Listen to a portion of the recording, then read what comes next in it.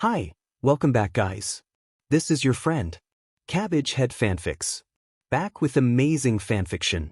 This is the series of What If Deku Had Super Synthesist Quirk? Now before starting, please give this video a like and subscribe to the channel if you want more videos like this. Now let's get into the fanfic. Quirks. They've always been a fascination for me, not because I don't understand them, but because I've never had one. My name is Izuku Yagi, the youngest child of Toshinori and Izuku Yagi. I'm part of a rare group in a world where 80% of the population possesses quirks, leaving only 20% quirkless. In my family, though, I'm the anomaly, the odd one out. I'm 12 years old and lately, it feels like life has hit rock bottom.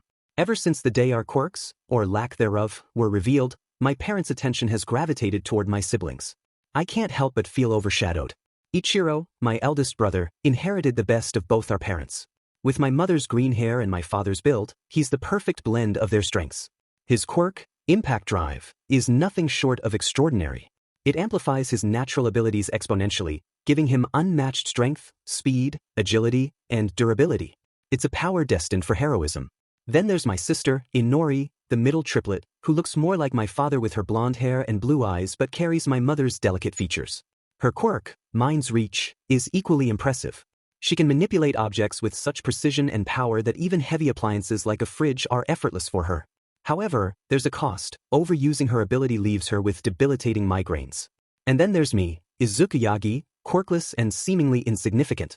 In a family of brilliance, I'm just there. Don't get me wrong. They would still feed me, but the attention that I received was nothing. I barely got any attention while my siblings received it all.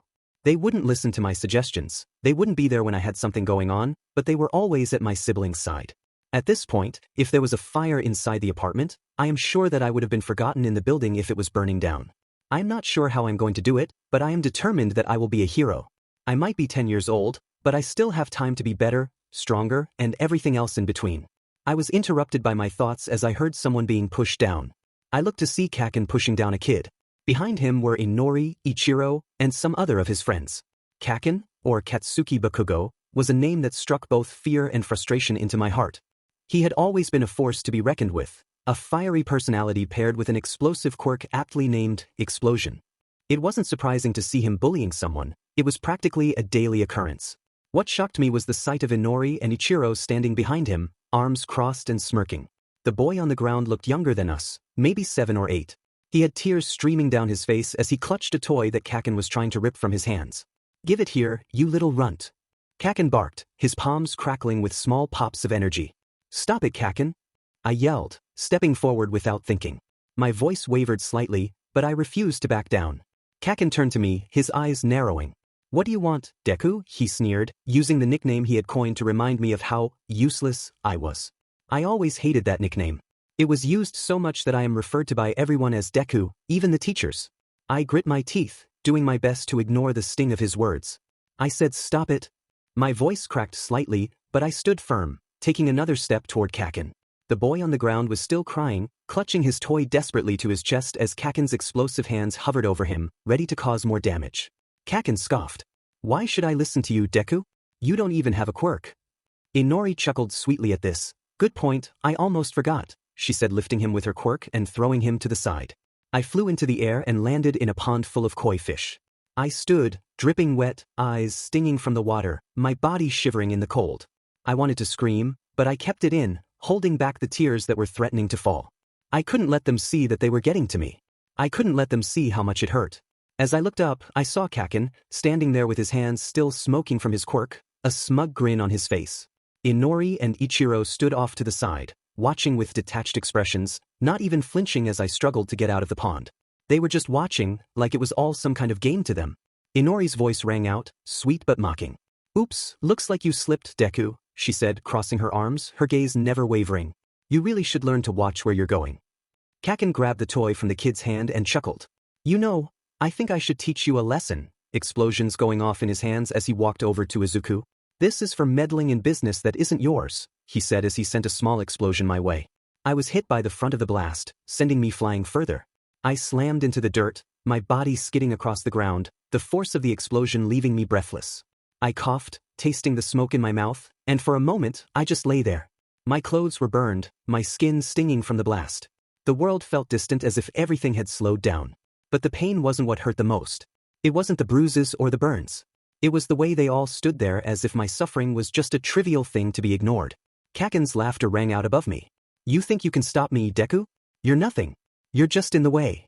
I slowly pushed myself up, my hands trembling as they scraped against the dirt. I could feel the tears threatening to fall, but I refused to let them show. I wasn't going to give him the satisfaction of seeing me break. "You're not the boss of me, Kaken," I muttered, my voice hoarse but firm. "You don't get to decide what I can do or who I am." Kaken paused, his smug grin faltering for a split second. But then he just scoffed and took a step closer, the sound of his explosions echoing with every movement. "I don't need to decide anything for you, Deku. You've already decided. You're nothing but a quirkless loser who doesn't even have the guts to fight back. You think you can be a hero?"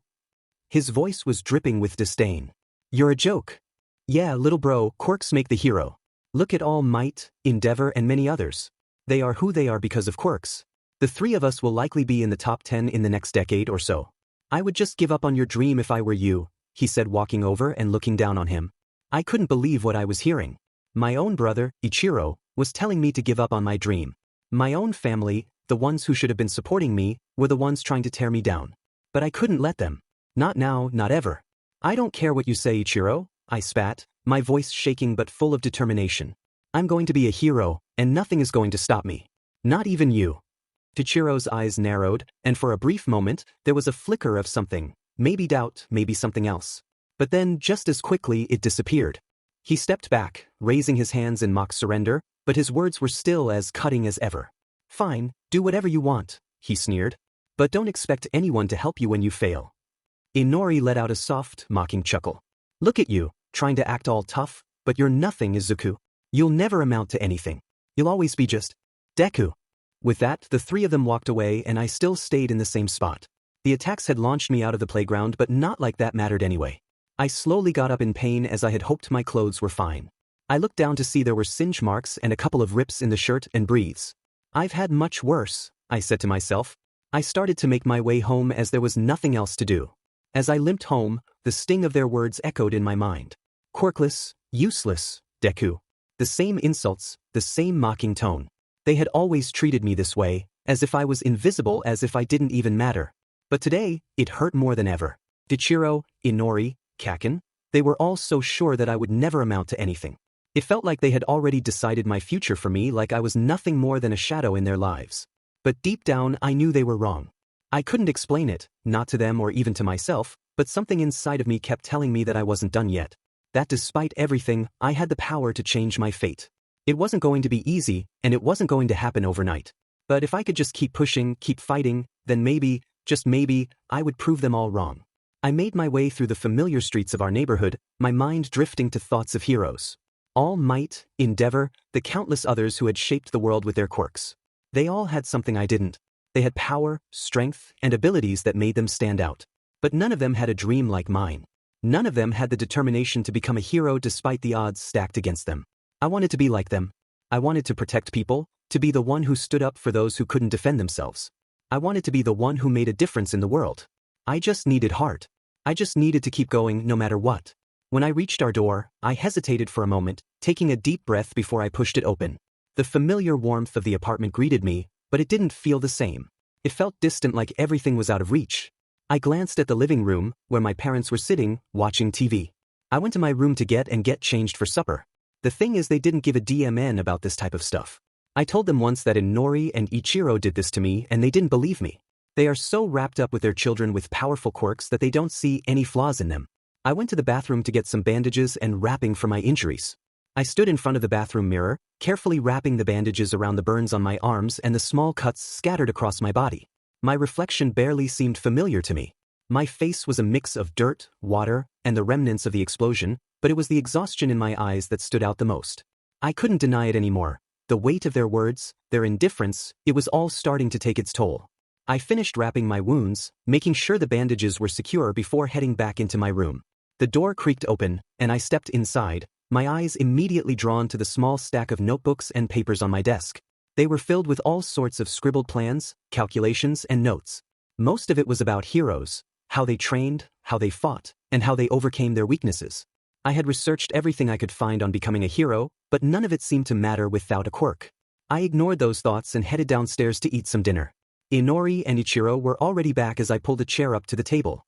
As I sat down at the dinner table, I couldn't help but notice how easy it was for Inori and Ichiro to laugh and joke around with our parents. They didn't even notice me as I quietly picked at my food, my eyes on my plate. I felt the familiar ache of being invisible. My parents were absorbed in the conversation, asking Inori about her latest training and Ichiro about his achievements at school. They asked how their quirks were progressing, congratulating them on their successes without a second thought. The silence at the table was suffocating, and I hated it. It wasn't that I didn't love my family. Actually, now that I think about it, did they truly love me? It was an honest question. It was a constant reminder that they didn't see me the same way. My own parents never asked about my day or my dreams. Instead, their conversations revolved around how much potential my siblings had and how incredible their quirks were. It felt like I didn't belong in this family, like I was just a shadow in the background. I quickly finished my food and made my way upstairs to my room to just decompress. I lay down on my bed and just looked up at the ceiling. The only thing in my room that made it vibrant was the few hero posters in my room, which were of all might. Every hero deals with their own challenges. It's how you make the most of the good and the bad that makes you the person in the end, I said to myself. I said that every day to make sure that I never gave up. That was when I felt something strange. It was a pulling sensation in my head. No, my whole body. I felt like I drifted into consciousness as the pulling sensation continued. Third-person POV. Izuku opened his eyes to see that he was in an open area. He had no clue where this was, and he was slightly nervous. The area was blue mixed in with black, and it looked like it expanded on for miles. "Hello," he called out, but all he heard was the echo of his voice. He started to walk in a direction, hoping to find something that would show him where he was at. That was when something started to form right in front of him. It looked like pixels started to form right in front of him, and he stepped back slightly. The pixels started to form in the shape of something that resembled a human. Izuku stood frozen as the pixels in front of him swirled and shaped into a human form. The digital figure slowly solidified, its features becoming clearer with each passing moment. It eventually formed into a man with a suit and tie. He stood around 6 foot 6 inches tall and looked more like a butler than anything. Who are you?" Izuku stammered, his voice trembling, unsure whether he was dreaming or something far stranger was happening. "You, my good sir, can call me Chase. My full name is Cognitive Human Assistance and Systematic Engine, but please call me Chase," he said in a British accent. Izuku stood there, his heart pounding in his chest. The figure in front of him was surreal, an entirely digital being that looked as if it had stepped out of a futuristic movie. The man, or whatever this entity was, smiled politely, but there was something unsettling about the whole situation. His polished suit and tie, his smooth features, all made him look like something out of a virtual reality simulation. "Chase?" Izuku repeated, still processing the situation. What is this place?" Chase tilted his head slightly, his expression unreadable. "This place, my dear Izuku, is a space between what I like to call mind space. Think of it as if we are in your head, and before you ask, you are currently sleeping," he said, projecting an image of himself on his bed. "But what is this?" he said, looking around. "This is your quirk, my dear boy," he said, showing him the empty space. "Your quirk is called Synthesist. You can create quirks. To put it simply," as he snapped his fingers, "it is a matter of seconds." The space transformed itself into a home, and Izuku was sitting down with a cup of tea in his hand. Izuku sat there, completely bewildered, his fingers trembling around the cup of tea that appeared in his hands. The warmth from the drink didn't do much to calm his nerves as the surreal nature of the situation continued to unfold before him. The room around him looked cozy and familiar, a strange mix of comfort and disorientation. He glanced up at Chase, the figure who had just told him that his quirk was Synthesist. "I can create quirks?" Izuku repeated, still trying to wrap his mind around the words. "But how? How is that even possible? I don't have a quirk. I'm quirkless." Chase smiled faintly, his hands clapped together in front of him, like a butler ready to explain some grand mystery. "Ah, but you do have a quirk, Izuku," he said, his voice calm and measured, as if it was the most obvious thing in the world. "The reason you couldn't see it before was because it's different. Unique, if you will." Izuku shook his head, trying to understand. "But I've never shown any sign of having a quirk. My parents, my siblings." His voice faltered as he thought about how they had always treated him like an outcast. He felt like he was suffocating in the weight of their expectations, or rather, their lack of them. "That is because your quirk needed years to develop. A little over 8 years since that day of the quirk exam, and now you have your quirk," he said, sitting in a chair across from him. "So many questions." Izuku trailed off as he wiped his tears away. Most were from frustration, but also sadness, happiness, and anger. But if I can create quirks, how does it work? Izuku asked, his voice still shaky, but with a spark of curiosity in it now. What do I have to do? Chase stood up, walking around the room in a slow, deliberate manner. The process of creating a quirk, Izuku, is not as simple as snapping your fingers. It requires understanding.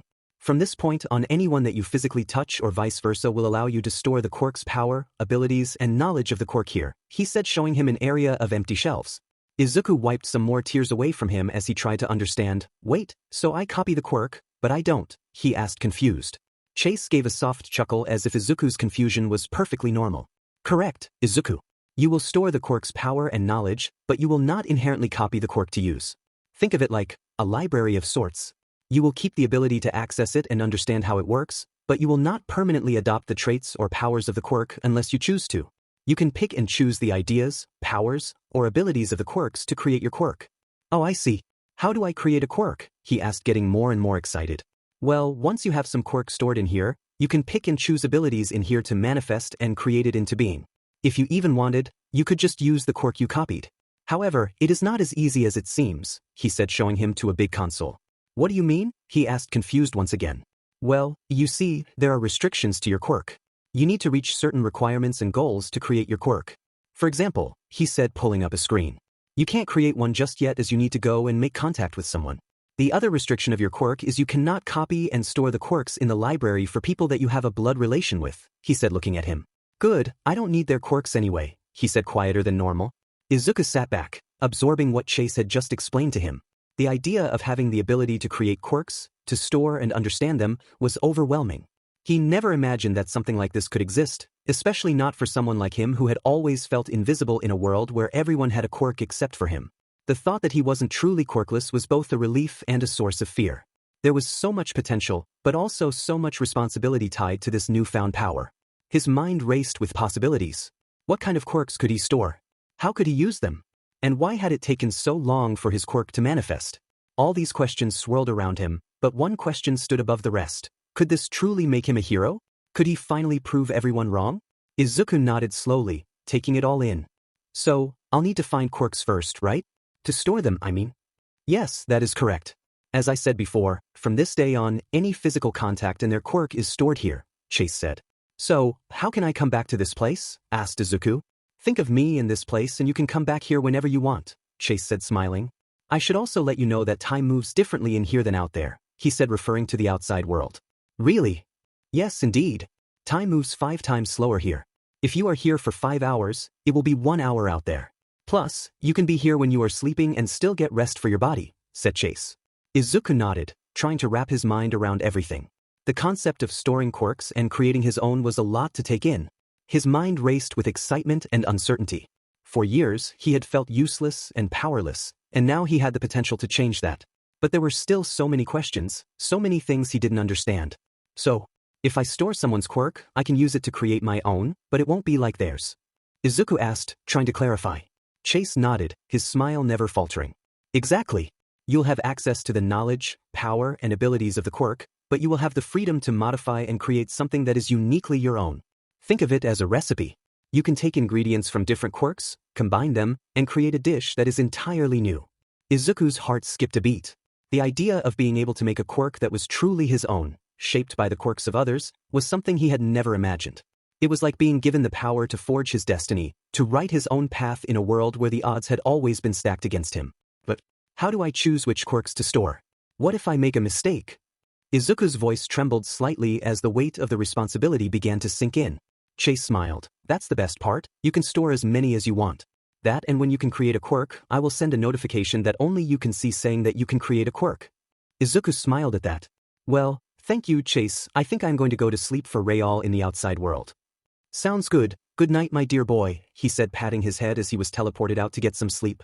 The next morning, Izuku had some pep in his step and got his clothes on with some enthusiasm. He wanted to see what his family would think of him having a quirk. He walked downstairs to his family getting ready to eat breakfast. Inori looked over to her brother to see he was a lot happier. That annoyed her for some reason. What's up with you? She asked as she poured some milk into a glass. I got a quirk, he said, smiling. Inori looked at him before snorting, with that snort turning into a laugh. That is actually funny, she said, wiping a tear away.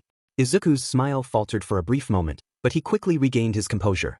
He had spent so many years longing for a quirk, a chance to prove himself, and now he finally had it. But hearing Inori's mockery stung. She always had a sharp tongue, and no matter what he did, it seemed like she was never going to take him seriously. Really? Inori scoffed, her eyes narrowing. And how are you going to prove that? You can barely get through a normal day without being a laughingstock. Do you really think you're special now? I didn't say I was special, he said, clenching his fist slightly. Inori used her powers to move the milk back to the fridge, and she still chuckled. Yeah, sure, I got to tell everyone this, as she went to the living room.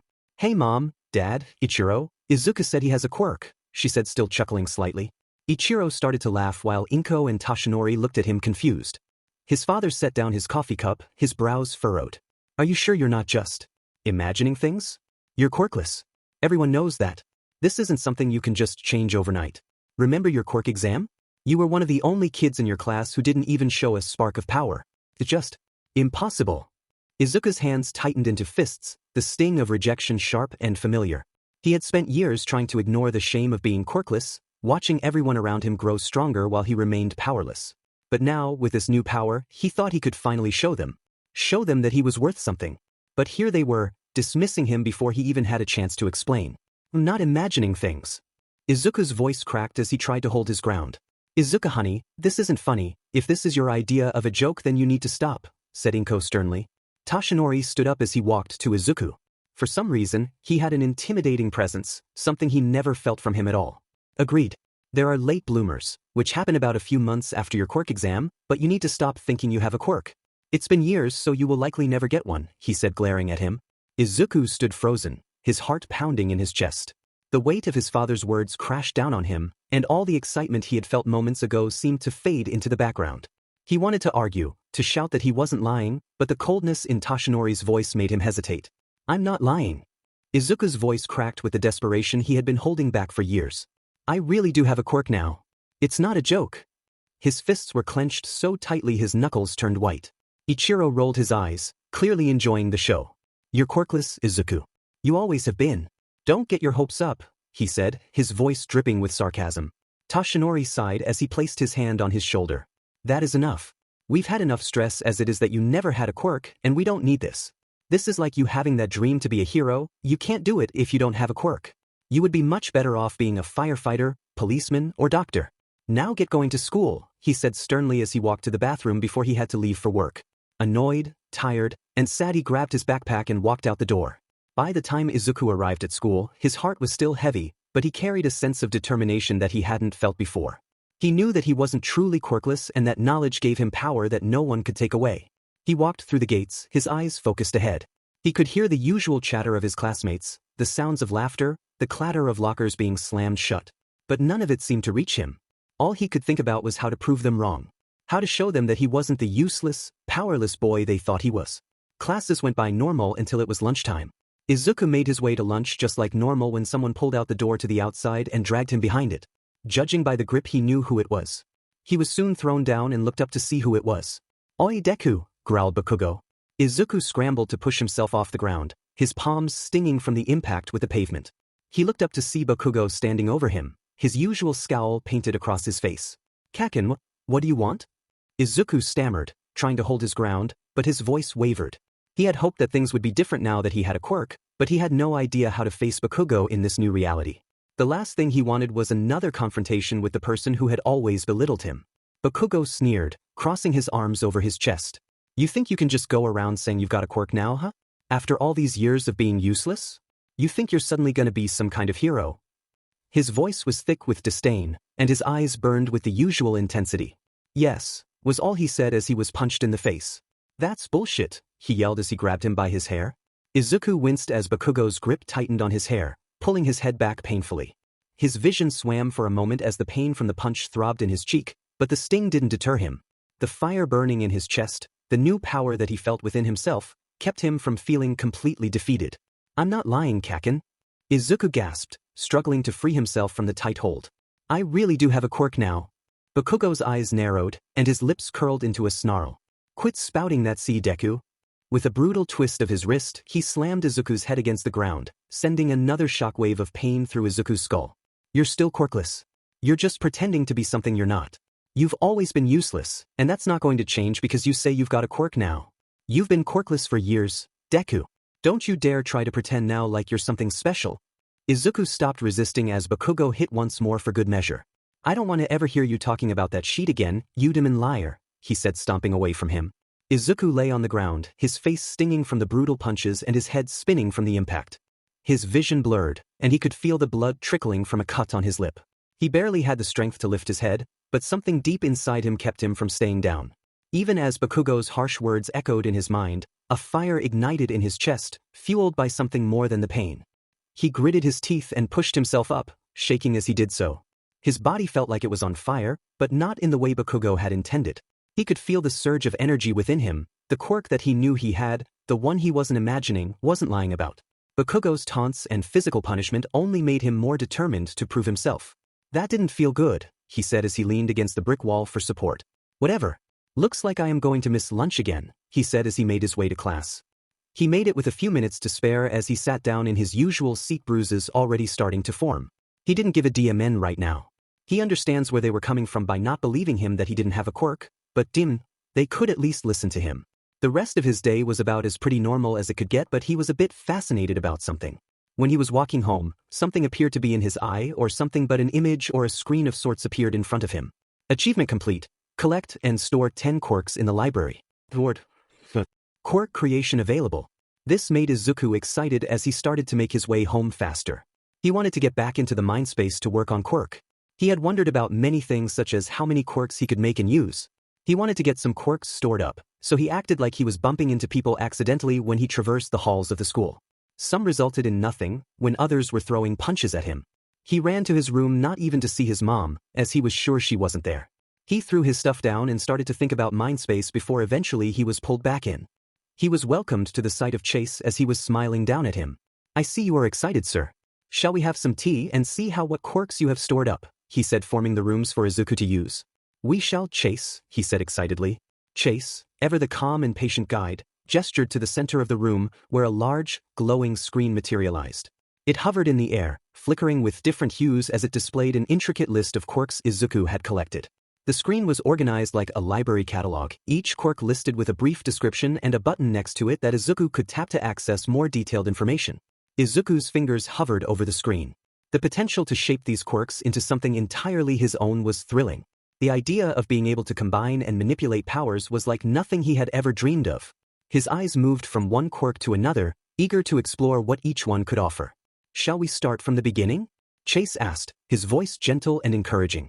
Izuku nodded, his excitement palpable. Yes, please. So, for the first quirk, we have Explosion, belonging to a Katsuki Bakugo, said Chase. An image of Bakugo came up on the screen and Izuku frowned slightly. This was from the fight at noon. All right, let's do the next one, said Izuku, ready for what was next. Chase swiped to the next entry. Quirk number 2, Adhesion. The user can adhere to surfaces with their hands and feet. Simple, yet versatile. Izuku's face lit up. That sounds a lot like a spider's ability. It could be great for mobility or even stealth if used right. Indeed, Chase replied, pleased with Izuku's growing enthusiasm. Chase swiped to the third entry, the glowing screen adjusting as the next quirk appeared. The third quirk is Cerebral Enhancer, a quirk designed to enhance cognitive abilities dramatically. It allows the user to increase their IQ in proportion to their focus and effort, enabling accelerated problem-solving, strategic thinking, and memory recall. Izuku's eyes widened with excitement as he stared at the screen. An IQ boost? That's incredible! I can imagine so many uses for it. I could analyze situations faster, plan battles better, and even optimize how I train and use my quirks. This could really level the playing field. Chase nodded, his smile calm but proud. Exactly, sir. It has limitations, of course. While it can elevate your intelligence significantly, it also places a great demand on your mental energy. Overuse may lead to cognitive fatigue, headaches, or even temporary confusion. That sounds awesome, we will have to come back to that later, he said excitedly. Indeed we will. For your fourth quirk, we have Jolt. Not very powerful in terms of destructive power, but it allows the user to send out small amounts of electricity into their fingertips that reach about 6 inches. Izuku nodded, listening carefully as Chase described the fourth quirk. Jolt. Izuku mused aloud. That could still be useful, especially in a pinch. I could use it to shock enemies or short-circuit tech, maybe even give myself a boost in combat if used correctly. He considered how he could make the most of each quirk, turning every ability into an asset, no matter how small. Chase nodded. Exactly, sir. Even simple quirks like this have potential. Now for your 5th quirk. He swiped again, and a new quirk appeared on the screen. It went like this for the next few minutes. Izuku was fascinated with quirks, but in terms of overall usefulness, this was very incredibly specific. He knew quirks could be powerful if you trained them, so he would store off on the rest of them. Chase smiled at all of these quirks. Well, Danstar Izuku, these quirks are indeed interesting, and now we have our final quirk. He said, pulling it up on the screen. Izuku was shocked at the man who was on his screen. He said, Toshinori Yagi with the quirk One for All. Izuku's mouth was drier than the Sahara Desert as he saw 2 images on the screen. Chase, why is All Might and Dad up on the same screen? He asked, hoping this wasn't going where this was going. Because Izuku, they are the same person, he replied to him. But, you said I can't copy my family's quirks because they are blood-related, he said, wanting answers. While that is true, it says here that One for All has been passed down to several people, he said, showing a screen of its past users. Izuku was holding his hand to his head. This was all too much to process. Why hadn't his dad ever told him or his family that he was the #1 hero? Izuku's mind was racing. He stared at the screen in disbelief, his eyes locked on the names of previous users of One for All, and then back to Toshinori Yagi's image, his father. His breath caught in his throat as he processed the information. Oh my, is my dad, Izuku whispered under his breath, his voice barely audible. His hands began to tremble. I never knew. Why? Didn't he tell me DMN it? He told me to give up on my dream of being a hero, because I didn't have a quirk. But he had one right here, something he was able to pass down the whole time, and he didn't even look my way to want to help me on my path to becoming a hero, he said as tears were falling down his face. Chase's voice was soft, as if he understood the storm of emotions swirling inside Izuku. I know this is a lot to process, Izuku, but this is your reality now. Izuku wiped his tears away in frustration as he looked at the screen once more. I think that I would like to examine all of the quirks and their abilities now, he said, trying to avoid the subject. Alright, sir. What kind of quirk were you thinking? He asked curiously. Izuku wiped away a few more tears as he looked at the screen. I was thinking something along the lines of an IQ quirk similar to the one earlier. Chase nodded thoughtfully, sensing Izuku's need to focus on something constructive. I understand. A quirk like that would be valuable, especially in helping you understand and MSTR all the quirks you've already collected. Let's go ahead and explore that route. The glowing screen flickered as Chase made a few adjustments. The list of quirks expanded, and the focus shifted to the Cerebral Enhancer quirk. A new window opened with a more detailed breakdown of its abilities. So, we already know what it does. What are the restrictions and cons of the quirk? That, and I would like to know how much the IQ is increased by, he said, putting a finger under the chin. Chase nodded with approval as he tapped a few controls, expanding the information on the screen for Izuku to examine. A new section appeared, labeled Cerebral Enhancer, Detailed Breakdown. Here are the specifics, Izuku, Chase began, his calm demeanor not changing despite the emotional weight Izuku was carrying. The quirk allows you to significantly enhance your cognitive abilities, which means your IQ can be increased by up to 100 points based on your focus and effort. This could theoretically push your intelligence into the genius category, enabling you to process information and solve problems much more rapidly. For someone like you, it would enhance your strategic thinking, combat tactics, memory recall, and even your understanding of quirks. Chase continued, however, as with all powerful abilities, this one does come with its drawbacks. The more you use it, the more mental energy it consumes. Extended use beyond your physical or mental limits could result in cognitive fatigue, memory lapses, and even temporary loss of coordination or confusion. In extreme cases, it could even lead to memory loss if overused, so it's essential to be mindful of your limits. What if we do not have those restrictions? How would this affect the quirk? He asked. I was hoping you would ask this. You see, sir, when creating a quirk, if you were to not have restrictions on a quirk, it would give you lower stats such as less power, he said as he adjusted the restrictions on the quirk. So, you will increase your IQ by only 40 points, however, you will be able to continuously have this quirk on at all times with no side effects whatsoever. It will be like you won't even feel it, he said, showing him. Izuku took a moment to absorb the information, his mind racing as he tried to make sense of the choices before him. The prospect of enhancing his cognitive abilities without limits was undeniably tempting, but the reality of what such a decision would mean weighed heavily on him. His hand hovered over the screen as he thought it through carefully. 40 points isn't as high as the full 100, Izuku murmured, but being able to keep the quirk active all the time sounds like it could help me stay on top of everything. I wouldn't have to worry about cognitive fatigue or burning out. He glanced over at Chase, who was watching him with a calm, expectant expression. That's correct, sir, Chase said.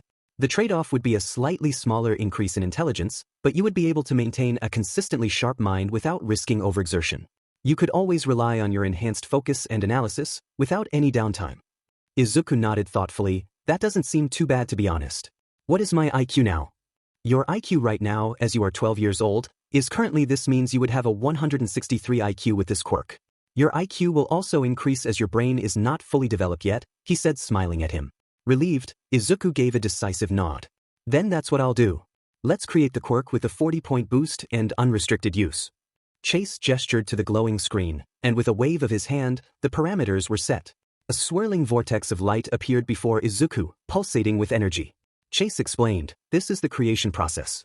Simply reach out and claim it, and the quirk will be yours. Taking a deep breath, Izuku stepped forward and extended his hand.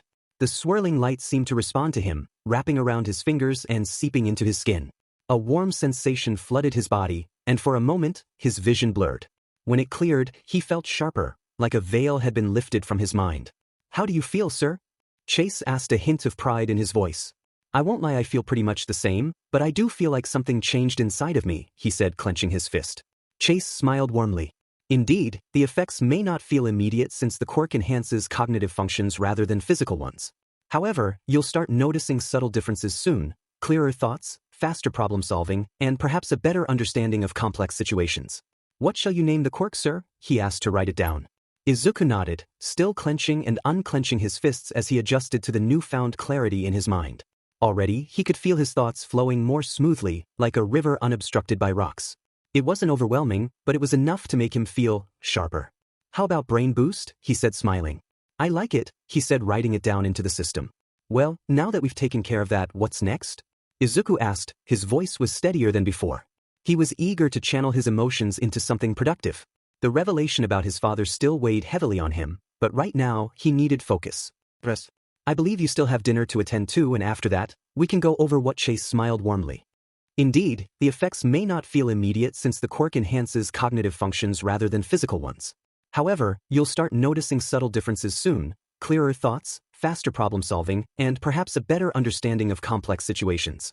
Izuku nodded, still clenching and unclenching his fists as he adjusted to the newfound clarity in his mind. Already, he could feel his thoughts flowing more smoothly, like a river unobstructed by rocks. It wasn't overwhelming, but it was enough to make him feel sharper. Well, now that we've taken care of that, what's next? Izuku asked, his voice was steadier than before. He was eager to channel his emotions into something productive. The revelation about his father still weighed heavily on him, but right now, he needed to focus on what to do next, he said, bowing slightly. That sounds good. When can I create my next quirk? He asked curiously. Not until you reach and meet this requirement, he said as he put it up on the screen. Chase's demeanor turned slightly more serious as he gestured to the glowing screen. The requirement for creating your next quirk is simple but crucial, Star Izuku. To harness your quirks effectively, your body needs to be in peak condition. It's not just about mental sharpness but physical readiness too. You'll need to meet this prerequisite before we can move forward. Izuku squinted at the screen, reading the text carefully. Apply for a gym membership, get a job, and commit to a consistent workout routine for 3 months. He frowned, feeling a pang of hesitation. A job? At my age? Isn't that going to be difficult? Chase's expression softened. Not at all, sir. Plenty of opportunities exist, even for someone your age. It's not just about earning money, though that will help you gain independence. It's also about learning discipline, time management, and responsibility, skills that will serve you well as a hero. Not to mention, your quirks will place an immense strain on your body. Enhancing your physical endurance, strength, and agility will ensure you can wield them effectively without injuring yourself. Think of this as laying the foundation for your future success. Thank you, Chase, Izuku said with a small smile. I think this is going to make a big difference. Chase nodded, his expression calm and reassuring. You're welcome, sir. Remember, this is only the beginning. But get going to dinner. You have been here for about 3 hours, meaning that it has been 36 minutes out there, he said. With that, Izuku went back to the real world and sat up from his bed. It might have been less than 24 hours since he acquired his quirk, but it sure was going to be a while before he could get used to that. He then remembered All Might and his father being the same person. He still was so set off. He never felt like this before. He felt betrayed by his father. The same man who had been quirkless at one point told him that a quirkless person could not become a hero. What an a-hole. He made it downstairs to see. His family were just sitting down to eat as his mom was dishing up food for herself. He sat down and slowly got his food. Inori and Ichiro started to talk about their day. Izuku was staring at his father, not with a glare, but with a calculating, cold intensity that unsettled even him. It was the look of someone who was assessing every action, every word, and every possible motive. All Might, his father, Toshinori Yagi, noticed the look but chose to ignore it, engaging in lighthearted conversation with Inori and Ichiro instead. His siblings' laughter echoed in the dining room, but to Izuku, it sounded distant. His mind was too busy swirling with thoughts. How could he say something like that to me? He thought bitterly. How could someone who claimed to care about me so much dismiss my dreams as impossible, all while hiding his identity? The betrayal simmered just beneath his otherwise calm exterior. He wouldn't lie when he said he was curious as to how this skinny blonde man who was barely 5 foot 10 inches tall was All Might. One for All must have been one heck of a powerful quirk, and he would have to investigate it. That's some good progress, Inori, said Inko happily. Izuku shook his head at this. Conversations like this were starting to bother him more and more because he was never asking about how his day went. He finished eating and started to make his way up to his room. He had a lot of research and a lot of catching up to do. 1 month later. And that is another $100, he said sighing. $100 was enough for a 1-month membership at the local gym. Yes, it was local, however, it was a gym with a pool, a track, mixed in with a dojo. It was the real package and why it was so expensive, and he was glad to be going there. Izuku had managed to secure an online job as a customer support agent for a tech company. It wasn't glamorous work, but it allowed him to contribute financially to his goals while maintaining flexibility with his schedule. He worked a few hours each day after school, answering queries about troubleshooting software issues and helping customers navigate their products. While the work was sometimes repetitive, it gave him a sense of accomplishment. Each paycheck brought him closer to achieving his plans. Sitting at his small desk, Izuku adjusted his headset and glanced at the queue of support tickets. The first was a customer struggling with a frozen application. He quickly reviewed the troubleshooting script, then typed out a concise, polite response. "Thank you for reaching out. Here's what you can try to resolve the issue." He hit send and moved to the next ticket. Despite the monotony, Izuku approached the job with the same determination he applied to everything else in his life. He saw it as more than just earning money, it was an opportunity to refine his communication skills, practice patience, and strengthen his ability to solve problems under pressure. By the end of his shift, Izuku leaned back in his chair, rubbing his temples. It wasn't the most physically demanding work, but staying focused for hours on end was draining in its own way. Still, when he looked at the total earnings in his online account, he felt a swollen feeling of pride. It wasn't just about the money, it was proof of his growing independence. He had created a schedule with Chase with the best interest in mind, and good God did it look like hell. 4 a.m. wake up, 4:30 a.m. to 7 a.m., first gym workout. 8 a.m. to 3 p.m. school. 3 p.m. to 6 p.m. work. 6 p.m. to 6:15 p.m. dinner. 6:45 p.m. to 10 p.m., second gym workout. 10:30 bed and mind space studying. Would it be hard? Was he willing to do it? Absolutely. Izuku sat on his bed, staring at the schedule Chase had meticulously crafted. It was rigorous, but it aligned with his goals. If he wanted to become a hero despite the odds stacked against him, he needed to push beyond his limits. He read through it again, committing it to memory before placing it carefully on his desk. The next morning, his alarm buzzed at 4 a.m., jolting him awake. For a split second, Izuku considered rolling over and stealing a few more moments of rest, but he quickly shook the thought away. He had made a commitment to himself, and if he started slacking now, he'd only be sabotaging his own future. Throwing on his workout clothes, he grabbed a water bottle and headed out the door. He wasted no time getting into the gym as started to get to work. He did a warm-up of 20 push-ups, sit-ups, pull-ups, and crunches, and he was ready to go. Granted, he had never really done super physical workouts, so had taken some baby steps. The gym was relatively quiet at this early hour, save for a few other dedicated individuals. Izuku began on the treadmill, setting a moderate pace. His legs burned within the first few minutes, but he reminded himself of why he was doing this. Heroes don't quit. If I can't push past this, how will I ever keep up with villains in the field? After 20 minutes on the treadmill, he transitioned to weight training. Chase had given him a beginner's guide to proper form and manageable weights to avoid injury. Izuku started with dumbbell curls and bench presses, his arms trembling slightly under the unfamiliar strain. Despite the challenge, he felt an undeniable sense of satisfaction with every rep completed. Sweat dripped down his forehead as he pushed himself further than he ever had before. By the time he moved on to core exercises, he was already feeling the effects of the morning's work. Planks, Russian twists, and leg raises tested his resolve, but Izuku grit his teeth and kept going.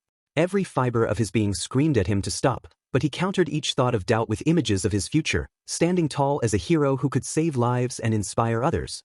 When the clock struck 7 a.m., Izuku finally wrapped up his session. His muscles ached, and his body was drenched in sweat, but he felt an overwhelming sense of pride. He had survived the first step in his grueling journey. As he walked out of the gym, the cool morning air hit him, refreshing his exhausted body. One step closer, he muttered to himself, a small smile forming on his lips. The next part of his day proceeded as planned, school. Balancing academics with his new physical regimen was no easy task, but Izuku knew he couldn't afford to let his grades slip. He paid close attention in class, furiously taking notes and mentally organizing his study schedule for the evening. Every now and then, his classmates would notice his slightly tired expression, but none of them commented on it. By the time school ended, he felt drained but kept his focus sharp. After all, he still had work to do. Logging into his customer support job from his bedroom, Izuku handled each ticket with the same meticulous care as before. The repetitive nature of the work might have deterred others, but Izuku treated it as a mental workout way to sharpen his problem-solving skills and maintain his composure under pressure. Dinner was brief as usual, with his family's conversations revolving around Nori and Ichiro's day. Izuku ate in silence, his mind racing with plans for his next workout session. He caught glimpses of his father from across the table, but the calculating, cold intensity in his gaze remained. Toshinori noticed but continued to feign ignorance, a choice that only deepened the tension between them. After excusing himself, Izuku returned to the gym for his second workout of the day. This time, he focused on different muscle groups to avoid overworking in any one area. He tackled the rowing machine and the squat rack. The place was a lot more at this time, but he didn't mind that. He did feel like he was being watched though. He wasn't sure who was watching him, but it was someone doing it. He ended the workout and was going to the locker room when someone stopped him. "Hey, you're Izuku Yagi, right?" Izuku looked up to see a modestly tall man standing near the locker room entrance. His hair was dark brown, a little messy, but it looked like it had been styled intentionally, with streaks of gray peeking through the edges. He wore a black long sleeve and sweatpants, his body showing signs of experience with physical activity, muscles not overly bulky but lean and well-defined, a clear indication of someone who had spent years in training. His face was weathered, perhaps by time, but there was something about his presence that commanded respect. "Yeah, that's me," Izuku replied, his exhaustion making his voice slightly strained. "Is there something I can help you with?" The man gave him a friendly, knowing smile, though there was an underlying seriousness in his eyes. "I've been watching you for a while. You've been coming in here pretty regularly. Most people would burn out by now, but you've got something about you. DSPLN. Dedication." Izuku blinked in surprise, wiping the sweat from his forehead as he shifted his weight nervously. He wasn't used to strangers noticing him like that. I'm just trying to get better. For my goals, you know? This is my schedule," he said, showing him. The man nodded pleasantly. Yes, I know you are and can see that clearly, but I should introduce myself. My name is Daichi Arai," the man said, extending his hand. Izuku hesitated for a moment before shaking it, feeling the firm grip of someone who had clearly spent years honing their strength. "I own the dojo that's attached to the fitness center here," Daichi Arai said, gesturing toward the far end of the gym where the dojo's sliding wooden doors stood. "I couldn't help but notice your work ethic. It's not every day I see someone so young pushing themselves so hard. You remind me of someone I used to know." Izuku looked at Daichi with a mix of curiosity and apprehension. "Oh really? Was he a hero?" Arai chuckled, the sound low and warm. "Not exactly. But he had the heart of one, much like you seem to. Listen, Yagi, I've been around long enough to recognize potential when I see it. You've got a fire in you, but if you're not careful, that fire can burn you out. Training is good, but training smart is better."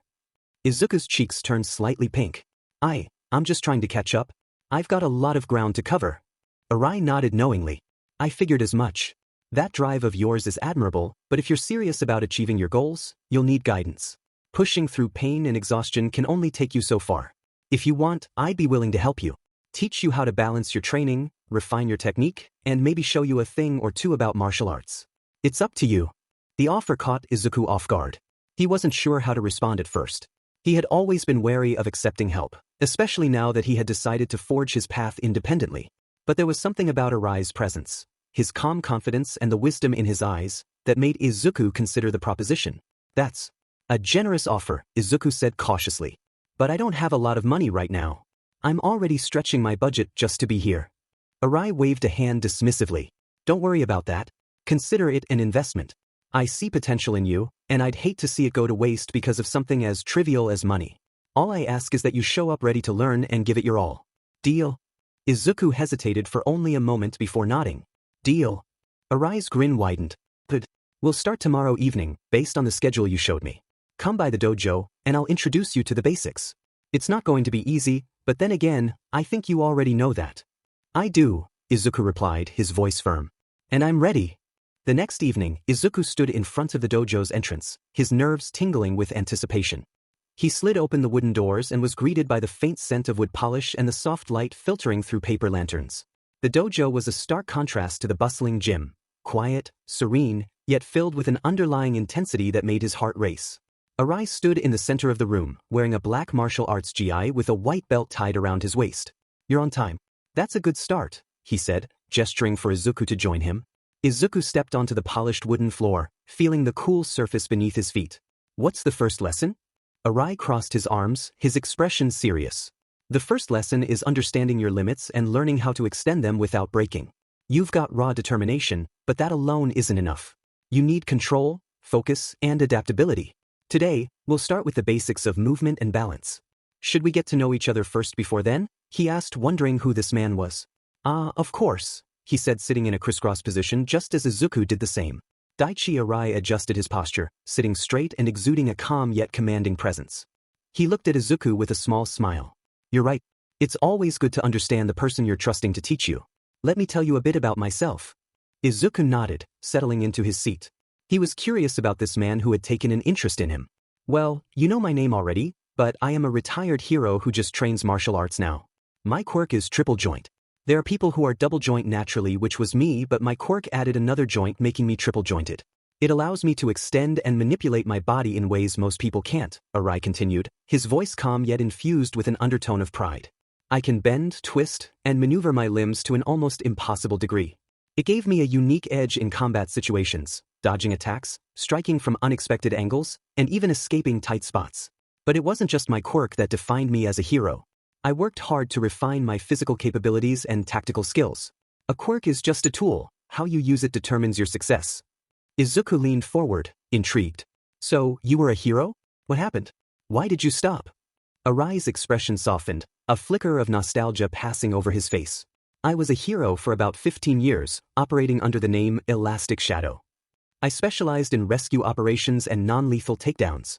I even made it to number 73 on the hero charts, but as time went on, the toll on my body and mind became more apparent. Every fight, every mission, it all adds up. I decided to retire before I hit a point where I couldn't keep up anymore. It wasn't an easy decision, but it was the right one.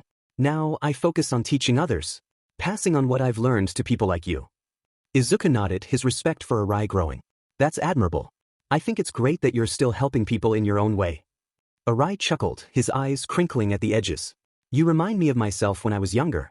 Hungry to prove myself, eager to learn. But let me ask you this, Yagi. Why are you doing this? What's driving you to push yourself so hard? Izuku hesitated, his gaze dropping to the polished wooden floor. He took a deep breath, organizing his thoughts. I want to catch up. For a long time, I felt like I was always behind, always struggling to prove my worth. I want to change that. I want to be someone who can stand tall, someone who can protect others and make a difference. But I know I can't rely on anyone to hand me the tools to do that. I have to earn it. Arai nodded thoughtfully. His expression was unreadable, a noble goal. But let me give you some advice, Izuku. You're right to want to rely on yourself, but don't let that turn into isolation. The world is full of people who can teach you, guide you, and challenge you to grow. You're here now, which means you're already taking a step in the right direction. Izuku felt a wave of warmth at Arai's words. It wasn't often that someone acknowledged his efforts so directly. Thank you, Arai-sensei. I won't waste this opportunity. Arai smiled, standing up and gesturing for Izuku to follow. Good. Then let's get started. First, I'll assess your natural movement and balance. Take your shoes off and stand in the center of the mat. Izuku quickly complied, feeling the cool surface of the mat under his feet. Arai circled him, observing his posture and stance with a critical eye. Not bad, Arai said after a moment. You've got a decent foundation. That tells me you've been paying attention to your form during your workouts. But combat isn't about standing still. It's about adapting to ever-changing circumstances. Let's see how you move. Arai began by walking Izuku through a series of basic simple steps, shifts in weight, and maintaining balance while moving. Though the exercises seemed straightforward, Izuku quickly realized how much focus they required. Every step needed precision, every shift in weight demanded awareness of his center of gravity. Your movement is stiff, Arai commented after a while, his tone not unkind but firm. You're focusing too much on doing it perfectly. That's good in training, but in real scenarios, hesitation can cost you. Try to flow naturally. Don't think, feel. Izuku nodded, adjusting his approach. He loosened his stance, trying to let the movements come more intuitively. It wasn't perfect, but he could already sense an improvement. Better, Arai said with a small nod. Now, let's add some complexity. The session progressed with increasingly challenging exercises. Arai introduced basic martial arts stances and transitions, emphasizing the importance of staying grounded and maintaining fluidity. He demonstrated how small adjustments in posture could make a significant difference in balance and power. Martial arts isn't just about punching and kicking, Arai explained as he demonstrated a series of sweeping motions. It's about understanding your body and how it interacts with the world around you. If you can master that, you'll find strength in even the simplest movements. By the end of the lesson, Izuku was drenched in sweat, his muscles burning from unfamiliar motions. But he felt exhilarated. Each technique, each correction, had opened his eyes to a new dimension of training. This wasn't just about building strength, it was about refining it, channeling it into something precise and effective. You did well for your first day, Arai said, clapping a hand on Izuku's shoulder. But this is only the beginning. If you want to see real progress, you'll need to commit to consistent practice. Are you ready for that? Izuku looked up at Arai, his green eyes blazing with determination. Yes, I'm ready. Arai grinned. Good. Then we'll meet here tomorrow. Rest well tonight, Yagi. You've earned it. As Izuku left the dojo, the cool evening air greeted him once more. His body ached, but his spirit felt lighter than it had been in months. For the first time in a long time, he felt like he was truly moving forward. The path ahead was still uncertain, but with Arai's guidance, he knew he wasn't walking it alone. One step closer, Izuku muttered to himself, the faintest hint of a smile playing on his lips as he disappeared into the night. He got home to everyone in bed, which was about what it was like every night since he had been doing this, which was fine with him. He went to the fridge to get some chicken and rice and walked to his room. The unique thing about Mindspace was he was still able to get a full 6 hours of sleep if he wanted to, even when he was in Mindspace, because his body was resting. Izuku collected a few quirks from the past month, and he started to see a trend with the quirks that he had stored up. Based on what he was hearing, a lot of people firmly believed that they could not be heroes with the quirks that they possessed. He had a total of 14 storage now, and most of them were not trained enough.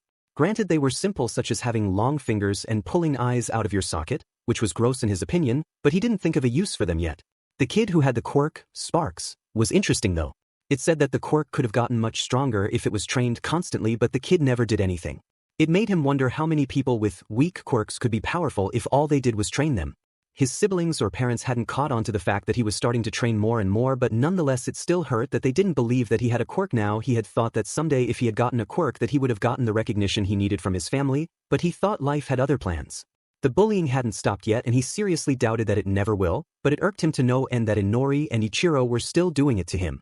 He had told himself constantly that there are other people who have it worse than him out there, but it was getting harder and harder to believe every day. He will admit though that with the training he's been doing on his body, it was starting to hurt less and less if the kids beat him up. He was grateful for that. Then there was the thing about One for All and his father being All Might. He hadn't read its profile or contents yet in Mindspace because he was still mad at his father for not telling him or his family. He knew without a doubt that his mother knew who he was, but his siblings likely didn't know either. Now Izuku knew that his neglect could have been much worse, granted it SE, but he could have been thrown out of the house and left on the streets to rot. He knew that he had a roof over his head and meals provided to him, but there was no attention whatsoever from his family, and at the end of the day neglect is still neglect. He decided that he would push away for now because he and his siblings didn't know of his father's identity. He had finished eating the meal that he had brought from the fridge and decided to go into his Mindspace once more. He was still mad at his father, but he was curious to read the contents of One for All. He wanted to know what made the man so powerful that he was the #1 hero, though he was not sure if he wanted the quirk for his own. He was soon standing next to Chase as the two of them looked at the screen. Izuku held the book that said, One for All, on the front cover and side. Let's see what we are working with, he said as he placed the book on the holder, connecting it with the screen. One for All, Chase began, reading from the screen, is a quirk born from the fusion of two abilities, one to stockpile power and another to transfer that power to others. Over generations, it has passed from wielder to wielder, growing stronger with each succession. It's a unique blend of raw strength and inherited will. Izuku's eyes widened as he absorbed the information. So, it's not just strength? It carries the legacy of everyone who's ever wielded it. Exactly, Chase replied, pointing at the screen. Each user has contributed to its growth, both in power and knowledge. But it's more than just physical. It's about ideals, protecting those who can't protect themselves, standing against overwhelming odds. The screen cut to show the users of One for All. Many of them were heroes Izuku had never heard of before. This explains why Dad is the strongest, if the quirk can continually stockpile power. Izuku was analyzing the quirk with fascination now because the overall potential of this quirk is amazing. If he were to implement this into the quirks that he made, they would be much more powerful and would have more use. Chase smiled as he looked at Izuku with a thoughtful expression. I see you are thinking about adding this to your quirks, he said. It's hard not to when you see this much power with it. But I am also set at my dad right now, he said, smiling at the possibilities. You need to be careful though. If you are creating a quirk and then add the One for All's potential, then you could damage yourself from the amount of stockpiled power, he said as he generated a pot of tea for Izuku. Izuku took the cup of tea that Chase had generated for him, the warmth seeping into his hands. He took a slow sip, thinking about Chase's warning. Yeah, I get it. I can't just dive into this without considering the consequences. But it's hard not to be excited about the potential. Chase nodded. His expression is more serious now. It's good that you're excited, but you need to be aware of your limits. One for All may give you more power than you've ever imagined, but power is a double-edged sword, he said. Yeah, he said as he looked at Chase. Say, Chase, what are you? He asked.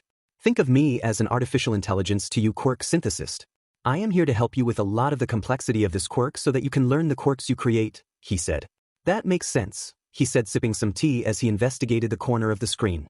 He hit the screen, and it showed that they were quirks from past users of One for All. Izuku leaned in closer, his eyes scanning the screen as it displayed a list of quirks from past users of One for All. He could hardly believe what he was seeing. Each user had contributed their own unique ability to the quirk, and it seemed like each of them had made One for All even more formidable than it had been in its previous form. Some of the quirks were powers that Izuku had never even imagined could exist. It was clear that One for All was not just a simple strength-boosting quirk, it was a collection of abilities, each one adding its own flavor to the whole. He pointed to one of the quirks listed on the screen. What's this one? Float? Looks unusual. Chase's expression softened as he looked at the screen. Pious. That quirk belonged to one of the former users. It allows the user to float or levitate, defying gravity. It's a quirk that pairs very well with strength, especially in battle, since the user can move freely and avoid attacks. It was a key ability used by the previous wielder of One for All to outmaneuver opponents. Izuku was amazed. He could already see how powerful it would be to combine a strength-enhancing quirk like One for All with something as versatile as float. The possibilities were endless. He scrolled through the rest of the quirks, each one more fascinating than the last. Black Whip, Smokescreen, Danger Sense, F8 Gene, and Gearshift. All of them were amazing. He was honestly debating on just using the quirks as they were rather than finding a way to make them better because most of them couldn't be made better. The next few hours in Mindspace were spent nitpicking the quirks to see what he could do with them and if they could be improved. But before they knew it, he had been there for almost 5 hours, which was about an hour of real time. Alright, Chase, I am going to go to get some actual sleep now as he started to teleport out of Mindspace, he said, waving. Sounds good, sir. Have a good night rest, he said before he teleported out fully. 2 months later. It had been 3 months since he started his training and Izuku couldn't be happier. His skinny frame was slow but surely filling out into a leaner and more muscular one. Arai had taught him quite a bit in martial arts and was glad he was done with some of the training he had him do. Arai-sensei had drilled it into his head that flexibility is something every hero should know, and every day, there was a minimum of 20 minutes of it. Izuku rubbed his inner thigh in pain. He still remembered when he had him to the splits for the first time. He felt like he couldn't walk right for weeks, but thankfully it barely hurt anymore. His job was also going well for him too. He went from earning $15 an hour to now making $18 an hour, which he was all for. As he walked up to the school, he thought that his progress in academics was going to worsen from his training schedule, but as it turns out, they got better. He went from being in the top 15 in the school to he was now in the top 3, with 2 of the other students having IQ quirks much stronger than his brain boost. He also found out that anything that he was touching with his body when entering Mindspace he would bring in there. So, he started to bring in multiple books for reading, allowing him more time to learn. He started to read into topics of mathematics, biology, chemistry, physics, and technology, often using Mindspace to digest the material more quickly. The more he absorbed, the better he became at applying it in real life. His ability to multitask had improved, and he felt his mind growing sharper with each passing day. As much as he enjoyed his physical training, the mental side of his development was equally important. If he could understand the complexities of the quirks he was working with, he could learn to HR and assess them more effectively. He was almost at class when he was tripped in the hallway. Izuku looked up to see it was Nori, Ichiro, and Bakugo waiting a few doors down from their class. Oops, said Bakugo, smirking. Izuku just stared at him, picked up his things, and started to walk to class when he was called out again. Don't ignore me, you effra, yelled out Bakugo. He kept his head down and continued to walk toward his class, hoping that Bakugo and the others would just let it go. Something that was getting annoying to him was this. He started to stop talking to them unless it was needed. He still told them the same thing, that he was going to be a hero every time they brought it up. As he said before, the pain was lessening from their blows, which meant that he was getting stronger. Thank God they stopped talking about how he lied about having a quirk. But Inori wasn't done. She stepped into his path, blocking his way with a smug grin on her face. "What's the matter, Deku? Finally learned how to walk with your head up." She laughed, and Ichiro snickered behind her. Izuku could feel his frustration building. The constant teasing and bullying had become an exhausting routine, and though he was getting stronger physically and mentally, it still hurt. He could see them, but he refused to let them see how much their words affected him. "Move," Izuku muttered, his voice low but firm. "Oh, you think you're tough now, huh?" she said mockingly with her hands on her hips. Izuku gritted his teeth slightly and put his hand on Inori's shoulder to surprise her. With a hard push, she was shoved face first into the lockers, making a loud thud. Ichiro and Bakugo were wide-eyed at that. Never in their lives had they seen Izuku lay his hands on someone like that. "I said to move," he said coldly, walking into the classroom. Inori looked at him and saw that he wasn't having it today. She was fine by all accounts, because it didn't feel like he wanted to hurt her, but it still was an act of aggression. Inori glared at Izuku as he walked away, her face flushing with embarrassment and anger. She pushed herself off the lockers and stomped after him, but Ichiro grabbed her arm. "Let it go," he muttered, his eyes still wide with shock. "Let's deal with it later," he said. Inori looked at Izuku as he sat down and gritted her teeth. She would show him who he just messed with. Izuku didn't pay much attention to the event, but he knew the fact that he just pushed his sister like that meant it was starting to get to him. He didn't think much of it as the rest of the day transpired. He checked out a few more books to read from the library and started to walk out the school grounds. He just zips up his backpack when he was grabbed by the hair and thrown into the alleyway and pushed to the ground. Izuku landed hard on the rough pavement, his breath leaving him in a sharp gasp. He scrambled to get his bearings and looked up to see Bakugo, Inori, and Ichiro standing over him. The dim light of the alley cast ominous shadows across their faces, amplifying their expressions of anger and disdain. "You think you're tough now, huh, Deku?" Bakugo sneered, cracking his knuckles as small sparks of his quirk danced across his palms. "You don't get to push Inori like that and walk away." Izuku stood up slowly, pointing at her. "I told her to move." Inori gritted her teeth as she activated Mind's Reach and lifted Izuku off the ground. "You don't just get to do that to me. You need to be taught a lesson," she said, waving her hand and slamming him face first into the wall. Izuku felt his nose popped, meaning that it broke. Izuku gritted his teeth as blood streamed from his nose. The pain was sharp, but it wasn't enough to deter him. Inori slammed him into the other way face first, once more breaking it more. Izuku resorted to breathing out of his nose now but still tried to resist. Inori stopped her telekinesis and dropped him down, hitting the ground hard. Izuku tried to get up but was in Inori's grip, once more being pinned against the wall. Ichiro walked over, smiling at him. "You know, it pisses me off thinking you get to treat her like that. I thought we were supposed to be siblings," he said, activating Impact Drive. You could see that his body was slightly enlarged as he still walked over to Izuku. Ichiro ped his fist back, hitting Izuku on the right side of the stomach. There was another pop from his ribs as Izuku had coughed up blood. Izuku gritted his teeth as blood dripped from his broken nose and his stomach throbbed in pain. Ichiro's punch had knocked the wind out of him, leaving him gasping as he struggled to regain his footing. But Ichiro wasn't finished. He grabbed Izuku by the collar, lifting him slightly off the ground. "You think you can just push Inori around and get away with it?" Ichiro growled, his voice low and menacing. Izuku coughed, spitting blood onto the pavement. His mind was racing, but his body was exhausted from the onslaught. Despite the pain, he managed to glare at Ichiro. "I told her to move," he rasped. Ichiro's expression twisted with anger, and he raised his fist again, hitting the wall behind him. "If you do that to our sister or anyone we see as friends, the beatdown will be worse the next time. Understand?" he asked. Izuku nodded at this, and he was dropped down. Izuku crumpled to the ground, his body screaming in protest as he struggled to breathe. His vision blurred with pain, but he clenched his fists tightly, digging his nails into his palms to keep himself grounded. His ribs ached, his face was throbbing, and his stomach churned from the repeated blows. Still, his resolve remained intact.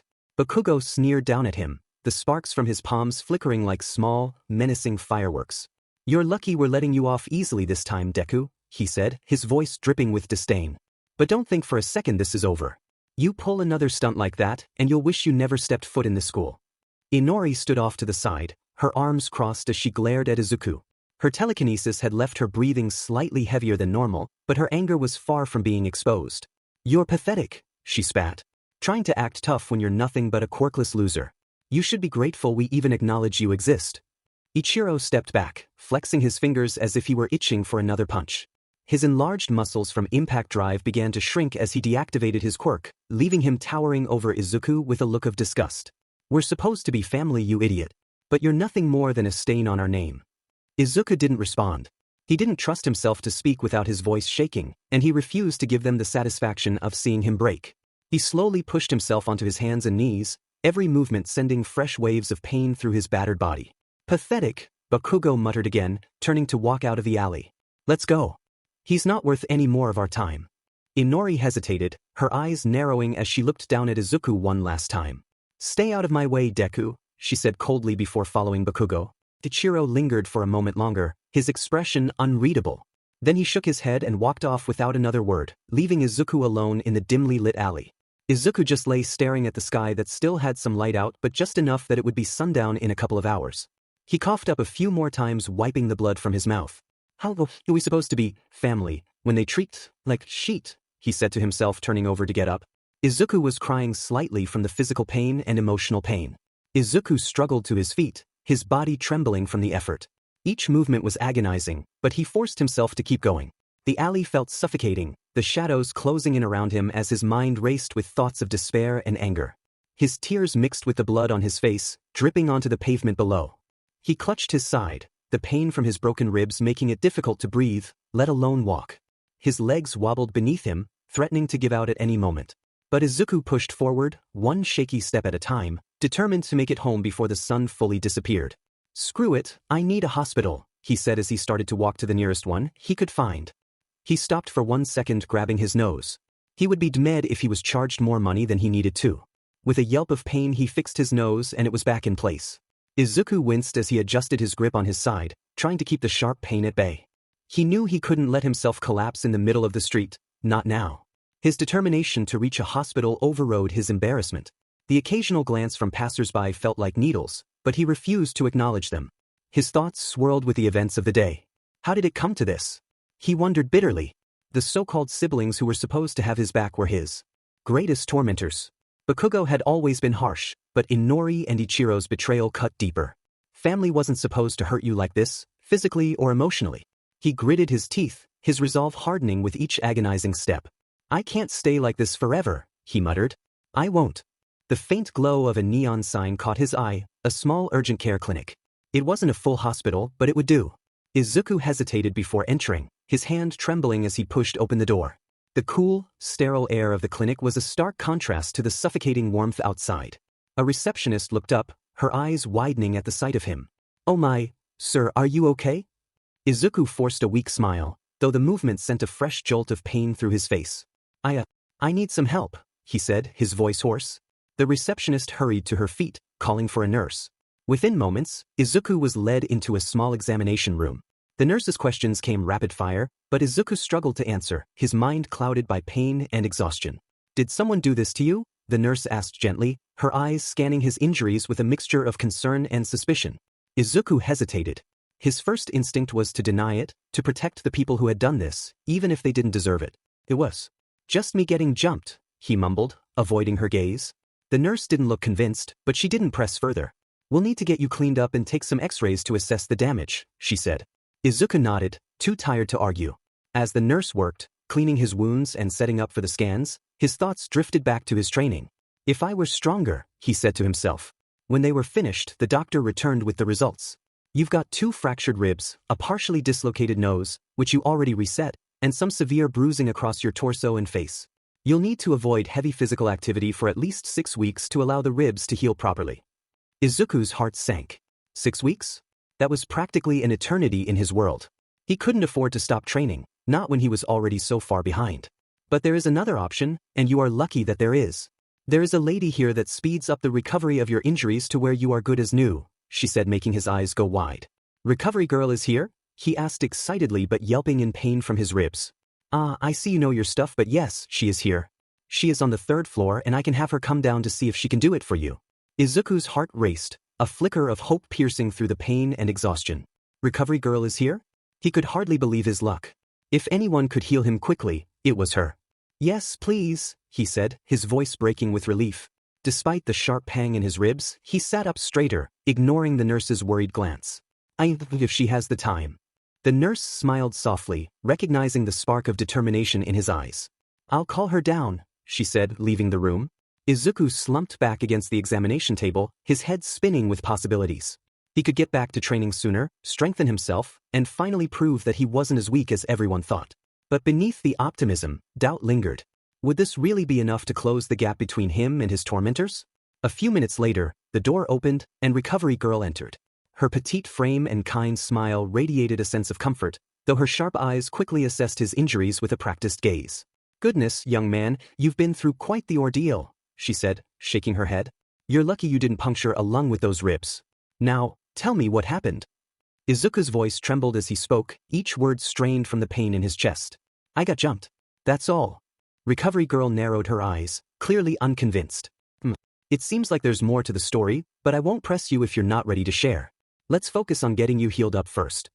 She stepped closer, pulling out her signature syringe-like healing device. This will use a good amount of your stamina, so you'll need to rest afterward. But you'll be good as new in no time. Izuku nodded eagerly, though his body was still tense from the aches and bruises. Thank you. I really appreciate this. Recovery Girl smiled kindly, then leaned in to administer her quirk. As her healing energy surged through his body, Izuku winced, feeling a strange warmth spread through his injuries. The pain began to dull, replaced by an odd but welcome fatigue.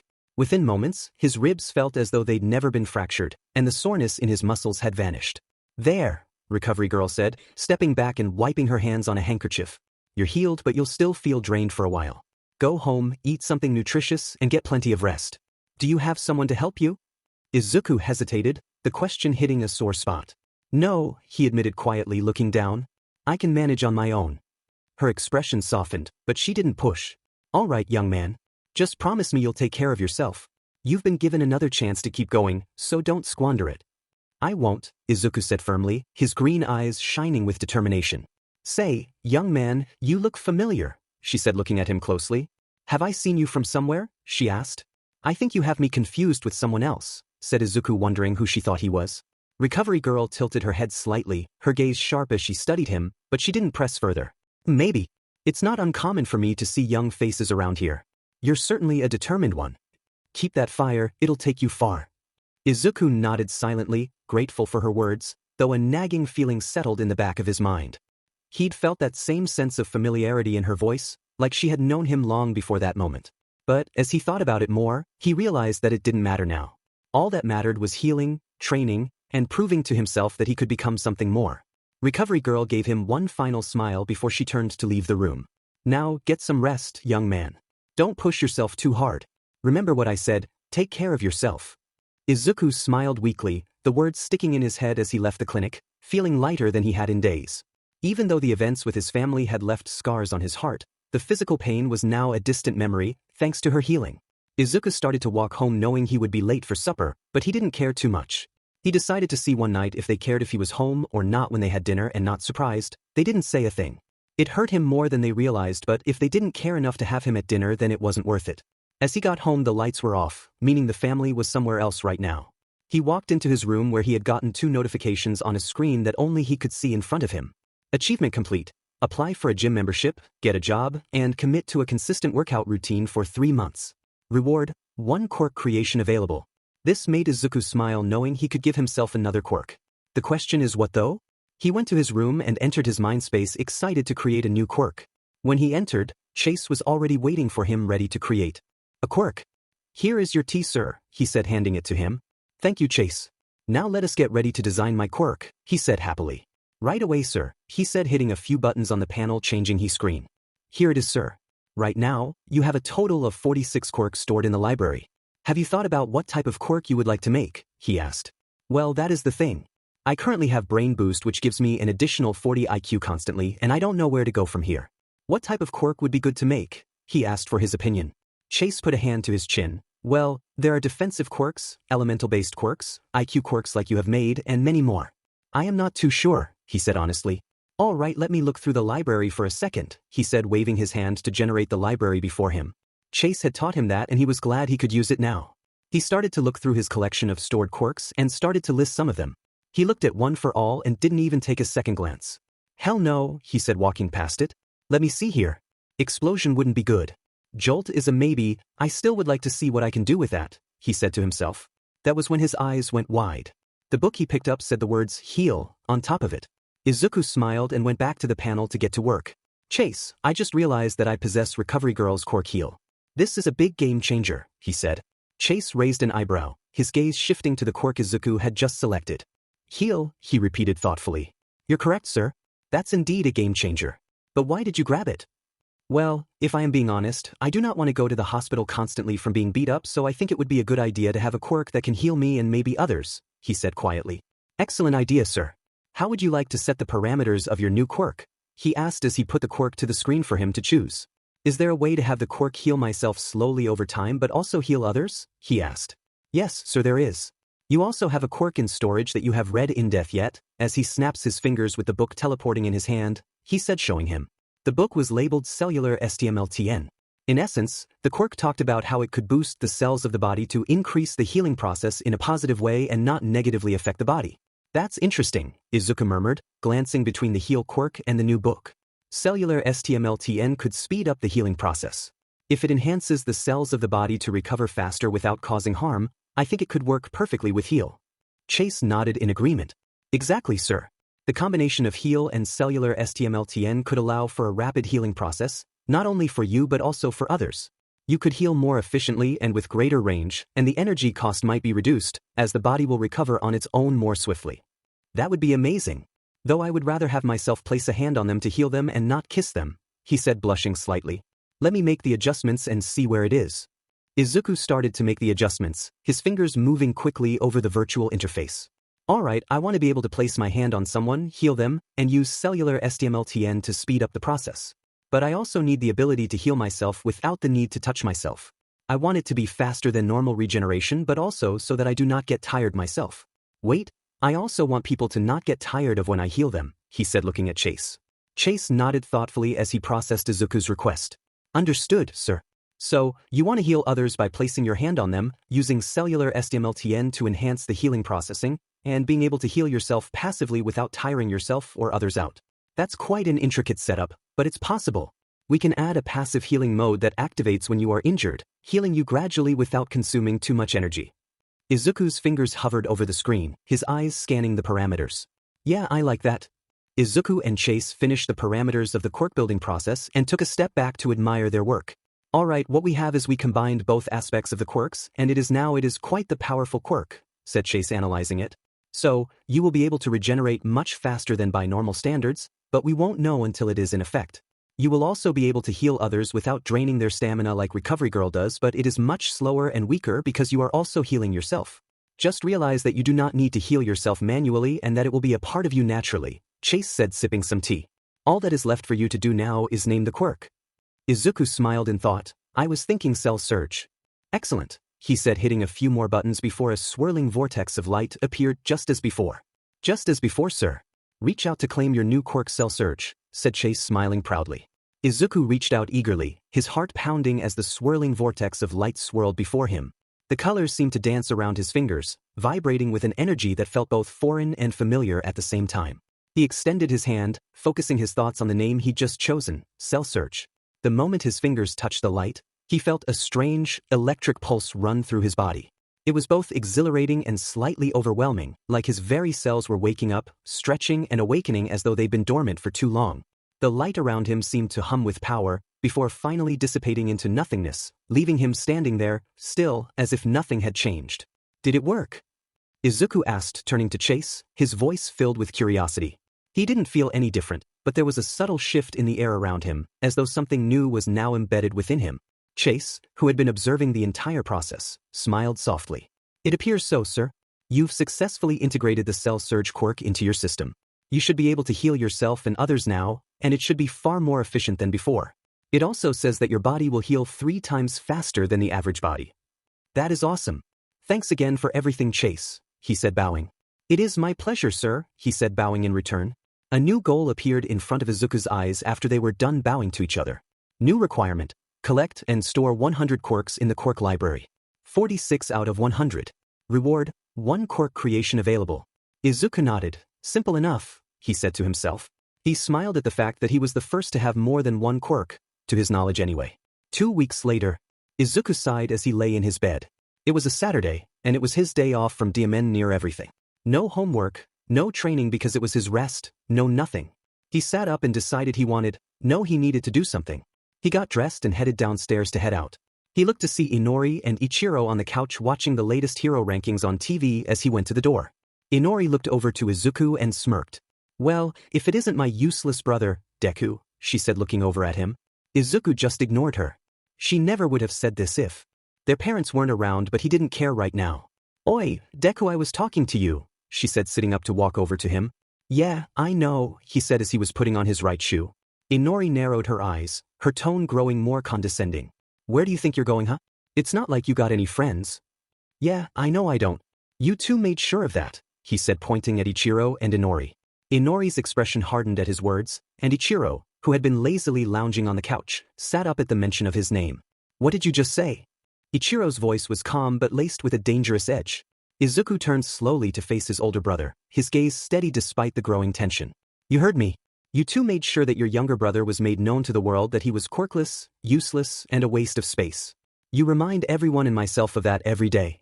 Now, if you will excuse me, I would like to get some fresh air, he said as he finished putting his shoes on, stepping out of the apartment. Ichiro's voice called out sharply just as Izuku reached the door. Don't walk away when I'm talking to you, Deku. Izuku froze for a moment, his hand lingering on the doorknob. He had always hated that nickname, especially coming from his siblings. It wasn't just the word, it was the weight of their contempt behind it. Slowly, he turned his head to glance back at Ichiro, his expression calm but firm. I'm not walking away, Izuku replied.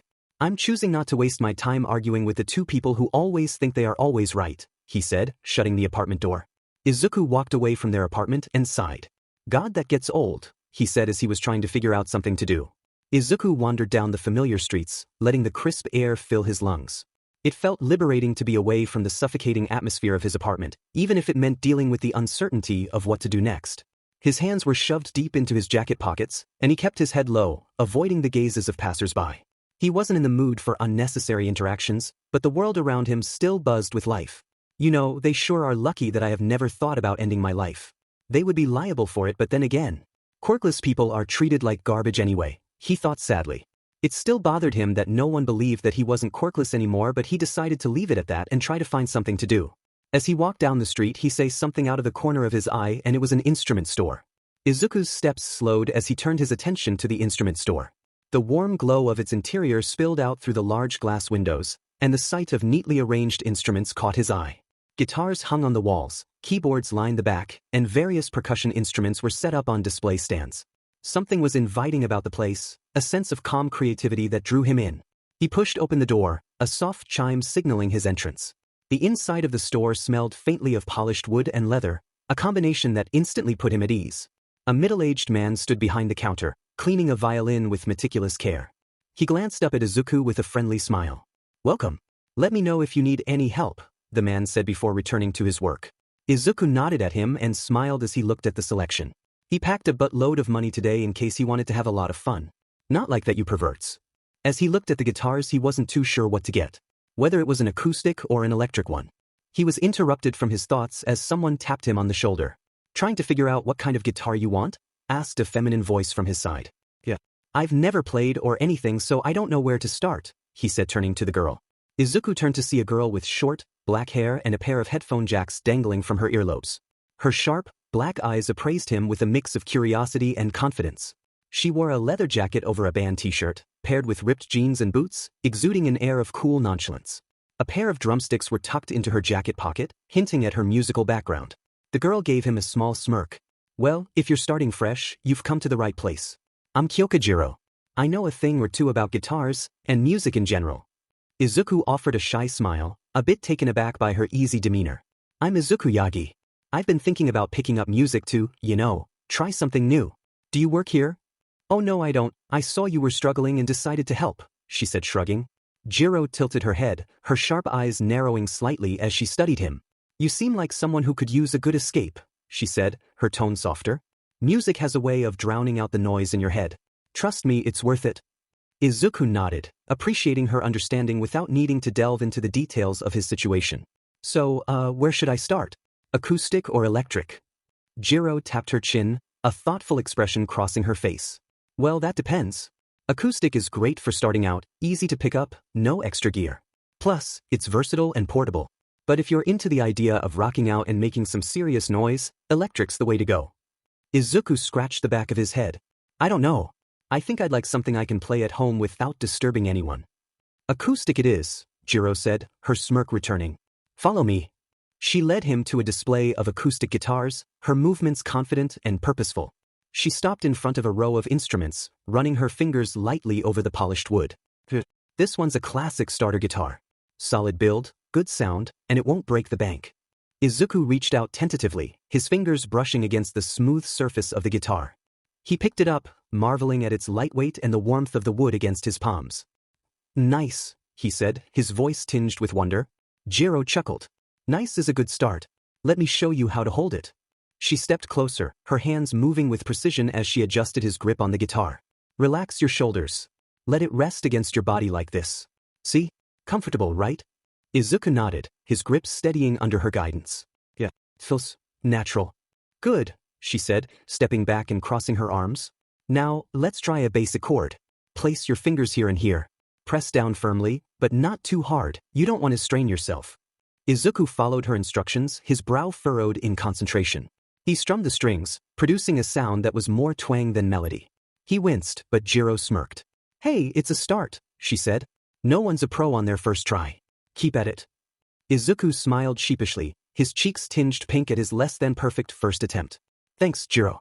I think I'll buy this, he said, picking it up and taking it to the counter. Good choice, Jiro said, watching as Izuku carefully carried the guitar to the counter. The shopkeeper, still polishing the violin, looked up and set his work aside to help. Ah, that's a fine instrument, the shopkeeper said with a warm smile. Great for beginners, but it'll grow with you as you improve. He rang up the purchase, adding a small starter kit with extra strings and a beginner's guidebook. Do you need a case for it? Yes, please, Izuku replied, fumbling slightly with his wallet. He placed the money on the counter, grateful he'd brought enough to cover everything. As the shopkeeper packed the guitar, Izuku glanced back at Jiro, who had casually perched on a nearby stool, twirling one of her drumsticks. Do you come here often? He asked, genuinely curious. Every now and then, Jiro said, shrugging. I like to check out new instruments, maybe pick up supplies. Plus, it's a nice place to unwind. Izuku nodded, understanding the sentiment. There was something calming about the store's atmosphere, with its faint scent of wood and the quiet hum of conversation. It felt like a safe space, a small bubble of peace in an otherwise chaotic world. The shopkeeper handed him the guitar, now snug in a protective case. Take good care of it, he said. And don't hesitate to come back if you need anything. Thank you, Izuku said, bowing politely before turning to Jiro. Thanks for your help too. I probably would have left empty-handed if you hadn't stepped in. Jiro smirked, standing up and slinging her drumsticks back into her jacket pocket. No problem. It's fun seeing someone get into music for the first time. Just promise me you'll practice, yeah? Don't let that guitar gather dust. I won't, he said, bowing. Thank you again, he said, leaving, but was stopped once more by her putting a hand on his shoulder. Wait, give me your number, she said, pulling out her phone. Izuku blushed immediately after that. Sure. Izuku stammered, fumbling for his phone. His hands trembled slightly as he unlocked it, the sudden request catching him completely off guard. He wasn't used to people being so direct with him, especially someone as effortlessly cool as Jiro. Jiro smirked, clearly amused by his flustered reaction. Relax, it's not a big deal, she said, holding out her phone. Here, put your number in. Izuku nodded quickly, typing his number into her phone with careful precision. When he handed it back, Jiro glanced at the screen to confirm it was saved and gave a small nod of approval. Alright, Yagi, I'll shoot you a text later. Don't ignore it, or I'll know you're slacking off. He chuckled nervously, his cheeks still pink. I won't. Promise. When he got home, he placed the guitar case on his bed and carefully opened it. The polished wood gleamed under the soft light of his room, and Izuku ran his fingers along the body, marveling at its craftsmanship. He took out the beginner's guidebook the shopkeeper had included and flipped through the pages, eager to get started. He spent the next few hours experimenting with the chords Jiro had shown him, strumming clumsily but with determination. His fingers fumbled over the strings, producing awkward sounds more often than not, but he didn't let it discourage him. Each twang and misstep felt like a small step forward, a piece of the learning process.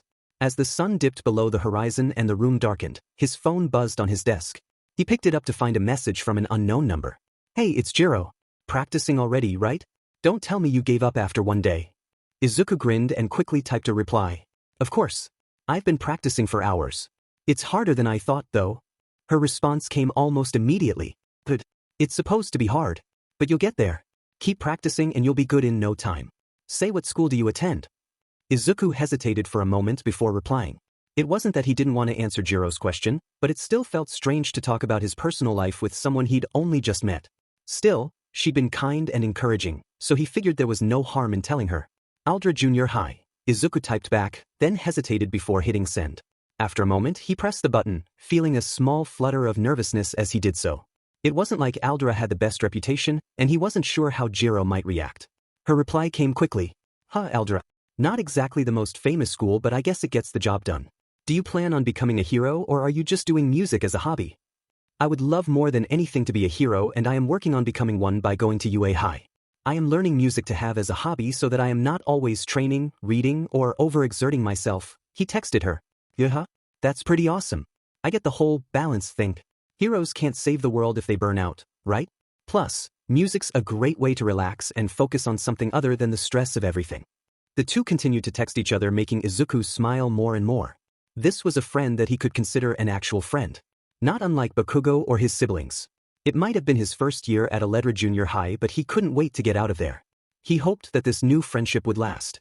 1 month later. Harder, Izuku, said Arai as he laid out another palm strike at Izuku's chest. Izuku dodged the attack by going for a leg sweep, but his sensei had dodged that one as well. Izuku always remarked that Arai having a triple-jointed quirk was always a pain because he could just dodge about 95% of his attacks. It was likely why Arai used to be number 73 in hero rankings. Izuku quickly rolled to the side, narrowly avoiding a spinning back kick that would have knocked him flat on his back. His heart raced, and sweat trickled down his forehead as he rose to his feet, trying to shake off the growing fatigue. Arai was relentless. His quirk, which allowed him to stretch and twist his limbs in unnatural ways, made him nearly impossible to predict. Every time Izuku thought he had the upper hand, Arai's strange, triple-jointed limbs gave him the flexibility to escape. Come on, Yagi. You've been training for months now. You should be able to land a clean hit by now. Arai's voice was stern but not unkind, a sharp contrast to the playful teasing he sometimes gave during their sparring sessions. Izuku breathed, wiping the sweat from his brow. I know. It's just hard to keep up with your quirk. He adjusted his stance, trying to anticipate Arai's next move, his mind running through various techniques he'd learned over the past month. Arai's eyes gleamed with that familiar, calculated amusement as he prepared another attack. Your biggest weakness, Yagi, is that you're too predictable. You're relying too much on what you already know. You need to start thinking outside the box if you want to outmaneuver me. Izuku bit his lip. He knew Arai was right. His usual method of brute force wasn't going to work here, especially when facing someone with such an unpredictable quirk. He needed to adapt, to improvise. Just as Arai launched himself forward, Izuku dropped to a crouch and let his opponent pass over him, narrowly avoiding the palm strike aimed at his head. With a burst of speed, Izuku reached out, grabbing Arai's ankle as he tried to spring back. Using Arai's momentum against him, Izuku twisted his body and sent his sensei tumbling to the floor. Arai stared up at him, clearly surprised. Well, Yagi, looks like you're starting to get it. Izuku, though exhausted, couldn't help but smile. It feels different, but I think I'm getting the hang of it. Arai pushed himself up with a grunt and offered a hand to Izuku. That's what I like to see. You're finally thinking on your feet. Keep this up, and you'll be ready for UA in no time. Izuku had told him that he would like to go to UA a couple of years down the road, and he was one of the few that believed in him. Aside from Jiro, of course, who supported him in his endeavors. Thanks, Arai-sensei, Izuku said, bowing slightly. I'll keep working at it. Arai smirked, crossing his arms. Good. You're making progress, Yagi, but don't let it get to your head. You've still got a long way to go before you're ready for UA. Keep training, keep pushing yourself. Oh, and one more thing. Izuku blinked, looking up at him. Yes. Arai leaned closer, a mischievous glint in his eyes. Don't forget to ice those bruises. I went easy on you today, but tomorrow? Well, let's just say you might need to start stretching before you even walk through that door. Izuku laughed nervously. Right, I'll make sure to do that. As he left the dojo, Izuku felt a surge of pride and determination. It wasn't just the physical progress he was making, it was the mental fortitude he was building. He'd started this journey unsure of himself, but every sparring session, every lesson from Arai, was helping him believe in his dream of becoming a hero. He felt his phone vibrating and he looked down to see who it was, and it was Jiro. He was honestly happy that him and her had become pretty good friends. He was a lot better at the guitar than he was when he first started playing, and it was because of Jiro giving him advice and pointers. He picked up his cell phone as he walked out of the gym, answering her. "Hello," he said. "Hey, Yagi, I was wondering if you were busy?" she asked curiously. "Not particularly at the moment. I just got done with the gym," he said as she hummed thoughtfully. "Would it be okay if you were to have dinner with my family and me?" "It's up to you if you want," she said, not wanting to force him. Izuku hesitated for a moment, caught off guard by the invitation. Dinner with Jiro's family? It felt like a big step, considering they'd only known each other for about a month. But then again, Jiro had been nothing but supportive and kind to him, and the idea of spending more time with her, especially in a setting outside of training or texting, sounded nice. "I'd love to," Izuku said, a small smile forming on his lips. "Are you sure your family won't mind?" Jiro chuckled on the other end of the line. "Trust me, my parents are cool. My mom's been curious about the new friend I keep mentioning, so you'll probably score some points just by showing up." "Okay, where should I meet you?" Izuku asked, shifting his gym bag to his other shoulder. "I'll text you the address. It's not too far from where you are. Come by around 7. "Sounds good. I'll see you then," Izuku replied. "Great. Oh, and Yagi?" "Yeah. Relax." "Well, I'm just an awkward guy, you know," he said, rubbing the back of his head. "Yeah, I know that, but it's fine." Izuku laughed nervously. "Thanks for the warning. See you later." Hanging up the call, Izuku felt a mixture of excitement and anxiety.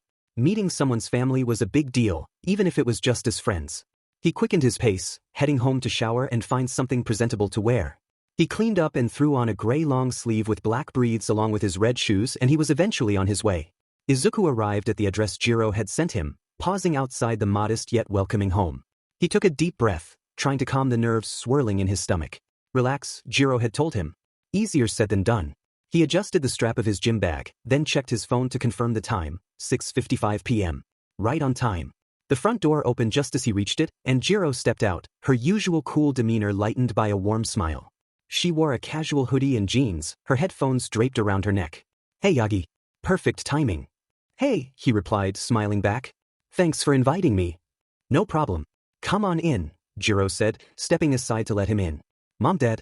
"He's here," Jiro called out, guiding Izuku into the living room. Izuku was met by the sight of her mother first, and it was pretty obvious from there where she got her looks from. It looks like she also got her quirk from her, as she had the same earphone jacks that she had. Her mother greeted him with a warm smile that radiated genuine kindness. "You must be Yagi. Jiro's told us so much about you," she said, extending her hand. Izuku shook it, his nerves slightly easing at her welcoming demeanor. "It's nice to meet you, Mrs. Jiro. Thank you for having me over." "Please, call me Mika," she insisted. "And this is my husband." Mr. Jiro entered from the kitchen, a tall, slightly intimidating man with a serious expression. However, as he approached, his face softened into a friendly smile. "Welcome, Yagi. I'm Kyotoku. Hope you're hungry, I made plenty of food." Izuku nodded quickly. "Yes, sir. Thank you for having me." "Dude, you can chill, my dad doesn't bite," she said, trying to calm him down. Izuku could have sworn that he saw her dad give him a glare which made him look down at the ground. Jiro noticed Izuku's unease and quickly stepped in, giving her dad a pointed look. "Seriously, Dad, stop trying to scare my friends. It's not funny." Kyotoku held up his hands in mock surrender, a sly grin spreading across his face. Alright, I'm just messing with the kid." Izuku managed a small laugh, though his heart was still racing. "It's okay. I'm just not used to meeting new people like this." Mika smiled warmly. "You're doing just fine. Come on, let's sit down. Dinner's ready." The dining table was already set, with bowls of steaming rice, grilled fish, miso soup, and an assortment of side dishes that made Izuku's stomach rumble. He took a seat across from Jiro, her father sitting at the head of the table and her mother to his right. "So, Yagi," Mika began as she poured tea into their cups, "Jiro tells us you're planning on going to UA?" Izuku blinked at the question, momentarily caught off guard. "Oh, yes ma'am. I plan on going there one day and I'm training hard to make sure that happens." "Well, isn't that a surprise? Our little Jiro said she has been planning to go there for some time too. 4 years in fact," said Kyotoku, taking a drink of his tea. Izuku glanced at Jiro, who shrugged casually but couldn't hide the faint blush creeping up her cheeks. "Yeah, well, I've been working on it," she said, picking at her rice. "It's not like I talk about it all the time." Mika smiled knowingly. She's been dedicated to music and training to be a hero since she was little. We always knew she'd aim high. "But, the question is, who is your favorite hero?" asked Kyotoku. Izuku thought about it. He would have said All Might, but after recent events, it had changed. Truth be told, I don't have a favorite hero. I like Endeavor, Edge Shot, Mirko, Death Arms, and a bunch of other ones, said Izuku, hoping it was a good answer. Kyotoku raised an eyebrow, clearly intrigued. Not All Might, huh?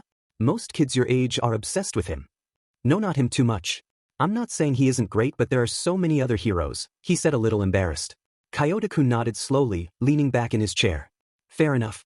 Sorry for not asking you this earlier, but tell us a little about yourself, he said, narrowing his eyes at him. Izuku couldn't seem to look him in the eyes and looked at his dinner instead. Well, my name is Izuku Yagi. I am 12 years old and go to Aldra Junior High. I love to learn a lot of different things and I plan on becoming a hero one day, hopefully the greatest, he said, smiling slightly at that last part. Jiro's father still held his expression at him, making him feel less confident. Dad, can you not stare him down like he's on trial? Jiro said with an exasperated tone, shooting her father a pointed look. Seriously, he's not here to defend his life choices to you. Kyotoku blinked, then chuckled, leaning back in his chair and raising his hands in mock surrender. Alright, I'll ease up. Sorry kid. Habit of mine. I like to know the kind of people my daughter spends her time with. Izuku managed a small smile, though his heart was still racing. It's okay, Mr. Jiro. I understand. I just want to make a good impression. It's alright, Yagi. My dad normally isn't this bad, said Jiro, sending a glare of her own his way. Kyotoku raised his hands in defense, looking more amused than apologetic. Alright, no more interrogations. I'll behave, I promise. He leaned back in his chair, his expression softening. I just want to make sure anyone my daughter hangs around is someone I can trust. Izuku felt the tension in the room ease a little as the conversation shifted. Mika smiled warmly at him, offering some comforting words to balance out her husband's rough edges. Don't mind him, Yagi. He just worries like all fathers do. She patted Kyotoku's arm playfully. It's nice that you're so focused on your future. Hero or not, it's important to aim high. Izuku nodded, feeling more at ease with the light-hearted atmosphere. Thanks, Mrs. Jiro. His eyes shifted over to Jiro, who had returned to picking at her rice. I, also really admire the way you balance everything, Jiro. Music, hero training, school. It's inspiring. Jiro glanced at him, her cheeks a little pinker than before. It's hard, but it is doable. Izuku smiled softly, sensing the faint warmth in Jiro's voice. I can imagine. Balancing all those things must be tough. But you seem to handle it really well. He glanced at her, noticing how she seemed to shrink into herself slightly as if trying to avoid the attention but still unable to hide the pride in her eyes. It's not always easy, Jiro admitted, shifting her attention to her plate. There are days when everything feels like it's falling apart, but I don't give up. I can't afford to. Her determination resonated with Izuku. He admired it. It reminded him of his own struggles, his own daily challenges in training, school, and trying to prove himself as a hero. I get that, he said softly, his gaze settling back on the food in front of him. But I think it's worth it, right? Even when it feels hard. Mika chuckled, her voice warm and understanding. Exactly. It's those tough times that help you grow, Yagi. You'll face obstacles along the way, but it's how you handle them that counts. Izuku nodded, feeling encouraged by her words. He could see why Jiro had inherited that tenacity from her mother. The conversation continued, flowing more easily now that the atmosphere had settled. They shared stories about their days, small details about what life was like for them, from the latest news in the hero world to funny anecdotes from Jiro's childhood. Izuku found himself laughing along, the tension in his chest slowly loosening as he felt more comfortable in their company. After dinner, the two parents told the kids to go into the living room to go and relax while they handled the dishes. While they were chilling out and watching television, Jiro decided to ask a question that was on her mind. Say, Yagi, you haven't talked much about your family, is there a reason for that? You don't have to answer if you don't want to, she said, trying not to force him. Izuku looked at her and sat up. No, I should tell you anyway, he said, turning to face her. Truth be told, my relationship with my parents is strained, he said, thinking about how his father Toshinori told him to give up his dream to be a hero with his mother silently supporting it. Jiro blinked in surprise, not expecting Izuku to open up so quickly. She noticed the way his shoulders tensed slightly, the way his hands gripped his knees as if grounding himself. Strained? What do you mean? She asked softly, her tone careful. Izuku hesitated for a moment, searching for the right words. Well, my dad, he's always been strict about what he thinks I should do with my life. And when I told him I wanted to be a hero, he didn't take it well. He said I wasn't strong enough, that it was too dangerous. His voice faltered for a moment, but he pressed on.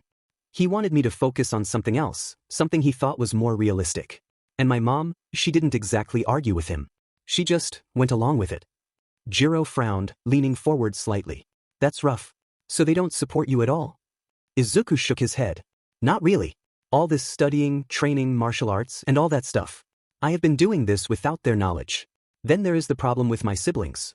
I am the youngest of triplets and my older brother and sister are given a lot more attention than me when it comes to that type of stuff. They were given powerful quirks and have the full support of my parents. Izuku paused for a moment, his expression pained but resolute as he continued. My brother, Ichiro, has a quirk that can amplify his body tremendously to give him strength, speed, agility, and more, while my sister, Inori, has an incredible telekinesis quirk, allowing her to lift things as heavy as fridges and is even trying to lift cars. Jiro listened intently, her gaze soft but focused. That sounds horrible. Yeah, it is, but I am going to prove that I can be a hero. Just as much as they can, he said, clenching his fist. Jiro studied Izuku carefully, noting the fire in his eyes despite the pain etched on his face. She admired his determination. It was a trait she'd noticed in him since they first met, and now she understood where it came from. I believe you can, Yagi, she said softly, her voice filled with sincerity. You've already proven so much just by pushing forward, even without their support. Her words hit him harder than he expected, and for a moment, Izuku didn't know how to respond. He felt a lump in his throat, but it wasn't the kind of heaviness he usually carried. It was something lighter, something comforting. Thanks, Jiro. I don't hear that kind of thing very often. Jiro smirked, trying to lighten the mood. Well, maybe you should hang out with better people more often. Izuku chuckled, the tension in his shoulders easing. Maybe I should. The rest of the evening went on just fine and it was soon time to leave. I guess I should be heading back soon, he said, a tinge of regret in his voice. It had been a long time since he'd felt so at ease, and leaving felt like stepping out of a bubble of warmth and safety. Jiro shrugged, though there was a flicker of something unspoken in her expression. Yeah, I guess you should. Don't want your parents to worry, or notice you're gone, right? Izuku chuckled softly, though there was a hint of sadness behind it. Yeah, something like that. Jiro's parents appeared at the doorway, Mika drying her hands on a dish towel and Kyotoku leaning casually against the frame. Mika smiled warmly. Heading out, Yagi? You're welcome to stay longer if you want. Thank you, Mrs. Jiro, but I should get going, Izuku said, bowing politely. I really appreciate you having me over. Dinner was amazing, and it was nice being here. That is good, kid. Safe travels to you, said Jiro's dad, waving at him. Thank you. Thanks again for having me here, Jiro. I'll see you later, he said, waving and smiling back at her. Yep, bye, she said, waving back as he shut the door. Mika looked at her daughter and smiled. What a sweet boy. You were kidding when you said he was awkward. Jiro sighed, slumping into the couch after the door clicked shut behind Izuku. He's not that awkward, ma'am. He's just shy, that's all. She tried to sound nonchalant, but the warmth in her tone betrayed her. Mika chuckled, settling next to her daughter. Shy maybe, but there's something endearing about the way he speaks. He's genuine, which is refreshing. She gave Jiro a knowing glance. You don't bring friends home very often. What made you want to bring him over? Jiro shrugged, avoiding her mother's gaze. I dunno. He's different. Not in a bad way, just he works hard. And he doesn't seem like the type to give up even when things get tough. Her voice softened as she continued, it's kind of inspiring, I guess. Kyotoku joined them, wiping his hands on a kitchen towel. Inspiring, huh? Sounds like someone's impressed. He smirked, earning a sharp glare from his daughter. Dad, Jiro groaned, leaning her head back against the couch. Don't start. All right, he said, raising his hands in surrender. I'm just saying he seems like a good kid. A bit nervous, but good. You could do worse for a friend. Jiro rolled her eyes, but a small smile tugged at her lips. He is a good guy. A little too hard on himself, though. You heard him, his family doesn't support him, and he's out here training in secret just to prove himself. It's kind of unfair. Mika nodded thoughtfully. It is. But it also says a lot about his character. He's determined, and that's something to admire. Still, it's sad that he doesn't have the support he deserves. With Izuku, that dinner could have gone worse, he said to himself as he walked up to his apartment door. He was happy to have made an impression on her parents, making them know he was a nice kid. He opened the door to see that no one was in the living room or dining room area again. He decided to pull out a book to read to get a different environment for reading before he decided to go to bed. He plopped himself down on the couch and pulled out a book about the latest in gadgets and how they were made. Izuku flipped through the pages of the book, his fingers tracing over the diagrams of intricate gadget designs. The soft hum of the apartment's refrigerator was the only sound accompanying him in the quiet space. He found himself engrossed in an article about a new type of compact jet propulsion system, marveling at the ingenuity behind the design. He heard something from the door and he saw his dad walk in with a tired look on his face. Toshinori turned around and locked the door and was surprised to see his son. His other son. His son, what are you doing? He asked, setting down his briefcase. Izuku frowned slightly, not wanting to look at him. Reading, was all he said as he tried to indulge himself more in his book. Toshinori nodded at that. Reading is always good. Say, I noticed that you no longer have All Might posters and memorabilia in your room. Yeah, what about it? He said, getting annoyed. Truth was he took them down the moment he found out his dad was All Might. The man that treated him like shit and told him to give up on his dream was no hero. Well, you just seem to have stopped idolizing him, Toshinori said, wondering why his son took down the posters. Well, I guess we all have to grow up sometime. Besides, I needed the money, he said, closing his book in annoyance. Toshinori's brow furrowed as he processed his son's words. Grow up? Are you feeling okay? Never felt better, he said, walking upstairs to his room. Toshinori looked confused at his son. Izuku had always seen All Might, himself, as like a god. He shrugged, pushing that thought to the side. He needed to prepare for a long night of missions to try to stop crime. 1 month later, Izuku's birthday. Izuku sighed as he stretched out in legs in class.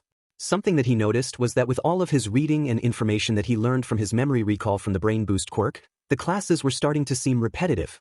He still listened, but he wasn't even paying attention half the time and was still getting A's on all his tests, quizzes, and homework. He felt something hit the back of his head and he wiped it away to see it was a mushed-up paper ball. He looked back to see it was Bakugo spitting it at him. He shook his head, trying to get back to the lecture. It was his birthday, and he wasn't sure how he was going to celebrate it. Even if his parents still treated him badly and barely gave him attention, they still gave him a half-decent birthday. He was half tempted to spend it with Jiro and hang out with her instead. The other thing that made him happy was that Chase had sent a notification of a goal being birthday boy, and it said that he would be allowed to create 2 more quirks. It made him smile at the possible abilities he could do with that. Plus, his sensei gave him a break from the dojo for today to allow him to relax. Bakugo spit another ball on his head and Izuku dodged it, getting a surprised look from him. This made him madder, and he decided to spit a few more. Izuku just accepted the hits to make him stop for a bit. Alright, class, that is all for today.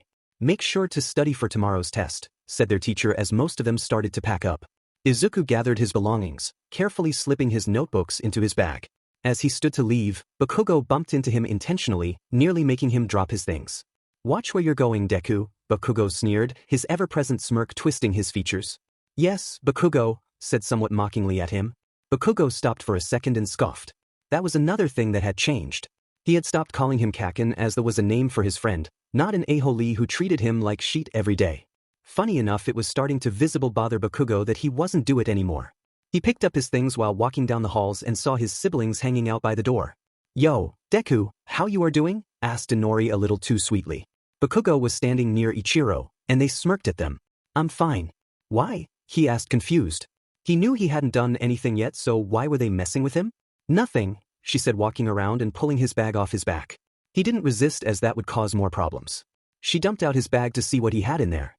Izuku sighed inwardly as his books and notes spilled onto the hallway floor, scattering in every direction. Students passing by glanced at the scene but didn't intervene. Most had learned to avoid getting involved when it came to Bakugo and Izuku's so-called friends. Seriously, Inori? Izuku muttered, bending down to gather his belongings. He kept his voice calm, though irritation simmered just beneath the surface. What's this, huh? Inori snatched up one of his notebooks, flipping through it with exaggerated curiosity. Are you writing a diary or something? How pathetic. Ichiro snickered, leaning against the wall with his arms crossed. Bakugo watched the scene with a smug grin, clearly enjoying the humiliation. They are books from the library, he said, trying to get it back, but Inori yanked it away from him. Let's see what it is, she said, using her telekinesis to pick up the books to see. Inori's telekinetic grip hovered the books in midair, her smirk growing wider as she read. The titles aloud. Heroic Strategies for Rescue Missions, she said mockingly. Advanced Quirk Analysis, Tactical Planning for Pro Heroes. Geez, what a nerd. You think you're hero material, Deku? More than a lot of people, yes, he said bluntly. Inori sent him a glare on his way. Are you still seriously trying to become a hero? She asked. Izuku met her glare head-on, his green eyes steady and unwavering. Yes, I am. And no amount of this, he gestured to his scattered books and notes, is going to change that. Ichiro heard this from the wall he was leaning on. Dude, we have been through this hundreds of times. Quirkless. Izuku didn't flinch, though the weight of Ichiro's words pressed heavily against him. And I've told you just as many times, he said, his voice steady, a quirk isn't what makes a hero. It's their heart, their determination, and their willingness to do what's right. Most of the people had left the hallway and there was no one around now, meaning Izuku had to get out of there, otherwise they would use their quirks on him. Izuku subtly glanced around the now empty hallway, his heart pounding. He knew what was coming. This wasn't the first time his siblings had cornered him when no one was around. He tightened his grip on his scattered belongings, his mind racing for an escape route. Inori floated the books higher, her telekinetic grip tightening. "You're so full of yourself, Deku. Acting like you're better than us just because you read a bunch of books." "I never said I was better," Izuku replied, standing his ground. "I just refuse to give up." "Refuse to give up, huh?" Ichiro said with a mocking laugh. He activated his quirk. "Let's see how far that stubbornness gets you." Bakugo smirked, cracking his knuckles. "You really don't learn, do you, Deku? Let's teach you a lesson you won't forget." "Yeah, how about no? Why would guys waste your time on someone who you think is useless?" he said, trying to deter them. Bakugo's smirk faltered for a moment, and Izuku's words seemed to hang in the air, heavy with defiance. Inori and Ichiro paused, as though considering the suggestion. The three of them powered down and Inori sighed, putting the books down. "Fair point. Glad to see that you are seeing yourself as useless now," said Inori, walking away from him with Ichiro and Bakugo following them. "Bye, loser," she said before shutting the door. He sighed at this. He will never understand why the hell they get a sick kick out bullying him. Not to mention that if he fought back, then they would fight back harder. He needed to get an offensive quirk created soon so he could better defend himself. He walked outside and didn't seem to notice his purple-haired friend. "Yo, Yagi," called out Jiro, leaning up against the wall. Izuku blinked, snapping out of his thoughts at the sound of Jiro's voice. He hadn't noticed her standing by the wall, her arms crossed as she waited for him. A small smile tugged at his lips, and he walked over to her, trying to shake off the frustration he still felt from the earlier encounter with his siblings. "Hey, Jiro," he said, his voice a little more tired than he intended. "Sorry, I was just lost in thought there." "Wait, what are you doing here?" "Your school is like 45 minutes away from here," he said, wondering. "Well, it is your birthday, and I thought I would come and see my friend." "Unless you don't want me to," she said, raising an eyebrow. No, I'm really glad you came, Jiro. I just didn't expect it. I wasn't planning on doing anything for my birthday." Jiro's expression softened in response, and she stepped forward, gently nudging his shoulder with hers. "Well, now you've got something to look forward to, right? I'm not going to let you spend your birthday sulking in a corner somewhere." Are you sure you want to come to my place for a party?" "I don't think it would end well," he said, scratching the back of his head. "With what? Your siblings and parents? Who gives a rat but what they think? I sure as hell don't. Now let us get going," she said, pushing him along. Sorry, I get it. I'm not going to ruin my own birthday by sitting around feeling sorry for myself." Izuku gave her a small but genuine smile. "But I'm warning you, things might be awkward." Jiro raised an eyebrow and grinned. "Awkward? Oh, come on, I've dealt with way worse. I can handle your family." Izuku's laugh was weak but real, and he felt a small sense of relief. Jiro always knew how to lighten the mood. They made their way out of the school, the cool air of the late afternoon brushing against their skin. Izuku couldn't help but glance back toward the school, his thoughts drifting to his siblings. The encounter with them still stung, but Jiro's presence was a comforting reminder that he wasn't alone. As they made their way to his home, Jiro chatted about everything under the sun, her latest band practice, the upcoming school events, and her own frustrations with school life. It was nice to hear something that wasn't about his lack of a quirk or his family's constant indifference. For the first time that day, Izuku felt like he could breathe again. When they arrived at his house, Izuku hesitated for a moment. The familiar, oppressive atmosphere of the house loomed ahead. His parents' indifference, the teasing from his siblings, it was all waiting for him behind that door. But Jiro was by his side, and that gave him the courage to push the door open. Inside, the house was as quiet and empty as usual. His parents were nowhere to be seen, and his siblings were probably off doing their own thing, leaving him with the distinct impression that he was an afterthought, even on his own birthday. "Come on, let's do this," Jiro said, her voice full of determination. She looked around the house, her expression a mix of curiosity and mild disdain. "Wow, this place is like a ghost town. You live here, huh?" Izuku chuckled nervously. "Yeah, it's pretty quiet most of the time." "So, what do you usually do for your birthday, anyway?" she asked, glancing around. "Oh well, I mean I don't really do much," he said, flustered. He really was not used to this feeling of having someone over for him and him only. Izuku scratched the back of his head awkwardly, not used to having someone genuinely interested in what he did for his birthday. The house was always so empty, so quiet, that it had become normal for him to just let the day pass without any fanfare. But now, with Jiro here, it felt different. "I don't know," he muttered, glancing around. "I usually just read or work on stuff for school. My parents don't really make a big deal out of it, and my siblings." He trailed off, unsure of how to finish that thought without making things worse. He didn't want Jiro to feel sorry for him. Jiro's gaze softened as she observed him. She walked over to the kitchen and opened the fridge, peeking inside. It was just as empty as the rest of the house, and she raised an eyebrow. Looks like no one's even bothered to stock up for you. Izuku shrugged, trying to play it off as if it didn't bother him. It's fine. I don't need anything. Jiro turned around, hands on her hips. I don't know, man. I'm not about to let you spend your birthday alone in this place, especially without even a little celebration. How about we get some food and hang out? I can't be the only one who thinks that sounds like a decent plan for a birthday. Izuku blinked, the offer catching him off guard. It had never even occurred to him to do something like that. Going out with Jiro, having a meal, and just enjoying his day without the usual weight of his family's neglect hanging over him. It sounded too good to be true. I don't want to inconvenience you, he said hesitantly, glancing at her. It's not a big deal, really. Jiro rolled her eyes and stepped closer, placing a hand on his shoulder. Stop that. You deserve to enjoy your day, and I'm going to make sure you do. It's not an inconvenience, all right? Izuku couldn't help but smile at her insistence. Maybe it wasn't such a bad idea after all. Maybe it was time to actually do something for himself, to not let his family's indifference dictate how his day went. Okay, he said with a small nod. Let's go get some food. I think I could use a change of scenery. Good choice, Jiro said, grinning. Let's get out of here. Izuku followed Jiro as she led the way down the street, not sure exactly where they were going but happy to be in her company. They didn't need to say much. It felt like the kind of quiet companionship where words weren't necessary. Eventually, Jiro stopped in front of a small diner, its neon sign flickering in the twilight.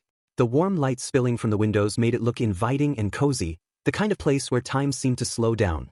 How about here? Jiro asked, turning to Izuku with a smile. Izuku looked up at the dinner and nodded. It wasn't fancy, but it didn't need to be. It was the kind of place that felt like it could offer comfort, warmth, everything he needed right now. Yeah, this looks perfect. They walked inside, and the friendly bell above the door chimed as they entered. The diner was warm, with the smell of freshly cooked food in the air. A waitress greeted them with a bright smile, and they took a booth near the window. Jiro immediately grabbed the menu and started scanning it, while Izuku just sat there for a moment, taking it all in. So, what's the birthday boy in the mood for? Jiro asked, raising an eyebrow as she flipped through the pages of the menu. Izuku glanced at the menu, but nothing really jumped out at him. He wasn't used to picking out food for himself. It was usually something his parents or siblings handled. But with Jiro here, it felt a little different. He thought about what he usually liked but never really got. I'll have the pancakes, he said after a moment, surprising himself a little. It was something simple, comforting. Something he'd never ask for at home, but today he felt like it was okay. Jiro nodded approvingly. Pancakes, huh? Good choice. I'll take the waffles. We'll both have a sugar overload. Izuku laughed softly, the tension in his chest loosening just a bit more. He wasn't sure why, but it felt good to do something spontaneous. Something for himself. The waitress came by shortly after, and they placed their orders. As she walked away, Jiro leaned back in the booth, crossing her arms over her chest. So, what's your deal with your family? She asked, her voice quieter now. Izuku felt the question catch him off guard. He hadn't expected her to ask. It wasn't something he liked talking about. But looking at her, he could see that she wasn't asking out of pity or judgment. She was genuinely curious, genuinely concerned. It's a long story. My family, let's just say they don't exactly see me as important. Jiro tilted her head, her gaze steady. What do you mean? He sighed, realizing there wasn't much point in sugarcoating things. Well, my siblings all have quirks, powerful ones too. They've always been the center of attention. You know how I said I had a quirk? Turns out I was a late bloomer and got it much later than a lot of other kids. I tried to tell them I had one, but they never believed me. For once, I thought maybe they'd notice me. Maybe they'd finally see that I wasn't just the quirkless kid. He paused, his gaze dropping to the table. But they didn't. Hell, my dad told me to give up on my dream and to be more realistic with myself. Jiro's fingers drummed lightly against the edge of the table, her lips pressed into a thin line. She looked ready to say something, but she held back, letting him continue at his own pace. It's not just about the quirk, though, Izuku said, his voice softer now. It's everything. The way they treat me, the way they talk to me, or don't talk to me. Birthdays, holidays, school events. I'm always an afterthought.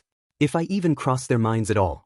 Jiro's expression darkened, her hands balling them into fists. That's so messed up. How can they treat you like that? You're their kid, for crying out loud. They should be supporting you, cheering you on, not ignoring you. I knew it was bad, but not that bad. Izuku shrugged, his shoulders heavy with the weight of years of disappointment. I've gotten used to it. It still hurts, but I've learned not to expect much. It's easier that way. Jiro leaned forward, her tone firm but compassionate. Yagi, you shouldn't have to get used to it. What they're doing isn't okay. You deserve better than that. Way better. I know, I am thinking about moving out. It would be better for my health. I get that I just turned 13, but it would be better than living like that, he said. Jiro blinked, momentarily caught off guard by Izuku's declaration. Wait, you're seriously thinking about moving out? At 13? She asked, her voice a mixture of surprise and concern. That's a big decision, Yagi. Izuku nodded, his expression solemn but resolute. I know it's not normal for someone my age, but I've thought about it a lot. Staying in that house, it's not good for me. But if I have to put up with it, then I will. The money is only there in case I absolutely need to move out. They might not give me all the attention that a kid needs, but they still give me a roof over my head. Jiro leaned back, processing his words. She could see the truth in his eyes, the weight he carried despite his young age. Have you thought about where you'd go? What would you do if you did? She asked gently, not wanting to dismiss his feelings but also wanting to make sure he'd considered everything. I've been saving up, Izuku admitted, his voice quiet but steady. Truth be told, I have a job making decent money right now, but I'm trying to start an online business to make a lot more money just in case I have to buy an apartment of my own. Jiro went wide-eyed. That is pretty surprising, being able to manage all of that, and you are 13. Yeah, I know, I am a nerd, but I have been making custom notebook covers with heroes on them. It is pretty easy once you get the hang of it, but I put people like Endeavor, All Might, and other heroes on there. I even have had a few people buy them. Jiro stared at him, her expression a mix of amazement and respect. Wait, hold on. You're telling me you've already got customers? Like, actual people buying your stuff? Izuku nodded, a small smile creeping onto his face. Yeah. It started with just a few people in my neighborhood. Word got around, and now I've got a small online store. It's not making a ton of money yet, but it's growing. I'm trying to build it up before I make any big decisions. That's insane, Yagi, Jiro said, shaking her head in disbelief. In a good way, though. Most people wouldn't even think to do something like that, let alone pull it off. Thanks, Izuku said, his cheeks flushing slightly. It's been a lot of trial and error. I had to learn how to use design software, figure out shipping costs, and deal with things like marketing. I even made my own website. It's not perfect, but it works. Jiro leaned forward, resting her chin in her hand. You're seriously blowing my mind right now. Here I was, thinking you were just a shy, quirk-loving nerd, and you're out here running a business like some kind of entrepreneur. Izuku laughed softly. Well, I'm still a quirk-loving nerd. But it's been my escape. When I'm designing or planning, I don't have to think about everything else. It's something I can control, something that's mine. A comfortable silence fell between the two of them for a while, and it was nice. Jiro finally decided to pop the question. Say, Yagi, what is your quirk? She asked, leaning in. You never really talk about it, she said quietly. Izuku hesitated, his eyes drifting toward the window as he considered Jiro's question. It wasn't that he didn't want to tell her, he just didn't know how she would react. His quirk was complicated, to say the least. But there was something about her, something in her steady gaze that made him feel like he could be honest. Well, he began, his voice quiet but steady. I would like to show you, he said, extending his hand out to her. Jiro looked confused but trusted him and took his hand anyway. Their hands touched, and Jiro felt a faint warmth spread through her palm. Izuku closed his eyes, a look of concentration crossing his face. Jiro tilted her head in curios, to ask what was happening when she noticed something strange. She felt a pulling gnawing at her, and before she knew it she was standing in an empty area with Izuku next to her. She looked around with curiosity, fear, and a bit of excitement. What is this? She asked, looking at him. This is my mind space, he said, snapping his fingers. Soon Chase, the screen, and the library appeared, making her awe at the appearance of them. And this is my quirk known as Synthesist. I can create quirks by storing the knowledge of them in here to then create better, stronger, or even weaker quirks if I wanted, he said, making her shocked. Huh, was all she said. Izuku laughed, which made her annoyed. I am being serious, you know. You are the first person that I have ever shown this place to. Oh, and this is the man that helps me with it, Chase. He is pretty much an AI of this place, and he helps me create the quirks when I need to. Hello, Jiro, Chase greeted me in a calm, even tone. It's a pleasure to meet you. I must commend you on your remarkable auditory quirk. It's a fascinating addition to the collection. Jiro blinked, unsure how to respond. Thanks? So, you're, like, a quirk-making assistant or something? Precisely, Chase replied, his tone carrying a hint of pride. I am an artificial intelligence programmed to assist Izuku in analyzing, synthesizing, and perfecting quirks. Together, we push the boundaries of what is possible within the constraints of quirk science. Jiro turned back to Izuku, her mind racing to catch up. Wait a second. So, you're telling me your quirk isn't just about copying quirks? You can store them, study them, and make new ones. Yeah, pretty much, but I think you should go back before your faces hit the table, said Chase as he pushed them out of the mind space, and they were back in the normal world. Izuku and Jiro found themselves back at the dinner table, their hands still touching briefly before Jiro instinctively pulled hers away. She blinked a few times, trying to process what had just happened, her mind swirling with thoughts. That was insane, Jiro said, her voice a little breathless. I mean, I knew quirks could be complex, but what you just showed me, that's on a whole other level. She stared at Izuku, her tone a mix of disbelief and curiosity. And you're just sitting here like it's no big deal? Izuku chuckled nervously, scratching the back of his head. It is kind of a big deal, but I've been living with it for a while now. Honestly, it's the one thing I have that makes me feel like I can actually make a difference, you know? Like I'm not just invisible. Jiro's expression softened. Invisible? Yagi, there's nothing invisible about you. You just transported us to some mental library with an AI that can literally create quirks. That's as far from invisible as it gets. Izuku shrugged, his gaze dropping to the table. Thanks, Jiro. That means a lot. But you don't know what it's like at home. My siblings, my parents, they don't see it. Or they don't want to. I've tried showing them, explaining it, but it's like I don't exist. Like I'm still just the quirkless kid they wrote off years ago. Jiro frowned, her fingers drumming against the table again. They're idiots, she said bluntly. Sorry, but they are. You're sitting on one of the most incredible quirks I've ever heard of, and they're too blind to see it. That's their loss, Yagi. Not yours. Yeah, I know, but please promise you won't tell anyone else.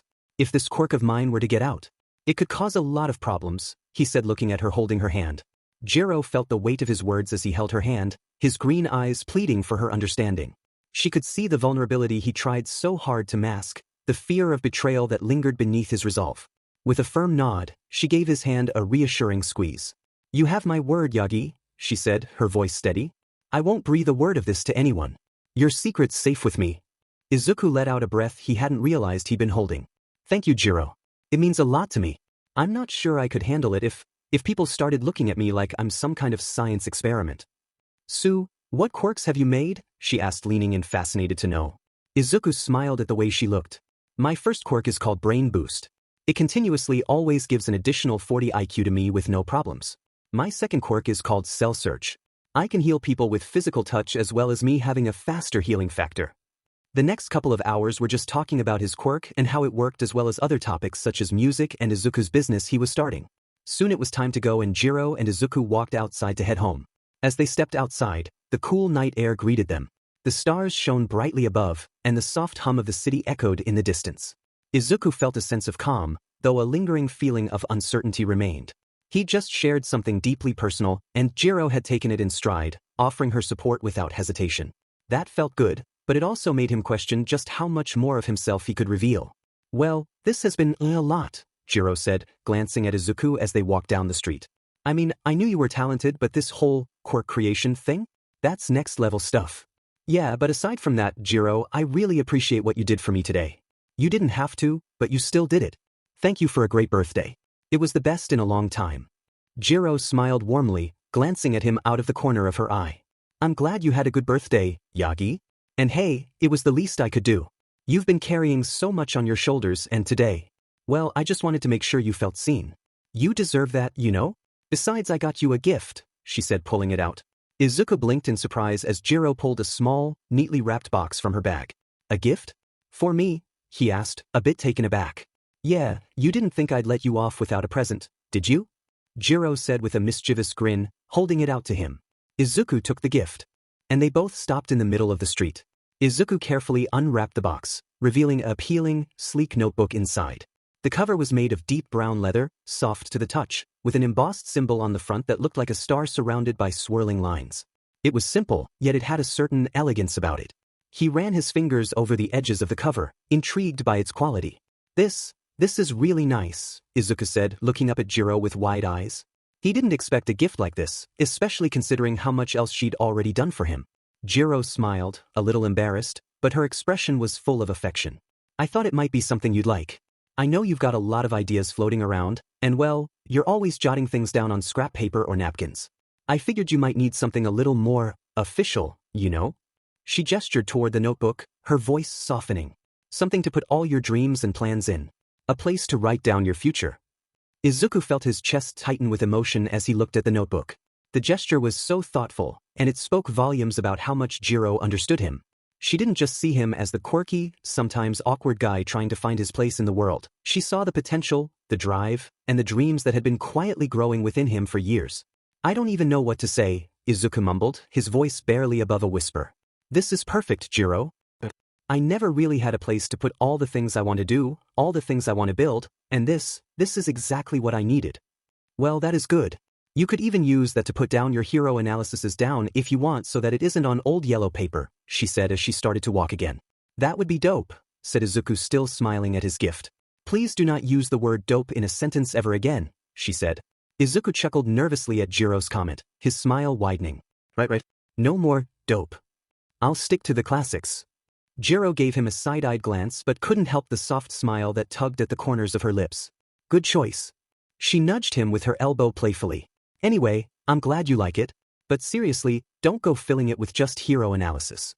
You've got a lot of other ideas too, right? You should write those down too. Oh, I will. 'Cause I am a certified nerd, he said, pointing at himself. Jiro rolled her eyes but couldn't suppress her smile. Certified nerd, huh? Well, at least you're owning it. Soon they arrived at Jiro's house and Izuku still had that same smile on his face at the gift he was given, and Jiro was glad he liked it. Thanks again for everything, Jiro, you are a dope friend, he said, hugging her and catching her by surprise. She had a slight tinge of pink on her cheeks as she hugged him back. I thought I told you to not use dope in a sentence. Izuku pulled back from the hug with an apologetic smile, still holding onto the notebook. Sorry, I couldn't help it, he said sheepishly. But seriously, you're one of the best friends I've ever had. I'm lucky to have you in my life.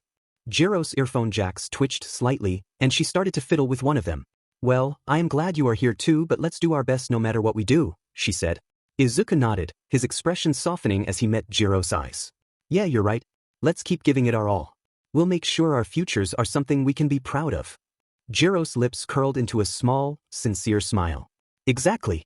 We can't afford to hold back. She paused for a second, glancing at Izuku as she tucked a strand of hair behind her ear. And hey, don't forget to take care of yourself too. You can't be the best if you burn out. Thanks, Jiro. See you later, he said, waving at her. Izuku turned on his heel, the weight of the notebook in his hands grounding him. He glanced back over his shoulder one last time, catching a glimpse of Jiro watching him from her doorway. She gave him a small wave, and for a fleeting moment he thought he saw her smile lingering even after she stepped inside. As he walked home, the city felt different. The usual hustle and bustle of late-night life seemed muted, giving him space to think. The events of the day replayed in his mind, each moment with Jiro standing out like a vivid snapshot. From the easy banter to the heartfelt gift, it all felt surreal. He clutched the notebook a little tighter, as if afraid it might vanish if he didn't. He walked up to the apartment to see that it was locked, which made him sigh. This meant he had to go through the window.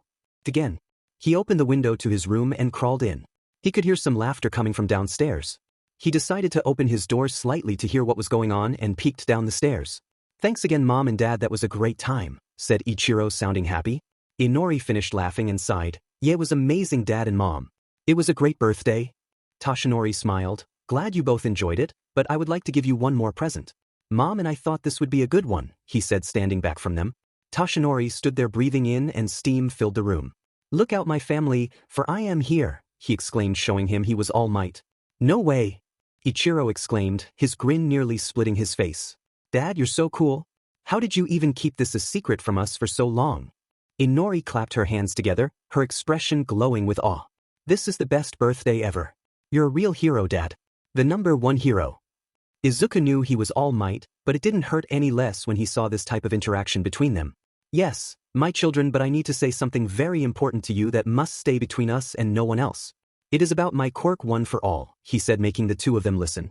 Inko took a seat next to her husband as her children sat across from them.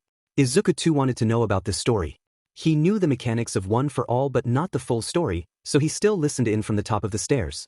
One for all is a quirk that can be passed on from one person to the next. It person that it goes to collects more and more power than the last. Long story short, it's more than a quirk, it's a responsibility, a torch passed down to fight against the darkness that threatens the peace of our world. Ichiro's eyes gleamed with curiosity. So, it gets stronger with every person? Like, all their strength combines? Exactly, Toshinori confirmed. Every person who has carried one for all has added their own strength and will to it.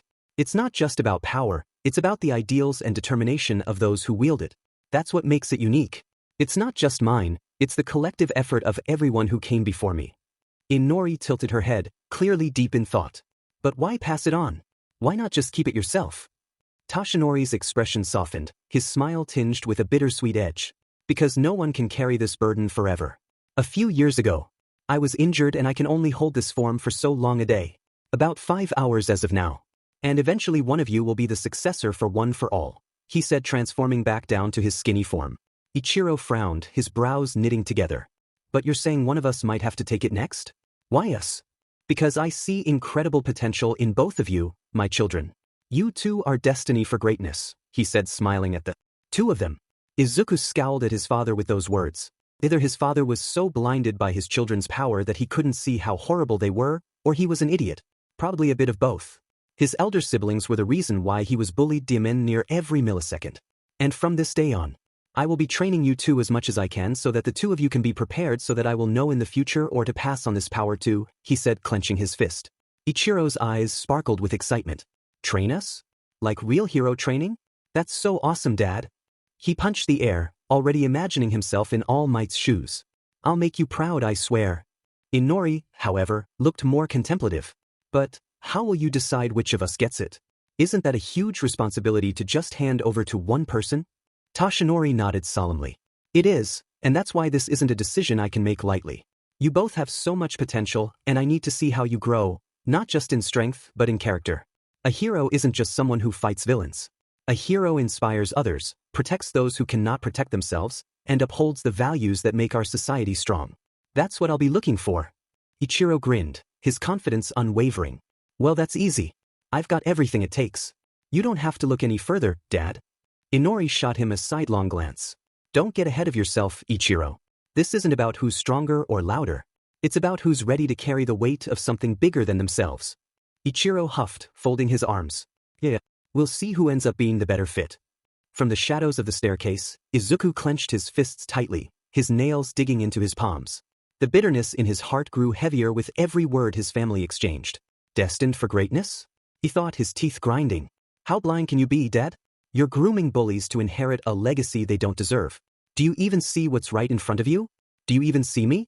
Ichiro and Inori in unison, determination gleaming in their eyes. We won't let you down, they said, their voices filled with conviction. Izuku shook his head. He wiped away the tears forming in his eyes and went quietly into his room. If they are getting serious now too, then I will be even more serious, he said as he opened the book that Jiro just bought him, starting to write down ideas for what he had to do in the future. 2 weeks later, Izuku sat in his mind space after a long day of school, work, training, and a bit of bullying from his classmates. It was the norm as he tried to figure something out with Chase. Chase, I really don't know what to do here. I mean, I have 108 quirks stored up in the quirk library now with 3 quirk creations available, but I don't know what the best course of action is, he said with a finger on his chin. Chase snapped his fingers, getting a cup of tea for Izuku as he walked over to him. I can help make recommendations and give you answers to problems you have about quirks, but I cannot tell what quirks you should specifically put together, he said, handing it to him. I know that, but can you give me some insight, he asked genuinely. Well, sir, I would try to have a quirk with versatility or a fighting-based quirk, he said simply. It was a simple suggestion but a good one for that. Izuku nodded thoughtfully at that and pulled up some quirks on the screen for him to use. Izuku tapped his chin as he browsed through the holographic interface in his mind space. Quirks arranged in neat rows, each with a brief description of its abilities. The quirk library glowed faintly, a testament to the immense power he had accumulated through years of hard work, observation, and sheer determination. All right, let's break this down, Izuku muttered, his voice steady despite the whirlwind of thoughts racing through his mind. If I'm going for versatility, I'll need a quirk that can adapt to various situations. But if it's fighting-based, then I'll need something with raw power, something that can hold its own against overwhelming odds. Chase nodded approvingly, a slight smile tugging at his lips. Precisely.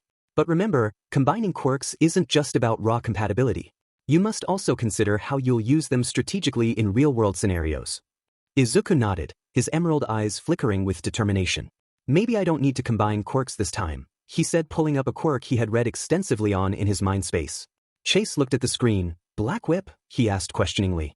Yeah, you said I could use a versatile quirk in my arsenal. This is one of the best ones in my library. Here I will read the description, said Izuku. Izuku cleared his throat and read aloud the description of Black Whip. his finger tracing the glowing text on the screen. Black Whip, a quirk that allows the user to manifest powerful, flexible tendrils made of dark energy. These tendrils can be controlled with great precision and used for a variety of purposes such as binding, swinging, or even attacking. The user can control the tendril's length, strength, and flexibility, making this quirk highly versatile. However, it requires mental and physical stamina to maintain control, especially when multiple tendrils are in use simultaneously. The quirk is highly effective in combat and for mobility, but prolonged use can lead to fatigue. It also says that with all that time being in one for all the power is amplified, and it is made more powerful now. Izuku looked up from the screen, his expression thoughtful. It's versatile enough to be used in both combat and utility situations. And with my enhanced cognition, I could probably use this with great precision, even under pressure. That seems like a great idea. Do you want to change anything about the quirk before we seal the deal? Asked Chase as he went up to the screen preparing for the adjustments. Izuku hesitated, his eyes tracing the details of Black Whip once more. He had always seen its potential, but now, with everything he had gone through, his training, his growth, and the weight of his struggles, he understood it on a deeper level. The versatility it offered was incredible, but would it be enough to face the challenges ahead?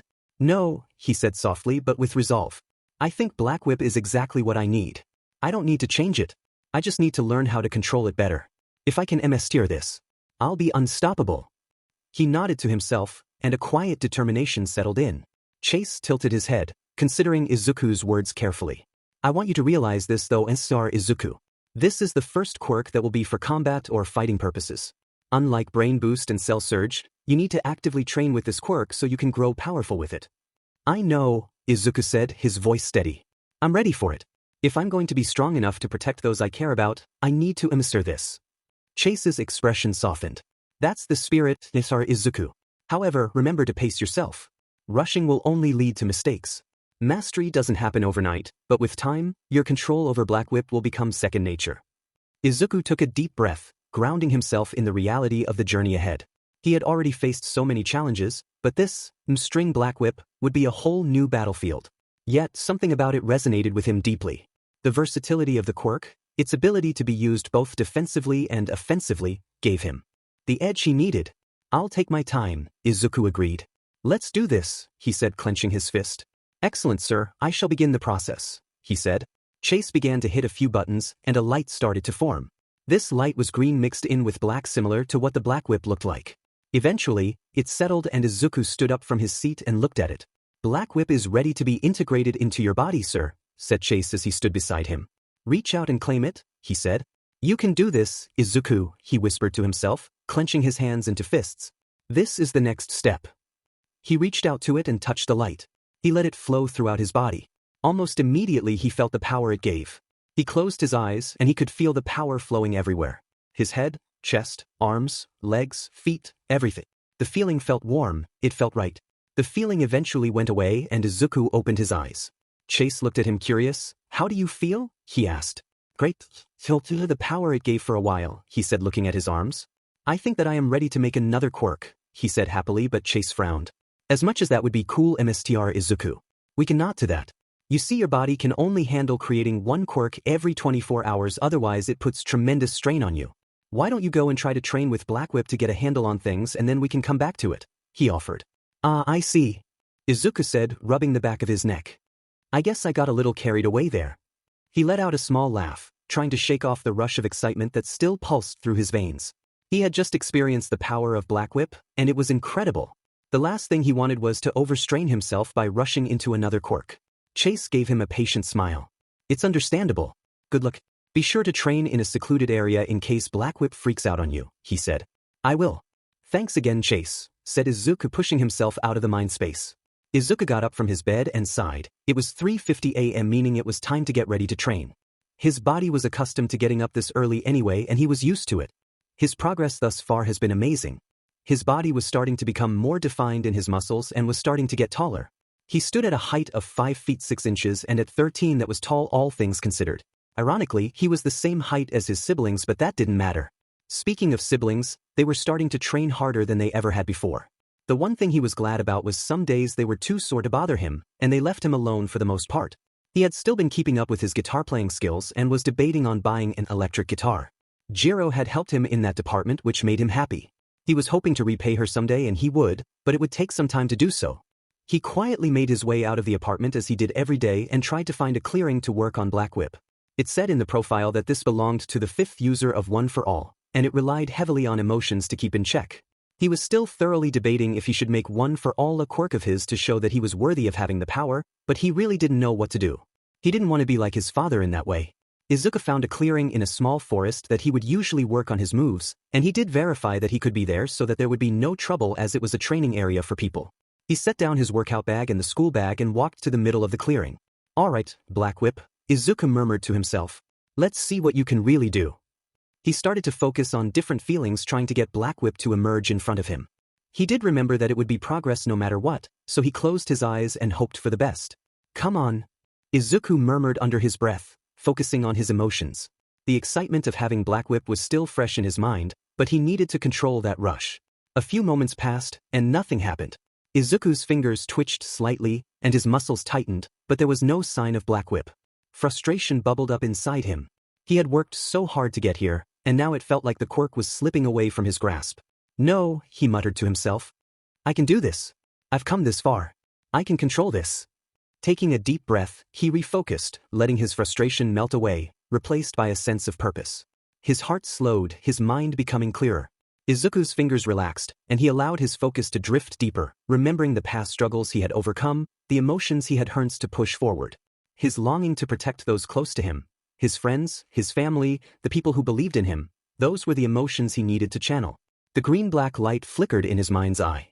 He could feel it, Black Whip, responding to his emotions. It was closed. All he had to do was reach for it.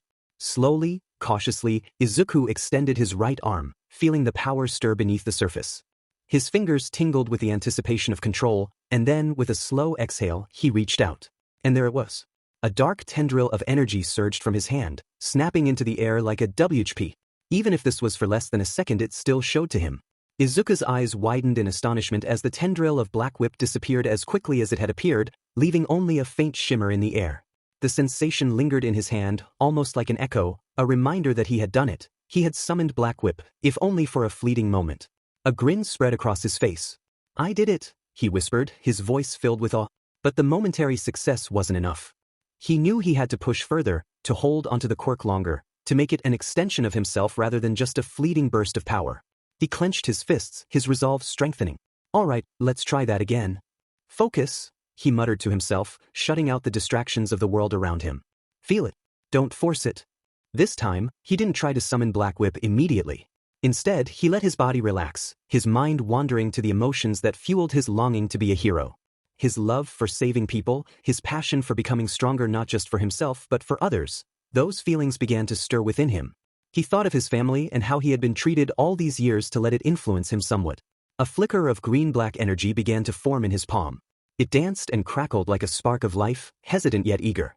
"There you are," Izuku whispered, a small smile tugging at his lips. A small tendril of Black Whip formed and was about a foot long, but it disappeared almost immediately after. Izuku sighed at this.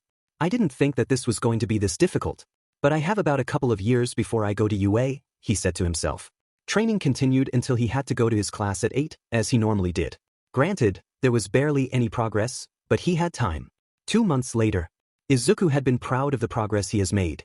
Black Whip was getting easier and easier to control. He was able to create one Black Whip for 5 seconds, but if he did 2 tendrils it could only be for 1 second. The quirk was still too much to handle that much power, and it made him frustrated from time to time. He had used one quirk creation recently, and that was Danger Sense. It belonged to the 4th user of One for All, Hikage Shinomori. Danger Sense was a quirk that alerted him to imminent danger through a sharp tingling in his head. At first, the sensation had been disorienting, like an overwhelming itch he couldn't scratch, but with time he began to adjust. He was honestly thankful for all the bullying at school for once, as he was able to feel the malice from people when something was going to happen. He had adjusted the quirk to be more manageable to handle it. He had eventually gotten used to it as a whole, but this was a very handy quirk. The next quirk that he created was something he called Eagle Eyes. It was a very simplistic quirk, but it allowed him to pick up movement easier with his eyes. He had gained prefect vision with this quirk, and it boosted his perception significantly, enabling him to track fast-moving objects with incredible accuracy. Eagle Eyes wasn't as flashy as Black Whip or as critical as Danger Sense, but it was invaluable in training. With it, Izuku could anticipate movements better, plan his actions more effectively, and notice details others might overlook. As he said before, he wanted effective and non-flashy quirks so that not many people wouldn't know of his power to create quirks. The more and more he thought about it, the more he realized that this power would make people freak out and he might get hunted down for it. He might have been over-exaggerating, but you couldn't be too careful. He was playing his guitar right now to relieve some stress.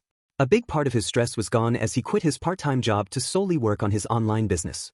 The superhero theme covers were a success, and he was making a little over $1,000 a month. It was starting to get too troublesome to make the covers himself, so he started to find a way so that the designs would be put on the covers faster. He created a machine to help with that, and he was surprised when he did. He knew he was smart, but not the type of smart to put designs on the covers of notebooks. It was simple, really. He placed the design and cover in the machine, and it pressed it down to transfer the design onto the cover. A big plus to it was he could reuse the designs. He had designs of Endeavor, All Might unfortunately, Mirko, Edgeshot, Ryukyu, Hawks, and even some lesser-known heroes like Fat Gum that he drew himself. Customers loved the variety, and orders kept pouring in from all over Japan. Izuku was amazed at how much his business had grown in such a short time. It felt good to have something he could call his own, something that was thriving because of his hard work and creativity. He was interrupted when his sister knocked on his door. This really confused him as she never did that. Not since they were much younger anyway. He went to the door and opened it. "Yes, Inori," asked Izuku, curious at what she wanted. "What the heck are you doing in here, Deku?" she asked, trying to look into his room. "Why does that matter?" he asked. "Because I wanted to know. But Dad said he wanted to talk to all three of us," she said, still trying to peek in. He furrowed his brow at that but shrugged his shoulders. "That's surprising, at all three of us, he probably means you and Ichiro." This confused her slightly, but she shook her head as she headed to the living room with Izuku in pursuit. He walked downstairs to see everyone was already sitting, including his father, who was standing at the head of the table. He sat at the end of the table while his mom and siblings were at the other end. Toshinori cleared his throat to speak. "Well, you three, now that you are here, I have something for all three of you," he said, pulling out 5 slips of paper and sliding it over to them. The three of them opened it to find it was an all-exclusive pass to Tour UA. Izuku stared at the slip of paper in his hands. An all-exclusive pass to Tour UA? He couldn't deny the thrill that coursed through him. UA was a place he had idolized for as long as he could remember. But at the same time, his mind raced with caution. Something didn't feel right at all. He felt like there was something more to be said. "No way," said Inori, looking at the tour pass. "This is awesome. How did you get these?" exclaimed Ichiro. "I have my ways and connections. I figured that all three of you wanted to go to UA and we could take a tour of the place. They have the best heroics program for up-and-coming heroes for you too, and one of the best general educations in all of Japan for you, Izuku," he said, smiling at him. And there it was. He knew there was going to be something like that. The good thing was it was up to him for what program he wanted to do at UA. The hero course being the one he was choosing to do. Toshinori sighed. "Though the bad news is that myself and your mother cannot go with you tomorrow as we have an important business meeting. So you will have 2 other tickets. You could even bring a friend or 2 if you wanted," he said, offering.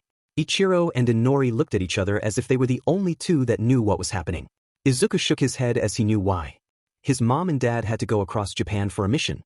His mom, from what he figured out, was his little helper with phone calls, telling him missions and appointments.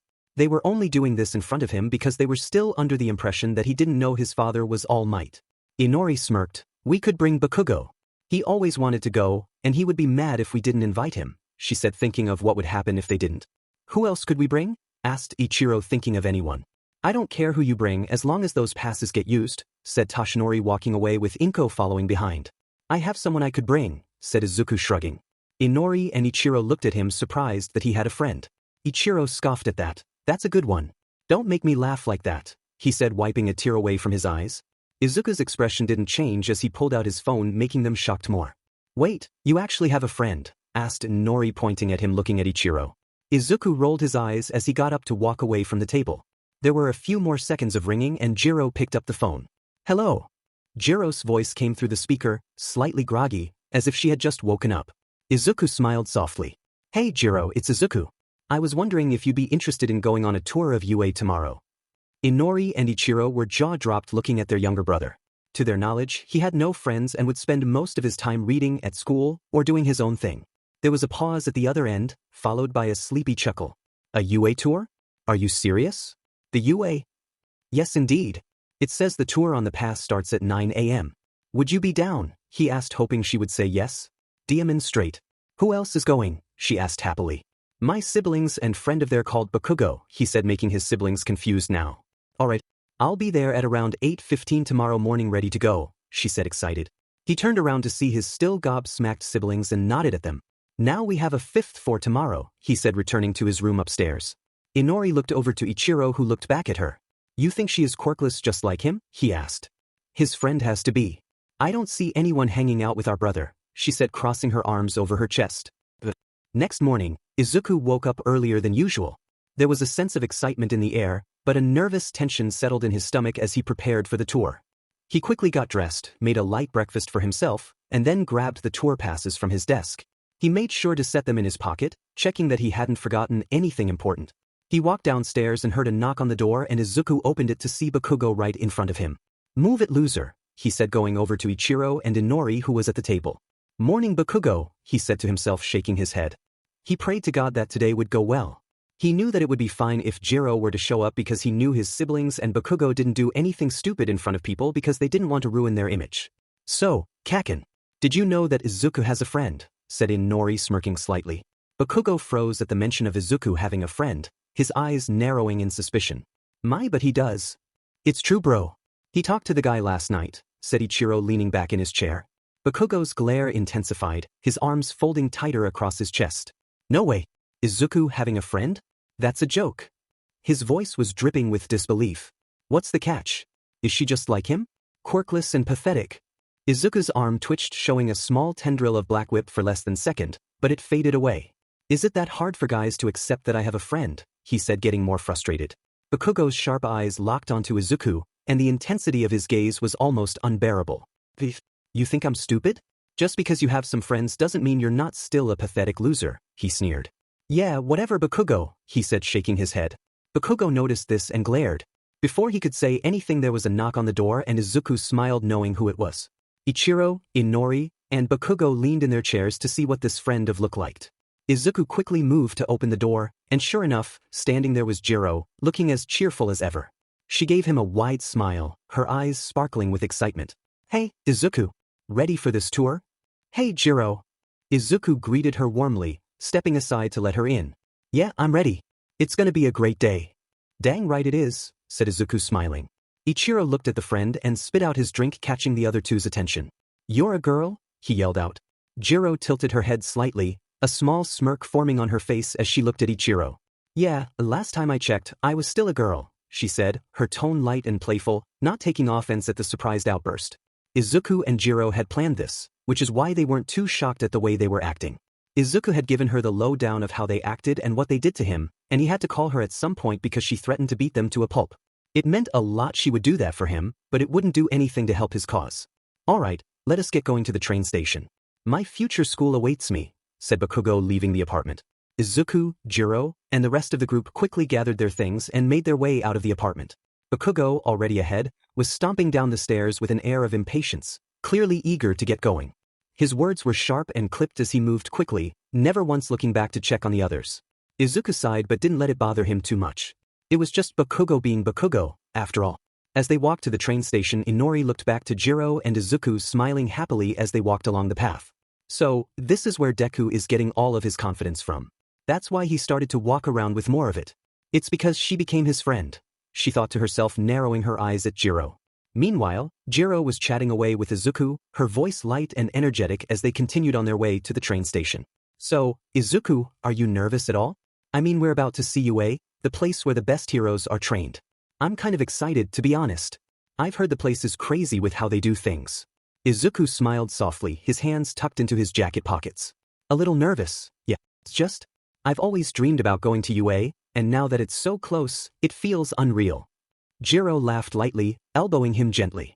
I bet it's overwhelming, but you'll be fine. You've got the heart of a hero, and you've worked hard to get here. That's all that matters. Izuku blushed slightly with her encouragement. Thanks, Jiro. It feels good to hear that. Inori went wide-eyed. That settles it. That is where he is getting confidence from. Whenever he doubts himself, she is there to bring him up. I need to do something about this before this gets out of hand. As they neared the train station, the group's energy started to pick up. Bakugo, as expected, was already at the platform, tapping his foot impatiently. Ichiro and Inori were discussing something quietly, though Inori occasionally shot glances toward Jiro, her earlier suspicions still lingering. It was clear that she was calculating her next move, trying to figure out what was so special about Izuku's new friend. They all boarded the train and were on their way to UA. Izuku couldn't help but smile as the train bustled by buildings waiting to go to his dream school. Jiro was lost in her own thoughts as they headed to UA. He wasn't kidding. Just off first glance, these three look like snobby kids. I am amazed that Izuku turned out the way he did with this pressure. I am glad I found him and made him my friend, otherwise he would be a lost soul right now. She thought, looking at her friend, marveling at the sights. The 5 future heroes soon made it to their stop and started to walk to the UA grounds. As they stepped off the train and began walking toward UA, the air was filled with a mixture of awe and anticipation. Even Bakugo, usually brash and dismissive, couldn't entirely hide his curiosity as the grand structure of UA Academy came into view. Its towering gates and sleek modern design were a testament to the prestige of the school, the beacon of hero training in Japan. Wow, said Ichiro, looking around. Agreed, replied Inori. The 5 of them soon stopped as the passes said to wait at the gate of the entrance, and they were there 15 minutes early, so they were all good to go. The group stood outside the massive gates of UA, each lost in their own thoughts. The air was crisp with the anticipation of something great. Izuku couldn't help but fidget with his tour pass as he glanced around at his companions. Bakugo leaned against a nearby post, arms crossed and tapping his foot impatiently, while Ichiro and Inori were whispering to each other, likely about Jiro. Jiro, on the other hand, was the picture of calm confidence. She had her hands in her jacket pockets, her eyes scanning the impressiveness of the academy. This place really lives up to the hype, she murmured, more to herself than anyone else. Izuku smiled softly at her words.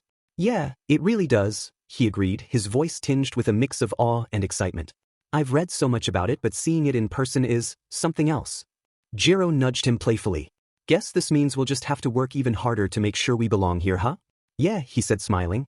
Before Izuku could respond, a loud voice cut through the quiet. You'd better not embarrass me. Deku! Bakugo barked, his fiery glare fixed on Izuku. Confused, Izuku tilted his head to the side with a perplexed look on his face. You're the only one yelling. Meaning that you are likely the nervous one. Excuse me, he yelled out, but the conversation was stopped from a tap on Izuku's shoulder. Pardon me, sir, but are you here for the tour of this campus? Asked a deep voice from behind him, tapping on his shoulder. Izuku turned around and blinked, looking up at the figure with the bird-like head. Oh yes, we're here for the tour, he said, showing the tour pass he had been nervously fiddling with. The figure nodded, their sharp beak dipping slightly. Very well. I'm also on this tour. My name is Fumikage Tokoyami. Pleasure to meet you, he said, shaking his hand. Nice to meet you too, Tokoyami, said Izuku, smiling at him. He wasn't the only one to show up. There were 3 more people on this tour. A girl that had vines for hair, a somewhat tall girl with black silky hair done up well in a ponytail, and a boy who stood well above the rest with multiple arms and a mask on his face. Oh yeah! Who is ready to get their tour on? Yelled a man with blonde hair as he struck a pose. Everyone knew who this was as they stared at him. For those of you that don't know, my name is Present Mike. I am going to be your tour guide, my little listeners, he said, pointing to all of them. Izuku had stars in his eyes as he saw a hero right in front of him. Oh my gosh, he said, whispering to Jiro. I listen to his podcast every morning. Me too. I forgot that he was a teacher here at UA, she said, panning back over to him. Alright, my little listeners. I need you names so that I can keep track of you all and not get in trouble again for losing a person, he said, scratching the back of his head. Inori Yagi. Ichiro Yagi. Katsuki Bakugo. Ibara Shiozaki. Mizo Shoji. Izuku Yagi. Kyokujiro. Momo Yayorozu. Fumikage Tokoyami. Present Mike smiled as he finished writing the names down. Awesome sauce. Now how about we get going, my future heroes, he said, striking another pose. The group, now fully gathered, stood in front of the towering gates of UA, ready to embark on the long-awaited tour. Present Mike waved his hand enthusiastically, leading them forward with unbridled energy. Follow me, my little listeners. We're going to get an exclusive look at the place where all the heroes are made. His voice echoed off the walls, and Izuku couldn't contain his excitement as he walked beside Jiro, trying to match her stride. As they passed through the gates, the scale of UA Academy hit them like a tidal wave. The sheer size of the grounds was overwhelming. Tall buildings towered over them, each one a symbol of the countless heroes that had trained here. Izuku felt a lump form in his throat as they moved deeper into the campus. This was it, the place he had dreamed about for so long. Now, he was walking on its hallowed grounds. First stop, the main training area. Present Mike shouted, breaking the silence. Let me tell you, this is where all the magic happens. The real action. This is the place where you can train your quirks to the most of your potential or even get some actual physical training in. We have full-size cities, mock battle zones, and combat arenas. We also use this space for some of the more intense exams and testing, including the famous entrance exam. Present Mike grinned, clearly proud of the facilities. Present Mick's voice boomed again. Alright, let's move on to the gym, my little listeners. This is where you're going to get a real taste of the training here at UA.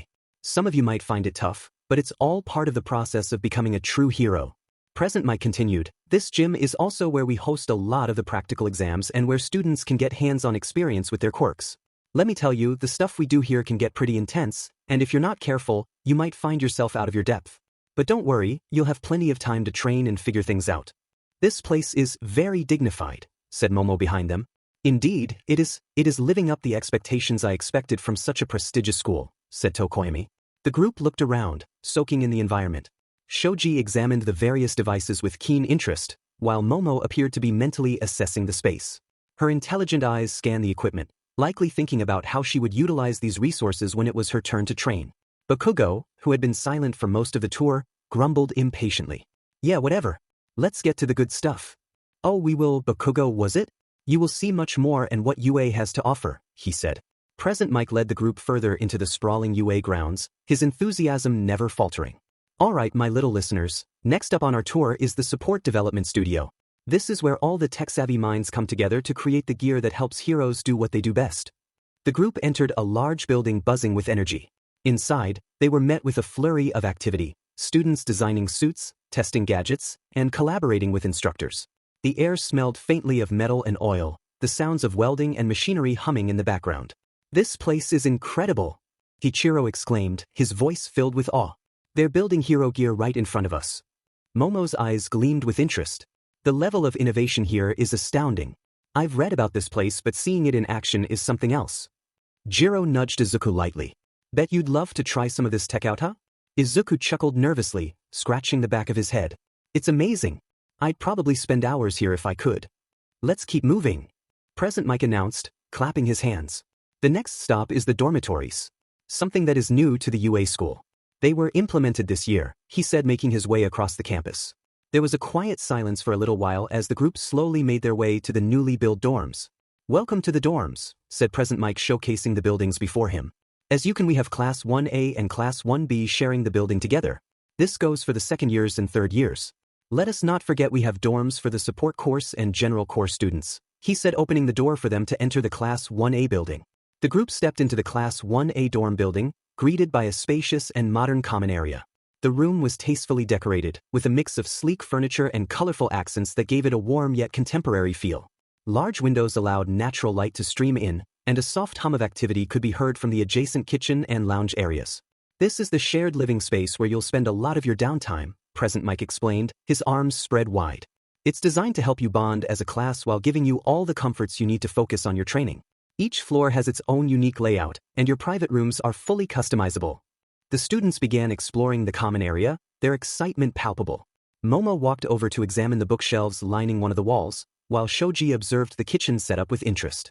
Tokoyami found a corner near the windows, quietly admiring the view of the campus grounds. Ah, and here is one of our amazing first-year students, said Present Mike, placing an arm around a student who was on the couch. Izuku looked to see the boy had small black eyes with blonde spiky hair, a smile on his face. Hello everyone. My name is Mirio Togata, he said. Mirio Togata's bright, warm smile immediately put everyone at ease. I am a first year here and I can say that everything here is amazing, and if you all attend here in the future you will all get the best education, he said, winking and giving a thumbs up. The group chuckled at Mirio's infectious enthusiasm. His bright personality seemed to radiate positivity, easing any lingering nerves among the potential students. Thanks, Mirio, Present Mike said, gesturing to the rest of the group. Why don't you tell them a little more about what it's like to train here at UA? Mirio nodded eagerly. Of course. UA really pushes you to grow, not just as a hero, but as a person too. The teachers are amazing, the facilities are top-notch, and the challenges. Well, let's just say you'll discover what you're truly capable of. Jiro tilted her head. What kind of challenges do you mean? Great question. Mirio responded. For example, there are mock battles where you have to strategize against classmates, rescue simulations that test your quick thinking, and physical challenges that push your limits. Oh, and the teachers sometimes jump in to make things extra tricky. Bakugo smirked, his competitive side already stirred. Sounds like my kind of place. I'll show everyone how it's done. Mirio chuckled, unfazed by Bakugo's boldness. That's the spirit. But remember, teamwork and adaptability are just as important as raw power. As the group continued to ask Mirio questions, Izuku couldn't help but feel inspired. He admired Mirio's confidence and easy demeanor. If I make it to UA, I want to carry myself like that, Izuku thought. Alright, let's not overwhelm the guy. Present Mike interjected with a laugh. We've still got more to see, my little listeners. Next up, let's head to the cafeteria. The group followed Present Mike out of the dorms and toward a sleek, modern building with wide glass doors. Inside, the cafeteria was bustling with activity. Students were scattered across tables, some chatting animatedly while others focused on their meals or books. The aroma of freshly cooked food filled the air, making more than a few stomachs rumble. This is the cafeteria, Present Mike announced. They've got everything you could want, nutritious meals, quick snacks, and even options tailored to students with specific dietary needs. Trust me, the food here is so good, you'll forget it's part of school life. Momo raised her hand slightly. Do they cater meals for students with unique quirks that affect their dietary requirements? Absolutely, Present Mike assured her. We've got chefs and nutritionists who work together to make sure every student gets exactly what they need to perform their best. The group spent a few minutes exploring the cafeteria, with Ichiro marveling at the variety of food options on display. This place is like a 5-star restaurant, he whispered to Jiro, who nodded in agreement. Actually, what is convenient about this is that it is lunchtime right now. So how about we all get some grub, and I will meet back with you here in a bit. I need to go talk to one of the teachers here, he said, winking at them and walking away. As Present Mike strolled off, the group found themselves standing in the middle of the bustling cafeteria.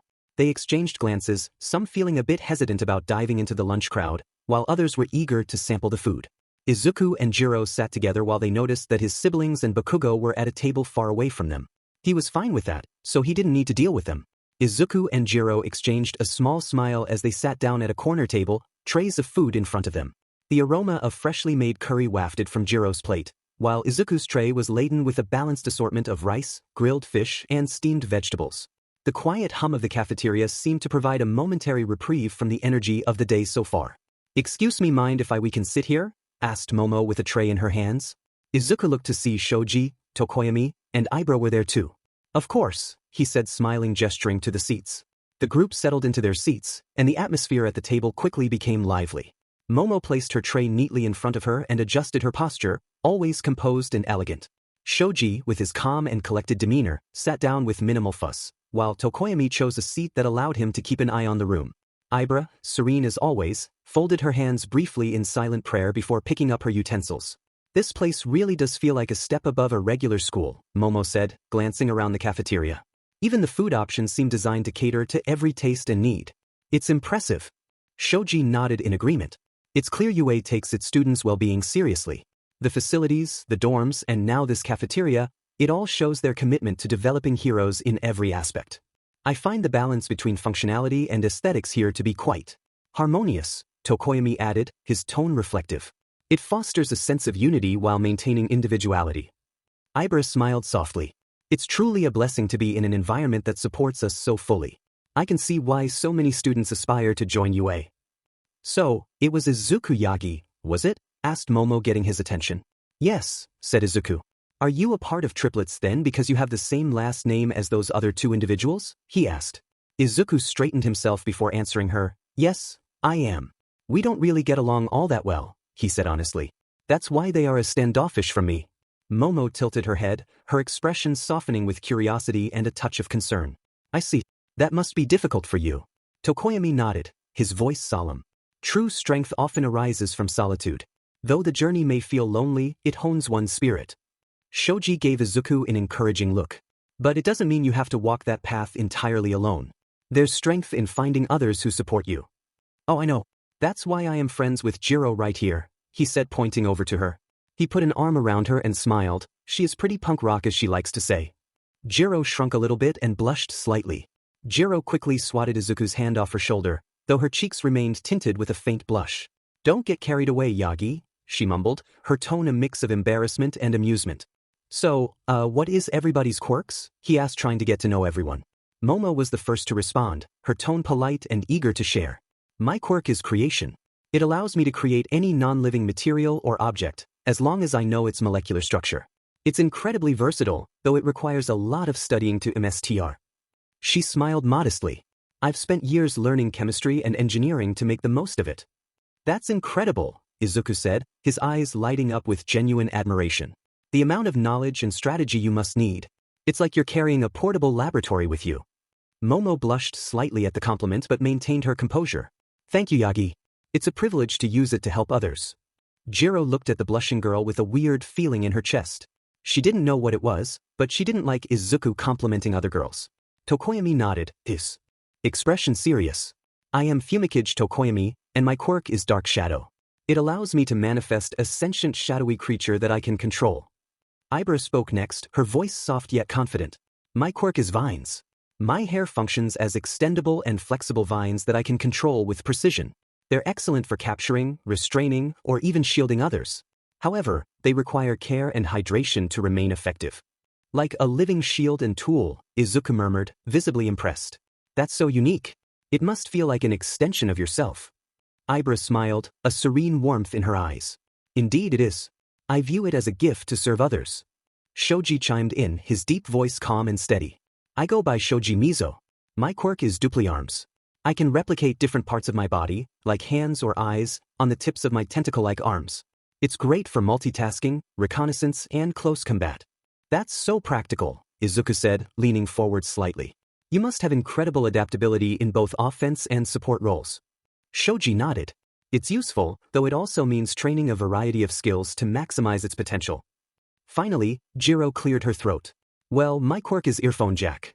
I can plug my jacks into objects to channel sound waves, either to amplify my heartbeat for sonic attacks or to pick up faint vibrations and sounds. That's very unique, said Momo. Jiro shrugged, a slightly sheepish smile tugging at her lips. I guess it's a bit unconventional, but it works for me. Plus, it's handy when I'm not playing music, she added with a wink. What about you, Yagi? Asked Ibra. Jiro looked over to him, realizing that this could be a problem. She knew that he had 5 quirks now, 6 if you include Synthesist, and he couldn't just openly say it. Izuku hesitated for a moment, his mouth opening slightly as he tried to figure out how to explain his quirks without revealing too much. He couldn't exactly tell them about all 5 of his quirks, 6 if you counted Synthesist. The truth was complicated, and he didn't want to draw too much attention to himself. But before he could formulate an answer, the loud boom of Present Mix's voice cut through the air. All right kids, are we ready to continue the tour? Present Mix's trademark enthusiasm bounced through the cafeteria as he approached the table with a wide grin on his face. Izuku quickly straightened up, glad for the interruption. Yeah, ready when you are, he said, flashing a quick smile to his classmates, who seemed just as eager to move on from their lunch break. Present Mike gave a quick thumbs up. Great. Follow me, everybody. We've got more to see, and it's time to hit the ground running. As Present Mike led the group toward the hallway, the students shuffled along, chatting amongst themselves and stretching a bit after their meal. Some seemed relieved to be away from the lunch table, eager to get moving again, while others looked like they were ready for a break after all the new information they'd absorbed. Bathrooms, bathrooms. Present Mike called back to the group, his energy unwavering.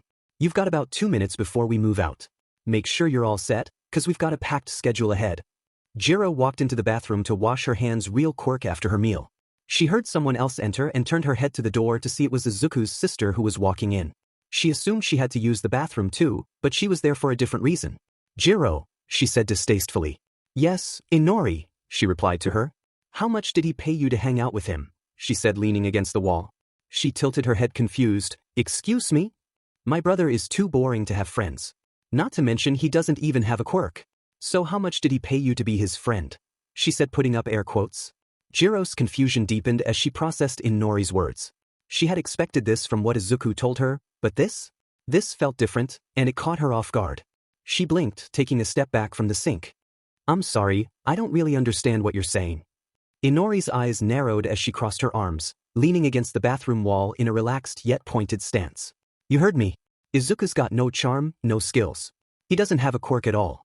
Why are you hanging out with him? She scoffed, clearly dismissing her brother's abilities with a flick on her wrist. He's the kid who should have been left in the shadows, but you are hanging out with him for a reason that I can't think of. He is about the pinnacle of uselessness. Jiro's hands balled into fists as her anger began to boil over. She couldn't believe what she was hearing. How dare Inori talk about Izuku like that? He was a hard-working, kind-hearted person, and to have his own sister belittle him in such a way was beyond infuriating. She closed the gap between them, her voice low but edged with fury. You really think that's how things are? That Izuku is some kind of burden to be thrown away just because of who he is? Jiro's tone was sharp, and the energy around her crackled with frustration. You don't know the first thing about him. Do you think because he doesn't fit into your little box of what's useful or cool, that he's worthless? All I see is that he has an a-holy sister and brother who don't give a shit about him. That's where I went in, showing him is worth something and that he can be something. It's disgusting to see siblings treat him like this, she said angrily. Inori's eyes widened slightly at Jiro's words, but the shock quickly faded into a cold, disdainful smirk. She uncrossed her arms and stepped closer, looking down at Jiro as if she were the one in control. You think you know him, huh? You think you understand what he's been through? You don't get it. He's always been the disappointment in our family, the one who never lived up to expectations. It's not my fault he can't keep up. If you're determined to waste your time on him, then be my guest. But don't act like you're doing him any favors. You're just indulging his pathetic fantasies, Inori said, turning away from her. And you're just being a huge beach in his life that thinks too highly of herself. I can't imagine how your parents treat him, she replied to her bitterly. Inori paused for a moment, her back still turned to Jiro, but Jiro could feel the sharpness of her words hanging in the air. It was clear that Inori was on the defensive now, and Jiro's last remark had struck a nerve. Inori's entire demeanor had shifted, her posture stiffening as she clenched her jaw tightly. Watch your mouth, you effing lesbian-looking beach, Inori spat, her voice icy. You don't know a thing about our family. Don't think you can come here and act like you know what's best for Izuku. You don't know what it's like to have him dragging down everything he touches. Jiro, unfazed by the comment, got in her face to say one last thing. Then you know nothing of him. 10 years from now Izuku is going to be the #1 hero, smiling at world and being a hero to everyone and their hearts. Your family will be the ones at the bottom, she said, pushing her slightly as she left the bathroom in a huff. All right. Everyone ready to go? We've got places to be and things to do. Time to get moving, folks, said Present Mike. Let's finish this up. The next couple of hours went by in a flash as the group wondered about the rest of the UA campus. Soon they were at the gate ready to leave. I would like to thank you all for coming to tour our marvelous campus and get a glimpse of what we have to offer here at UA, Present Mike said with his usual enthusiasm as he waved them toward the exit. Remember, this place is full of opportunity, and you're all capable of great things. Take in everything you've seen today, it's just the start. The future UA students began to walk away, but Izuku was stopped by Momo, who turned to him quickly. Wait, I would like to exchange my numbers with you so that we can stay in touch. You do plan on attending UA, right? Izuku blinked in surprise as Momo approached him, a gentle but determined smile on her face. His heart skipped a beat at her words. He had only just met her, but it seemed like she was already making an effort to keep in touch. It was something he hadn't expected but felt a little grateful for. Yeah, I do plan on attending UA, Izuku said, his voice a bit uncertain but hopeful. I'd be happy to exchange numbers. Momo's smile grew wider, and she pulled out her phone, unlocking it with a quick swipe. Great. I think it'll be good for us to stay connected. We're all going to face challenges ahead, and it might help to have someone to bounce ideas off of or just talk to every now and then. Izuku nodded enthusiastically, already feeling the weight of the upcoming challenge, but also sensing that he was starting to build a network of people who would be there to support him. He reached into his pocket for his phone, quickly pulling it out and unlocking it. Here you go, Izuku said, holding out his phone to Momo. Shoji looked at this and smiled from one of his arms. That is a great idea. Let's stay in touch with each other, he said, giving his number out. He saw Bakugo, Inori, and Ichiro had walked from the group to make their way home, ignoring them as they exchanged numbers. He soon had Ibara's, Shoji's, Momo's, and Tokoyami's numbers, and felt a sense of camaraderie forming among them. It felt like he was finally starting to build a support system, one that might carry him through the challenges of UA. It was nice meeting you all, said Izuku to them as him and Jiro started to walk away. Let's hope that we see each other again, said Ibara, bowing to him. Izuku smiled softly, his heart warm with a mixture of nervousness and excitement. Yeah, I hope so too, he replied, bowing slightly in return before turning to walk alongside Jiro. Jiro looked down at the ground as they made their way to the train station. Izuku caught notice of this and frowned a little. You okay, Jiro? Jiro hesitated for a moment, her hands stuffed deep into her jacket pockets. She kicked a stray pebble on the sidewalk, watching it bounce away before she spoke. Yeah, just thinking about some stuff. Izuku tilted his head, concern evident in his expression. Was it something Inori said? How did you know? She said, looking at him slightly surprised. Because she went into the bathroom the same time you did and you came out of the bathroom looking like you were going to go Super Saiyan, he said, moving closer to her. Jiro chuckled softly at Izuku's attempt to lighten the mood, but the tension in her shoulders didn't entirely ease. Yeah, she had some choice words, she admitted. She said some really awful things about you. About how useless you are and how you don't deserve friends. Honestly, it set me off more than I thought it would. Izuku sighed. What did she say about you? 'Cause I know she said something to you specifically. Izuku followed Jiro onto the train, his concern growing. He took a seat across from her, waiting for her to answer. Jiro leaned back against the window, her arms crossed tightly as if trying to shield herself from the memory of the conversation. She called me a lesbian-looking beach, Jiro finally muttered, her tone half disbelieving, half angry. I don't even know why she felt the need to say it. It's like she was just reaching for something to hurt me. It's not the first time someone thought I was a lesbian. I don't get why people associated short-haired woman with lesbian. Izuku's eyes widened, and his expression immediately darkened. That's awful. I'm so sorry, Jiro. She had no right to say something like that. Yeah, well, I'm used to dealing with people who think they can get under my skin by throwing around insults, Jiro said, shrugging, but her voice betrayed a hint of hurt. What really got to me wasn't what she said about me, it was the way she talked about you.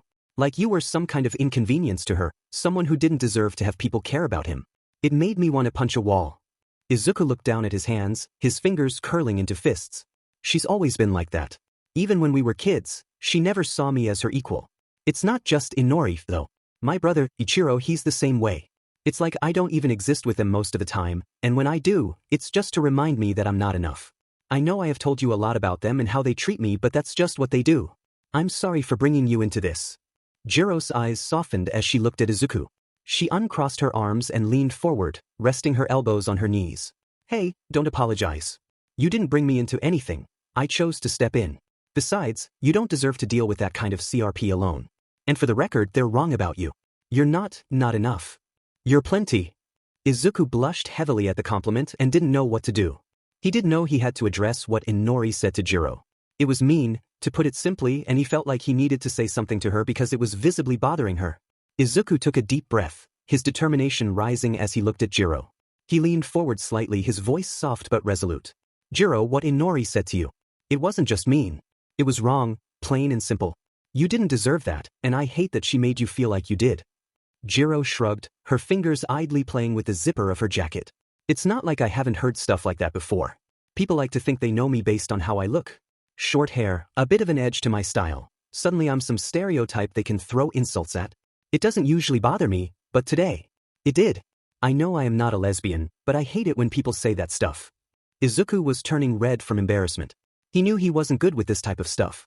He knew he was an awkward kind of guy, but he needed to push this to the side for now. It was for Jiro. Izuku shifted nervously in his seat, clasping his hands together as he struggled to find the right words. I get that. I mean, not exactly, but people have said things about me too, stuff they think they know just by looking at me. Or because of my quirklessness. Well, used to be quirklessness. He rubbed the back of his neck awkwardly, glancing at Jiro to gauge her reaction. Jiro leaned her head back against the window, her lips curving into a faint smirk. You really are a dork, Midoriya? But, thanks. I guess you'd understand better than most. Her smirk faded as she turned her gaze to the passing lights outside. Still, it doesn't make it any less annoying. I don't care if people think I'm a lesbian or whatever, I know who I am. But when someone says it like it's an insult, like it's something I should feel ashamed of? She clenched her fists. That gets under my skin.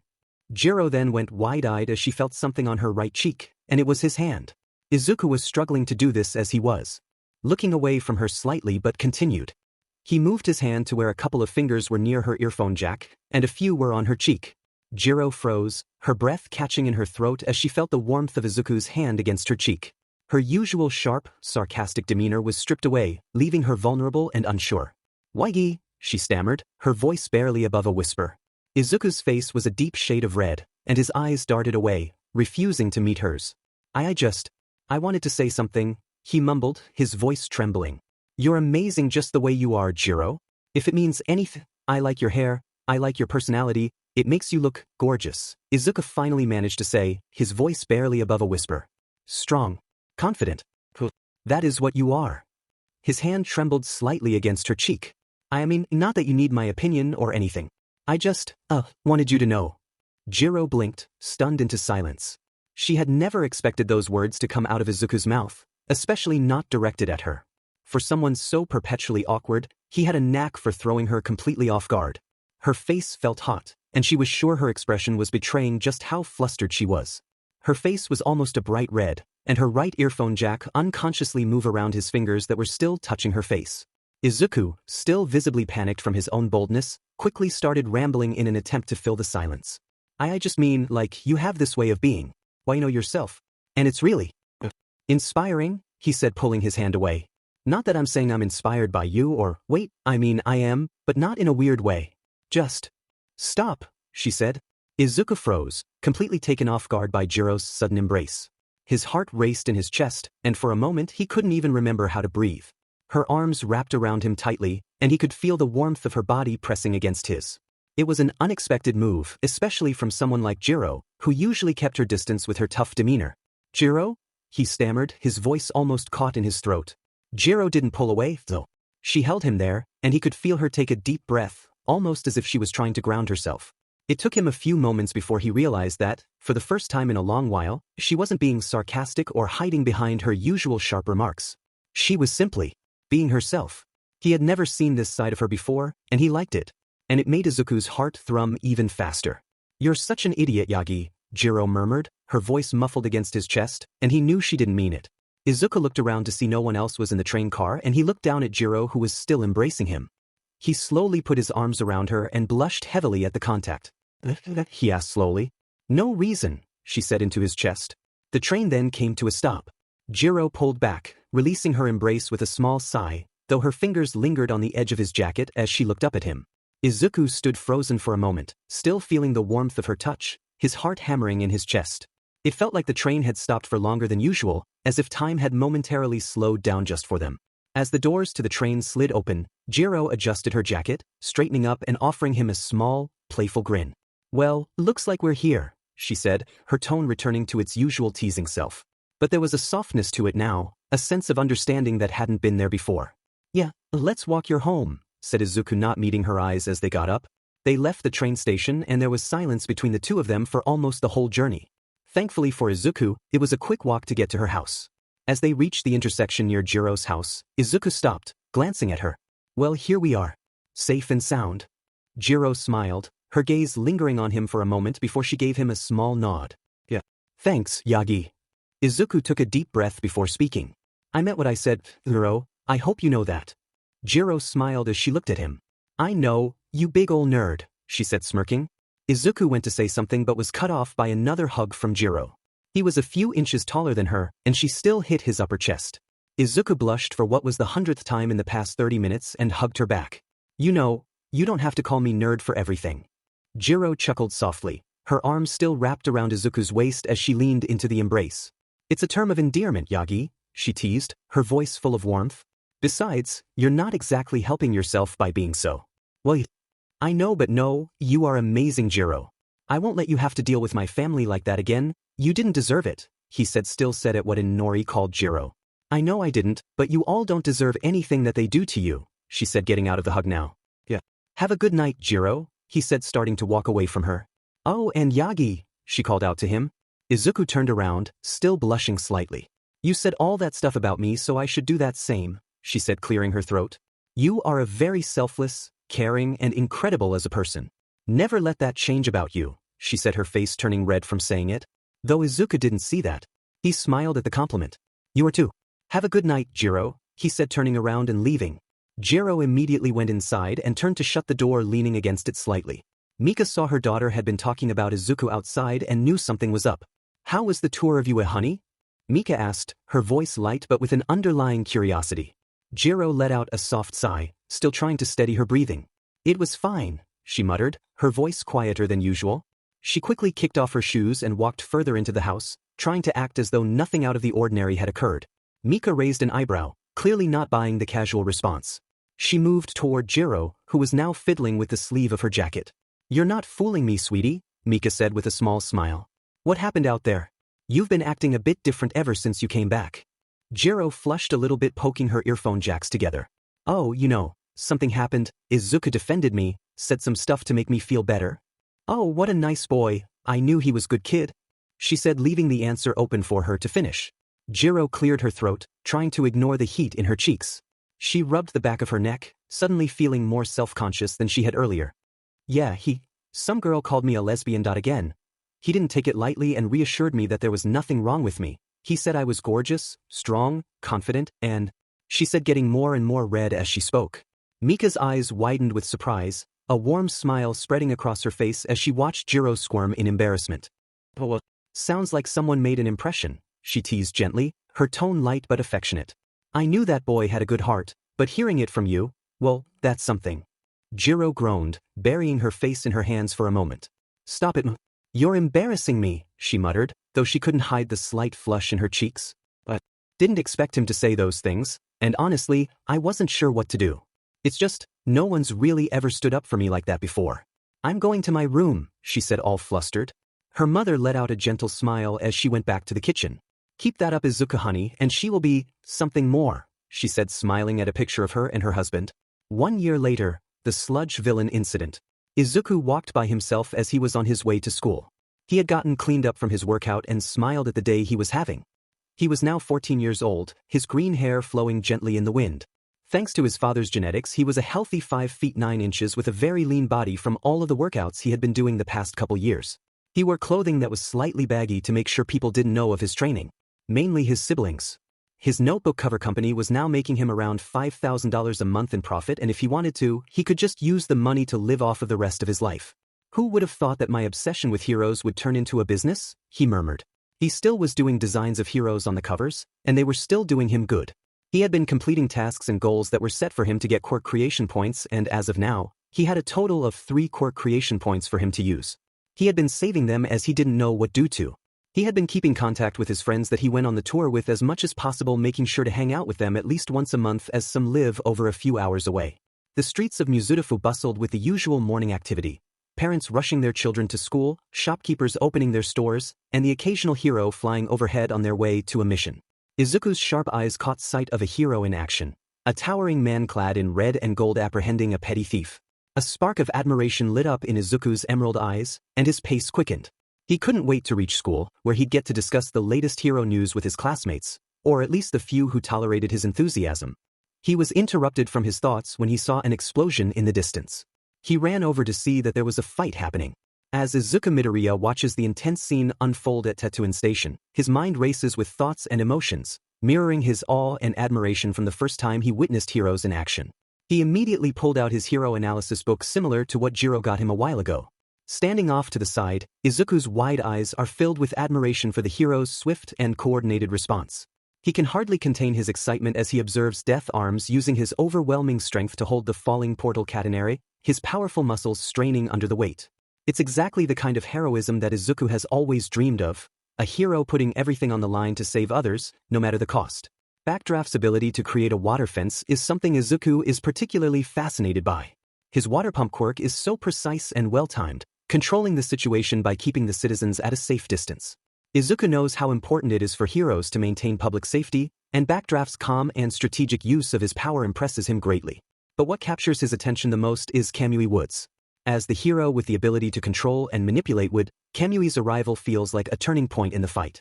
Izuku can almost feel the tension rise, knowing that the giant villain is going to have to face Kamui's formidable power. He imagines Kamui's flexible, controlled movements, his wood-like appendages sprouting from his body to restrain the villain, all while the massive figure looms before him. It's a battle of agility versus brute force, and Izuku wonders how the fight will unfold. Izuku watches the unfolding fight with an intensity that borders on obsession, his notebook already out, scribbling furiously as he documents every move, every strategy, and every quirk application in the battle. He can barely keep up with the pace of Kamui Wood's movements, marveling at how the hero's arbor quirk allows him to dodge the giant villain's crushing attacks with such finesse. When the giant villain lashes out with his enormous hand, Izuku's breath catches in his throat, fearing for Kamui Wood's safety. But the hero's fluid agility amazes him. Kamui dodges effortlessly, his wooden limbs extending and retracting in perfect harmony with his movements. Izuku mutters to himself as he writes, noting how Kamui Woods uses his quirk not just for offense but also for mobility and evasion. Dodged again. His reaction time is incredible. And his control over his arbor quirk, it's almost like an extension of his body, Izuku mumbles, oblivious to the curious stares of the bystanders around him. When Kamui Woods attempts to restrain the villain by running up his arm and seizing his wrist, Izuku is on the edge of his seat. That's it.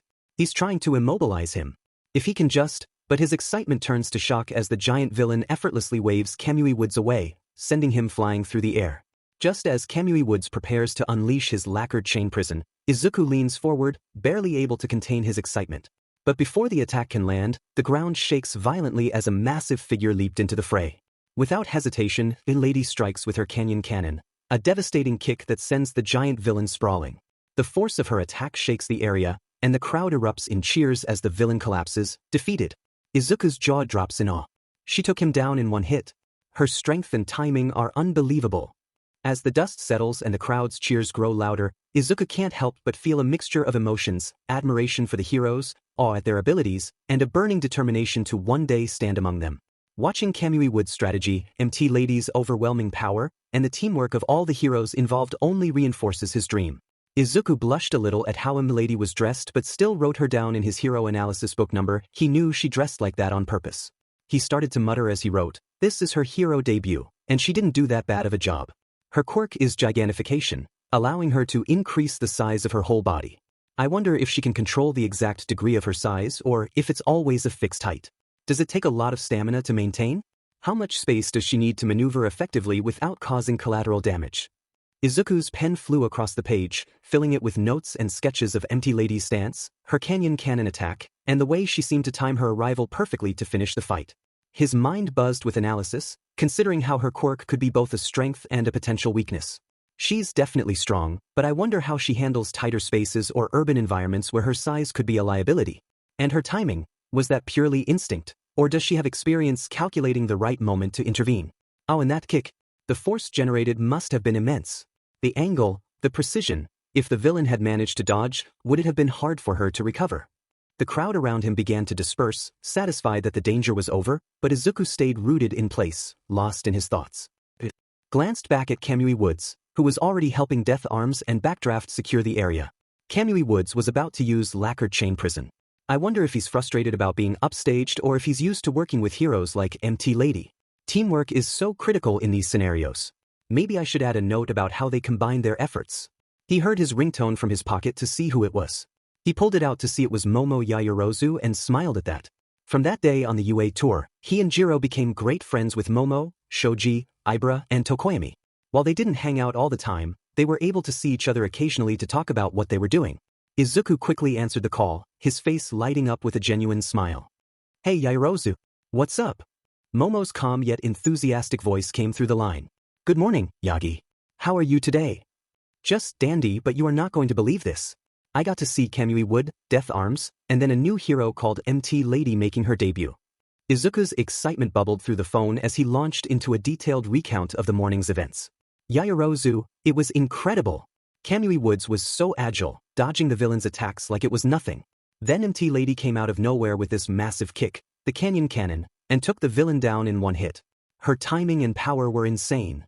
"That's amazing. I bet you were able to jot that down already," she said, giggling. "Yeah, I was. Say, not to be unappreciative for you calling me, but don't you have school? Because I do," he said as he walked through the gate to go to class. "Oh, well, our school gets a day off a month, and that is that day," she said happily. "I was debating on using it to meet you when you were done with school." Izuku blinked, surprised but excited by Momo's suggestion. "Really? Do you want to meet up? That sounds great. I mean, if it's not too much trouble for you." "Not at all," Momo assured him. "I thought we could spend some time going over hero strategies. I've been refining a few ideas for combat scenarios, and I think your insights would be invaluable. Plus, I've been curious about what you do for your training." "I was thinking the library near your school," Momo suggested. "It's quiet, and they have private study rooms we could use." Izuku walked down the hallway to his classroom smiling. "I would love that. I will meet you there." "Bye, my class is starting now," he said. "See you later, Yagi," said Momo, hanging up. Izuku put down the phone and sat down in his normal seat. He looked to see Ichiro and Inori glancing at him. The two of them were physically much stronger than they were when his father started to train him. Not quirk-wise but body-wise. Inori was much more toned while Ichiro bulked up and slimmed down slightly, giving off a much more athletic build than the bulky physique he used to have. They both had been putting in extra hours in the gym, following Izuku's father's advice to work on their physical condition and resilience. Nothing really changed between him and his family, and to be honest, he was fine with that. He had grown accustomed to the feeling of doing something for himself and hanging out with his friends that truly cared for him. He looked up to see his teacher walk into the room with a stack of papers. As the teacher began handing them out, his gaze lingered on Izuku for a moment. "This is your last year," he began, his tone serious. You should start thinking seriously about your future. But you guys are all planning to become heroes, right? He paused, waiting for a response. Yeah. A chorus of voices responded enthusiastically from the class as kids started to use their quirks. The teacher nodded approvingly. You all have wonderful quirks, he said, but his tone shifted. But using your powers at school is against the rules. Izuku's mind snapped back to attention. The excitement that had started to build inside him now shifted to focus. He understood where this was going. Using your abilities outside of controlled environments could easily lead to accidents, misunderstandings, or worse, putting others in danger. His thoughts were interrupted by a familiar voice. Sensei. Katsuki Bakugo's voice cut through the air with his trademark intensity. Don't lump me with these guys, Bakugo snapped, his face contorted with disdain. There's no way we're gonna be stuck at the bottom with the rest of these losers. Agreed, myself, Inori, and Kaken are going to go far. These guys would be like to get hired by some D-lister in the future, Ichiro said, pointing his thumb back at the crowd of students. Izuku shook his head at his brother's remark. Now he will admit Impact Drive is a very powerful quirk. Inori's quirk Mind's Reach is also very powerful, even Bakugo's quirk is as well, but they didn't need to act like snobs about it. Any quirk trained well enough could have its uses for hero work. He was snapped from his thoughts as the teacher turned their attention to the trio. Oh yeah, if I remember correctly, Inori, Ichiro, and Bakugo, the teacher said, eyeing the group. You three wanted to attend UA? Is that correct? Ichiro nodded with a serious expression, his sharp eyes showing nothing but determination. Absolutely, he said, his voice steady. UA is where the strongest go. It's where I belong. Bakugo's smirk was immediate, his usual arrogance on full display. Of course, we're aiming for UA. We aced the mock test. We're the only ones at this school who could possibly get into UA. His voice boomed with unshakable confidence as if the fact were a known truth. We'll definitely surpass All Might and become the top hero. Our names will be inscribed on the list of top earners. Yeah, sure, Kaken, Ichiro added with a grin, his voice filled with the same level of arrogance. You might just beat everyone to the top. Inori and I will be right behind you, though. We're not the type to settle for second place.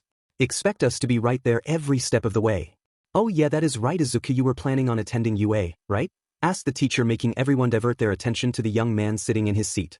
Yes sir, was all he said, causing an uproar between the students. Most were laughter, but his siblings and Bakugo just looked at him with a mixture of anger and confusion.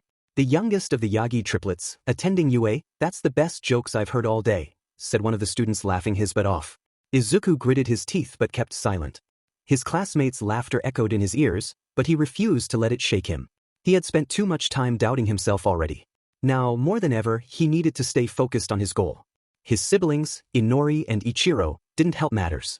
Inori raised an eyebrow but said nothing. Ichiro, however, shook his head, his lips curling into a sneer.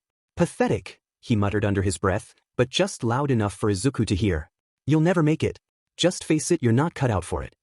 Izuku sighed once more. This was going to be a long day, he said to himself, sitting up in his seat. Elsewhere. Hey, stop that villain. Many people could see a sludge villain running down the street with the wallet of the person it took from. Toshinori was holding some groceries, seeing this happen, and sighed. I can't even buy groceries without something happening, he said, transforming into his buff form. He then started to chase after the said villain. With Izuku. Izuku had finished writing in his analysis book and checked his phone to see a notification of a sludge-like villain. Maybe I could swing by on my way to Yayorozu to see it, he said, getting up from his desk. His danger sense went off and yanked his notebook away just in time to see Bakugo and practically lunged for it. Bakugo was slightly surprised at the speed but continued anyway. I am afraid I am not done with you, Deku. Done with what? He asked, half annoyed and half curious. What book is that? He asked, trying to see it. My Hero Analysis book number 13, he said, still not letting him get it. He then saw a green aura form around the book, realizing this was Inori's doing. He quickly put the book into his bag, preventing her from using her quirk on it. Ichiro snorted. You know, Deku, heroes start making waves when they are young, and don't even get me started on you not having a quirk. So, what, UA got rid of that rule long ago, he said, shrugging his shoulders. The point that he is making is to not apply to UA, you effer, said Bakugo threateningly. I don't care what you think about my quirk, Kaken, Izuku replied, his voice steady. Quirks don't define who you are, or where you go in life. Bakugo's expression twisted into an even deeper scowl. Then why the hell are you even trying to go to UA? You're just gonna hold everyone back with your uselessness, he shouted, his voice filled with contempt. His hands sparked small explosions, showing just how ready he was to act on his anger. Inori shook her head at Izuku and sighed. Alright, guys, let's go. He isn't worth it, she said, trying to get them out. Bakugo smirked as he waited right at the door staring at Izuku. Hey, I do have a great idea for you to get a quirk, he said smirking. You could take a swan dive off the roof and hope for a quirk in the next life, he said chuckling slightly. This even had Ichiro and Inori laughing leaving the room. Now Izuku didn't care about a whole lot of what they had to say, but the fact that 3 of them had laughed at telling him to commit suicide was just wrong. This made him feel much different than before. He shook his head as he put his backpack straps on, leaving the classroom. He knew his siblings didn't care about him, but that hurt more than he thought it would. He started to make his way over to the library, realizing how far he had come. He went from a scrawny, quirkless, awkward, and above-average smart kid. Now he was a lean, athletic, super smart, and still awkward kid who was on his way to being a hero with several quirks. That he was on the same path as the sludge villain. Something went off in his head. Not danger sense, but an empty feeling in his stomach. That was when his danger sense went off. He activated his eagle eyes to see there was sludge starting to go around his foot. He actively sends 2 tendrils off to the end of the tunnel. He propelled himself away from the villain. The sludge villain grinned at Izuku. Well, you seem like a power quirk user. You will make a great vessel for me, he said, charging down the tunnel at Izuku. Izuku was prepared to fight as the manhole cover in between then burst open. A man standing well above him, with blonde hair in the shape of a rabbit, stood menacingly. You've got to be kidding me right now, thought Izuku as he saw All Might, his father, right there. Fear not, citizen, I am here, he said, ping his fist back at the scared villain. Take this, you evildoer. Texas smash. The ground trembled as All Might launched his fist forward with earth-shattering force. The sludge villain, caught off guard by the sheer power of the attack, was sent flying backward into the side of the tunnel, its body splattering across the walls before collapsing into a heap. The impact left a crater in the pavement, and the air was filled with the sound of debris settling. Izuku stood frozen for a moment, his eyes wide in disbelief.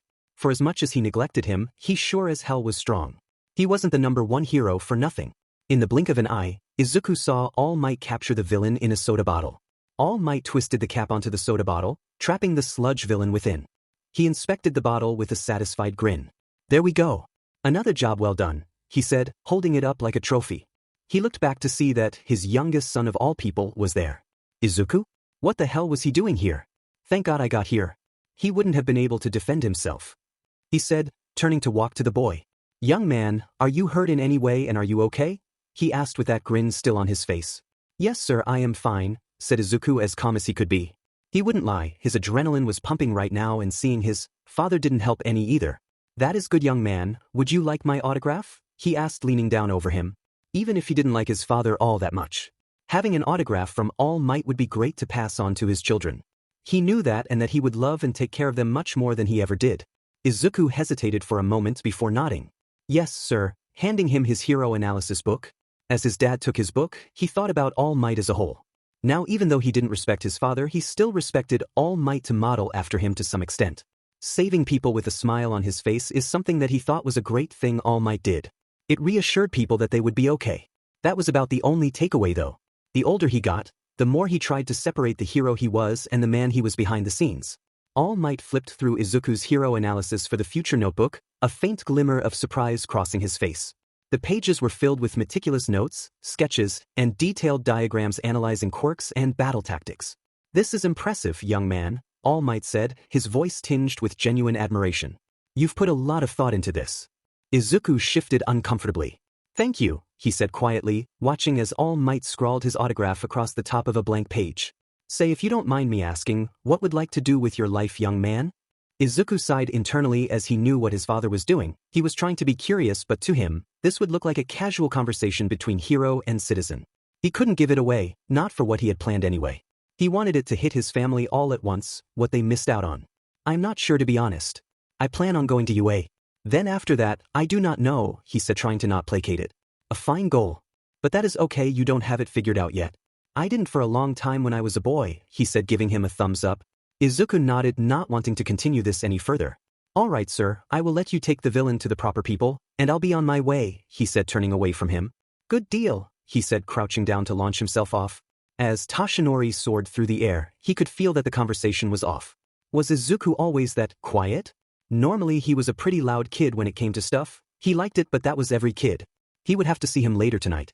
He landed on a rooftop to give himself a cool down from his transformation, not realizing he was missing something in his pocket. With Izuku. He shook his head lightly at this predicament. He just hoped that he wouldn't really bring it up after today. He looked up to see Yaoyorozu leaning up against a brick wall that led to the library, smiling at Izuku. "Hey Yaoyorozu," called out Izuku. Izuku approached Yaoyorozu, her calm smile, a welcome sight after the whirlwind encounter with his father. She waved at him, pushing off the wall with effortless grace. "You're late," she teased lightly, her tone warm. "I was beginning to think you ditched me for something more exciting." Izuku chuckled nervously, scratching the back of his head. "Not exactly. Ran into some trouble on the way here. Nothing I couldn't handle, though." Yaoyorozu raised an eyebrow, her curiosity piqued. "Trouble? What kind of trouble?" Izuku hesitated for a moment before deciding it wasn't worth hiding. "Sludge villain. But don't worry, I am okay." Her expression shifted to one of concern. "Are you okay? Did you get hurt?" "I'm fine," Izuku reassured her, waving off her worry. "Well, how about we go and get some food? I am sure you are hungry, and you can tell me what happened." "The library can wait," she said, trying to pull him along. Izuku smiled at Yaoyorozu's offer. The idea of eating something good after a stressful encounter sounded perfect. "Yeah, that sounds great," he said, his voice sounding more relaxed than it had all day. "Could I know a place not far from here?" Yaoyorozu said, already turning toward the exit. "It's a small cafe, but their food is really good. You like it?" Izuku nodded eagerly, following her as they made their way through the streets. As they walked, the cool evening air started to settle in. It was refreshing after the tension of the day, and for a brief moment, Izuku let his mind wander to more peaceful things, like the meal ahead. "So, how's your training going?" Yaoyorozu asked as they walked side by side. "It's going well," Izuku replied, though he felt a little unsure. He'd been working hard to improve his skills and learn more about his quirks, but lately, there was this gnawing feeling that something wasn't quite right. His encounter with All Might earlier that day only added to that unease. Yaoyorozu noticed his hesitance. "Is everything all right? You seem a little distracted." Izuku nodded, smiling at her. "Yeah, I am good." Yaoyorozu gave him a sideways glance, sensing there was more to the story. "If you ever want to talk about it, you know I'm here, right?" Her voice was warm, and there was no judgment in her words. Izuku felt a surge of gratitude toward her. "I appreciate it," Izuku said quietly. "I really do. I just don't know if I'm ready to talk about it yet." They walked in silence for a few more moments before Yaoyorozu spoke again, her tone lighter now. "Well, I'm sure some good food will help you feel better. You'll see." Izuku smiled. "Yeah, you're probably right." The two of them continued to walk as they made their way to the cafe. Momo looked at one of her green-haired friends with a smile on her face. What was weird was that she did feel something weird on her left leg. She looked down to see there was sludge already up to her knee, and it was rising faster. Yaoyorozu's eyes widened in alarm as she realized the sludge creeping up her leg. Its sickly, viscous texture clung tightly, and it was spreading upward quickly. She immediately grabbed Izuku's arm, pulling him back as she tried to free herself. "Yagi, it's the sludge villain," she exclaimed, her calm demeanor giving way to urgency. Izuku's heart raced as he turned to see the familiar greenish mass of the sludge villain writhing and bubbling from right behind her. This causes people in the streets to panic at the sight of the villain. Izuku's eyes widened as the crowd around them erupted in chaos. People screamed and scattered, some ducking into alleyways while others sprinted in the opposite direction. The sludge villain's gurgling voice boomed, his slimy form writhing with malicious intent. "You're not escaping me this time," the villain growled, his semi-liquid tendrils lashing out toward Momo. Momo struggled against the sludge gripping her leg, her normally calm and composed expression replaced with one of alarm. Izuku wasted no time, his instincts kicking into high gear. He grabbed her arm and pulled, trying to free her from the villain's grasp, but the sludge only tightened its hold. "Momo, use your quirk. You have to create something to fight back or stun him." Izuku shouted over the noise of the panicked crowd. Momo clenched her jaw and nodded, forcing herself to focus. She placed her free hand on her exposed forearm, and within seconds, the outline of a large shield formed around her arm, preventing the villain from getting a good grip on her. "I won't let you get away. You will be a great vessel," the villain snarled. "Time for you to go, kid," he said, looking at Izuku. The villain set a punch right into Izuku's chest, losing his grip on Momo as he was sent flying into a car. Izuku crashed into the car with a loud thud, the force knocking the wind out of him. Pain radiated through his body as he struggled to regain his bearings. His vision blurred for a moment, but he shook his head, forcing himself to focus. Her shield had managed to block some of the sludge's advance, but the villain's relentless nature made it clear they weren't out of danger yet. The sludge villain turned his attention back to Momo, his slimy mass surging forward. "You think you can escape me? Think again," he growled, his tendrils lashing out to grab her once more. It was a pandemonium. Izuku's mind swirled right now, and everything slowed down. He looked to his left to see Death Arms, Kamui Woods, and Backdraft trying to contain the crowd. He was amazed at how fast they got here. To his right, he sees Emily blocking the way at the other end of the street. He didn't blame them 100% because their quirks weren't suited for a villain like this. Then he saw Momo still struggling against the villain. Most of her skin was getting covered, which wouldn't be good for her quirk. Izuku gritted his teeth, his body protesting every movement as he forced himself to stand. The sharp pain radiating through his chest was nothing compared to the urgency surging in his veins. Momo needed him, and there was no time to hesitate. He put a smile on his face as he prepared himself for battle. "Let go of her!" Izuku roared, summoning his resolve as 3 tendrils of black whip shot out from his arms, thundering toward the sludge villain like dark lightning. The glowing black tendrils wrapped around Momo's body gently but firmly. He stomped his feet into the already damaged car as leverage and continued to pull her.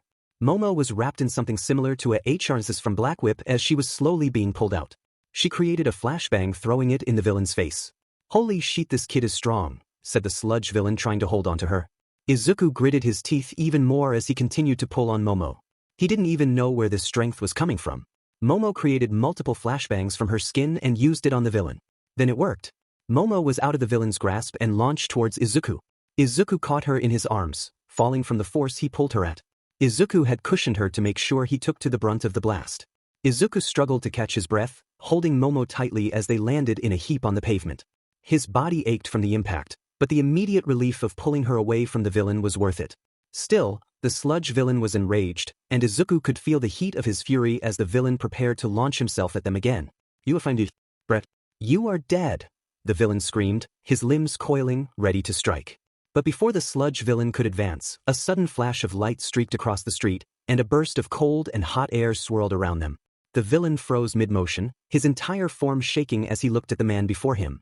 Floating in front of Momo and Izuku was Frostflare, one of the few sidekicks to Endeavor. He was in a hero suit of deep blue with black accents all over. He was ranked 39th on the charts, and he was the son of Endeavor. Frostflare's icy blue eyes glinted as he hovered just above the ground, his body surrounded by a shimmering aura of frozen air. His white hair, edged with a faint blue glow, shifted slightly in the wind, and his intense gaze locked onto the sludge villain with an air of authority. The streets, which had been full of chaos just moments before, fell silent for a brief second, the tension palpable as the villain recoiled, sensing the sudden shift in the atmosphere.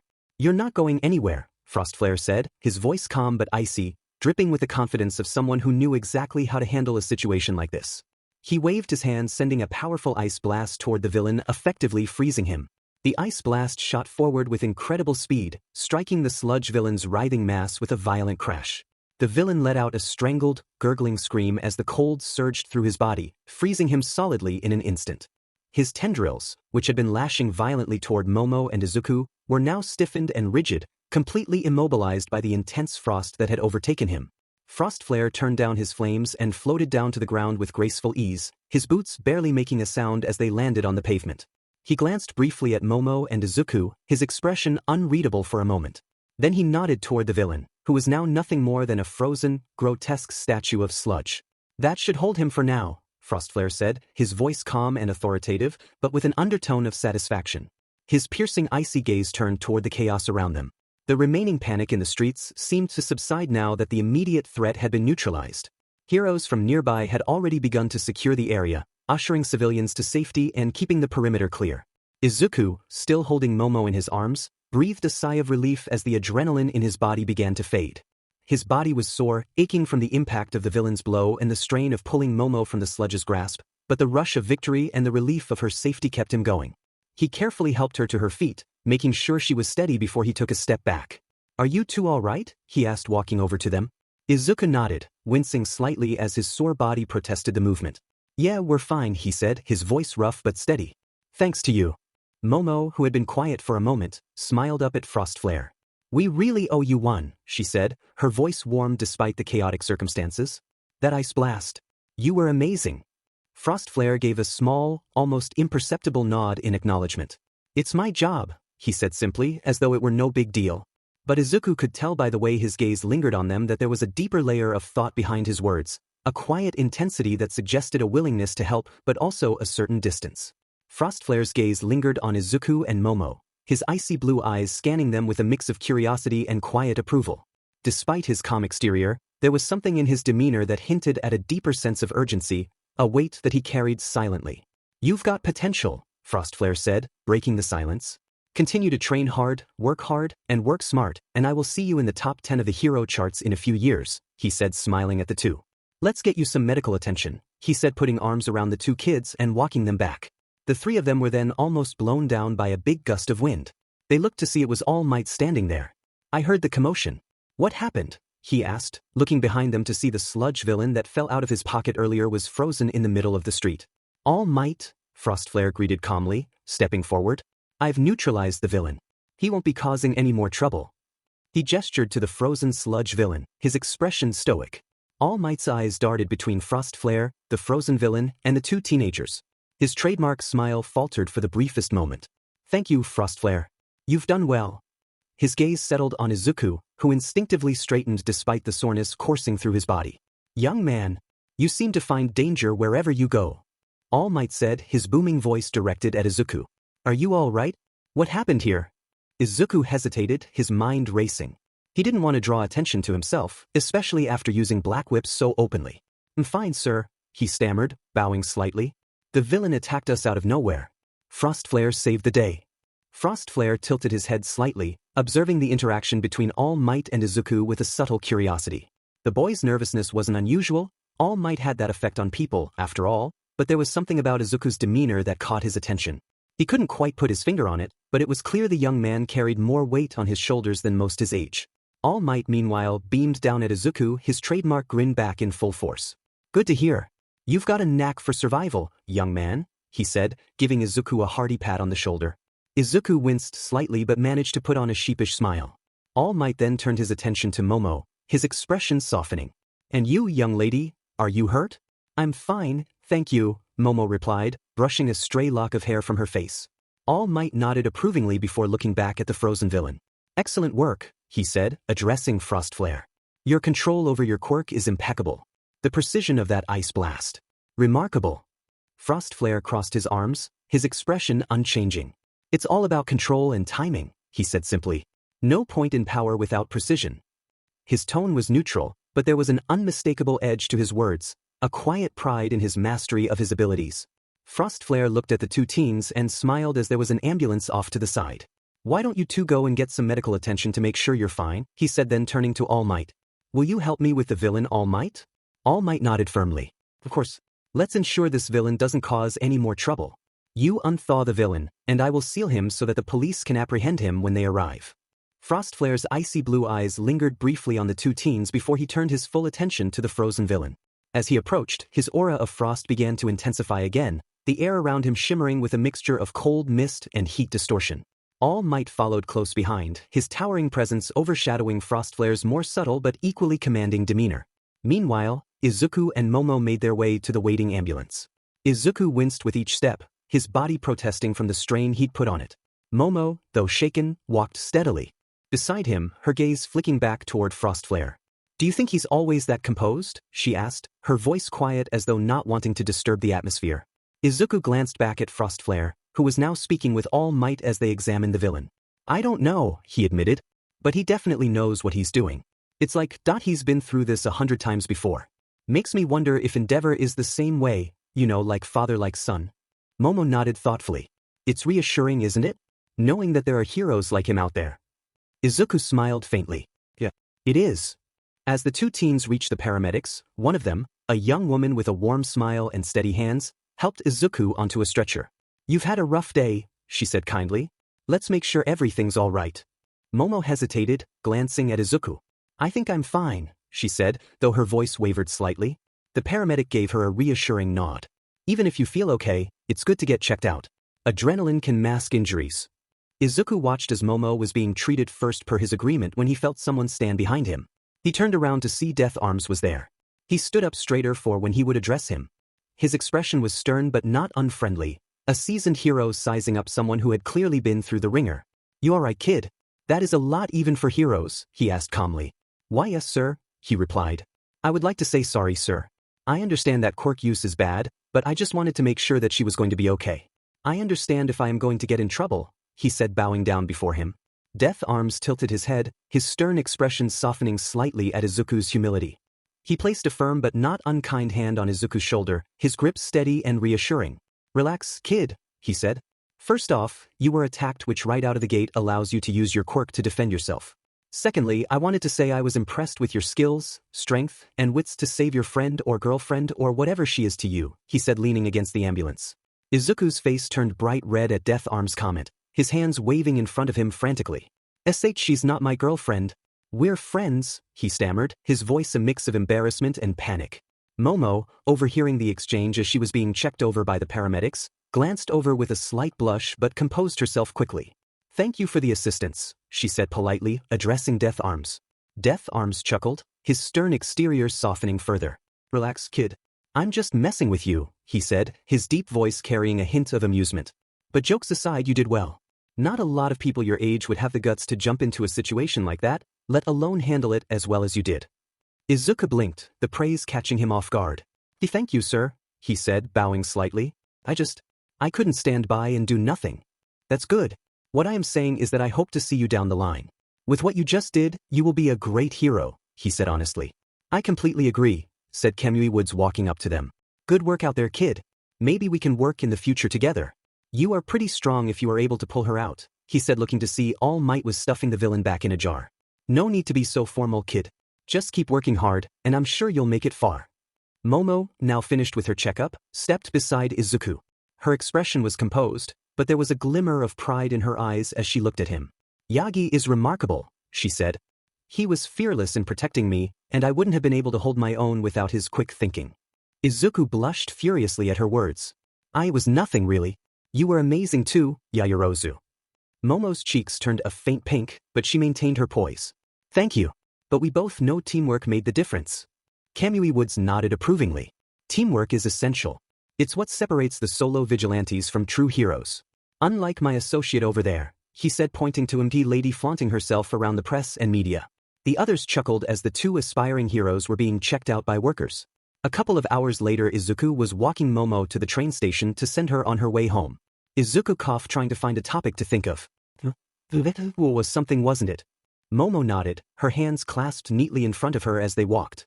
Despite her composed demeanor, the faintest smile tugged at the corners of her lips. It was, she agreed. Not exactly how I envisioned today going, but I suppose that's the nature of being a hero, isn't it? Unpredictable. Izuku chuckled nervously, scratching the back of his head. Yeah, definitely unpredictable. I mean, villains attacking out of nowhere? That's kind of standard, but still. Momo glanced at him, her expression softening. You handled yourself well, Yagi. I don't think I've ever seen anyone move so decisively in a situation like that. Izuku's face turned pink, and he looked down at his shoes. Thank you. But honestly, I just acted. You were the one who stayed calm and thought of using flashbangs at some point. We make a good team, Momo said simply, her tone warm but matter-of-fact. Yeah, we do, Izuku said, his voice quiet but sincere.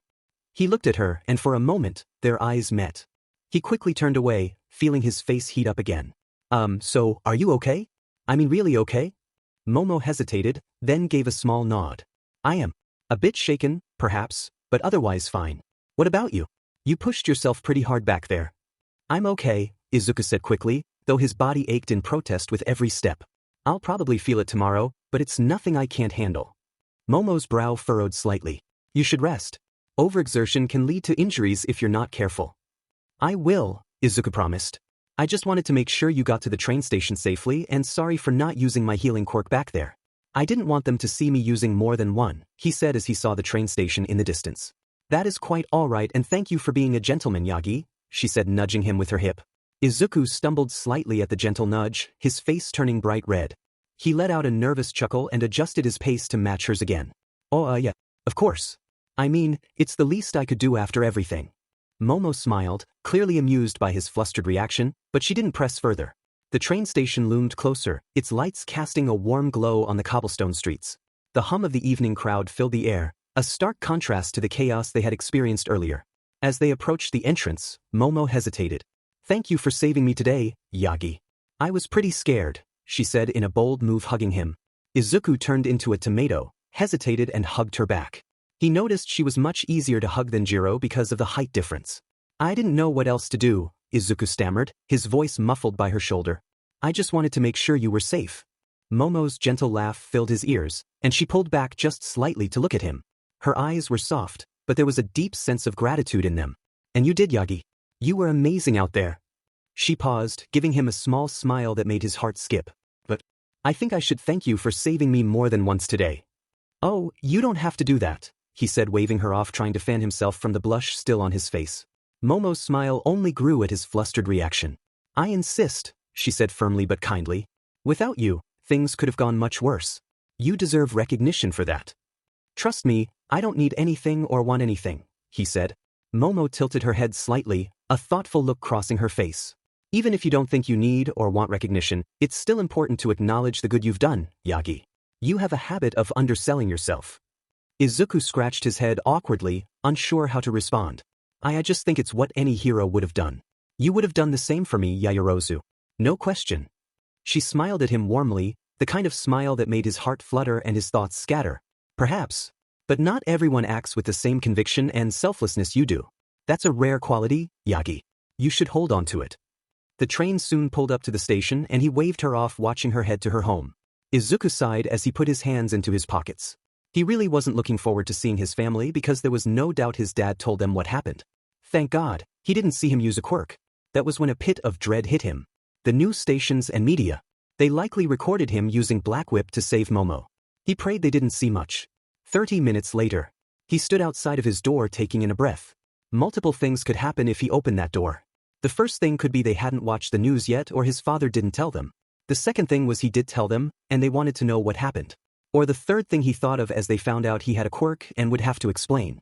Let's hope it wasn't the latter option. He opened the door to see his mom and father on the couch as they approached him. He was surprised his dad was able to get here before him, but then remembered he had to make sure Momo was safe when he dropped her off. Izuku, we saw what happened on the news? It's on the television right now, said his mother, pulling him to the living room. There he saw Inori and Ichiro with a straight look on their faces as their eyes were fixed on the TV, but he knew they were sad. The five of them watched as it cut to the 7 o'clock news. This was likely the third time they had seen this, but they were still watching it on TV. The room was tense as the footage played on the television, a shaky video from someone's phone showing the chaotic scene of the earlier incident. The camera zoomed in just as Izuku was about to extend out Black Whip, but Momo's multiple flashbangs had blocked it out of view right as he was able to pull her out, making him internally sigh with relief. The news anchor cleared his throat before speaking. A little while ago, a sludge-like villain was attacking middle school students when they were walking down the street. The two students reacted quickly to the situation. Thankfully, the hero Frostflare was able to come in to stop the sludge villain from causing further damage.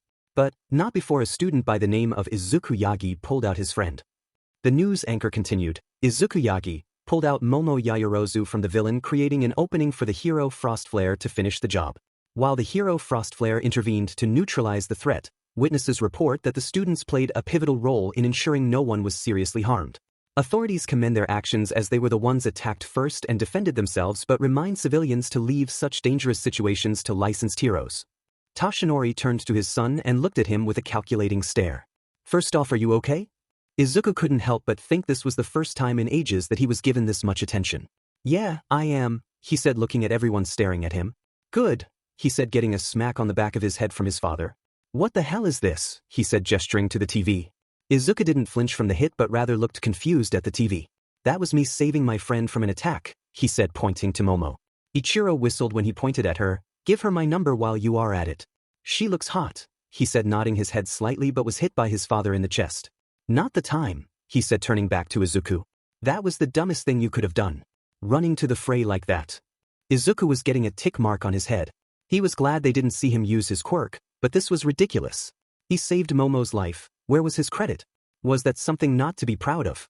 Toshinori's words stung, and Izuku felt his frustration bubbling beneath the surface. He clenched his fists, trying to keep his voice steady. I couldn't just stand there and do nothing. Momo was in danger. I had to act. You had to act? Toshinori repeated, his tone sharp. Quirkless. Charging in is going to get you killed. So, this is what this was about. They thought he was still quirkless, thus making them think he was weak and an idiot for charging in. This was something he didn't think of in the many possibilities of being talked to. Inori walked up to him, shaking her head in exasperation. Izuku, as your sister, this was an idiot move. You needed to let the pros handle it. If you saw this as you shot to get yourself seen as a hero, then that was even more stupid. His heart pounded in his chest as he tried to keep calm. I wasn't trying to get attention. I was trying to save someone. Momo was in danger and I couldn't just sit by. I had to do something. You're not a hero, Izuku. And you never will be, Ichiro shot back, his voice harsh with frustration. You don't have the training, you don't have the experience, and worst of all, you don't have a quirk. He was being tag-teamed and he was about to reach his boiling point. He was genuinely trying not to lose it right now. I wasn't trying to be a hero, he said, his voice strained, but firm. His mother's voice cut through the tension like a knife. Izuku, look at the footage. You're rushing in without any thought for the consequences. Everyone is right, Izuku, you need to accept that and move on. Izuku stood frozen, feeling like the air had been knocked out of him. He was clenching his fists so hard that his veins and muscles were starting to show. You know what, you guys are right, Izuku said, his voice laced with bitter laughter. His hands trembled at his sides as his knuckles turned white. You're absolutely right. The next time that someone is in danger, I won't care about it. I will just sit and watch as they are begging for help and not do anything. You guys couldn't be any more right, he said, still bitterly laughing. Oh, come on, Izuku, Ichiro scoffed, crossing his arms. Don't be dramatic. Dramatic? Izuku turned on him, his emerald eyes blazing with frustration. The thing that is so f***ing stupid is that we wouldn't be having this conversation right now if it was Inori or Ichiro who had saved someone. We would be celebrating and partying and they would be praised like no tomorrow, but because it is me, we must make sure Izuku knows it's wrong. Toshinori was getting a bit annoyed with this right now. He hadn't expected Izuku to take it this far and he normally never did. All right, that is enough, Izuku, he said, trying to end it. Fact scoffed as he looked at his dad, and the fact that you didn't deny just proves my point. I said that is enough, Izuku, Toshinori glaring at him. No, it isn't. That, like I said, this wouldn't be a conversation if this was Ichiro or Inori. So, let me ask you this. You and Mom are walking down the street when, suddenly, Mom is taken down the alleyway. Are you going to sit there with your thumb up your butt and be like, welp, looks like I have to wait for the pros to show up while my wife is being taken to God knows where? Toshinori's eyes widened slightly at Izuku's blunt and brutal example. That's not the same thing, he said, his tone hardening. Don't twist this into something it's not. Oh, it's not the same? Izuku challenged, his voice rising. What's different about it? Because it's you in the situation? Because it's someone you care about? If anything, that just proves my point even more. He took a step closer, his frustration spilling over. You'd act. You wouldn't hesitate. You do what you could to save Mom, no matter how dangerous it was. Because you care.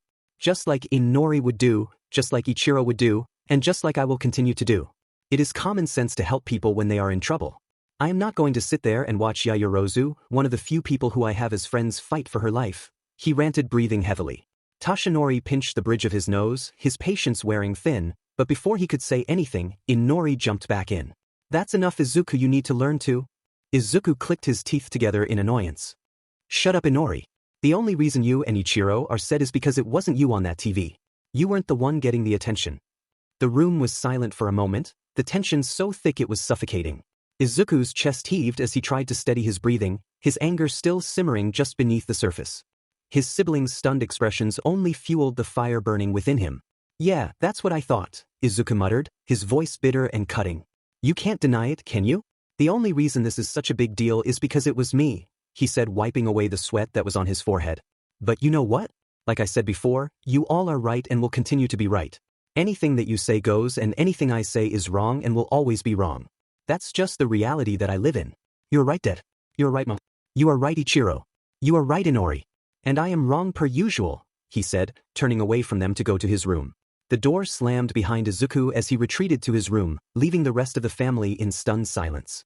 His words echoed in their ears, slicing through the tension like a sharp blade. Izuku sat on his bed, breathing heavily, trying to calm the storm raging inside him.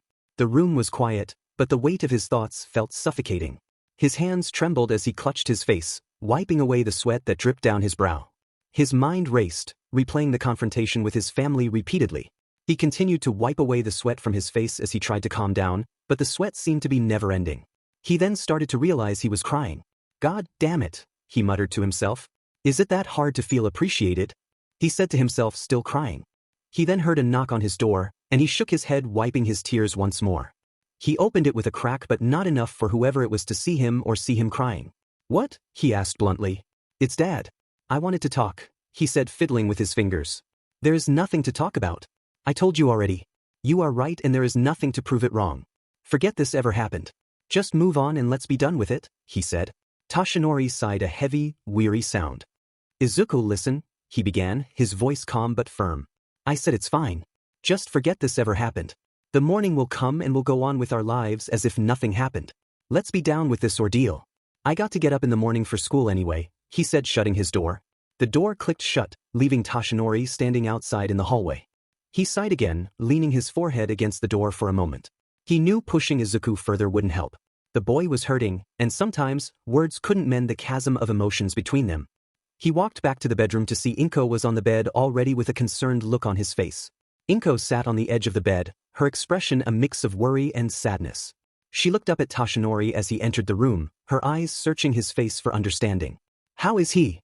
Inko asked softly, her voice barely above a whisper. "He isn't talking to me if that's anything," he said, plopping himself down on the bed.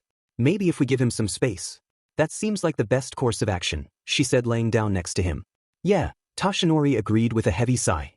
"Maybe giving him some space is the best thing we can do for now. Like I said, he needs some space. Just wait for a bit and see what happens." Toshinori nodded as he took his clothes off to put some sleeping attire on and call it a day. Few days later, 10 months till entrance exam. "All right, remember to lift with your legs and not your back," Izuku said as he hoisted a fridge up. Izuku had been up almost all night in Mindspace, which was about 40 hours in there, coming up with the soundest ideas to help him in passing the entrance exam for UA. Now he knew from confidence speaking he would pass if he were to take it now, but he wanted to be the best of the best. Tokoyami, Jiro, Shoji, and Ibra checked up and called the two of them after the incident, and they said they couldn't believe that we were famous. Izuku tried to wave it off, but they were persistent in telling them that they were glad to see they were fine. His family though was different. He was barely talking to them as of right now after that whole excursion between them. He would move out, but that wouldn't make any sense. UA had a dorm system making sure that their students were safe, and if they went out and bought an apartment, that would be more of an unnecessary expense even if he had a lot of money at his disposal. He and Chase had come up with the idea to clear out a beach for an assortment of reasons. Reason number one was community service of sorts. The Dagoba Municipal Beach used to be a appealing beach that Izuku remembered coming to when he was really young, and now it was a place with meters tall full of garbage. Reason number two, he could train here and not have anyone know of what trying he was doing. He could train his new quirks and continue to grow stronger. The focus of the next months would be more on quirk training specifically rather than physical. Yes, he was getting physical training by picking up heavy trash, but he trained in the open area once it was cleared out. Reason number three was the metals and minerals here. Izuku wanted to try to build some tech for himself or others, and this place had lots of it. Copper, steel, iron, and even aluminum could be salvaged from the heaps of discarded appliances and machinery. If push comes to shove, he could just sell the stuff. He placed the fridge down near the entrance and sighed. This would be hard, but he was willing to do it. He thought about the events that happened the past few days and he shook his head. For lack of a better term, his family really was stupid sometimes. It wouldn't lie if he said he didn't feel better letting them. Here's some of what he had inside of him all these years, but that was just a drop in the bucket. He really wanted to let it fly, but that could wait for another day. He actually chuckled that he had gotten clearance to clean the beach so fast by the city, but then he realized he was in the news recently with the sludge villain incident, and you could guess why. The best part was that he was given clearance because Kamui Woods, Death Arms, and Empty Lady endorsed it, which is why it got pushed so quickly. He had asked personally if they could keep this under wraps for obvious reasons. They would send one truck a day, so he would have to make the most of what he did while he had it here. Izuku took a deep breath, rolling his shoulders to ease the tension building there.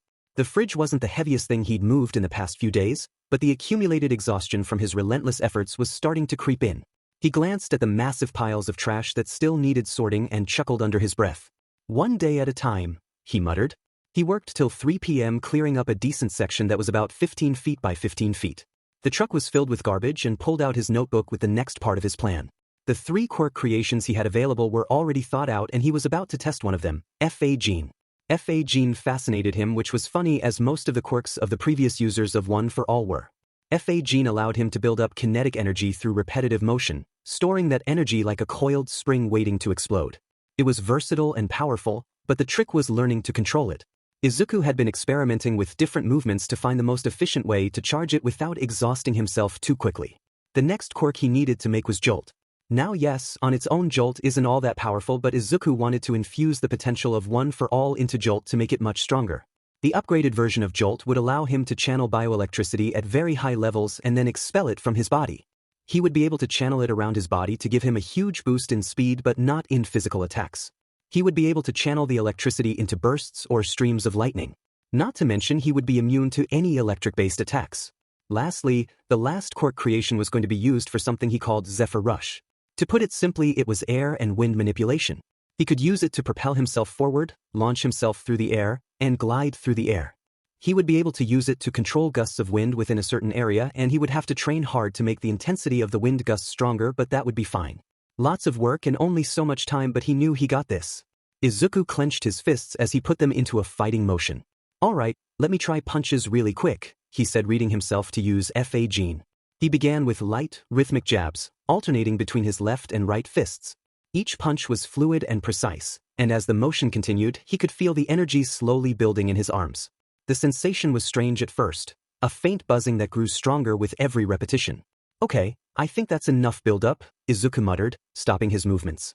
He squared his stance, focusing on the target he'd set up, a makeshift punching bag crafted from salvaged materials. With a deep breath, he threw a single punch, releasing the energy in a controlled burst. The impact was explosive. The punching bag flew backward, crashing into a nearby pile of trash. The force of the blow reverberated through his arm, and he winced slightly at the strain. Wow, Izuku said, flexing his hand as he examined the results. That's definitely stronger than my normal punches. But he glanced at his arm, feeling the lingering tension in his muscles. It puts a lot of stress on my joints. I'll need to be careful with how much energy I release at once. I need a lot of training with this quirk, so I don't mess up my body. He jotted down in his notebook, nodding at the results. So, FA gene could be used to boost my speed, strength, or both. Though it does take a while to charge, that could be changed if I were to do it rapidly. So, this could give me a boost in jumping, running for extra speed, punching, kicking, and anything else physical, he said, making bullet points. This is going to look like I am going to have a harder time using quirks with FA gene to try to counterbalance it, he said. Yo Yagi, said Jiro from behind him, tapping him on the shoulder. They awaya, jumped Izuku, throwing his notebook and pen into the air and catching them before they hit the ground. Holy CRP, you scaredy cat. You were muttering for like 3 minutes. I heard you from the street. Did you forget you invited me here? She said, showing him a few bentos. Izuku blinked, his face flushing crimson as he realized how oblivious he'd been. Oh no. I completely forgot, Jiro. I'm so sorry. He bowed deeply, clutching his notebook and pen against his chest like a lifeline. I was so caught up in testing FA gene and writing everything down that I... Jiro sighed, waving him off with one of her earphone jacks. Chill out, Yagi. I'm not mad or anything. But seriously, you've got to stop mumbling to yourself all the time. People are going to think you've gone off the deep end. She held up the neatly wrapped bentos, her other hand resting on her hip. Please tell me that you ate today, she said, looking at him. Oh, sure, I did, he said, looking away from her. Jiro narrowed her eyes, her earphone jack twitching slightly in a way that made Izuku feel like a child caught in a lie. Yagi, she said, her tone flat and unimpressed, your hesitation just gave you away. You haven't eaten anything, have you? No, I ate 2 apples, one for the morning and one for lunch, he said. Jiro groaned, pinching the bridge of her nose. 2 apples? Seriously? That's not a meal, Yagi, that's a snack. You're going to waste away if you keep this up. Sit down. Now. Izuku crossed his arms, looking away from her. Jiro raised an eyebrow, her earphone jacks twitching in annoyance. Don't even try it, Yagi. You're not getting out of this. Sit down before I make you. See now, I know for a fact that you are too nice to me to try that. Even though you poke me with your earphone jack half the time. I swear you did it the other day like 10 times while we were playing darts, he said, looking dejected as he walked over to her to sit down. Jiro smirked as Izuku grudgingly plopped down beside her, crossing his legs and folding his arms like a pouty child. First of all, she began, handing him one of the bentos, if I poked you 10 times, it's because you deserved it. You're terrible at darts, by the way. Izuku let out a small huff as he accepted the bento, mumbling, I wasn't that bad. You missed the board entirely 4 times, Jiro retorted, raising an eyebrow. And don't even get me started on the time you hit the wall. That was 1 time. Izuku protested, though his face flushed with embarrassment. Jiro snickered, leaning back on her hands. Relax, Yagi. I'm just messing with you. But seriously, you need to eat more than just apples if you're going to keep training like this. You're pushing your body way too hard. Izuku opened the bento, the delicious aroma wafting up and making his stomach growl audibly. His cheeks turned a deeper shade of red as Jiro gave him a knowing look. Fine, he muttered, picking up the chopsticks. But only because it smells amazing. Did you make this yourself? Not this time, Jiro admitted, brushing her bangs aside. My mom whipped it up when I told her I was coming to see you. She said you probably weren't taking care of yourself and made me promise to bring extra. Ah, that stinks. I like the way you make the rice, he said, looking at the food. Jiro blinked in surprise at his comment, her cheeks turning the faintest shade of pink. What are you even talking about, Yagi? she said, brushing off the compliment with a flick of her wrist. It's just rice. Anyone can make it. Izuku shook his head earnestly, pausing mid-bite to look at her. No really. The way you make it? I don't know. It just tastes better. You add this little, I don't know what to call it, personal touch I guess? Jiro fidgeted with her earphone jack, pretending to check something on the ground beside her. You're weird, she muttered, though there was a small smile tugging at the corners of her mouth. Now stop stalling and eat. Izuku took a bite of the rice and grilled fish, his eyes widening as the flavors hit his tongue. This is incredible, he said, his voice muffled by the food. Your mom's cooking is amazing. She'll be glad to hear that, Jiro said with a small smile. Now eat the whole thing. Don't even think about leaving a single grain of rice. Izuku grinned, holding up his chopsticks in a mock salute. Yes ma'am. He dug in with newfound enthusiasm, savoring every bite of the meal. It was a rare treat for him to eat something so delicious, especially with how preoccupied he'd been with training. Jiro leaned back, watching him devour the food with a mix of amusement and satisfaction. You act like you haven't eaten in days, she teased. Seriously Yagi, what's the deal? Why don't you ever take a break? Izuku paused, chopsticks halfway to his mouth, and glanced at her. I guess I feel like I don't have time for breaks. There's so much I need to improve on, and everyone else is working so hard. I can't afford to fall behind. Jiro sighed, her expression softening. You know you're allowed to take care of yourself, right? Nobody's going to think less of you for taking a moment to rest. In fact, you're probably going to get stronger if you give your body time to recover. Yeah, I guess, he said, finishing the bento and taking another one. Your mom makes amazing food, he said. I'll be sure to tell her, said Jiro, twirling her jack. She looked next to Izuku to see his bag with him and walked over to it. She pulled out a book and plopped herself back down next to him with Izuku shaking his head, grinning slightly. Oh yeah, just help yourself, he said, gesturing to her. She looked through Hero Analysis Book 13 and smiled. She had meant to ask him this sooner, but she wondered if she was in here. Izuku blushed seeing her flip through the pages. Jiro turned a few more pages, her expression thoughtful. She was scanning through the detailed analysis of various heroes, their strengths, quirks, and strategies laid out in meticulous detail. Her gaze flicked over the familiar names and classifications, but her focus quickly shifted when she spotted something familiar. Hey, Jiro said softly, her voice low as she pointed to a section on the page. Is that me? Izuku glanced over at the page and immediately felt his face heat up. His fingers fumbled as he quickly tried to close the book, but Jiro stopped him. Wait, Jiro said with a teasing smirk, her eyes sparkling with curiosity. Don't hide it now. Let me see. Izuku swallowed hard, looking down at the book. His mind raced with thoughts. How long had it been there? How much did she know? It's nothing special, he mumbled, trying to play it off. Jiro tilted her head, her smile widening as she leaned in closer to get a better look. Nothing special? Seriously? You wrote an entire section about me. Hero Analysis, Kyoka Jiro. She chuckled softly, flipping through the pages. Let's see what the nothing special part has to say. Izuku kept his hand on the book, looking away from her. Well, you know, I do an analysis of heroes and future heroes. I've done them on Yayorozu, Tokoyami, Shoji, and Shiozaki as well. I just don't want you to think it's weird. Jiro raised an eyebrow, her smirk softening into something more contemplative. Weird, she echoed, folding her arms. Why would I think that's weird? It's actually kind of impressive that you take the time to do this. Izuku glanced back down at the book, his fingers still resting lightly on the pages. I guess I just don't want it to come off the wrong way. You know, like I'm obsessing over details or trying to overanalyze everything. Jiro leaned in a bit closer, her expression gentle now. But you're not. It's thoughtful, Yagi.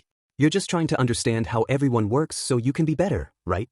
He nodded slowly, still feeling a bit self-conscious. Yeah, that's pretty much it. So, then let me see and finish eating your diamond food, she said, pointing her earphone jacks at him. I did, he said, pointing to the empty bentos. Good. Then let me read the analysis you did of me. You know you are going to have to change this when we enter UA, right? She said, opening it to her. Yeah, I know. Say, could you tell me a bit more about your earphone jacks? He asked curiously. I mean, I have basic info on there, but I'd like to know more. Jiro's expression shifted from playful to thoughtful as she paused, her eyes glinting with a mixture of amusement and introspection. She toyed with the end of her earphone jack absent-mindedly before speaking. They're not just tools for me, she began softly. They're a part of how I communicate and perceive the world around me. Each of the jacks has a specific frequency range, and I can adjust them to pick up different sounds, low, high, or even subtle vibrations. It's how I can detect things that most people wouldn't normally notice. She paused, a small smile forming on her lips. It's kind of like being able to hear in more dimensions than just with your ears. Izuku listened intently, his curiosity piqued. That sounds really useful, he said, leaning forward slightly. But it must be difficult sometimes, right? Like if you're overwhelmed by too many sounds or frequencies. Yeah, it can be, but I've been doing it for years, so it is pretty easy to know what is, she said, looking into the book and finding an interesting detail about herself and blushed as she read it. She closed the book immediately, trying not to meet Izuku in the eyes. Izuku noticed Jiro's sudden shift in expression, her blush betraying her usual calm demeanor. The brief moment of silence felt heavy, the weight of the unspoken thoughts lingering between them. He shifted slightly, unsure whether to break the silence or give her space to gather her thoughts. Hey, Izuku said gently, leaning a little closer. You okay? Oh yeah, I'm good. But I was going to ask you, are you done training then? She asked, twirling her earphone jack. Not yet, I was going to, you, he yelped from Jiro, poking him in the arm with her earphone jack. Izuku rubbed his arm where Jiro had poked him, his expression one of mild discomfort mixed with confusion. Hey, what was that for? I asked you, are you done? She said, poking his chest with each word. And I said no, I was going to, you, he yelped once more from Jiro, poking him with her earphone jack. Izuku winced, rubbing his arm where Jiro had just jabbed him. Again. Would you stop abusing me, please? This is what I was talking about earlier when you keep poking me. Jiro couldn't help but giggle at Izuku's reaction. Oh, come on. You know I'm just messing with you. She leaned back in her chair, her playful demeanor returning as she rested her feet on the bench. Okay, I guess I'm done training for today then, since you said so, he said, sighing, looking sad and dejected. Jiro raised an eyebrow at Izuku's dejected tone, her playful expression softening. She leaned forward again, her feet dangling off the bench as she rested her chin on her hands. Hey, she said, her voice a bit gentler now. Don't look so down. You've been working hard. You deserve a break.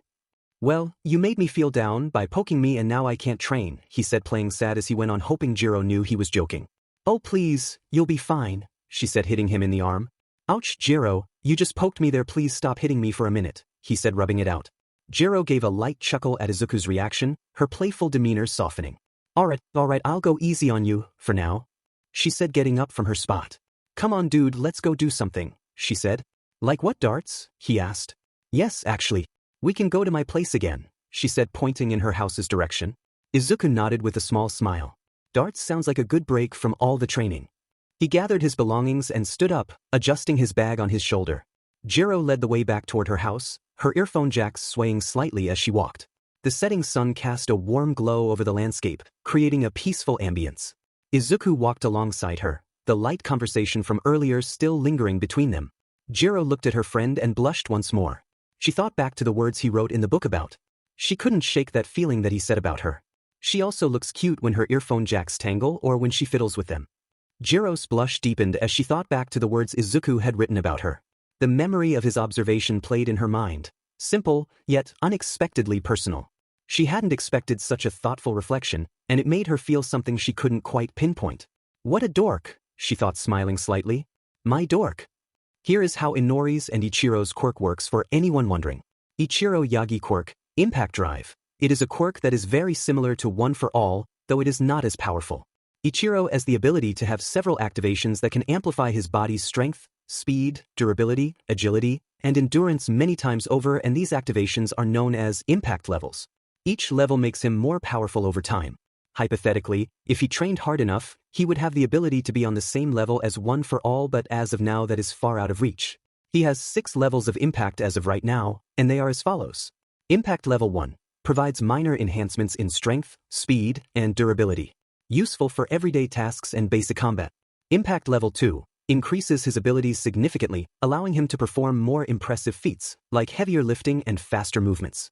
Impact Level 3 further enhances his physical attributes, improving his durability and agility, making him more effective in tougher battles. Impact Level 4 boosts his capabilities to a more substantial degree, offering enhanced endurance and the ability to handle more intense situations. Impact Level 5 reaches a high level of performance, allowing him to push through tougher challenges, though with noticeable strain on his body. Impact Level 6 temporarily reaches a peak, though it leaves him vulnerable afterward, requiring rest to recover. Theoretically, as I said earlier, he could have an infinite number of levels of impact if he trained hard enough. Inori Yagi quirk, Mind's Reach. It is a quirk that evolved from One for All and Inko's quirk Attract, creating a powerful telekinesis quirk. She has the ability to generate telekinetic fields that allow her to push, pull, suspend objects much more than her weight and at high speeds. such as fridges and even vehicles. She even has the ability to use telekinesis on herself to allow herself to effectively float or fly. The range of her telekinetic range can increase with trying, but right now it is 75 feet in all directions. Though her range is that small, she can focus on several tasks at once, such as stopping falling debris, immobilizing enemies, and rescuing civilians. The downside to her quirk is if she overuses it can cause headaches that progress to migraines and will cause it to feel disoriented and maybe even pass out from the strain and pain. While Inori has excellent control, her quirk requires immense concentration. Distractions or mental disruptions can weaken her hold on objects or cause her to lose control. 5 months until the entrance exam. After 5 months of relentless effort, Izuku stood on the now transformed beach, his hands on his hips as he surveyed his progress. What once resembled a chaotic junkyard was beginning to look like an actual beach again. The sand was clear of debris in large sections, and the sound of waves lapping against the shore felt less muted by the overwhelming clutter.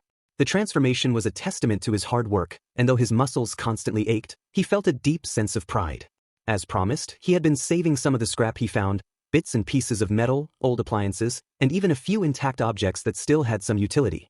A neatly organized pile sat in one corner of the beach, waiting for the day he would find a use for them. Izuku wiped the sweat from his brow, glancing down at his hands. They were calloused and slightly bruised from days of lifting and sorting, but he didn't mind.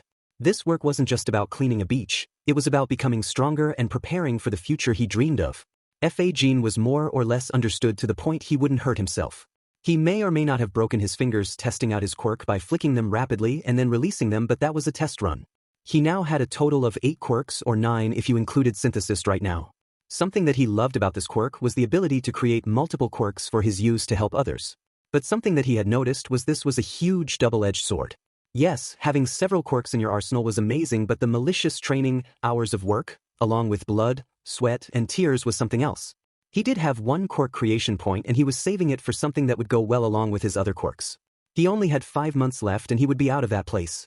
The money he earned from his notebook covers was flowing in now and he would be fine on his own. There was no point in buying an apartment because he would have to live in the dorms anyway and he didn't need to waste money like that. But something he did buy was a storage unit. It was a large one too, containing available scrap metal and other materials that he stored up from the beach. Right now, he was using Black Whip to clean up some of the debris from the area. Black Whip had been one of the more challenging quirks to its raw, almost chaotic energy requiring constant focus and control. But now, it felt natural, a tool he wielded with confidence. He smiled as he thought of his plan from the start. He created quirks that would not be noticeable. If they were noticeable, they could be explained easily. He would say he had a stockpile quirk that allowed him to use energy in different forms. It would make more sense because he could then say Black Whip, Zephyr Rush, Jolt, and Fa Jean were different ways he could use energy. His other quirks were Eagle Eyes, Brain Boost, Cell Surge, and Danger Sense, but like he said, they weren't noticeable or too noticeable. He looked over to his phone to see he was getting a call from Yaoyorozu, and he smiled. "Hello," he said, answering the phone. "Hey Yagi, just reminding you that I got a few of us together to have some dinner," she said. "Oh, who's coming again?" Izuku asked as he changed out of his clothes. "I think it's Jiro, Shiozaki, you, and me because Tokoyami and Shoji are busy with some training for the exams," she said. "Sounds good," Izuku replied, adjusting his shirt. "What time should I meet you all?" "Around 7. I thought we'd try that new fusion place downtown," Yaoyorozu said, her voice brimming with excitement. "I heard they do amazing tempura, and their desserts are supposed to be divine." Yagi chuckled. "You had me at tempura. I'll be there. Should I bring anything?" "Just yourself," she replied warmly. "It's been a while since we all hung out together. I think we could all use a break from the grind." "Agreed. I'll see you there, Yaoyorozu," Yagi said before hanging up. 1 hour later. The restaurant was cozy, with warm lighting and a faint aroma of grilled seafood wafting from the kitchen. Yaoyorozu had already claimed a corner table, her elegant presence impossible to miss. Jiro and Shiozaki were seated with her, chatting animatedly. "Yagi!" Yaoyorozu called out, waving him over. "Hey, everyone," he greeted as he slid into the seat beside Jiro. "Good to see you all." "Good to see you too, Yagi," Jiro said with a smirk. "I thought you might have ditched us for your training schedule." "You were the one to tell me not to overwork myself," Yagi replied with a grin. "Besides, you guys are more fun than the beach debris." Shiozaki chuckled softly, folding her hands neatly on the table. "We all need a break once in a while." "Exactly," Yaoyorozu agreed, passing around the menus. "And tonight is about unwinding. No training, no strategizing, just good food and good company." The conversation flowed easily, shifting between updates on training, amusing anecdotes, and shared dreams for the future. Jiro talked about her recent music project, while Shiozaki shared her experience volunteering at a local community garden. Yaoyorozu mentioned a new book she was reading, and Yagi found himself relaxing in their company, his usual intensity giving way to laughter and camaraderie. As the dishes arrived, crispy tempura, savory udon, and a variety of sushi rolls, their table grew livelier. Yagi couldn't help but marvel at how much he appreciated moments like these. Despite the pressures they all faced, their bonds made everything feel a little more manageable. "I still can't believe you got recommendations," said Izuku, digging at his food. Momo waved it off like it was nothing. "Well, my quirk is pretty strong," she said. "Strong is an understatement," Jiro chimed in. "No," Izuku said, pointing to her with his chopsticks. "I was meaning your brain. You are pretty clever," he said, shoveling in more food. "I agree with Yagi. You are intelligent, so it is no surprise," Ibra said, nodding in agreement. Momo had blushed at Izuku's words, which didn't go unnoticed by Jiro, who narrowed her eyes at her. Momo cleared her throat, the blush lingering on her cheeks. "We thank you too, but I think that we should dig into the food," she said, trying to ignore the compliment. Jiro unconsciously scooted over to Izuku a little bit more as she continued to eat her food. Izuku wouldn't lie when he said he was starving as he continued to eat some food. Izuku jumped slightly when he felt Jiro's leg brush against his. "So, Yagi," Yaoyorozu said, steering the conversation to a lighter topic. "How is cleaning up the beach going? You know the offer is still on the table if you need any help." "It's going good, but it's okay. This is something I need to do on my own," he said, looking at her. "It's admirable," Yaoyorozu said, her voice warm with encouragement. "But don't hesitate to lean on your friends if it ever gets overwhelming. You don't have to shoulder everything alone." Izuku smiled softly, appreciating her words. "Thanks, Yaoyorozu. I'll keep that in mind." Jiro smirked, nudging him with her elbow. "You're too humble for your own good, Yagi." "Well, someone has to be," Izuku replied with a light chuckle. "Otherwise, I'd be insufferable, wouldn't I?" Jiro rolled her eyes playfully, but the smile on her face lingered. She leaned forward, resting her chin on her hand as she glanced at Izuku. "Insufferable? I think it's more likely you'd trip over yourself trying to apologize for being too insufferable." "Fair point," Izuku admitted, his grin widening. Shiozaki tilted her head thoughtfully. "Your humility is certainly one of your strengths, Yagi. It's rare to see someone work so hard and remain so grounded." Izuku rubbed the back of his neck, a faint blush creeping onto his cheeks. "Thanks, but I think it's just normal, you know? You do what you have to do to improve." There was silence between the four of them as they continued with their meal. "Anyone want dessert?" asked Momo. "I could go for dessert," Jiro said, setting her chopsticks down and leaning back in her chair. "Something sweet to top this off sounds perfect." "Same here," Izuku chimed in, finishing the last bite of his tempura. "What's on the menu?" Shiozaki nodded politely. "I wouldn't mind something light, perhaps fruit-based." Yaoyorozu waved over the server, who approached with a welcoming smile. "What do you recommend for dessert?" she asked. The server gestured toward a small chalkboard near the entrance listing the restaurant specials. "We have matcha parfaits, yuzu sorbet, and a selection of mochi. The chef's special is a fusion-style chocolate lava cake with a hint of miso caramel." "Ooh, that sounds fancy," Jiro said, raising an eyebrow. "I'm intrigued," Izuku admitted. "Let's get one of those to share." "I'll also take the yuzu sorbet," Shiozaki added. "It sounds refreshing." "I'll have the parfait," Yaoyorozu decided. "Same," Jiro said. "Parfait sounds solid." With their orders placed, the group fell into a comfortable lull, their conversation shifting to lighter topics. Izuku found himself smiling as he watched his friends, their laughter and warmth filling the space around them. When the desserts arrived, the table lit up with excitement. The parfaits were beautifully layered with matcha-flavored cream, sweet red bean paste, and crisp rice crackers for texture. The yuzu sorbet glistened like freshly fallen snow, and the lava cake oozed rich chocolate and caramel when it was cut into it. The four friends enjoyed their desserts, quietly savoring each bite. As the restaurant began to quiet down for the evening, Izuku glanced at the time on his phone. "Wow, it's already getting late." Yaoyorozu nodded, checking her watch. "I suppose we should start heading out." Izuku grabbed the bill, much to the displeasure of the others. "You don't have to pay, Yagi," said Ibra, going to grab it. "It's fine, I got it," Izuku said, keeping it out of reach of the others who were also trying to grab it. "I insist on paying," said Momo, who was still trying to grab it as the group got to the counter to pay. Izuku held firm, clutching the bill like his life depended on it, a determined smile on his face. "Really, it's on me this time. You all can get the next one." Momo frowned, crossing her arms. "That's not fair, Yagi. I suggested the dinner, so I should pay." "Exactly," Ibra added, her tone firm yet gentle. You've already done so much for us, Yagi. Let us do this for you. Jiro chimed in, smirking as she reached over to tug at the edge of the bill. Come on, Yagi. Don't be a hero about it, at least not here. Guys, I'm telling you I got the money and the meal is covered. You don't have to worry about it, he said, handing the man the money to pay. The cashier took the money from Izuku, giving him a polite bow. Thank you for dining with us. Have a wonderful evening. Momo sighed in defeat, shaking her head with an exasperated smile. You're far too stubborn, Yagi. Seriously, Jiro added, poking him lightly in the arm as they exited the restaurant. It's like trying to argue with a wall, an unreasonably polite, green-haired wall. I ain't stubborn. I just want to do the right thing, he said. They all chuckled as Izuku did his normal routine of walking them down to the train station. As the group strolled toward the train station, the evening air was filled with a gentle breeze. The streets were quieter now, the hustle of the day giving way to a peaceful calm.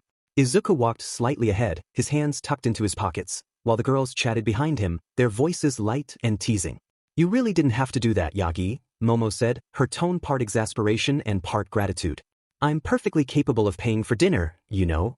I know you are, Izuku replied, glancing over his shoulder with a soft smile. But I wanted to. You've all been so supportive, and it's the least I could do to show how much I appreciate you. Jiro snorted, shooting him a playful glare. You sound like you're writing a thank you card. We're your friends, Yagi. You don't need to pay us back for just existing. I know, Izuku said with a chuckle. But it still feels good to do something nice once in a while.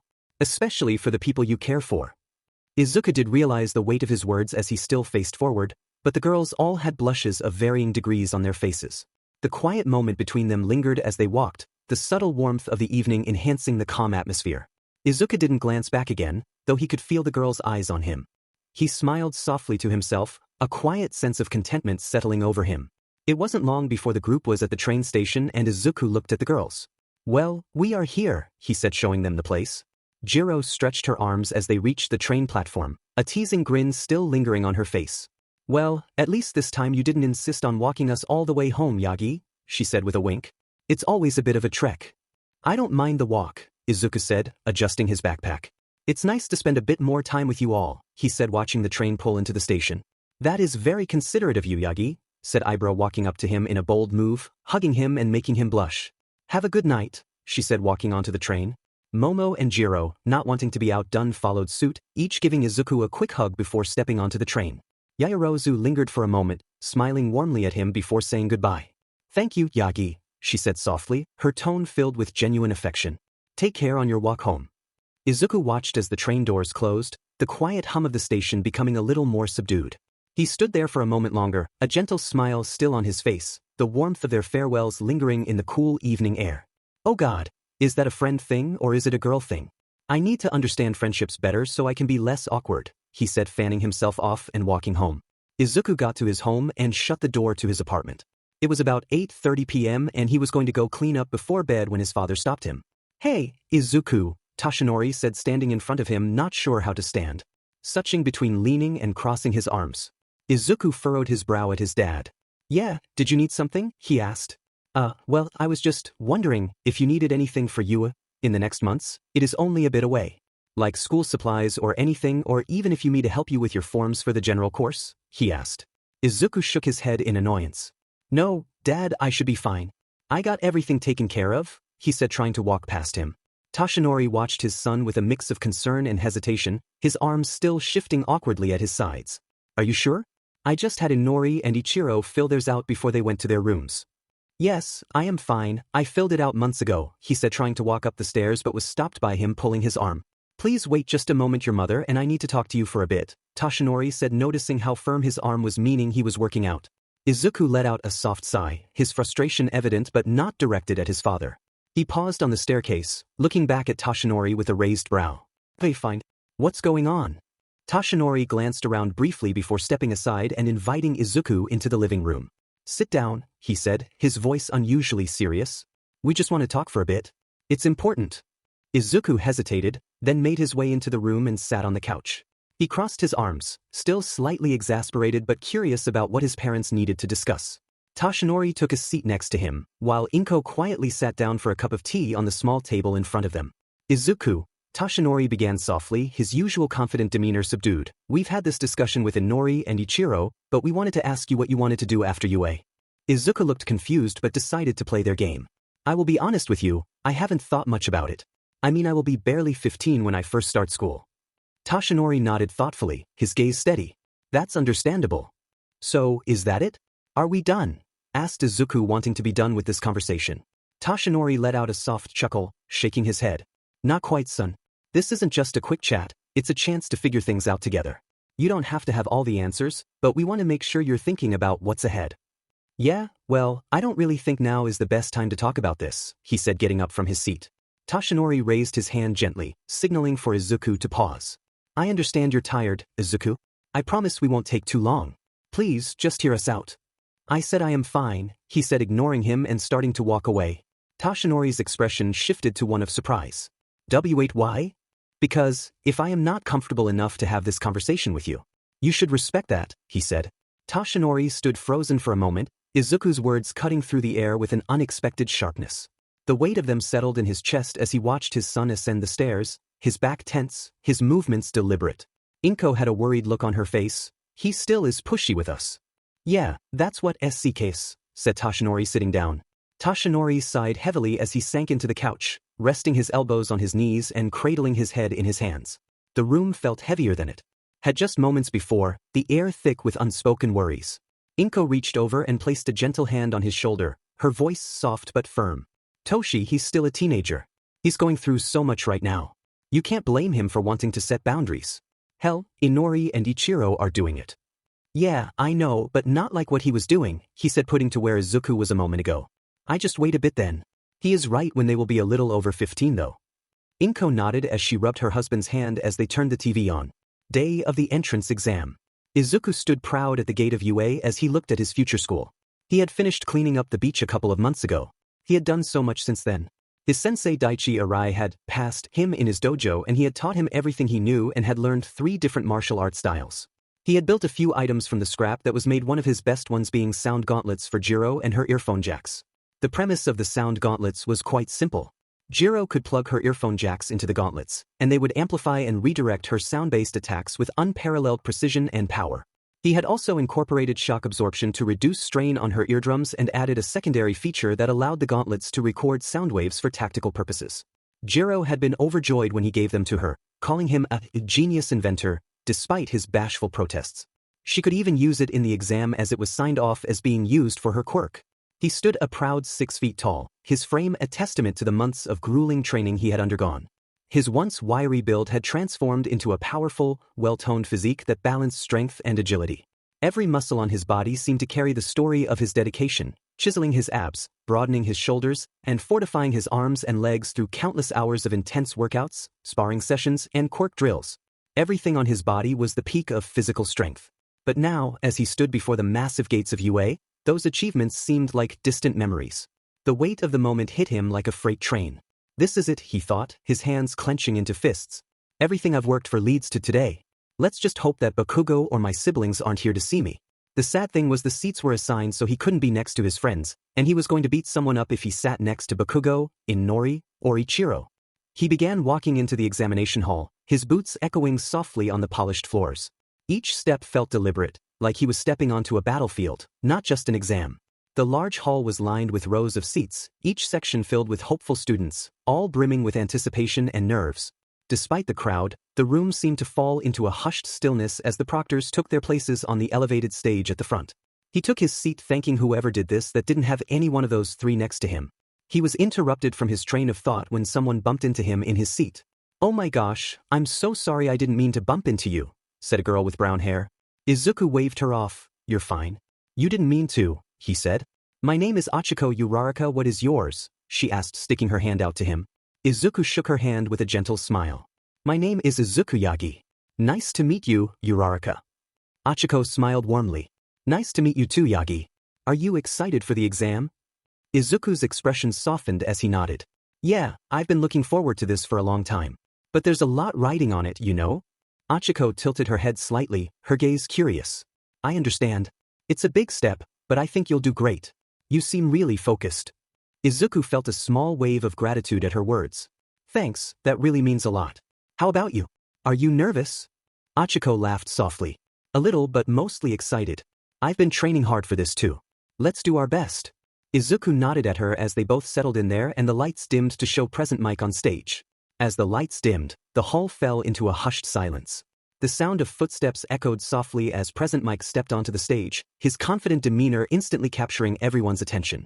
The excitement in the room surged once again, but now there was a different kind of energy, one that came with the presence of a pro hero. Good afternoon, future heroes. Present Mick's voice boomed across the hall, resonating with enthusiasm. Welcome to the UA entrance exam. You've all come a long way to get here, and today is the day you put your skills to the test. But first, let me go over how this test is going to work. Present Mick's voice filled the large hall, energetic and brimming with excitement. His animated gestures matched his tone, commanding the attention of every hopeful student in the room. All right, listen up, he continued, pointing dramatically toward the crowd. The UA entrance exam is split into two parts, a written test and a practical exam. Now we shall move on to the practical exam as we are now done with that. So, let's get rocking and go over this. Do not be afraid to ask any questions, he said, hitting a button, and a screen turned on behind him. The screen behind present Mike lit up, displaying images of various villain bots, ranging in size and complexity. Each model rotated slowly, giving the students a clear view of what they'd soon face. Present Mike gestured dramatically toward the screen, his enthusiasm undiminished. All right, future heroes, let's break it down. The practical exam is all about racking up points. In your assigned zones, you'll face off against villain bots of varying difficulty levels. Here's how the scoring works. 1-point bots are your basic models, lightweight and easy to take down. 2-point bots are bulkier, with tougher armor and slightly better mobility. And then there are the 3-point bots, he said, his tone dropping slightly for emphasis. These bad boys are designed to challenge even the best of you. They're heavily armored, have a range of offensive capabilities, and require a solid strategy to defeat. Excuse me, sir, asked a tall boy with glasses and blue hair standing up. A light shined down on him and he asked, what is with the 4th bot on this page? I am glad you asked that, he said, changing the screen to a dramatic image of a massive, towering robot that dwarfed the others. Its frame bristled with simulated weaponry, and it cast an ominous shadow over the mock city below. And finally, present Mike announced, pointing toward the colossal machine on the screen, the 0-pointer. This one is just here to shake things up. It's big, it's terrifying, but let me be clear, it's worth 0 points. You don't need to engage, try to avoid, all right. Present Mike clapped his hands, snapping Izuku and the rest of the students back to attention. All right, any other questions? He scanned the room, but no one else raised their hand. Good. Then let's get this party started. Check the screen for your assigned testing zones and report there immediately. You've got 5 minutes to get to your designated bus to travel to your zone. The clock's ticking. Looks like we are in the same testing zone based on our card, she said, looking over to Izuku. Yeah, we should get going, he said, getting up. Izuku and Achiko made their way toward the buses. Lined up outside, each labeled with the corresponding testing zones. The energy among the students was a mix of nerves and determination, the sound of hurried footsteps and hushed conversations filling the air. As they boarded the bus for Zone B, Izuku noticed the seats were filling quickly. He gestured for Achiko to take the window seat, and she nodded with a smile, sliding into place. Izuku sat beside her, his hands resting on his knees as he stared out the window. He had thought back to this morning about what his father said to him and his siblings. Good job to all of you and good luck today, he said, referring to them all. He shifted his gaze to Inori and Ichiro and smiled even more. Go out there and make you old man proud, he said, with the two of them smiling. Izuku clenched his knees in disdain towards his family. I'll show them, he said to himself. I'll be the best in everything I do and give it my all even when I have nothing left to give. Those are some good words of motivation, said Achiko, smiling at him. Izuku almost forgot he was with her for a moment and nodded. Yeah, might as well hype me up as much as possible, he said as they came to a stop. We're here. Good luck to you all, said the bus driver. Good luck, Uraraka, said Izuku. You as well, she said, finding an open spot for herself. Izuku stood near the gate waiting for the go-ahead, then he showed them what he had. He knew he would have to explain his quirk, so he deliberately pointed in his request forms to meet with the staff to talk about it, knowing his father was on the staff. His training in martial arts, quirks, knowledge and workouts lead him to this moment. This was a start, but he would make it worth it. He wouldn't lie when he said he wanted to be his father's record, which was still unknown. He wanted to see the looks on his family's face that he had a quirk all this time. He wanted to show them that he was going to follow his dreams with or without their help. He would give it his all. This was his statement to show to the world. He was here. This wasn't about the most points he could get right now, but rather how heroic he could be. His training would allow him to handle the use of 2 quirks without any negative effects. Aside from the ones that are constant such as Brain Boost and Cell Search. I mean the combat quirks he had. He could use 3 quirks at the same time in a short burst without problems and maybe 4 if he pushed it, but he would have to be careful. He inhaled deeply, preparing himself. He could not wait to see the looks of his family. Present Mick's voice then cut in, "What are guys doing? Go out there. There is only so much time." They were off to the races. Observation room. The teachers sat in their chairs waiting for the talent and the cream of the CRP to show themselves to them. "I have a feeling this will be quite a year," said Snipe as he leaned in his chair. "Indeed, I cannot wait," said Nizu sipping on some tea. "There are so many cuties already," said Midnight, liking her lips seductively. "Please don't start," said Eraserhead, sighing as he sipped some coffee, not wanting to fall asleep right now. Toshinori just sat in his chair thinking about today. I think Inori was the right candidate for One for All. Her telekinesis quirk is going to be incredibly powerful now, as well as having some strong attacks. Ichiro even said his quirk was very similar to mine, so it wouldn't make sense for him to have it. He is a selfless kid. The two of them have been training their buttes off for this. They will be the top 3 without a doubt. I wonder if Izuku passed his general course test. Of course he did, who am I kidding? The kid is smart as hell, he thought as the test started. This is where I am going to explain all of the quirks Izuku has so far, just so we are clear on that and in order of what and when they were made. First quirk, Brain Boost. This quirk allows Izuku to increase his IQ by 40 without any side effects, and it is always active. His IQ is 167 without and 207 with it. He also has memory recall. Second quirk, Cell Search. This quirk allows Izuku to have a faster healing factor than an average person. Think of it like Spider-Man's healing factor. He also can heal others like Recovery Girl with physical touch such as his hand, but it is slower than hers. Third quirk, Black Whip. Once used by the 5th user of One for All. Izuku can use 5 tendrils of Black Whip at any time for 5 minutes in a row. Any more tendrils and he struggles to control it. Any less tendrils and he can control it for longer. This is one of his most versatile quirks, as he can use it to swing himself, capture enemies, throw objects or people, or even cause distractions. Fourth quirk, Danger Sense. Once used by the 4th user of One for All. This quirk allows Izuku to sense when danger is directed at him and even in some cases near him. He no longer has the sharp pain that he does when it is activated due to his training. This is more of a passive quirk, as it is embedded in the user's instincts. It can also detect emotional hostility. Fifth quirk, Eagle Eyes. This quirk allows him to have a perfect 20/20 vision, and it increases his perceptual awareness. It enables him to track fast-moving objects with incredible accuracy. It was almost as if time slows down for him when they are activated. Sixth quirk, FA Gene. Once used by the 3rd user of One for All. FA Gene grants Izuku the ability to store kinetic energy from physical movements and release it for powerful bursts of strength, speed, and agility.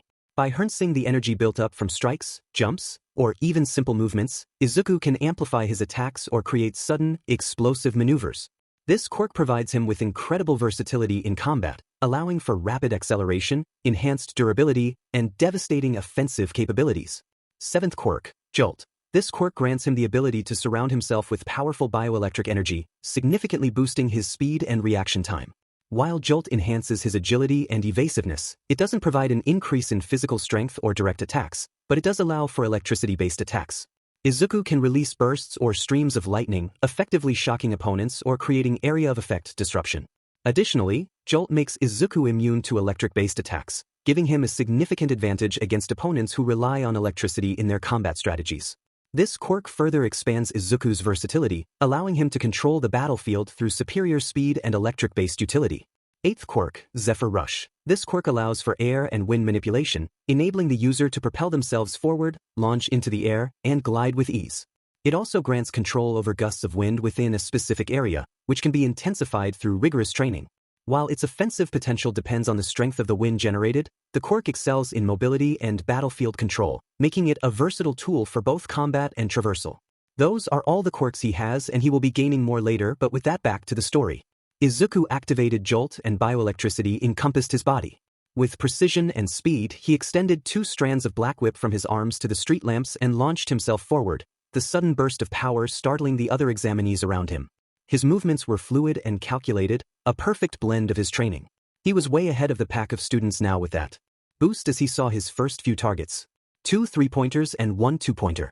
He extended out Black Whip and grabbed one of the 3-pointers. With his strength, he ripped the head off the 3-pointer, making it collapse to the ground. Danger sense had activated, and he effortlessly ducked underneath the attack the other 3-point sent his way. He was stuck between the 2-pointer and 3-pointer and smirked as he had been wanting to try this move for a while. He started to channel and store air into the palms of both of his hands. Air palm move, he said, extending a hand to each of the robots, pushing them into the wall, disabling them. That's 8 points. Got to keep going, he said, activating Jolt once more and using a burst of air to launch himself faster than he normally would. Ironically, he learned this move by seeing Bakugo propel himself using his explosions and realized he could do the same thing with air. Spotting a cluster of 3 1-pointers, Izuku landed gracefully and extended Black Whip once more. He wrapped the tendrils around the legs of 2 robots, pulling them into each other with a deafening crash. Before the 3rd robot could fire, Izuku's eyes glinted. Izuku planted his foot firmly into the ground, letting the energy from FA Gene explode through his leg. The force of his kick sent the 1-pointer flying into a nearby wall, shattering it on impact.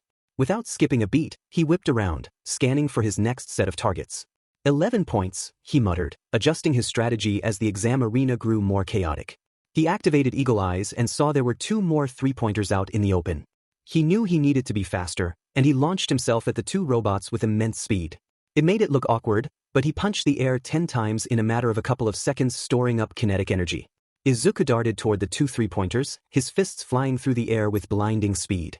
Each punch generated bursts of stored kinetic energy, his FA Gene Quirk accumulating power for a devastating move. The robots turned their attention to him, their targeting systems locking on as they began to charge their weaponry. Not today, Izuku muttered, smirking as he released stored energy. The first robot took the brunt of the punch, launching backward as he collided with the other 3-pointer, and the 2 exploded. 17, he said as he looked around. He saw there was one of the contestants holding his right arm from what looked like it was cut off from an attack by the robot, and he rushed over to him. The contestant almost fell over from the gust of wind Izuku generated. "Are you okay?" he asked, looking at his hand. "I'll be fine," the contestant stammered, though his voice was shaky. Just need to stay out of the way." "Not for long, you won't," he said, holding his arm up and placing his hand on the wound. Soon a faint green glow appeared as the wound started to heal up. After about 15 seconds, the gash was healed and Izuku stood up. "You are healed now. Good luck to you," he said as his body was encompassed in lightning and he was on his way again. The contestant looked in awe as he raced back to the battle to find and get more points. Observation room. Nizu sipped his tea with a smile on his face as he saw the battles happening. "You see, this is why I love this. This is where we get to see if future candidates' certain skills are in battle. For example, some students use wits and brain power to take care of their foes. Some use reconnaissance and gather intel to help them. Others may use their pure destructive power to take care of what needs to be done," said Nizu as screens of various battles played. "But the best use all of these tactics," he finished. Tashinori looked at Inori and Ichiro, who were defeating the robots with ease. Inori was showing her strength and adaptability to One for All as she flung the robots with a wave of her hand, while Ichiro knew a 3-pointer in the face. However, he didn't see another screen of a green blur that's smashing robots with ease while healing others. "Oh man, these kids are perfect," said Midnight, bit her lip as the others tried to ignore her. "They do seem a lot better than last year," said Power Loader. "Let's see what else they got before we release the big one," said Snipe. Zone B, 5 minutes left. Izuku wouldn't lie when he said he lost count of his points a while back because he decided to help a few others with cell search. "Someone help me," he heard another voice for help. This one was different. She sounded in pain and in danger. Izuku ran over to see the problem. There was a girl whose arm was stuck under some rubble from a nearby building that landed on her. She had brown hair in the shape of a mushroom and her eyes were filled with tears from what part of her eyes he could see, likely from the pain. Right behind her, there was a 3-pointer that was ready to attack. Izuku rushed toward the scene, his body crackling with electricity from Jolt, and his heart pounding with determination. He channels the electricity around his body ready to aim and fire. "Thunderbolt!" he yelled out as a large green bolt of lightning headed right at the robot with a blinding flash of light. The 3-pointer was engulfed in the electrified burst, sparks flying wildly from its metallic frame. The shockwave rippled through the air, sending bits of debris scattering and momentarily disabling the robot. Izuku didn't stop there. As the robot crashed to the ground, he rushed to the girl's side, lifting the rubble off of her. "You're going to be fine," he said as he threw the large piece of concrete like it was nothing. The large concrete slab shattered upon impact with the ground, sending chunks of debris flying in all directions. Izuku stood protectively over the girl, shielding her from the aftermath as his body continued to crackle with electricity. His expression was calm, though his heart raced with the adrenaline of the moment. "You're safe now," he assured her softly, helping her to her feet. She wobbled slightly, still overwhelmed by pain and fear, but Izuku steadied her gently. Just take a few deep breaths, you'll be okay. The girl managed to make a weak nod, her tears still falling but with a hint of relief.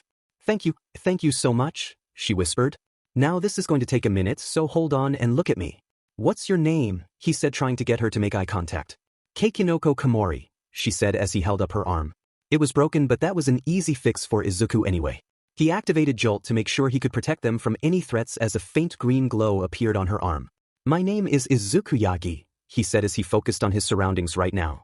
This might feel a little strange, but it won't hurt, he said as he channeled his healing energy.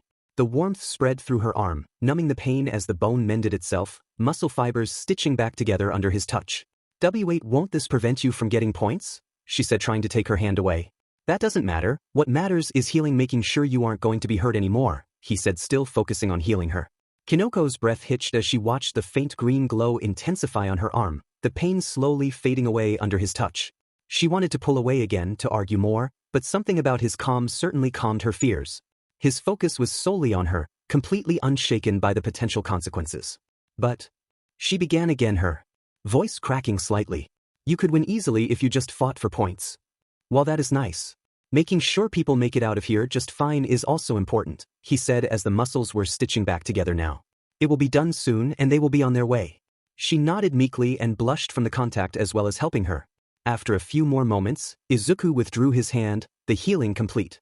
Kinoko flexed her fingers, feeling no pain, only the strength of her own body. It's done, Izuku said, his voice still calm and reassuring. How does it feel?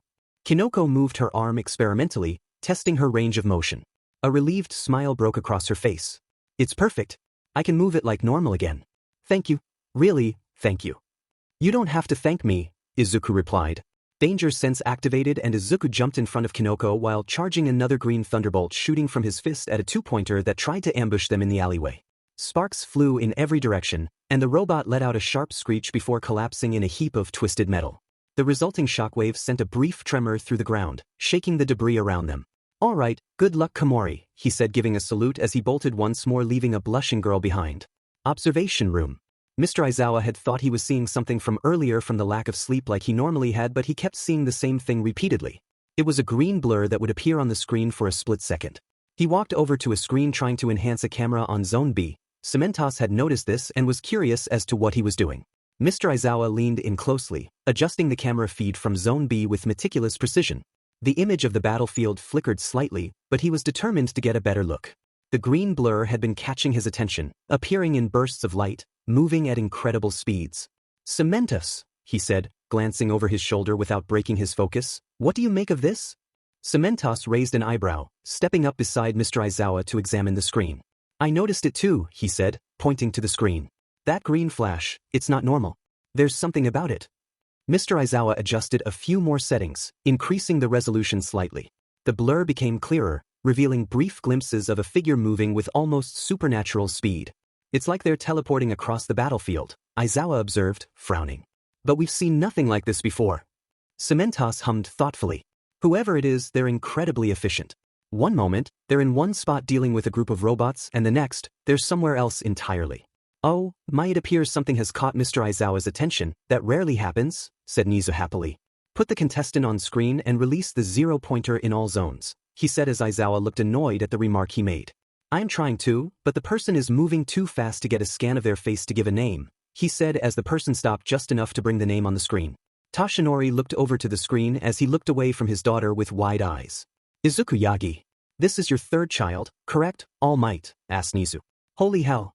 I had to put the video in 0.25 speed just to see him normally, said Aizawa.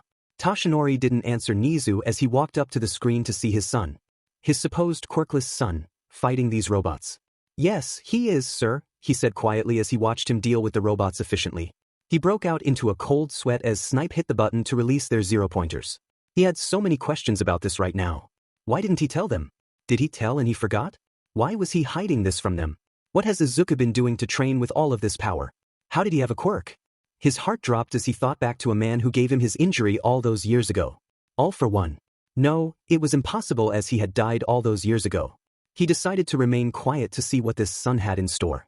He did know something hung deep in his chest that wouldn't go away for a while. Confusion. Hearted. But most importantly, guilt. Zone B with Izuku.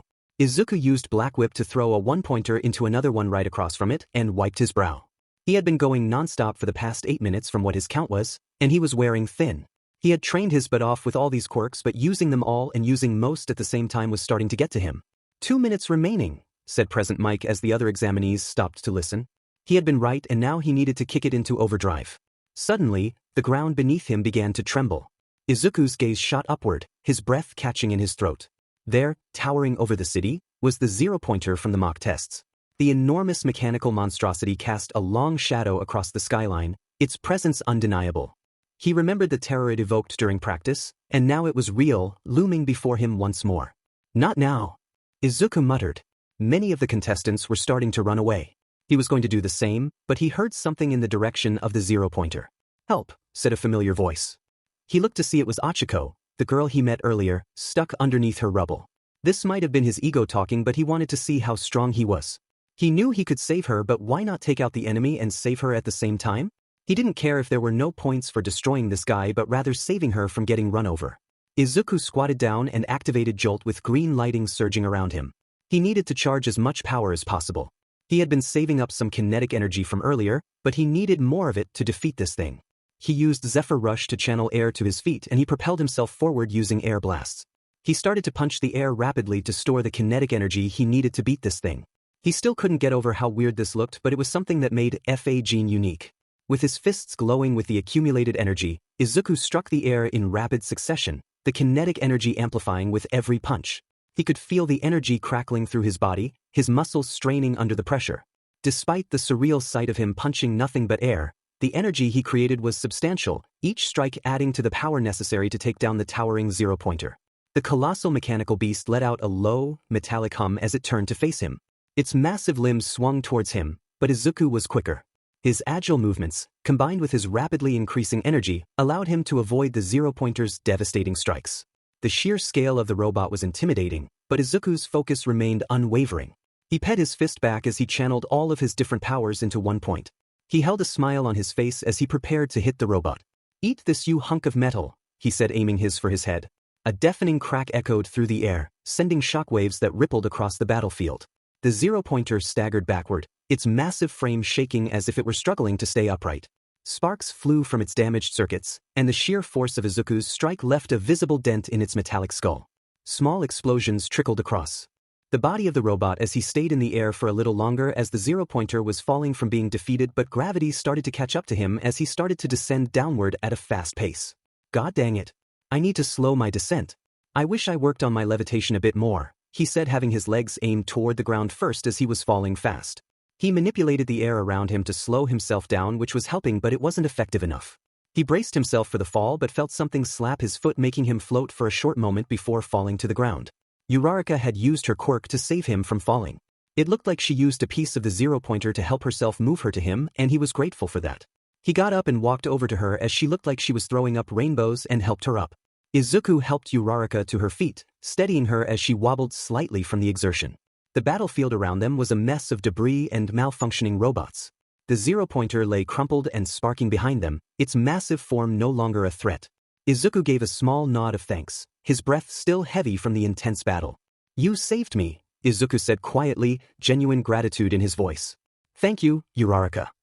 Uraraka managed a weak smile, her cheeks flushed as she leaned on him for support. "You don't have to thank me. You took down that thing. It's amazing.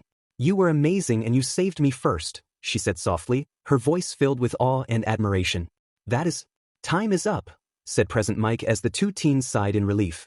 "Here, what did you hurt?" asked Izuku, looking at Achiko up and down. She looked at him confused. "I sprained my ankle, but what about you? Your arm looks hurt?" she asked as he looked down at his arm and flexed it. He just realized that he couldn't move it, so he must have overdone it on Fa Gene or on all his quirks. "I'm fine, it'll heal," he said, bending down. Achiko leaned on the piece of metal as Izuku grabbed her ankle, and that familiar faint glow appeared over her foot and part of her leg as he focused on healing her. "Good job, all of you. You are all heroes in my eyes," said an elderly woman looking for people with injuries. Recovery Girl was surprised that there weren't more people that were hurt this year, which made her job easier. She walked over to see a girl leaning on metal and a boy helping her. "There, you are healed, Uraraka," he said, turning to see Recovery Girl, the woman that helped him years ago. "Well, it has been quite some time since we've had a person that could heal others," she said smiling as she looked at his wounded arm and frowned. He leaned in and kissed his arm with it healing almost immediately. Thank you, miss, he said bowing slightly. Hey, I remember you. You are that boy that I healed all those years ago. I'd never forget that green hair and emerald eyes, she said smiling at him. Yes, that was me that day, he said smiling at her glad to be remembered. All right, examinees, clear out and see recovery girl if needed, said Present Mike. Izuku smiled at how he did today. He knew he would pass, but he couldn't wait to see the look on his families when they found out he had a quirks and he was going to be in the hero course. Observation room. Holy sheet, said Aizawa as he kept replaying the panel of Izuku punching the zero-pointer and knocking him down. Snipe nodded. Holy sheet indeed.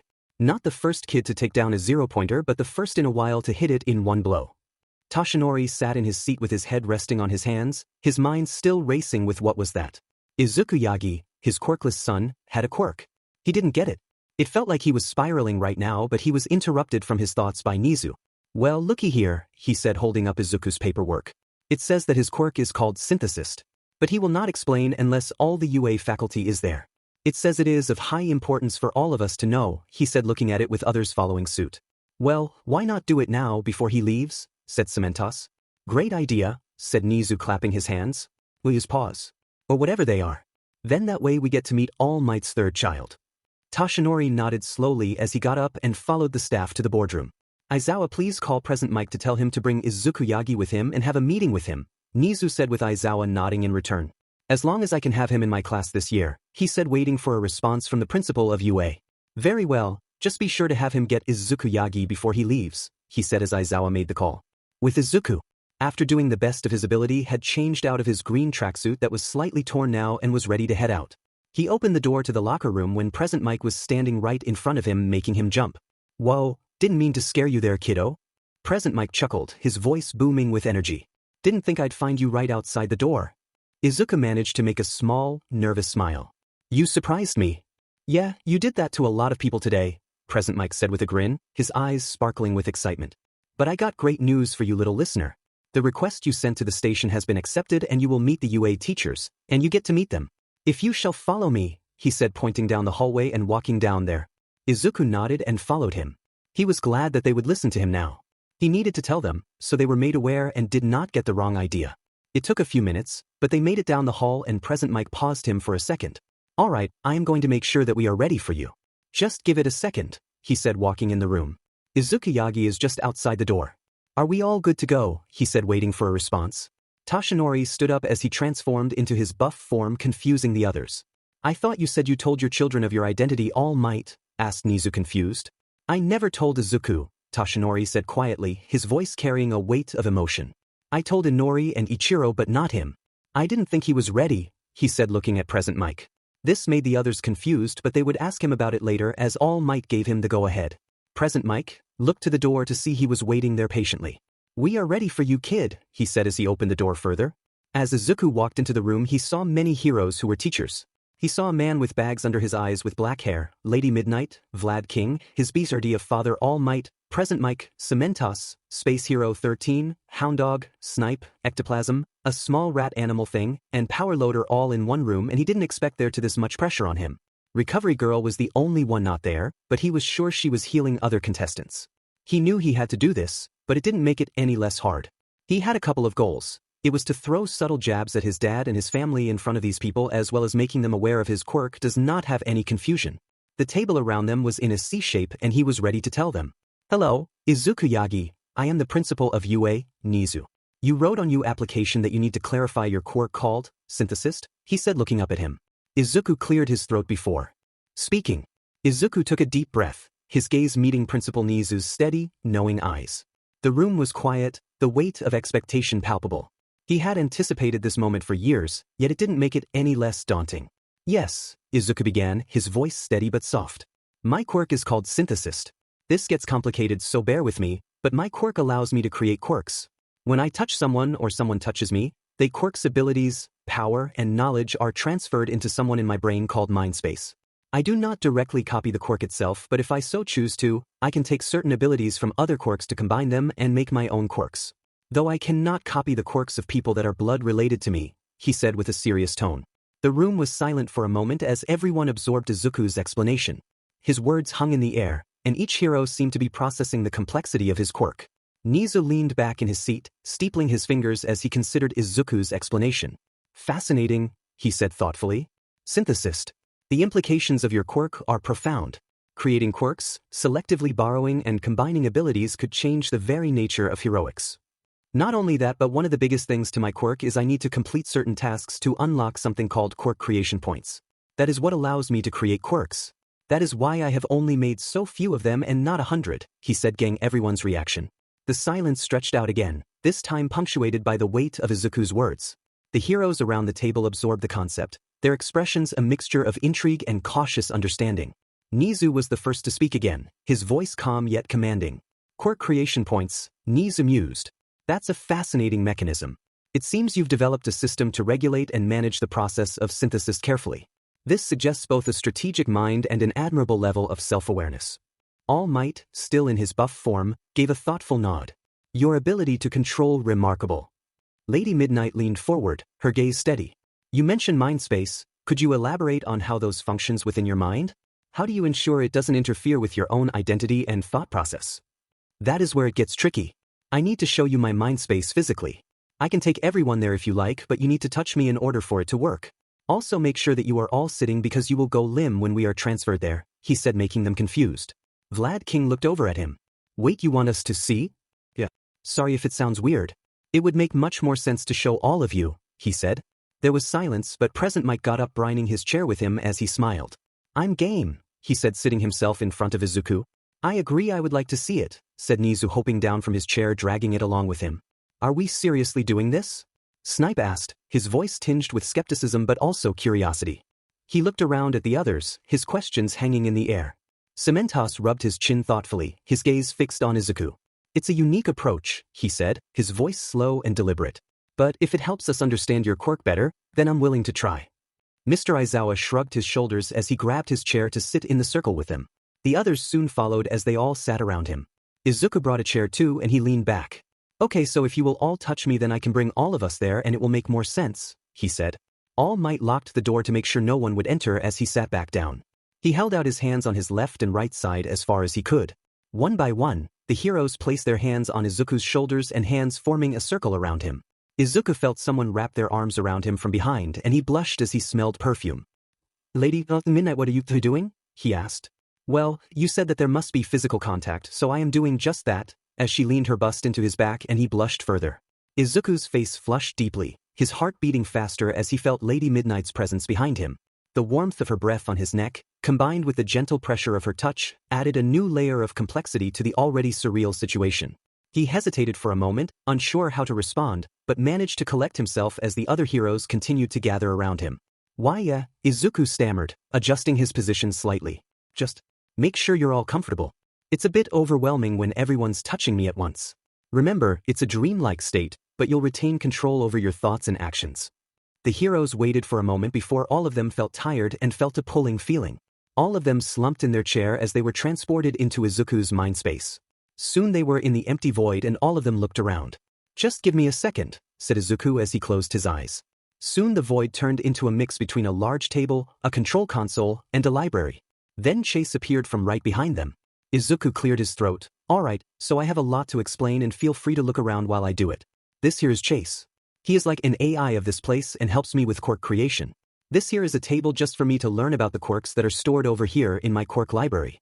As of now, I have 326 quirks stored here for me to learn about them or use them to create other ones. This console here is for me to learn what I have to do to earn quirk creation points as well as create my quirks. I have 1 quirk creation point as of right now. Oh, and before I forget, time moves 5 times slower here. 1 hour in here is 20 minutes out there, he said, exhaling, finishing all in one breath.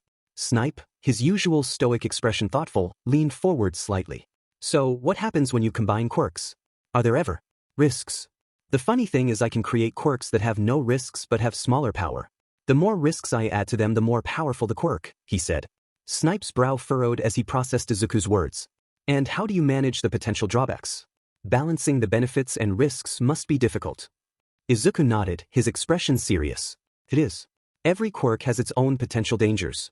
For example, some quirks might have temporary side effects or unpredictable outcomes. But I've developed methods to mitigate those risks. Through thorough study and trial, I ensure that the quirks I create serve a purpose and maintain a level of safety. Present Mike leaned forward, his eyes alight with curiosity. So, you're not just creating quirks for power. You're also considering their functionality and societal impact. Exactly, Izuku replied. Creating quirks isn't just about having the most powerful abilities.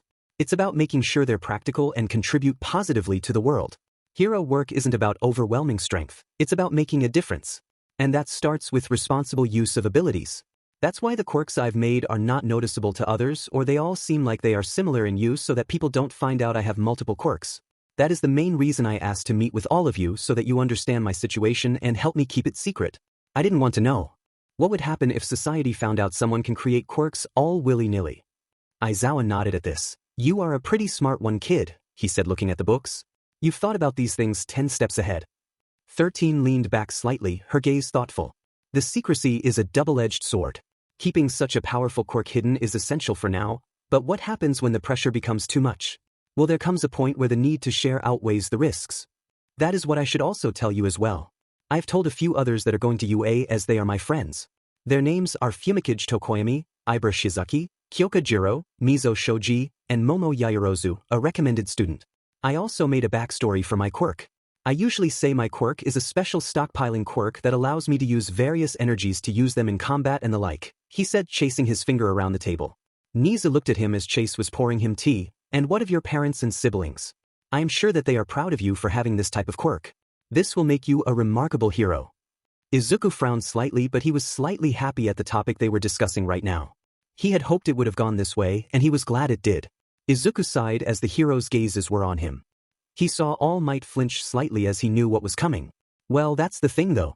I am what you call a late bloomer, and my quirk appeared at 12 years old. Chase said my body needed time to develop this immense power, and when I did tell my parents and siblings, they didn't believe me, he said sadly. All the other heroes were in shock as All Might's smile faltered slightly as he tried to occupy himself with someone, but he felt the gaze of every hero at him. He knew that he let his son down. To be honest, I am not too mad because let's be honest, it is exceedingly rare to have someone be a late bloomer. But it still hurt, nonetheless. They even said that I couldn't be a hero, he said sadly. Present Mike leaned forward, breaking the silence. Man, that's rough, kid. You've got this amazing quirk, and instead of celebrating it, they doubted you? That's not what family is supposed to do. Don't listen to M. Do what you want to do. Izuku managed a small, wry smile. I've come to terms with it, mostly. It's not like they hated me or anything. They just couldn't wrap their heads around the idea. Anyway, does anyone have any more questions? If not, I get us back to the real world. That would be nice, said Nizu. Izuku closed his eyes once more and everyone was back to the real world, still holding on to Izuku. Everyone got up and away from him as they went back to their original spots around the table. He still blushed at the fact Lady Midnight was lying on him for like 5 minutes. Nizu cleared his throat gently, redirecting the focus. Izuku, you mentioned you've told some of your peers at UA about your quirk. I trust they are individuals who understand the gravity of this secret. Yes, Izuku confirmed, sitting up straighter as he addressed Nizu. They all understand the importance of keeping this a secret. Each of them has already proven they can be trusted with something as serious as this. They've been supportive and offered valuable advice that's helped me manage my abilities better. Nizu nodded, his expression thoughtful. Good.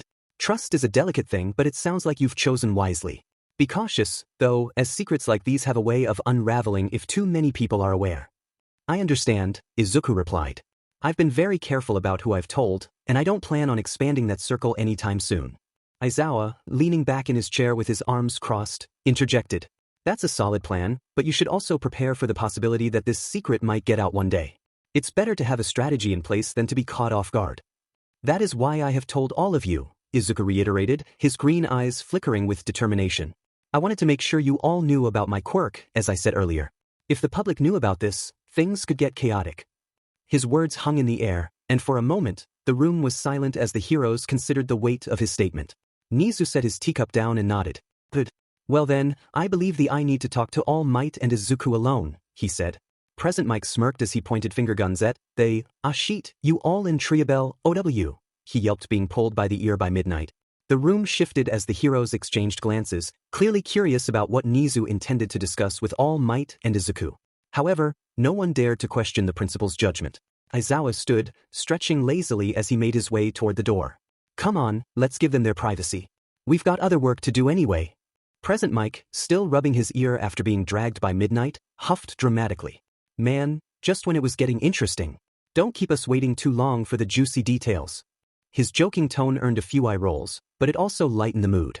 As the last of the heroes filed out, Nizu waited patiently until the door clicked shut, leaving him alone with Izuku and All Might. The tension in the air thickened immediately, and Izuku shifted uncomfortably in his chair, his gaze darting between the two older figures. Well, Izuku, I think you know why we are here, Nizu said, interlocking his fingers. There was a quirk in there called One for All, right? He asked. Izuku nodded at this, which made All Might fidget slightly. Was your plan to use this quirk as your own at some point? Asked All Might. Izuku smirked internally. Yes, from what I've read it has immense potential, he said to his future principal. I thought he said he couldn't copy the quirks of people that were blood-related to him. Wait, does that mean because One for All is transferred from person to person that he was able to copy and store the quirk as it was never mine to begin with? All Might thought. I see. Well, listen, I will say that One for All is a lot of hard work to manage, said Nizu. One for All is not just a quirk, Izuku. Those who wield it carry an immense responsibility, one that shapes not only their lives but the future of society itself. Izuku's emerald eyes flickered with determination as he nodded. I understand. That's why I've been careful about even considering using it. All Might nodded along with Nizu. All right, we'll be sure to tell me if you acquired the quirk. I will. Actually, I have some sheets about the quirks that I have right now. I have made 8 quirks and have 9 if you consider Synthesist, he said, handing Nizu his sheet of quirks and all that they do to him. Excellent. Now that is all I have with you, my dear child. I need to speak with All Might here. Your results will come in a few days. Have a great day, he said as he gave All Might a look that looked too sweet. Izuku nodded as he started to walk away. Thank you, sir, for having this meeting. Of course. Have a great day, he said as Izuku left the room. Nizu waited until the door clicked shut behind Izuku before turning his sharp gaze to All Might. The once invincible hero shifted uncomfortably under the principal's scrutiny, his usual cheerful demeanor replaced with a tense seriousness. All Might, Nizu began, his voice calm but layered with authority. What the hell did you do? All Might stiffened at his voice and transformed back to his skinny form and coughed up blood. What do you mean? He asked as Nizu stared at him harder. You didn't believe your son, Izuku. Your own son, when he said he had a quirk. Not only that, but you resorted to telling him that he could not be a hero, he said disdainfully. All Might visibly recoiled at Nizu's words, his gaunt face shadowed with guilt. His fists clenched and unclenched on the table as he struggled to find the words to respond. The room felt smaller with Nizu's sharp, piercing gaze locked on him. All Might stammered, his voice cracking under the weight of his shame. I thought I was protecting him. Back then when he was quirkless, or at least I thought he was. I wanted to spare him the pain of chasing an impossible dream. Nizu sighed, his small hands interlocking as he leaned forward. And in doing so, you crushed him. A boy who idolized you, who wanted nothing more than to follow in your footsteps. Did it ever occur to you how much weight your words carry, especially to someone who looks up to you as a hero and a father? Could you imagine how he felt when his own father said that to him? And the irony of it all is that you were quirkless before you received One for All. Nizu's sharp eyes softened slightly, but his tone remained firm. You thought you were protecting him, but instead, you projected your fears onto him. You assumed he wasn't strong enough to face the challenges you endured. In doing so, you underestimated not only his resilience but his brilliance. All Might lowered his head, the truth in Nizu's words cutting deep. You're right. I failed him. I let my own insecurities cloud my judgment. But I want to make it right. I want to be there for him now, even if I'm too late. You messed up, Toshinori, big time. Izuku doesn't seem like he would forgive right even at all. You're using the excuse of saying you were protecting him. Tell me the real reason why you did it, he said calm but demandingly. All Might froze at Nizu's demand, his breath caught in his chest. The piercing gaze of the small yet commanding principal seemed to slice through the layers of excuses and self-delusion he had wrapped around himself for years. He swallowed hard, his hands gripping his knees tightly as he tried to summon the courage to speak. He began, his voice barely above a whisper. I was afraid. Nizu tilted his head slightly, his expression unreadable. Afraid of what, Toshinori? Afraid for Izuku? Or afraid for yourself? All Might flinched as if struck. He opened his mouth to respond, but the words wouldn't come. The truth felt like a weight pressing down on his chest, suffocating him. I was afraid, he finally admitted, his voice cracking. Afraid that he'd fail.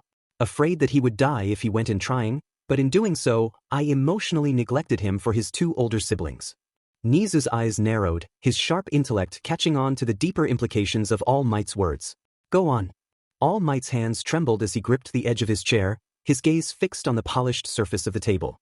His shoulders sagged as though a heavy burden had been placed on them, his usual confident aura completely striped away. I focused so much on what I thought was best for him, he said slowly, his voice laden with regret.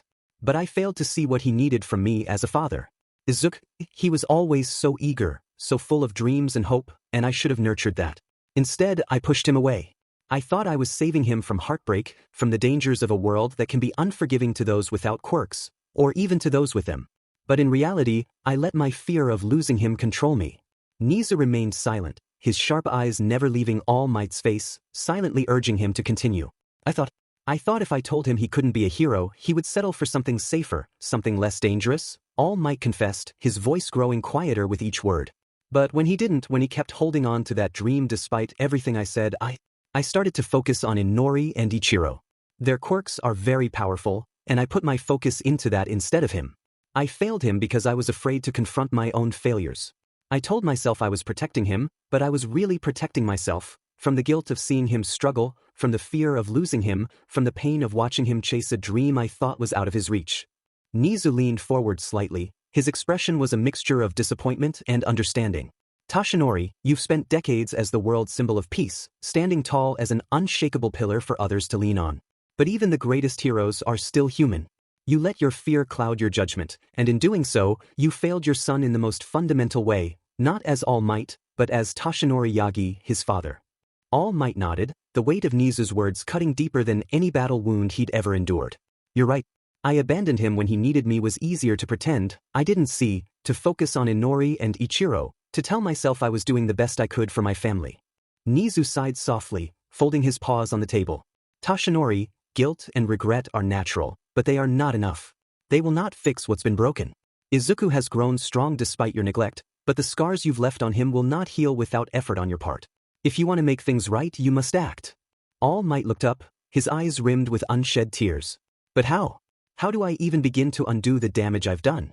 He doesn't trust me. I see it in his eyes every time we speak. And after everything I've said and done, I don't blame him. You start by listening, Nizu said firmly. Not as a hero, not as a teacher, but as a father. Izuku doesn't need grand gestures or empty promises. He needs you to hear him, to acknowledge his pain, and to accept responsibility for your actions without making excuses. And above all, he needs consistency. Words are easy, Toshinori. It's your actions that will show him you're truly committed to being there for him. All Might nodded, his determination hardening. I'll do it. I'll be there for him, even if it takes the rest of my life to make up for what I've done. Nizu's expression softened slightly, though his voice remained serious. But be prepared, Toshinori. Izuku may not forgive you right away, or ever. That is his choice, and it's one you must respect. Your role now is not to seek forgiveness for your own sake but to prove through your actions that you are worthy of his trust.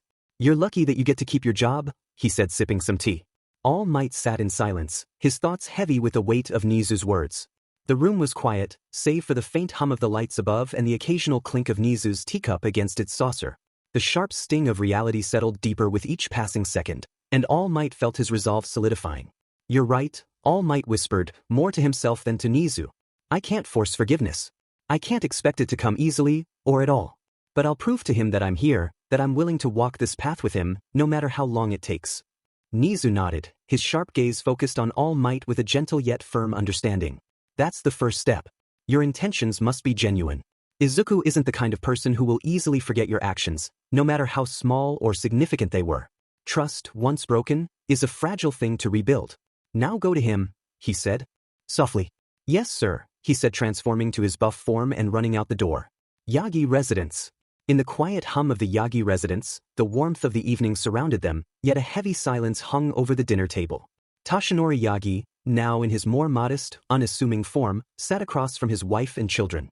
His eyes flickered between Izuku and his siblings, watching their interactions with a keen yet distant gaze. His heart tightened as he saw how effortlessly they shared moments of excitement, confidence, and carefree banter, while he remained a silent observer. Mom, it was so cool. I lost count after 60 points, Ichiro boasted, a wide grin on his face as he gestured enthusiastically with his chopsticks. Yeah, I lost count after 55 points, Inori chimed in, her voice a playful tease. Not bad for someone who spent half the exam day lost. Their laughter filled the room, the sound bright and warm. Toshinori couldn't help but smile faintly at their youthful enthusiasm, though the pain of his absence still lingered in his chest. He watched Izuku, who sat quietly, his gaze focused on his plate, hardly joining in the conversation. There was a wall between them, a distance that had grown over the years. Toshinori reached for his own chopsticks, his movements slow and deliberate, his hands trembling slightly. The weight of his thoughts threatened to drown out the lively conversation around him, but he forced himself to stay present.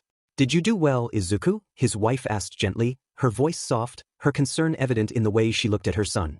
Izuku's head lifted slightly at the question, but his smile was subdued. "It was okay," he said quietly, his tone void of the usual enthusiasm his siblings displayed. "I passed, that's all that matters." Toshinori put his chopsticks down and stood up from the table, getting everyone's attention, especially Izuku's. Izuku was curious as to what Nizu talked to him about. He hoped he would get reamed out and in trouble, but he hadn't expected it to do this now. "Izuku," Toshinori began, his voice steady yet weighted with emotion, "we need to talk." "All of us do," he said, starting to steam. Everyone panicked at what their father was doing. "Dad, wait, do not do it in front of him," said Toshinori held a hand up. "No, we are doing this now," he said as he enlarged his frame in front of Izuku. Izuku was shocked not because he transformed in front of him, but because he was finally showing him he was all might. "Just what did Nizu talk to his dad about?" "I'm showing you who I am, Izuku," Toshinori said gently but firmly. His voice was different. No longer the booming voice of a hero, but the softer, more vulnerable voice of a man who had accepted his flaws. "No more masks. No more pretending." Inori and Ichiro watched in stunned silence, their eyes flickering between their father and their brother, unable to comprehend the gravity of the situation. They could feel the tension building in the air, as though the room itself was holding its breath. "Toshinori," Inori said quietly, her voice barely above a whisper. "This isn't how we usually handle things. Maybe we should." "No," Toshinori interrupted softly, his gaze unwavering. "We're doing this now. Izuku deserves to see the truth, no matter how difficult it is." All Might's figure barely fits in the room as he stood there looking at his third child. "Son, I am All Might," he said, showing him in his buff form. Izuku looked at him with a neutral expression as he continued. "Years back, I was injured by a man that only allows me to stay in this form for a certain amount of time a day, so I am limited to what I can do. My quirk is known as One for All. It stockpiles power and can be made stronger with each and every user it is transferred to." "Dad, you said he wasn't?" said Ichiro, but was cut off by his father. "Shut it, Ichiro, Dad is talking now," he said, making Izuku shocked slightly as he never told him off, even if it was for a second. "Izuku, my boy, I have wronged you for many years now, and I will be the first to say this. I am sorry," he said, making Izuku's expression change to shocked. Either Nizu was a smart man, or his dad meant it. It was probably both. "I am sorry for every little bit of pain and suffering that I caused you. I will be the first to say that I failed you as a father. I remember that day now, when you told us a few years ago that you said you had a quirk. I should have believed you then. I feel immense regret for everything that has happened to do with what I did these past few years.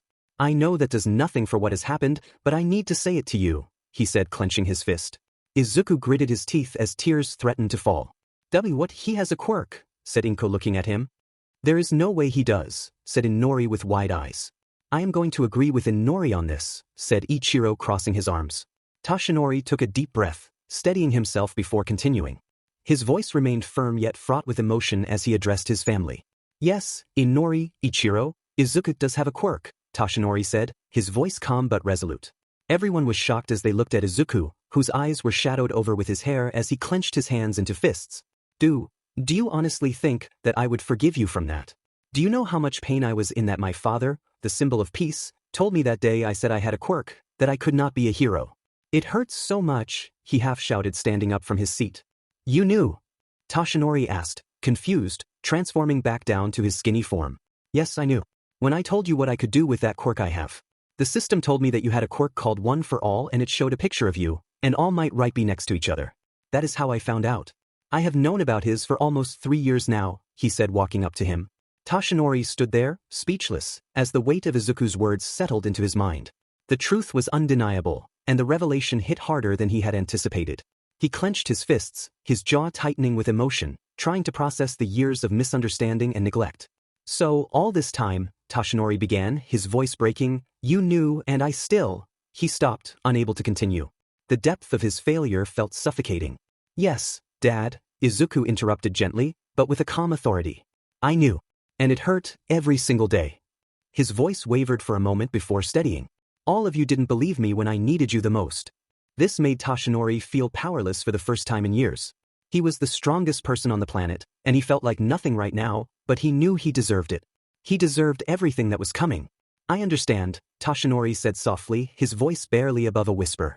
I failed you in the worst possible way. And I can't take back what's been done. But I'm going to say this now. I want you to know that I understand you have no trust in me, your mom, Inori, and Ichiro. But from this day on I am going to make it up to you. I understand that you may never forgive me, but that does not matter. I deserve everything you feel towards me. Just know that you are my son, and I will make everything up to you no matter how long it takes. Whether it is for the rest of my life or in my next lifetime. Just know that I am sorry, Izuku Yagi my son, he said as he started to break as tears fell from his face. Izuku sat silently, watching his father break down in front of him. The words Toshinori spoke were filled with sincerity, but they weren't enough to mend the years of neglect and pain. For a moment, neither spoke. The weight of the silence stretched between them, thick and suffocating. I don't know how to believe you, Izuku finally said, his voice quiet yet steady. Now listen, I understand that there was no physical neglect from you and mom. You gave me clothes, food, water, and shelter. I get that. I am also mature enough to understand that yourself, and the symbol of peace, are different from each other. As much as I hate you for the things you and this family have done to me, I still try to model myself after All Might, as pathetic as it sounds. I still want to be a person that makes people smile and make them know that they will be okay. But the emotional neglect was unbearable. Not having your own family believe in you put me through so much pain that if I hadn't made friends, I wasn't sure what would happen with them. But something you need to understand it that you are an incredible hero who inspires billions, but you are a flawed father, he said, tears building up in his eyes.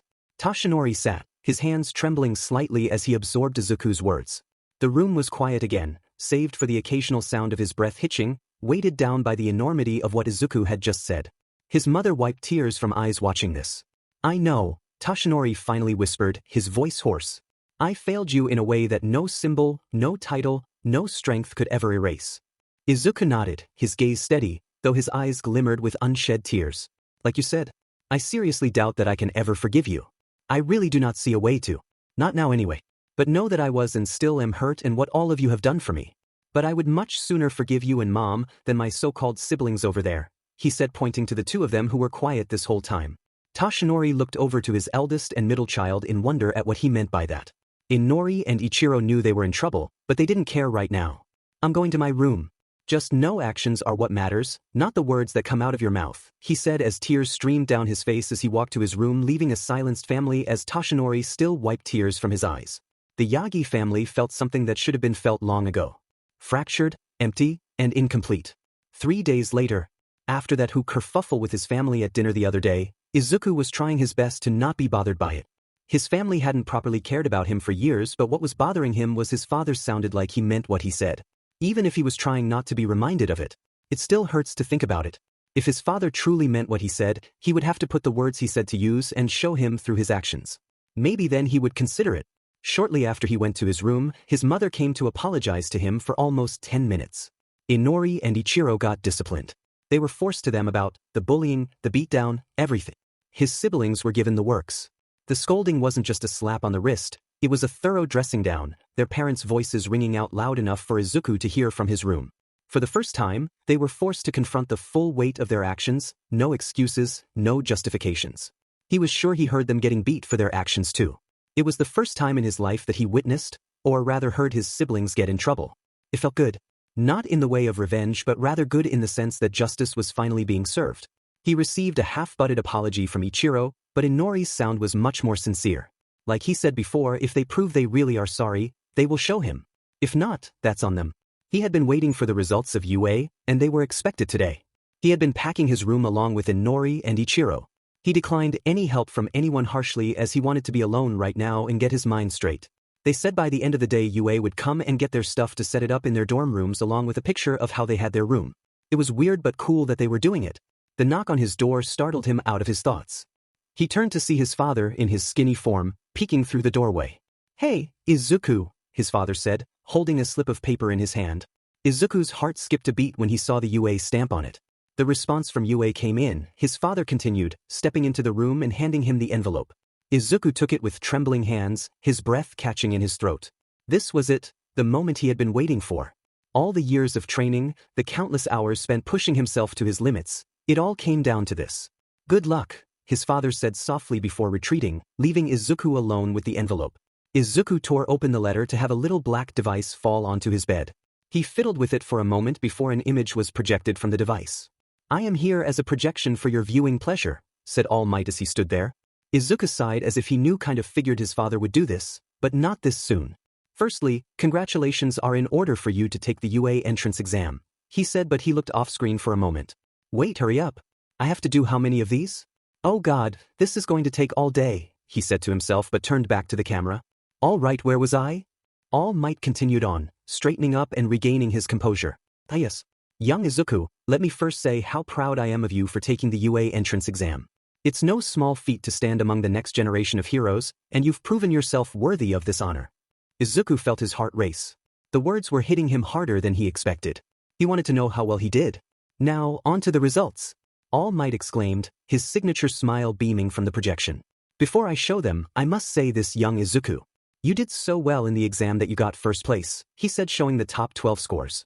Izuku smiled as he took time to read the people who were placed at the top, though it didn't show everyone's scores. Though he did keep the thought in the back of his head that he was going to UA.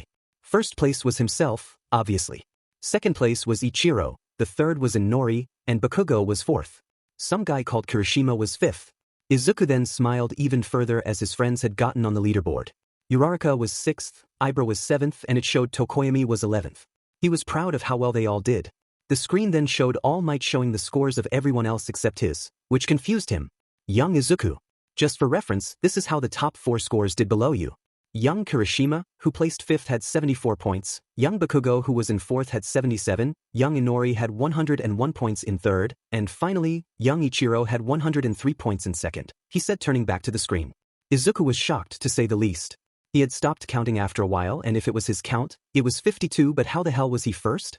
All Might cleared his throat to speak. You see, something that isn't known much at UA is that we categorize our points into 2 different areas. The first one is villain points. This is where it measures your ability to effectively take down the robotic foes during the practical exam. This is the category most participants focus on. The second category, however, is rescue points, awarded for displaying the true qualities of a hero, putting others before yourself, even in the face of danger. These points are not as widely discussed, but they are just as important in our evaluation, he said, pressing another button showing the total points of the scores on the leaderboard separate themselves apart. It showed Bakugo had no rescue points but had 77 in his villain points. Inori had 81 villain points and 20 rescue points, while Ichiro had 95 villain points and 8 rescue points. That is where you come in, my dear boy.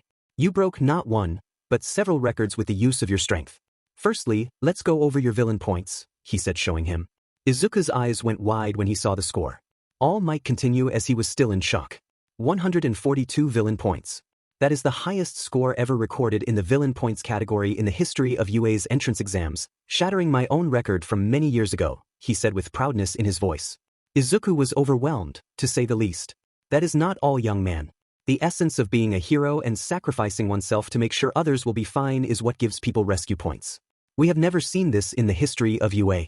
You had 8 clips of you not only rescuing people but taking time out of your way to heal them with your power, he said, showing the various clips from the cameras. Even where he was helping the Komori girl. That, young man, is heroism at its finest.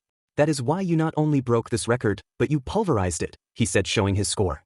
Izuku, for what felt like the umpteenth time that day, was shocked. You earned a remarkable 212 rescue points for 8 separate acts of heroism, setting a new standard for selflessness and bravery. You have shown what it truly means to be a hero. He had always dreamed of becoming a hero, but seeing these numbers made it feel more real than ever. Izuku, All Might's voice was steady and firm. You've demonstrated something extraordinary. Your ability to rescue others, even in the heat of battle, is unmatched. No other student has ever achieved such a high score in rescue points. This makes your total score even more impressive. Your total score is 354, the highest ever recorded in UA's entrance exams history. All Might's voice carried a tone of awe, his words sinking into Izuku's mind like a weightless dream. Be proud, young man. You not only have set 3 new records that will be here for years to come, but your actions, your heart, and your unyielding resolve have made history. So, let me be the first to welcome you to UA, your hero academia. Be sure ready to go to move into your new dormitory, he said, clenching a fist to his chest before the screen cut out. Izuku smiled a genuine smile for the first time in a few days at his accomplishment. He then heard cheering from down the hall, and it was Inori and Ichiro happy they got in. He opened the door to see his mom and dad were celebrating with them. He looked away sadly but was stopped when a hand was placed on his door. Toshinori looked at him once more as they met eye to eye and smiled. "Good job, son. I'm proud of you," he said, patting him on the shoulder as he walked back down the hall. He might have felt resentment towards his father and the rest of his family, but a thought had come to him. That was the first time his father had said that to him. He was going to close his door when his mother called out to him. "Wait, Izuku," he gave her a sidelong glance waiting for an answer. "Great job," she said happily as she went down the hall. "Yeah, that's too weird to hear," he thought as he shut the door, continuing to pack his room. Ichiro looked his way down the hall, clenching the frame of the door tightly as he glared at where his brother once stood. "Holy," he muttered to himself before returning to the pack. 7 a.m. the next day. Izuku had taken a cab with all his stuff down to the UA dormitories. He found out he was going to be in Class 1A, and Ichiro and Inori would be in Class 1B, and thank God for that. He had told them he could handle himself and he would be fine handling everything he had to move in. The paper said that today was a move-in day, and it lasted from 7 a.m. to 3 p.m. so he was likely going to be one of the first ones to get there, followed by his family. "Oi, we are here, boss," said the cab driver as they pulled up to the Class 1 dormitories. Izuku stepped out of the cab, taking in the sight of the UA dormitories. The buildings were modern yet inviting, blending practicality with comfort. The Class 1A dorm was situated to the left of the common area, its sleek lines and warm exterior colors giving it a homely but professional appearance. Class 1B's dorm mirrored it on the right, constructed with a similar design but slightly different accent colors to distinguish it. The central common area connected the two dorms, acting as a hub for both classes to interact. Izuku stepped into the central common area, marveling at the thoughtful design that blended functionality with comfort. The lobby was expansive, its high ceiling adorned with modern pendant lights that cast a soft, warm glow over the space. The walls were painted in neutral tones with vibrant accents to add life to the room. A mix of polished wood and tiled flooring gave the area a sophisticated yet welcoming feel. At the center of the room stood a circular seating arrangement with plush sofas and armchairs arranged around a low glass table, giving students a place to relax and chat. Around the perimeter of the room, there were various stations tailored to the needs and interests of UA's diverse student body. To the left was a study area equipped with long communal tables, individual desks, and soundproof pods for quiet study sessions. Nearby, a digital notice board displayed announcements, upcoming events, and class schedules. Most importantly, it showed the top entrance exam scores with his being presented. "I really hope this doesn't make me a target," Izuku muttered to himself, a nervous chuckle escaping his lips. On the right side of the lobby, a recreational zone caught Izuku's attention. It featured a gaming area with several large-screen TVs connected to gaming consoles, complete with ergonomic chairs for long sessions. Further back, Izuku noticed a cozy cafe-style setup. A counter lined with stools faced a large kitchen area equipped with coffee machines, microwaves, and snack dispensers. A fridge was stocked with drinks, and a chalkboard listed the cafe's hours and rules for using the facilities. A vending machine stood nearby, dispensing everything from energy drinks to small packs of candies, ensuring students wouldn't go hungry during late-night study sessions. In the far corner of the room, there was a relaxation area with bean bags, cushions, and even a small indoor fountain, the gentle trickling of water creating a calming ambience. Lush green plants in pots and hanging planters added a touch of nature to the space, making it feel less like a school and more like a second home. The most striking feature of the common area was the staircase at the back, which split into two directions, leading to the dormitories of Class 1A on the left and Class 1B on the right. Above the staircase was a mezzanine level with additional seating and a few private study rooms that overlooked the main area. Izuku could already see how this space would become the heart of student life for both classes. He imagined study groups gathering at the long tables, friendly competitions in the gaming area, and late-night conversations over coffee at the cafe counter. Izuku continued to take in the central common area, marveling at its detailed design and the thoughtfulness behind every feature. It was clear that UA had gone above and beyond to create a space that fostered camaraderie, collaboration, and comfort for its students. The dormitories weren't just a place to sleep, they were a microcosm of student life, designed to bring out the best in everyone who walked through their doors. As he looked around, he realized that he was the only one here right now. The common area served as the main hub connecting the two dormitories, but the buildings themselves had multiple floors, each with its unique layout and purpose. The ground floor of each dorm was dedicated to the fitness center, as said by the label near the door, and peeked inside to find a modest but well-equipped gym with treadmills, weights, and yoga mats, a testament to UA's focus on their students' physical well-being as well as their academic and heroic training. As Izuku climbed the main staircase, he saw that the second floor housed the dorm rooms, some of them anyway. There were 5 bedrooms to his left and 5 bedrooms to his right, meaning that the third floor was likely the same thing. It had a comfortable and welcoming atmosphere, blending practicality with a touch of hominess. Each hallway had soft lighting, and the walls were decorated with motivational quotes from pro heroes, along with framed posters from UA's history. The wooden flooring added warmth, and the faint scent of fresh paint hinted at the dormitory's recent renovations. He looked at the slip of paper to see his room was room. He looked to see 2 arrows like that in a hotel. It said 201 to 205 pointing to the left and 206 to 210 pointing to the right. I don't know if y'all wanted to know this, but here are the room arrangements for Class 1A. Second floor. Room 201, Tenya Ida. Room 202, Fumikage Tokoyami.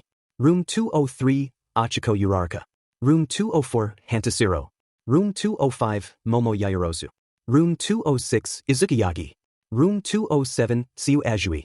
Room 208, Kyokujiro. Room 209, Shoto Todoroki.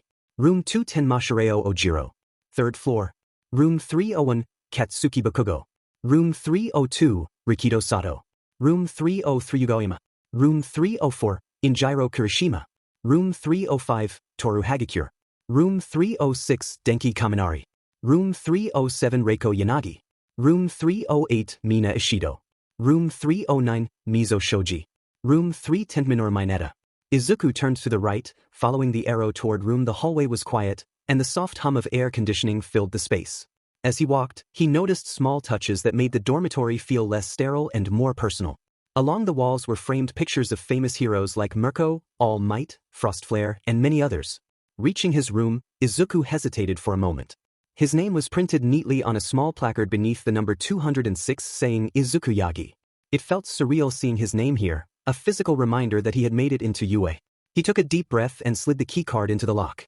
The door clicked open, and he stepped inside. The room was the exact same as he had his room, if not just slightly bigger. That makes it pretty convenient, he said to himself. Izuku placed his suitcase and backpack near the bed, scanning the room with growing appreciation. The layout was carefully planned for comfort and productivity.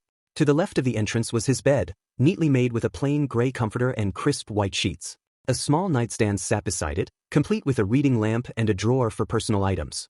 The right side of the room featured a desk with a built-in shelf, already stocked with basic supplies like notebooks, pens, and a small calendar. Izuku immediately envisioned himself sitting there, sketching out designs for support gear or jotting down notes about quirks. A corkboard hung above the desk, currently bare but waiting for him to pin up his plans and inspirations. The far end of the room housed a compact bathroom, complete with a shower, sink, and toilet.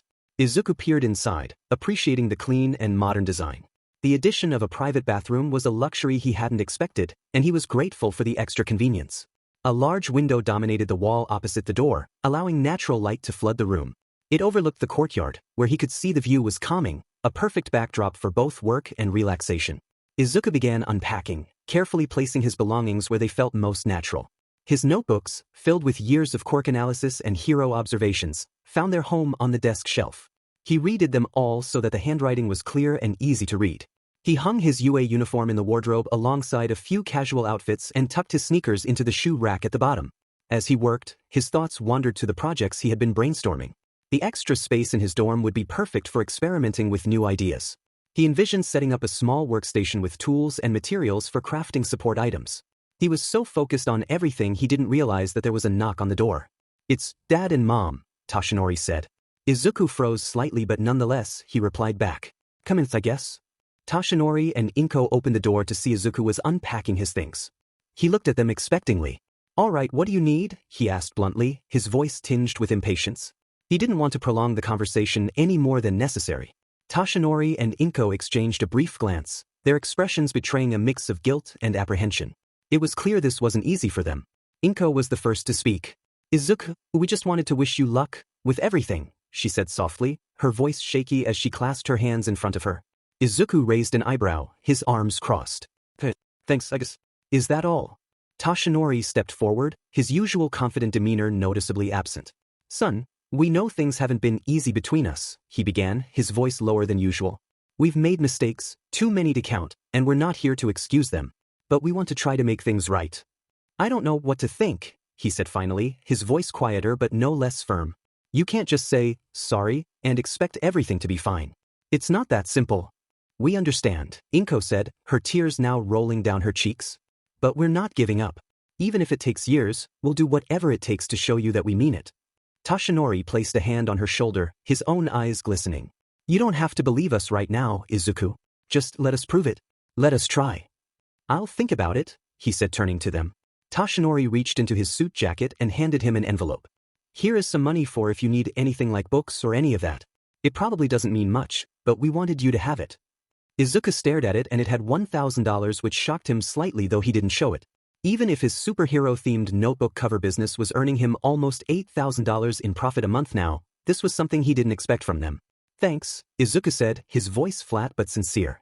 He wasn't sure how to feel about it, still caught between the resentment and the small, flickering hope that maybe they were really trying to make things right.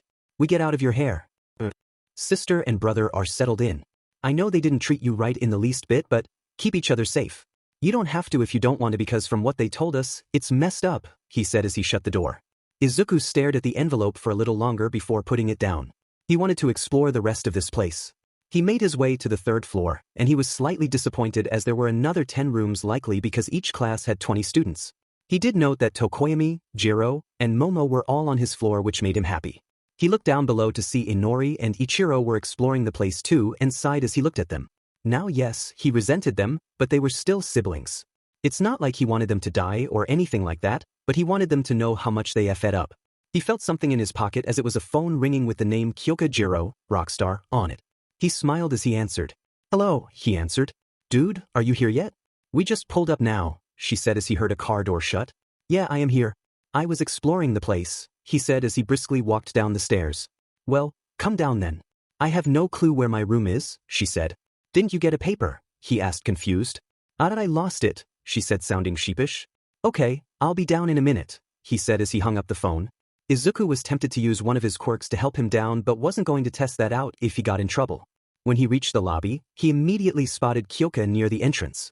She stood with her luggage, her earphone jacks dangling casually, and her parents were chatting. Kyoka noticed Izuku approaching and waved him over, a grin on her face. Hey, there you are. Took you long enough, she teased, adjusting her guitar case on her back. Izuku chuckled, scratching the back of his head. Sorry, I was trying to get familiar with the place. It's a bit of a maze here. Oh my gosh, Izuku, said Mika, coming up to him and hugging him. Izuku blushed at the unexpected hug but accepted it anyway. If you get any taller, I won't be able to hug you properly, she said, still squeezing him. Izuku gently patted Mika on the back, still a bit flustered.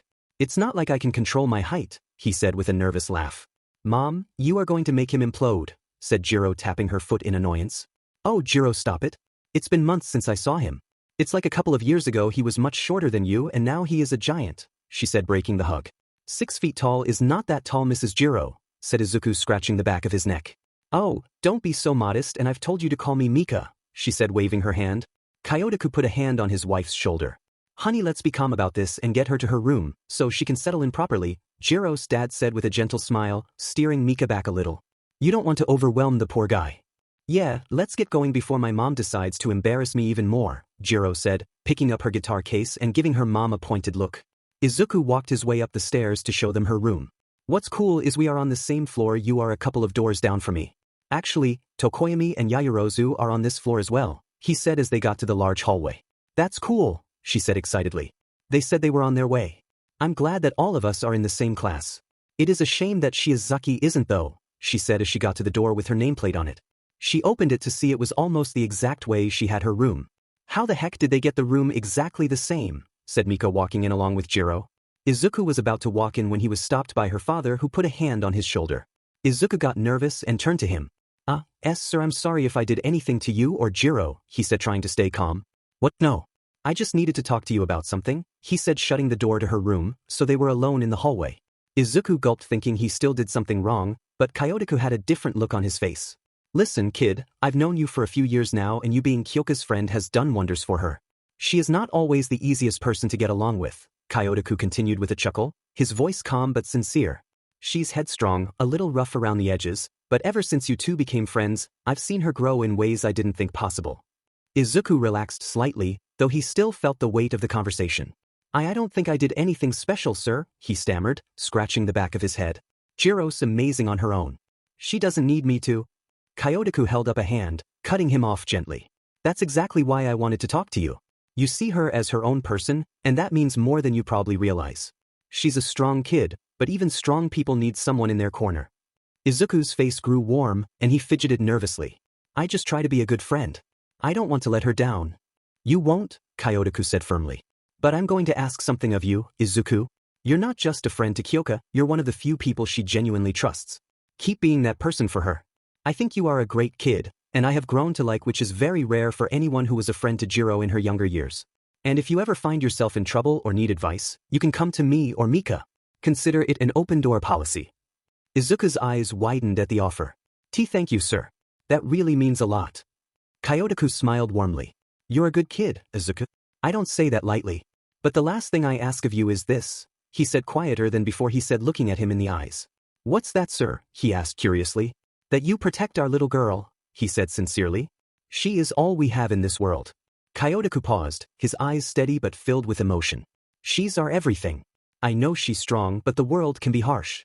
If things ever get tough, promise me you'll look out for her. Be the kind of friend she can lean on when it matters most. Izuku swallowed hard, feeling the weight of the request settle over him. He nodded firmly, his green eyes meeting Kyotoku's. I promise, sir. I'll do everything I can to protect Jiro and to be there for her. You have my word. I would have done that even if you didn't ask. Kyotoku's expression softened, and he patted Izuku's shoulder. That's all I needed to hear. Thank you, Izuku. With that, he opened the door and stepped back into the room. Inside, Mika and Kyoka were busy arranging the furniture. Mika was fussing over the placement of Kyoka's desk lamp, while Kyoka tried to convince her mother to leave it as it was. It's fine. I don't need it angled like that. But the lighting is better this way, Mika argued, holding the lamp in position. Honestly, Mika, let her handle it, Kyotoku said with a chuckle, stepping in to defuse the situation. You don't want to smother her. Mika sighed dramatically but relented. Fine. I'll leave it alone, this time. Kyoka rolled her eyes playfully. Thank you, Dad. Mom, you don't have to turn this into a home makeover show. Izuku stood by the door, watching the family dynamic with a smile. It was heartwarming to see how much they cared for each other, even if it came with a bit of chaos. After a few more minutes of organizing, Mika turned to Kyoka and pulled her into a tight. Alright, we'll get out of your hair now. But don't forget to call us, okay? And eat properly. You're too skinny. Mom, I'm fine, Jiro said, though she returned the hug with a small smile. I'll call. Don't worry. Kyotoku gave Jiro a quick hug as well, ruffling her hair affectionately. Take care, kiddo. And remember, we're just a call away if you need anything. With one last wave, Mika and Kyotoku left the room, leaving Jiro and Izuku alone. Kyoka flopped onto her bed with a sigh, staring up at the ceiling. Finally. I love them, but they can be a bit much sometimes. Izuku chuckled, leaning against the doorframe. They just care about you. It's kind of nice. Yeah, I know, Kyoka admitted, sitting up and looking at him. Thanks for putting up with all that. I know my mom can be. A lot. It's no problem, Izuku said, waving off her concerns. Your family's really nice. It's obvious how much they love you. Yeah, I guess. Oh, we should go wait for Ibra, Momo, and the others, she said, getting up and grabbing his arm to drag him downstairs. As they made their way back downstairs, Kyoka kept a firm grip on Izuku's arm. Her pace was brisk, almost like she was eager to escape any lingering awkwardness from her parents' departure.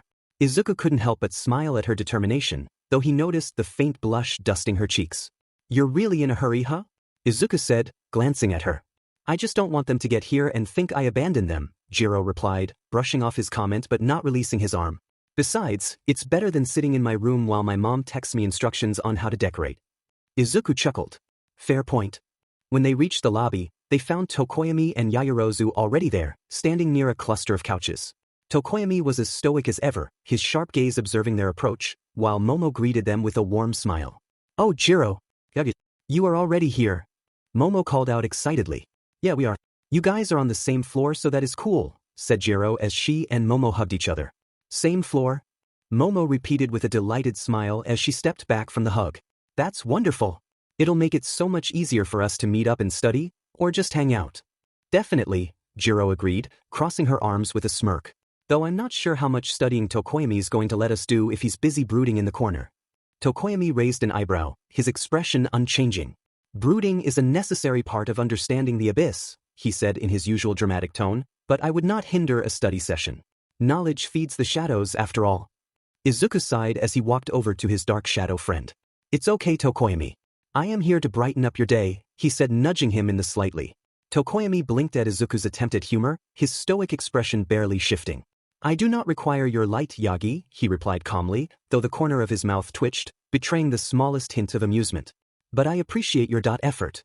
Izuku sighed. I thought that was a good one, he said shyly looking at the ground. Jiro couldn't help but chuckle at Izuku's reaction, nudging him playfully with her elbow. Hey, don't worry. Tokoyami's not one to crack a smile easily. She winked at Tokoyami, who merely raised an eyebrow in response, his expression unreadable. Momo smiled warmly at the exchange, her tone lighthearted as she joined in. It's the thought that counts, Yagi. Besides, I'm sure you're brightening up his day in ways we can't see. Izuku looked at Tokoyami, who still had an unreadable expression but was amused at Izuku trying to make him laugh. Anyway, should we get going to your rooms then or just wait then? Or, said Jiro adjusting her earphone jacks. Tokoyami and I will go and put up our stuff. You guys can wait here for us, said Momo. As Tokoyami began walking away with Momo, his usual composed and brooding demeanor intact, Izuku called out, unable to resist an attempt at humor. Hey, Tokoyami! Izuku said, his voice carrying a mischievous lilt. Tokoyami stopped and turned slightly, his sharp gaze settling on Izuku. Yes, Yagi? Izuku grinned sheepishly, rubbing the back of his neck. If knowledge feeds the shadows, does that mean your brain is on a strict no-light diet? For a brief moment, there was silence. Jiro and Momo froze, their expressions a mix of surprise and stifled laughter. Even Dark Shadow, peeking out from behind Tokoyami's shoulder, made a curious chirp-like noise. Then, Tokoyami turned fully, his face as stoic as ever, though there was an unmistakable glint of amusement in his eyes. Careful, Yagi, he said in a low voice. Those who jest at the shadows often find themselves swallowed by them. Dark Shadow nodded dramatically in agreement, its voice deep and ominous. Swallowed whole. But I liked the joke at least, he said, giving a thumbs up. Izuku let out a relieved laugh, scratching the back of his head. Thanks, Dark Shadow. At least someone appreciates my humor. Jiro chuckled as Momo and Tokoyami backed away. Dude, Tokoyami may never laugh. I would just stop while you are ahead, she said, dragging him over to the couch. Izuku allowed himself to be dragged to the couch by Jiro, his face still flushed with a mix of embarrassment and amusement. I don't know, he said with a sheepish grin. I think I'm getting closer. Did you see that almost smile? It was there for like half a second. Jiro laughed, shaking her head. You're hopeless. But hey, I'll give you points for persistence. If anyone can make Tokoyami laugh, it's probably you. Or Dark Shadow, apparently. Izuku flopped down onto the couch, resting his hands on his knees. Well, if I can brighten his day even a little, I'll take that as a win. Jiro pulled out her phone and gave it to Izuku. What the heck is this for? Free phone or something? Jiro smirked, nudging Izuku with her elbow as she handed him her phone. No, you dork. I need you to charge it with your electricity, she said, looking at him expectingly. Izuku just looked at her with weird look. I don't know, you sure pulled on me pretty hard earlier, then you told me to give up on making Tokoyami laugh, then there's the times where you stab me with you jacks, he said, starting to go on and on. Jiro sighed dramatically, crossing her arms and raising an eyebrow at Izuku's mini rant. Oh, come on, Yagi. Don't be so sensitive. You know what, he said, getting ready to activate Siri. I'll just call you Mom really quick, he said. Jiro's eyes widened in mock horror as she reached out to snatch her phone back. Whoa, whoa, whoa. No need to bring my mom into this, Yagi. Izuku smirked, holding the phone just out of her reach. Why not? She seems like a nice lady. I'm sure she'd love to hear about how you've been treating me. Jiro groaned, dropping her hands dramatically to her sides. You're the worst, you know that? I ask for one tiny favor, and suddenly it's a hostage negotiation. Izuku shook his head. You know, this is the one time that I decided to tease you ever and you're freaking out about it. Fine, I'll charge your phone, he said, activating Jolt. Jiro crossed her arms, watching as Izuku's quirk activated, sending a small spark of electricity into her phone. She couldn't help but smirk at his over-the-top antics. You know, Yagi, for someone who claims to be so nice, you've got a surprisingly mischievous streak. Izuku chuckled softly as he handed her the fully charged phone. Hey, I can be nice. And still have a little fun every now and then. Besides, you've been teasing me non-stop. It's only fair I get a turn. Jiro tilted her head, pretending to consider his words. Fair enough. But don't think this means I'm going to go easy on you in the future. I've still got plenty of material to work with. Great, Izuku said dryly, running a hand through his hair. Something to look forward to. Momo and Tokoyami eventually came back down to chat with them. Soon the lobby was flooded with guests and Shoji and Ibra showed up, but Izuku started to get a bit uncomfortable. He was fine with them as they had been friends for years and he was comfortable with them, but with all these new faces it was going to be rough for a bit. He looked over at his friends and got up from his seat. I am going to walk around for a bit, he said, thinking it was a good excuse. Shoji formed a mouth on one of his hands. Sounds good. We will be here if you need us. Izuku nodded appreciatively at Shoji before heading toward the quieter hallways branching off from the bustling lobby. The low hum of conversation and laughter faded as he walked, replaced by the comforting stillness of the empty corridors. He let out a deep breath, rolling his shoulders to release some tension. Thank God, he said as he ran a hand through his hair as he leaned against the wall. He was going to relax there for a bit, but he heard something behind him. Deku, said Bakugo in an annoyed voice. Izuku turned around to see him standing there with an annoyed look on his face. Yes, Bakugo, do you need something? He asked. How did you do it? He said, gritting his teeth. What? He asked, confused, making him madder. I said, how did you do it? Get an all-time record for the entrance exam. You didn't even have a quirk. Were you just hiding it all these years? Izuku blinked in surprise, his eyes widening slightly at Bakugo's blunt question. He wasn't expecting this confrontation, but he quickly tried to regain his composure. If you want an honest answer, the yes, I was. To put it simply, you and my siblings treated me like shit. I saw no point in wanting to be around, he said bluntly. What the hell are you talking about? Bakugo growled, taking a step closer, his tone more demanding than before. Did you not hear the words that came out of my mouth? Treated. Plain and simple. When we were younger, I couldn't wait to see what you would do with your quirk. I knew you would be a good hero.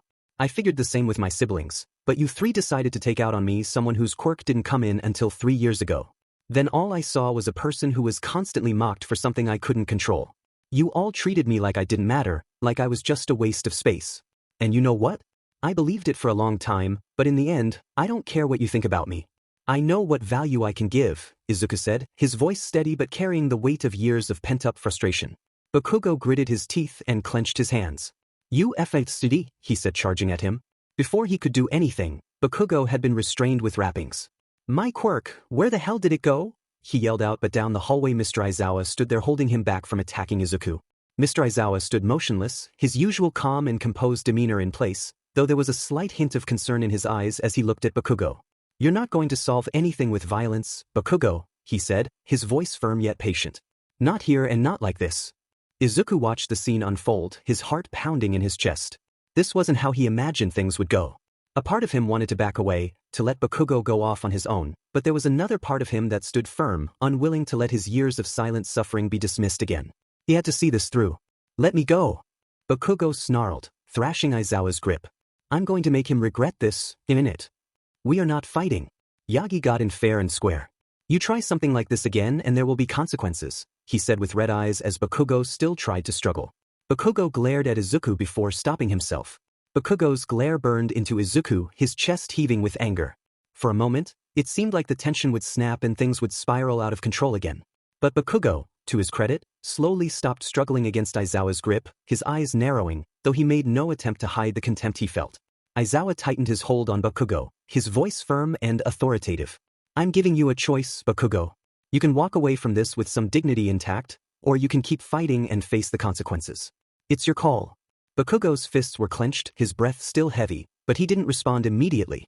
He didn't want to admit it, but he knew Aizawa was right. There was nothing to gain by continuing this confrontation, especially in front of everyone else. After a few long moments, Bakugo snorted in frustration and pulled himself free from Aizawa's hold, stepping back. You're lucky I don't want to deal with this right now, he spat, turning on his heel and storming off down the hallway. Thank you, Eraserhead, said Izuku as Mr. Aizawa retracted his scarf. I'm surprised you knew my hero name. Not many do, he said walking up to him. What are you doing back here anyway? Izuku looked at him and sighed. There was a lot of people out there. I got overwhelmed is all. I mean, the storm is going to hold 40 students and I thought I could handle it, but it just feels different. That's fine, but in the hero world you will need to overcome this with media and all that. So, just go back out there, he said, stepping out of the way. Besides, tomorrow will be the first day of class. You're right, Izuku said, his voice more certain now. Thanks again, he said, going back out there. He made it back to the group as they were chatting with each other. Good, you're back, said Ibra happily. Izuku smiled at Ibra's welcoming tone, relieved to return to the group. The tension from his earlier conversation with Bakugo had left him drained, but being surrounded by his friends made it a little easier to push through.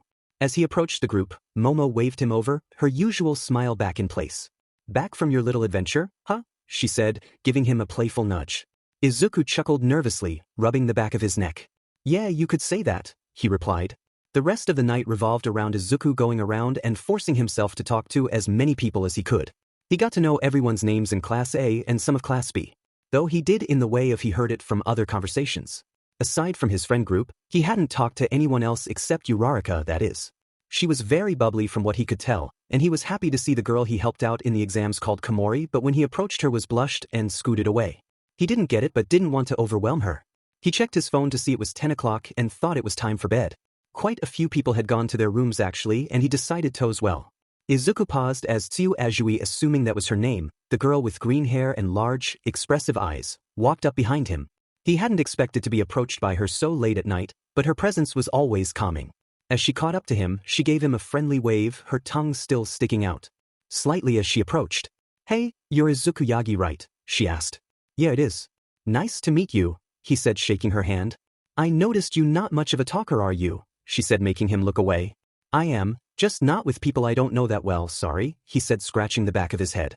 Tsuyu looked at him with a slight tilt of her head, her tongue flicking out slightly as she observed him. "Ribbit, it's fine. It's not easy to talk to so many new people, especially when there's a lot of pressure. I get it, but you seem to be handling it well so far." Izuku felt a small sigh of relief at her understanding. "Thanks, Ajui. I guess it's just a lot. All these new faces, trying to remember everyone's names, and then there's all the stuff with the first day tomorrow. It's overwhelming. Call me Tsu. But yeah, it should be fun for tomorrow. I wonder what we'll do," she said, putting a finger to her chin. "Sorry, Ajui. My guess is that we will do a mix of Class A and B," he said, rubbing the back of his head as they got to their floor. She gave a deadpanned look as he called her Ajui again.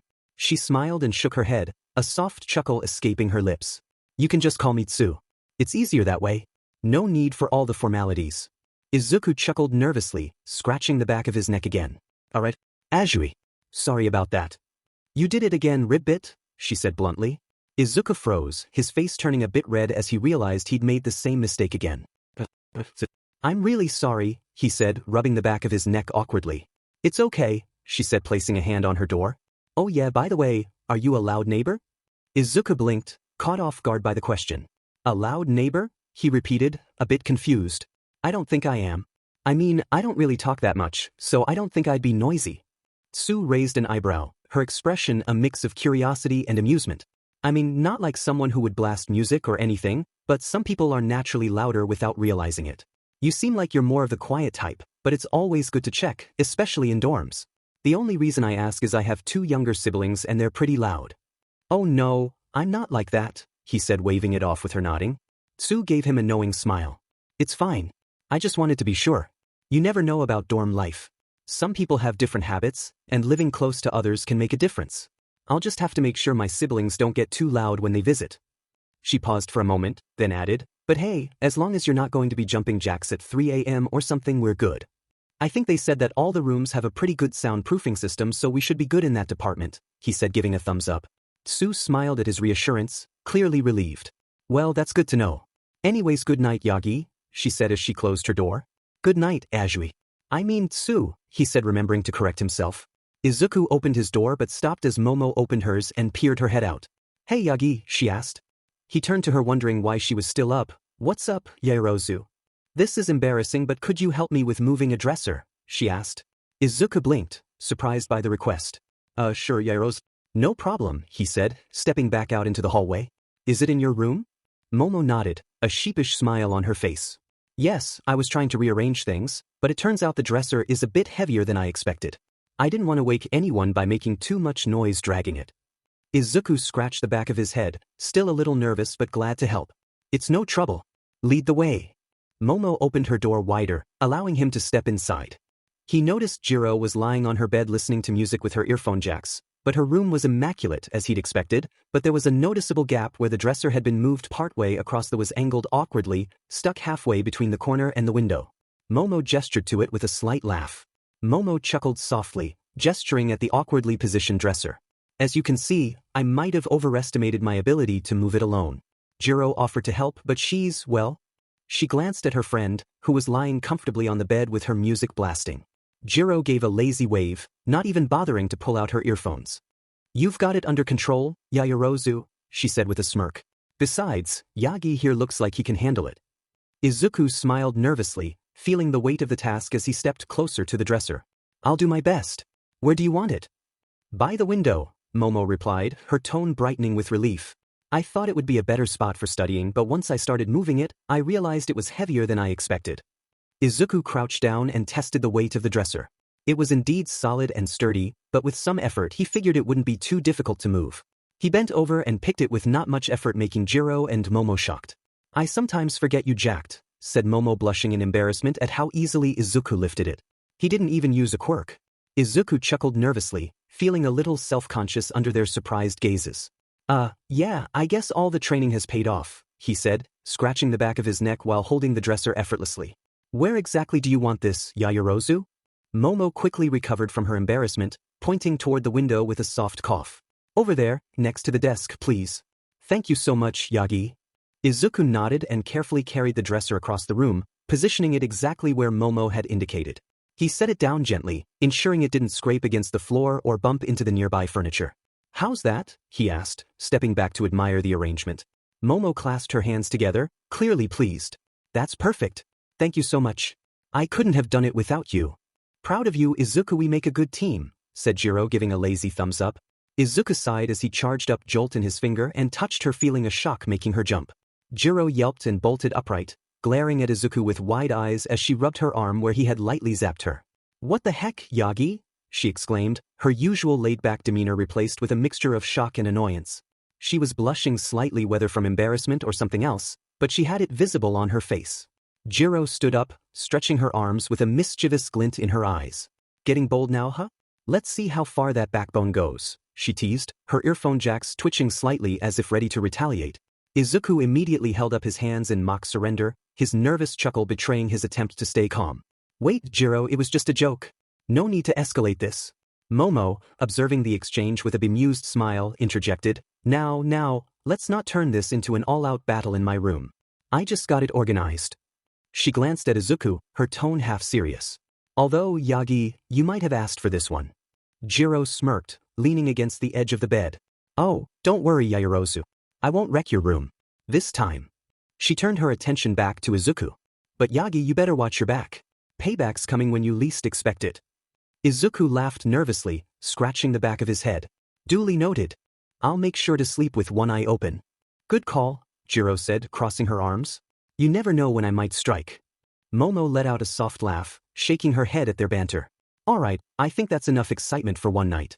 Yagi, thank you again for helping with the dresser. I really appreciate it. You're welcome, Yaoyorozu, Izuku replied with a small bow. I'm glad I could help. Jiro twirled her earphone jack as she leaned against her bed, looking at Izuku with a slight blush. You know, Izuku, I'm sure we wouldn't mind if you called us by our first names. We've known each other for almost a few years now. Izuku blinked at Jiro's unexpected suggestion, his nervous chuckle returning as he rubbed the back of his neck. Oh, I guess I just thought it was more polite to use last names. I didn't want to be too familiar. Jiro smirked, her blush still faintly visible as she twirled her earphone jack around her finger. Polite, huh? That's sweet and all, but it's kind of weird to keep calling us by our last names after all this time. Don't you think, Momo? Momo tilted her head thoughtfully, then nodded with a soft smile with a faint tinge of pink on her cheeks. Jiro does have a point. We've been classmates for a while now, and we're living together in the dorms. First names might help foster a closer bond. Izuku's face flushed at their reasoning, but he couldn't deny the logic. Calling them by their first names felt oddly NTMT, yet appropriate given how much time they spent together. Oh, he stammered, his voice quieter than usual. I'll try. Kyoka and Momo. Jiro grinned, clearly pleased. There you go. See? That wasn't so hard. You'll get the hang of it. Momo's soft smile grew, her tone encouraging. Thank you, Izuku. It's a small change, but it feels more personal. I think it's a step in the right direction. Izuku nodded, feeling a mix of nervousness and pride. Thanks. I guess I just didn't want to overstep. You're fine, Jiro said with a playful nudge to his arm. Okay, I am going to go to bed, he said, waving to them. Good night, Izuku, they said in unison as he shut their door. Entering his room, Izuku closed the door softly behind him and let out a small sigh of contentment. He changed into his pajamas, and the quiet of his room allowed him to reflect on the day. He climbed into bed, pulling the blanket over himself. He pulled out his phone and looked over at his dad in his contacts. He decided to text him. Izuku, for the sake of you knowing, I am going to make it my own, he typed, sending it out. It showed that he had read the text, but it took him a while to respond. He saw the text bubble and nodded at the text. Dad, just know that it's a lot of power. If you need help, I'll be on campus. Good night, he said. Izuku sighed as he put his phone down and looked up to the ceiling. He went into his mind space and saw Chase sitting at the table. "Well, good evening, sir," he said, standing up. "What can I get for you?" he asked, walking over to the screen. "Did it work?" he said, walking up to the screen. Chase nodded as he pulled up a picture of his sister and All Might. "Indeed it did. You see, you were also able to copy one for all that resides in your sister now, and even if it has been in here system for a couple of weeks, it is stronger than your father's version," he said, showing him. "Then let's use a quirk creation point to make one for all my own, from my sister," he said. "Right away, sir," he said, making the modifications. Within seconds a nice aura of energy formed, and Chase was done. "It is yours to claim, sir," he said as he stared at Izuku. Izuku reached his hand out as he touched the energy. As Izuku touched the swirling aura of energy, a surge of warmth coursed through his body, sending shivers up his spine. The light wrapped around his hand and flowed into him like a rushing stream, filling him with a newfound sense of power and purpose. He closed his eyes, feeling the energy merge with his very being. "It feels powerful," he said as he looked at his body. Chase then looked at him as he looked at the screen. "Even if you have been training your body for these past couple of years, your sister's version added quite a bit of power in a short time. It says you should be able to control around 50% by these estimates. If you used your father's version, it would be around 55% or 60%, he said, showing him. Izuku stared at the screen, his mind racing at the implications of Chase's analysis. 50%, huh? He murmured, flexing his hands as he felt the residual energy from the synchronization still humming through his body. That's a lot more than I expected, but it feels manageable.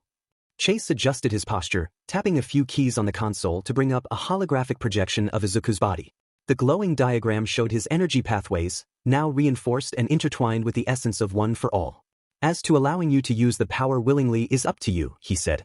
Izuku held a hand to his chin. So, what you're saying is, instead of using a 100% out the gate, I need to continually hold 50% all throughout my body at once? Chase nodded at Izuku's question, his expression thoughtful yet analytical. Precisely, sir. Holding 50% consistently throughout your body will build the necessary foundation for you to safely progress to higher thresholds. It's not just about raw power but also control and endurance. Think of it like a reservoir. You're managing the flow to ensure nothing overflows or collapses under pressure. Izuku stared at the glowing diagram on the screen, his mind already working through the logistics of such a task. It's like training my muscles but for my quirk. If I can MSTR holding 50%, then 60%, 70%, and eventually 100% should come naturally, right? Correct, Chase confirmed. Your body is already accustomed to rigorous training, and your quirks complement each other in ways that should expedite the process. However, you must take care not to overexert yourself. The synchronization is stable, but pushing too hard too quickly could destabilize it. Just remember it will take time. Izuku nodded, absorbing Chase's advice with the seriousness it warranted. He felt the weight of the responsibility, but also the burning resolve that had always driven him. I'm used to taking things slowly and steadily. I won't rush this. Thank you again, Chase. I'm going to go practice. Sounds good, sir. Just be careful. Don't destroy your room, he said. I won't. Have a good night, he said, leaving the mind space and laying out on the bed once more. He could get to sleep later, but he would try this really quick. He stood up from his bed and inhaled slowly. He closed his eyes, summoning the power within. As the energy began to stir inside him, he felt it ripple like a current, ready to surge. But this time, he wasn't allowing it to burst forth recklessly. He had to control it, hold it steady, keep it in check. He could tell what one for all was as it felt more alive. Green electricity similar to jolt flowed around him, showing his power was activating. When Izuku opened his eyes, he looked in the mirror and the energy swirled around him, but he was determined not to let it burst out of control. He did feel powerful, that was for sure. Izuku kept training this, allowing him to feel 50% of his new power. He had his first day of class tomorrow and he would be ready. The 5 friends of Class 1A were walking alongside each other as they went to class. Jiro looked at Izuku, who yawned for what seemed like the 10th time already, and she looked somewhat annoyed at him not going to bed. Dude, you look tired, did you even sleep? Asked Jiro as a group of them walked to their class. Izuku nodded. Trying to hold 50% was a bit taxing, but it wasn't too bad. He had more or less gotten the mechanics down of activating what he called full cowling, but he didn't want to try to activate one for all alongside other quirks. He remembered that they made them more powerful, so he didn't know what would happen over time. Yeah, I did. I got plenty of it, just nervous about our first day of class, he said, rubbing his eyes. Jiro raised an eyebrow but didn't press the issue further. She had known Izuku for a while now and could tell when he was hiding something, but she also knew when to back off. His dedication to his quirks and training was admirable, even if it sometimes took a toll on him. You know, you should take it easy on yourself, Izuku, Momo said, her voice softening a bit. You're doing great already, and we haven't even started class. Yeah, I know. I just want to do well, he said looking ahead. Tokoyami raised a brow as he looked at him. You know, Yagi. Tokoyami's voice cut through the chatter as his eyes met Izuku's. You can't push yourself too much in the long run. You'll just end up burning out. Izuku looked at him and nodded. Yeah, I know that, but still, thanks for enlightening me on the subject, he said, smiling at the terrible pun he made to get to Tokoyami. Jiro snickered while Shoji shook his head. Tokoyami gave a small, almost imperceptible sigh, his dark eyes narrowing slightly. Why must you continue the light puns, Yagi? He said with slight amusement. Izuku's grin widened as he scratched the back of his head. Guess I can't help myself. You make it too easy, Tokoyami. If I need to learn to chill, you need to laugh. He felt the tension in his chest lighten just a bit, the playful banter reminding him that despite the stress, his friends were there to keep him grounded. Tokoyami started to walk ahead a bit faster as they reached the door. Sure, whatever, let's just start out the first day of class, he said, opening the door to hear yelling. Get your feet off the desk. You are dishonoring the people who have sat there in the past, yelled Ida at Bakugo. What's wrong with you? What school made you put a stick up your butt? Said Bakugo, smirking as the group walked in to find their spots. Izuku made eye contact with Bakugo and his expression changed. Izuku looked at the chair number and deadpanned. Just great. Now I have class with him. Am I seriously sitting behind him?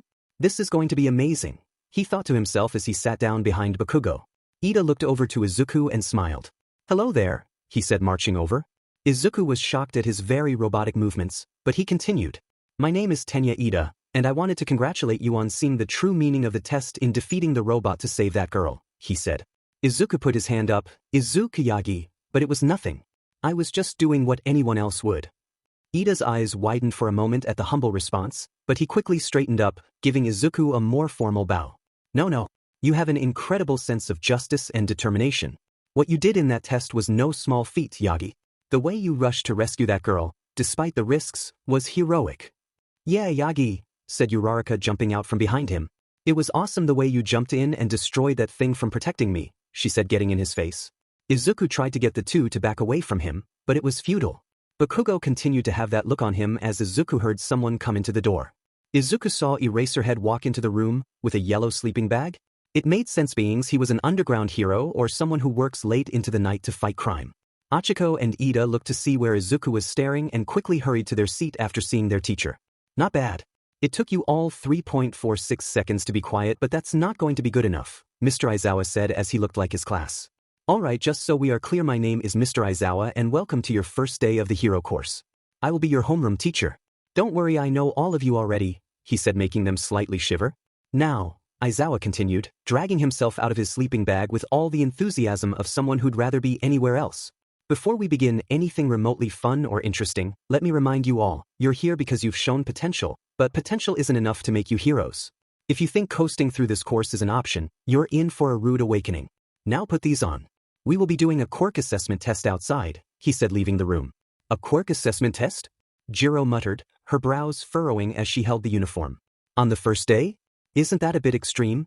Of course not, Ida said, his voice firm and confident. This is UA High School, the most prestigious hero academy. A test like this is to be expected. It's only fitting that we prove our worth from the start. Uraraka tugged on her tracksuit, a nervous laugh escaping her.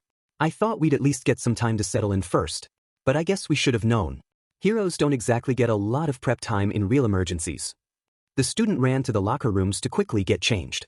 Beside Izuku, Ida adjusted his sleeves with precision, his movements brisk and efficient. This is the perfect way to start the term. It allows us to establish a baseline for our abilities and demonstrate our commitment to becoming heroes. Shoji, standing a few lockers down, nodded thoughtfully. True, but it's also a lot of pressure right off the bat. Not everyone handles that well. That's probably why we are doing it then, said Kaminari, zipping up the suit. Seeing where some shine and others don't. Fair point, said Kirishima. Soon everyone was outside as they stared at Aizawa, who was waiting there expectingly. Good, now that everyone is here, I have a few words to say to you all, he said, looking at Izuku, who almost flinched under his gaze. Izuku Yagi. Come up here for a second, he said as he motioned him with his finger. Yes, sir? Izuku asked, standing before Aizawa, who gave him a long, unreadable look. Catch, he said, quickly throwing the ball with Izuku catching it. There will be many tests to the quirk assessment test. I am sure that as we do this test, you all will notice it is a test that you did in middle school. You'll be tested on various physical activities, a 50-meter dash, grip strength, long jump, sustained running, and finally, a softball throw. You're allowed to use your quirks to enhance your performance in any way you see fit. I want to see how well you can apply your abilities in a variety of scenarios. Something that you all need to understand is that we have quirks, and you use the quirks. That is one of the things that SCKS about the rules today that need to be trained, he said looking at Izuku. You placed first in the entrance exam, with it breaking records, he said looking him up and down. How far could you throw a softball without your quirk in middle school? He asked him curiously. I'd say around 53 meters, was what it was the last time I threw one, he said examining it in his hand. Aizawa nodded, his expression unreadable. 53 meters. Decent for a quirkless throw, he said, stepping back and motioning to the circle marked on the ground. Now, I want to see what you can do with your quirk. Step into the circle and throw it as far as you can. No holding back. You'll be the first example. Izuku looked at Aizawa as he held a screen. Izuku breathed in and out as he looked at the ball. This is where I need to utilize using multiple quirks at once. I know Black Whip and Jolt will be useless here. The three that are best suited to use are One for All, FA Gene, and Zephyr Rush. I can rotate my arm in a circle to build up kinetic energy to throw. I know I can't handle 100% of One for All, so that will compensate for it. Then I can use Wind to give the ball momentum. Good, I have a plan, time to execute, he thought to himself as he stepped in the circle. Mr. Aizawa watched him curiously. What have you got, kid? He thought to himself. Izuku looked back at his classmates as they all looked at him expectingly, except for Bakugo, who was glaring. That loser, he said. He didn't even have a quirk, he said, catching the attention of Ida. He has a quirk, he said as they started to argue. Izuku ignored that as he started to focus. He activated full cowling to 50%, making sure not to overdo it. He started to rotating his arm in a circular motion to build up kinetic energy. The faint crackle of green lightning flickered around Izuku as full cowling activated, signaling the raw energy coursing through his body. His classmates grew quiet, watching with a mix of curiosity and anticipation. Even Bakugo's muttered complaints trailed off as all eyes turned toward Izuku. Rotating his arm? Kaminari whispered. What's he doing? Something clearly, said Shoto as he looked at him confused. That isn't going to help him the way he thinks it is, said Toru as she put a finger to her chin even though no one would see. Izuku could feel the pressure mounting as everyone's gaze bore into him, but he tuned it out, focusing entirely on executing his plan. He activated Zephyr Rush, and the wind started to blow in the direction he wanted it to. With one final deep breath, Izuku planted his feet firmly and snapped his arm forward, releasing the ball with all his power of FA Gene, One for All, and Zephyr Rush. The force of Izuku's throw was unlike anything the students, or even Aizawa, had anticipated. The moment the ball left his hand, the air around him seemed to implode before exploding outward in a massive shockwave. A deafening boom echoed across the training field, causing the ground to rumble beneath their feet. The sheer power sent a ripple of wind blasting outward, strong enough to knock everyone off balance. Students were blown back, shielding their faces as dust and debris swirled around them.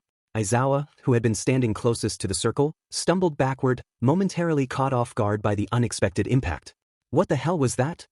Bakugo shouted, his voice barely audible over the roar of the wind as he planted his feet to keep from falling. Kirishima, who had instinctively activated his hardening quirk, grinned despite the chaos. That was insane. He's got some serious power. Did he just break the sound barrier? Mina exclaimed, her voice trembling with awe as she scanned the wreckage left in the wake of Izuku's throw.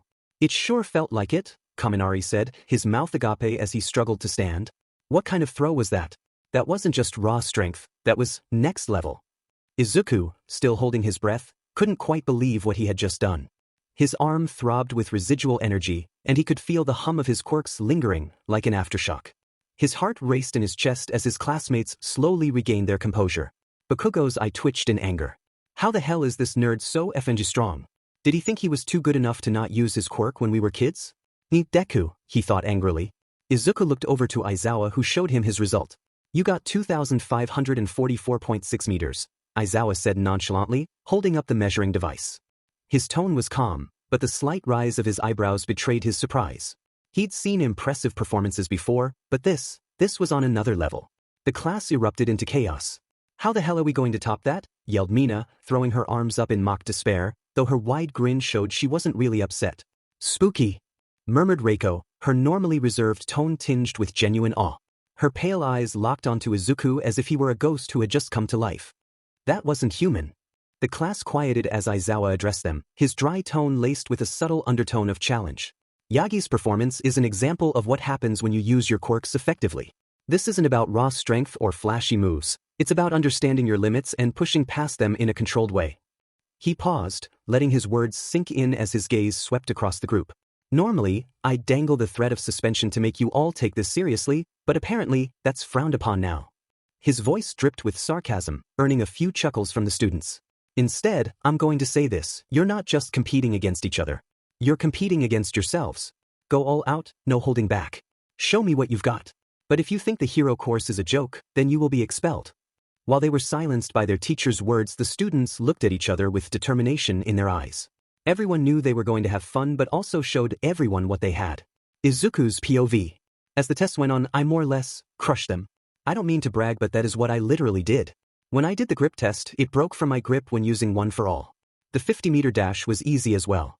I got 0.6 seconds, being the fastest ones of the day. Ida was second with 3.04 seconds. I did start to notice something. As the tests went on, I started to feel off. I had shortness of breath and got tired way easier than I ever did before. I chalked it up to nerves at first, but it wasn't just that. My body felt heavy, and my vision blurred slightly at the edges. Everyone was on the softball throw now, the final test, and I was glad about it. Something was going on with my body and I needed to know. I still placed first in every test, except the ball throw. Achiko got infinity, which was nothing short of remarkable. That Reiko girl seemed interesting though. She called her quirk poltergeist, and she was a telekinetic like my sister. Not as strong but still pretty strong. Thankfully, Mr. Aizawa stood in front of all of us and started to speak once more. Okay students, listen up. This is just day one of your future. Here are all your results, he said, hitting his notepad and showing them a projection. I got first, followed by Momo, then Todoroki, and it just continued down the list. I looked towards Aizawa, and I started to sweat cold now. It could have been someone who had a cold brought it to the doors, and I'm getting a fever now, but this SCK. I haven't gotten sick since I was a kid. Now students, this is going to be no easy walk in the park type deal. You are all trying to be heroes. If you are on the top 5 on this list, continue to be in the top 5 and everyone else gets inspiration from them. If you are at the bottom 5 of the list, be better. You have potential, but potential means nothing if you don't put in the work. I know all of you have the possibility to be great, but show that you can and will be great, he said with conviction in his voice. That's all.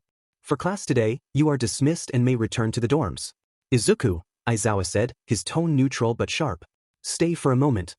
I nodded, trying to push down the nervousness that was bubbling up inside me. As the last of the students left, I slowly approached Aizawa, trying to steady my breathing. Good job today, but I need to ask. Are you feeling okay? He asked bluntly.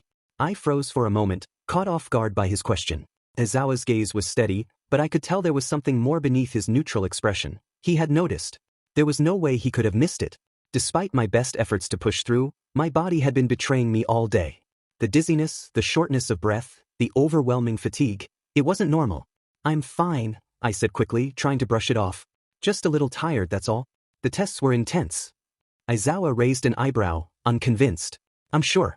I noticed how you were barely keeping it together during the tests. You're not the only one in this class with high expectations, he said, feeling the top of his forehead. Kid, you're burning up. Let's take you to Recovery Girl, he said, tapping on his shoulder to move him along. I opened my mouth to protest, but the words caught in my throat as Aizawa's hand rested firmly on my shoulder, guiding me toward the door. He didn't seem like someone who would take no for an answer, and honestly, I wasn't in the right state to argue. My legs felt shaky, and the cold sweat on my brow only made me feel worse. As we walked through the halls, my thoughts raced. Getting sick wasn't an option right now, and I knew that I would fall behind if I did. I still wasn't 100% sure what was causing this, but at least I was at Recovery Girl's office. As we reached Recovery Girl's office, Aizawa knocked sharply on the door before opening it. Recovery Girl was sitting at her desk, flipping through some papers, but as soon as she saw us, her expression shifted from casual to concerned. Not again, Aizawa, she said with a sigh, but she didn't waste any time. What's going on this time? Aizawa stepped aside, gently guiding me into the office. Izuku's not feeling well. He has a fever from what I can tell, but I need a prognosis. Recovery Girl didn't hesitate. Her eyes immediately softened with concern as she motioned for me to sit down. Come on, sit down, Izuku, she instructed, her voice calm but authoritative. I nodded weakly, moving to the chair she had pointed to. I sat down and she put a thermometer on my head. Are you feeling anything else? She asked, and I nodded. I feel a little dizzy and my eyes blur every once in a while. I saw her look at the thermometer. He's running a fever, 102.4 degrees, she said, her tone calm but firm. When did you start feeling this? Middle of the quirk application test. I know I am not overdoing it, I've practiced what I've been doing for a while now, I said, hoping I wasn't getting too sick. Recovery girl gave me a sharp look as she set the thermometer down. Middle of the test, huh? And you just push through it instead of telling anyone? Typical stubbornness must run in the family, she muttered, shaking her head. Her tone wasn't harsh, but I could feel the disapproval laced within it. I didn't think it was serious, I admitted quietly, avoiding her gaze. I thought it was just nerves or something. And don't compare me to Dad, I said, trying to sound angry, but it hurt too much right now with my body aching slightly. Recovery girl gave a knowing hum, leaning back slightly as she folded her arms. You might not want to be compared to him, but the stubborn streak is undeniable, she said, her tone softer now. And whether you like it or not, pushing yourself like this isn't doing you any favors. You're lucky it's just a fever and not something worse. I sighed, feeling the weight of her words settle in my chest. I didn't want to let anyone down, I murmured. The test today. Everyone was watching, and I felt like I had to prove I deserved to be here. Aizawa, who had been leaning silently against the doorframe, finally spoke up. Yagi, he began, his voice low but firm. No one here doubts that you deserve to be here. You've proven that already. But pushing yourself to the point where you can't function doesn't help anyone. Least of all to you. I nodded. I know, I am sorry, I said as Recovery Girl walked over to a cabinet with loads of pills. Recovery Girl rummaged through the cabinet, her movements deliberate as she selected a small vial and a packet of pills. She turned back to me with a pointed look, her tone firm but not unkind. Sorry isn't enough, Izuku. You need to learn from this. You can't help anyone if you run yourself into the ground. She handed me a small paper cup with a couple of pills and a glass of water. Take these. They'll help bring your fever down and ease some of your symptoms. But what you really need is rest. I took the pills without hesitation, the bitterness lingering on my tongue as I swallowed them down with the water. Thank you, I said softly, my voice barely above a whisper. You should be fine by tomorrow, but please be careful, she said with concern. I don't want you to come back here every chance you get, she said, giving me a knowing look. Yes, ma'am, I said as I took 2 pills. According to these readings, you should be able to be rid of the fever by dinner time, so just try to get some rest. Aizawa can walk you to the dorm, she said as she placed a comforting hand on my shoulder. And remember, Izuku, Recovery Girl added, her voice softening. Taking care of yourself isn't a weakness. Even the strongest heroes need to rest. Aizawa nodded toward the door. Come on, let's get you back before you collapse in the hallway. I'll make sure no one disturbs you. I stood slowly, the medicine already starting to ease some of the heat pulsing through my body. My legs were still shaky, but I felt a little more stable now. Thank you, Recovery Girl, I said, bowing my head slightly. Third-person POV. As sensei and student walked the halls, Izuku coughed a couple of times as he looked at Aizawa. You know, Yagi, he said, placing a hand on the back of his head. There was a reason I selected you to be in my class. Izuku looked up at him, surprise flickering across his fevered features. You chose me specifically, sensei? He asked, his voice rasping slightly from the cough. Aizawa nodded, his hands stuffed into his pockets as they walked. I don't play favorites, and I expect every student in my class to pull their weight, but you caught my attention from the beginning. Your work ethic, your determination, and your quirk, it all stood out. You remind me of someone who constantly pushes themselves to the edge, sometimes too far. Izuku blinked, processing the rare bit of praise. You mean Dad? Aizawa's lips twitched into the faintest smirk. Oh my, now yes, I understand you don't want to be compared to him because of your situation, but I noticed that in the short time that I've seen you, you still seem to model yourself after him. Yeah, I try to separate All Might and the shitty father he is, he said bluntly, making Aizawa glance at him but didn't say anything.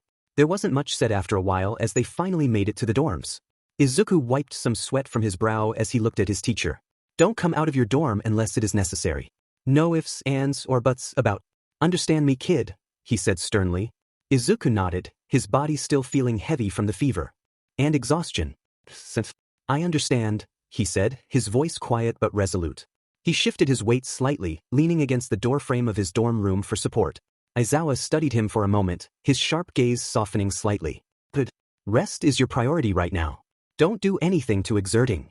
I won't, Izuku promised, bowing his head slightly. Aizawa nodded, his usual stoic demeanor returning. If you need anything, tell someone. Don't try to tough it out alone. Be ready for training tomorrow. We got something special, he said, smirking slightly. Yes, sir, Izuku replied, his tone more genuine this time. With that, Aizawa turned and walked away, his footsteps echoing softly down the hall. Izuku watched him go. It wasn't often that Aizawa opened up from what he could tell about him, and it made Izuku feel strangely reassured. As he walked inside his dorm, He could get out of his gym outfit and hung it up while putting over a black hoodie with gray sweats. He was still sweating a bit, but a fever meant you needed to bundle up even if you were hot. As he pulled the blanket over himself, Izuku groaned softly as he reached over to grab his phone, his body protesting even the small movement. His screen lit up, and he squinted at the message, his vision still slightly blurry from the lingering effects of the fever. It was from Jiro and Momo. Momo, are you coming to lunch?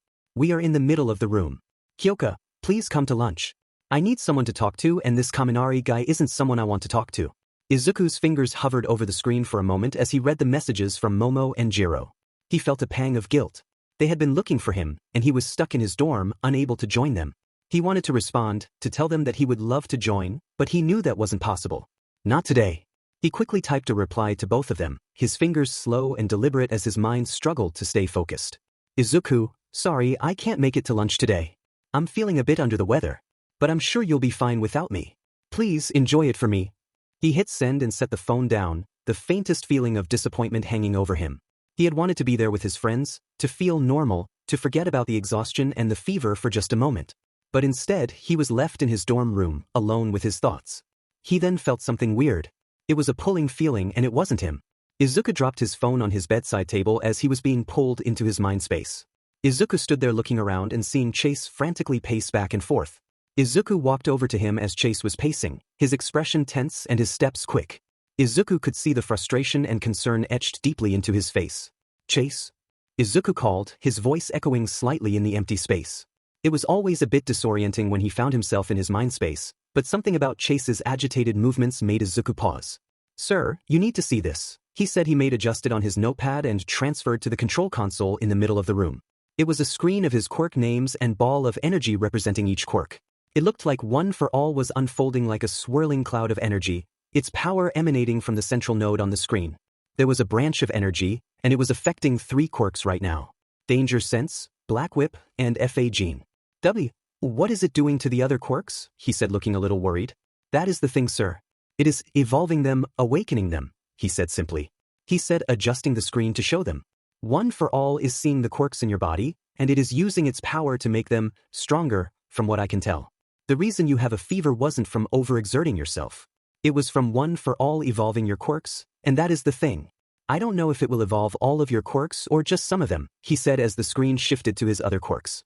From what I can tell, it is only affecting the quirks that you made your own, that from One for All. One for All is seeing this and is making them stronger than before. This is what is bad. I don't know what it will do to your quirks or how far it will enhance them, but what I do know is that what recovery girl. Your fever will be done when this is done evolving by the time the process is complete, but it could take some time. It's an intense shift, Izuku.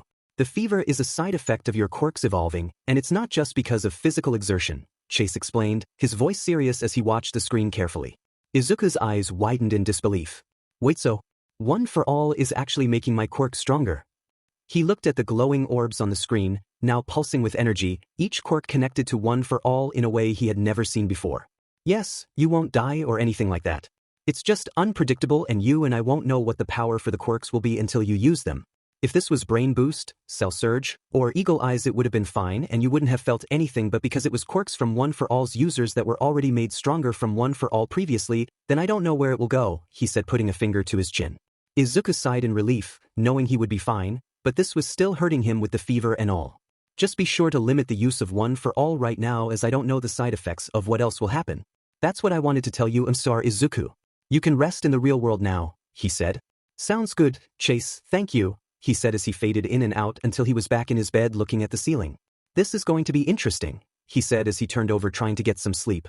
Couple hours later, 1 p.m. Jiro's fingers continued their rhythmic tapping on the couch, a nervous energy building within her. Her thoughts kept drifting back to Izuku.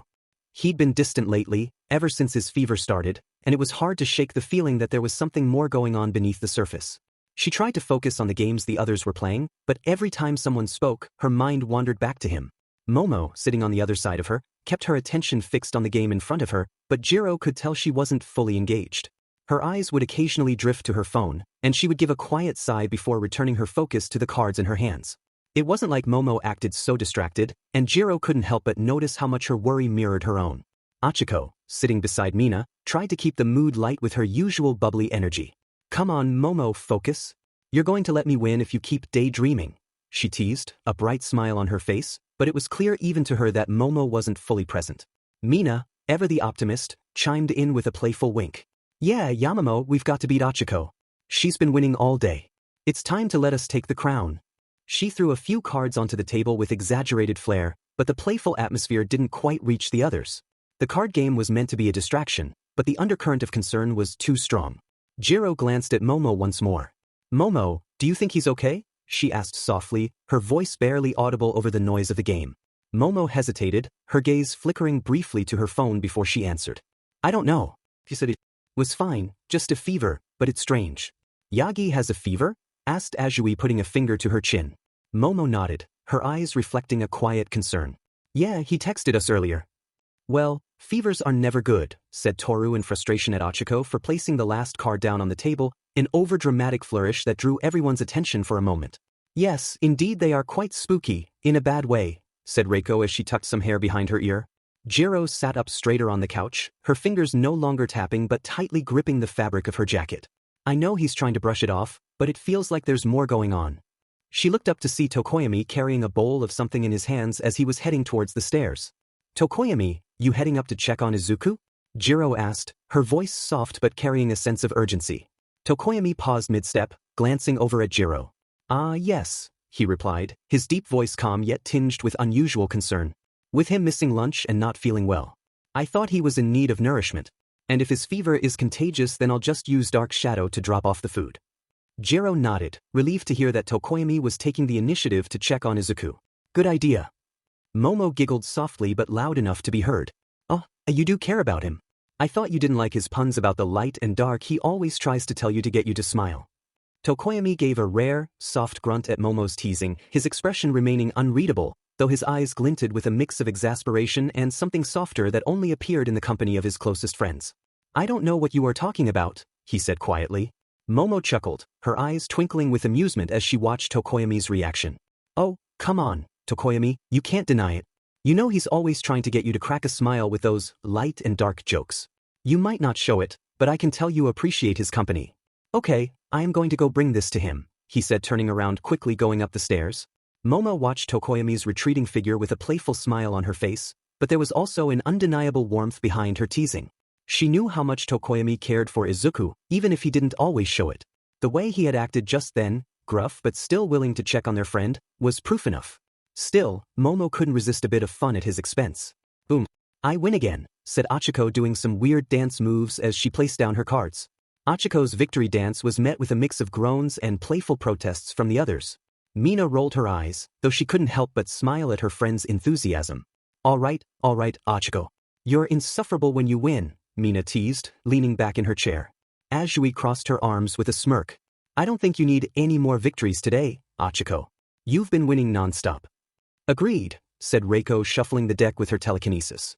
Izuku's room. Tokoyami knocked on the door and there was no response, meaning he was likely asleep. Tokoyami hesitated for a moment before gently pushing the door open. The room was dim, with only the soft light of the late afternoon filtering through the curtains. Izuku was lying in bed, his face flushed from the fever, his body still and quiet. Tokoyami activated Dark Shadow, and he now held the bowl of soup as it made its way over to him. He called out to him. Yagi, said Tokoyami as he stood by the door. Izuku stirred slightly at the sound of Tokoyami's voice, his eyes fluttering open. He looked disoriented for a moment, blinking against the dim light. Tokoyami? His voice was hoarse, barely a whisper, as if even speaking required more effort than he had to give. He shifted slightly in bed, propping himself up against the pillows, though his body protested the movement. His forehead was still glistening with sweat, the fever lingering stubbornly. Dark Shadow set the bowl on the table next to him as it stood over Izuku. I brought you something to eat, Tokoyami said, his tone soft but insistent. You haven't had lunch, and I thought you could use something to help your body recover. Thank you, Tokoyami, he said as he sat up grabbing the bowl. He looked at Dark Shadow, who was still by the bed, and he nodded at him. Thanks, Dark Shadow. He gave a thumbs up as he ate his soup. He didn't feel hungry, but knowing Tokoyami, he would wait till he's done. As he ate, Tokoyami remained at the side of the room, quiet and patient. Izuku felt the weight of his friend's presence, a reassuring anchor in the midst of his confusion and fear. He could feel the tension in his body start to loosen just a little as the minutes passed, though the worry still lingered like a shadow in the back of his mind. I'm sorry, Tokoyami, Izuku said softly, his voice barely a whisper as he took another spoonful. I shouldn't have worried you. I didn't want anyone to see me like this. It's fine, you couldn't have predicted a fever today. When will you be let out? He asked curiously. In a few hours. Despite how I look, I feel way better than I did this morning, he said as he continued to eat. Tokoyami nodded slowly, his expression softening as he observed Izuku eating, even if he seemed to be pushing through it more out of obligation than true hunger. He had always admired Izuku's tenacity, but it was clear that sometimes, it could be his greatest weakness. Tokoyami was starting to understand that Izuku didn't always allow himself to be vulnerable, to let his friends fully take part in the struggles he faced. I'm glad you're feeling better, Tokoyami replied, his tone steady. But remember, it's okay to ask for help when you need it. You don't have to carry everything alone. For someone who is always on about darkness and shadows, you sure know how to shine some light on people, he said smiling, hoping Tokoyami would react. Tokoyami paused, the unexpected pun hanging in the air for a moment. His expression remained stoic, but there was a flicker in his eyes, a small, almost imperceptible glint of amusement. Right. Are you done eating the soup? He said, trying to avoid the pun. Yeah, I am. Thank you for the soup, Tokoyami, he said, handing it to Dark Shadow. Tokoyami took the bowl from Dark Shadow, his expression neutral but with a small, approving nod. You're welcome, Yagi. It's good to see you eating, even if it's just a little. I'm sure it'll help you feel better sooner. See you in a few hours, he said as he walked out and shut the door. Izuku smiled at how Tokoyami was. He would get him to crack someday. As Tokoyami walked down the stairs, he couldn't help but admire the fact that he tried to get him to laugh. Not having many friends made him what he was, but Izuku was always trying to get him to smile or show a reaction that was anything but stoic. Tokoyami often found himself perplexed by Izuku's unrelenting optimism, even in the face of his own struggles. The young hero had an uncanny ability to bring warmth into the darkest corners of his life, not just for himself, but for others as well. Tokoyami didn't have many friends growing up. His quiet nature, his dark persona, had kept him isolated from others. But Izuku, with his infectious enthusiasm and unwavering kindness, had made him feel like he was a part of something, like he belonged. He may not have shown it, but he was glad to have him as a friend.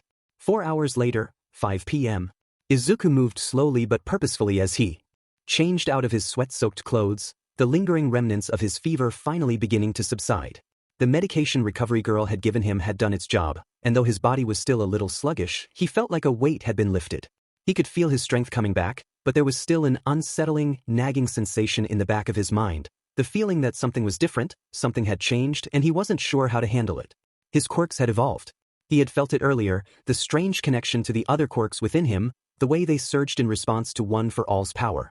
He didn't fully understand it, but he knew he couldn't ignore it. His strength, his potential, it was all growing beyond his comprehension. And that scared him. But for now, he needed to eat. He was starving. He hadn't realized just how much the fever and the exhaustion had taken out of him until now. His stomach growled in protest, reminding him of just how long it had been since his last proper meal. He needed to fuel up, even if his mind kept circling back to the evolution of his quirks. He left his room and made his way downstairs, his body still a little sore from the lingering effects of the fever, but it wasn't enough to stop him from moving. His legs were shaky, but he pushed through, determined to get something to eat. As he reached the common room, he was met by the familiar sounds of his classmates, the low murmur of their conversation, and the clinking of plates and cutlery. They hadn't noticed him yet. Momo looked up first, her eyes lit up when she saw him standing at the doorway. Izuku, she said, a smile spreading across her face. You're up. How are you feeling? Izuku gave her a small smile in return, still feeling a little self-conscious about his appearance. A lot better. Thanks to everyone for helping out. And for putting up with me being out of it. Achiko, who had been sitting next to Mina, immediately stood as well, her usual energetic demeanor returning. You're finally up, Yagi. How are you feeling? We were worried there for a bit. I am feeling much better now, but I am starving quite literally, he said as his stomach grumbled to prove his point. Momo's smile widened as she gestured for him to take a seat at the table. You've definitely earned it. Come on, eat up. We've got plenty to share. Izuku, feeling the hunger pangs intensifying in his stomach, made his way to the table, sitting down carefully to avoid putting too much strain on his still recovering body. As he looked around, he saw his friends busy with their own meals, their expressions a mix of concern and relief at seeing him up and moving again. As Izuku devoured another spoonful of curry, he couldn't help but feel a sense of normalcy return. The rich, comforting flavors filled him, and for the first time in what felt like days, his body felt like it was truly coming back to life. Each bite gave him more energy, more strength, and for a brief moment, the unsettling feeling of his evolving quirk faded into the background. Mina leaned over from her seat across the table, her eyes wide as she watched Izuku consume plate after plate. "Wow, Yagi, you really were starving, huh?" she said, a playful grin spreading across her face. "You're going to eat us out of house and home at this rate." Izuku chuckled nervously, his cheeks flushing slightly at the attention.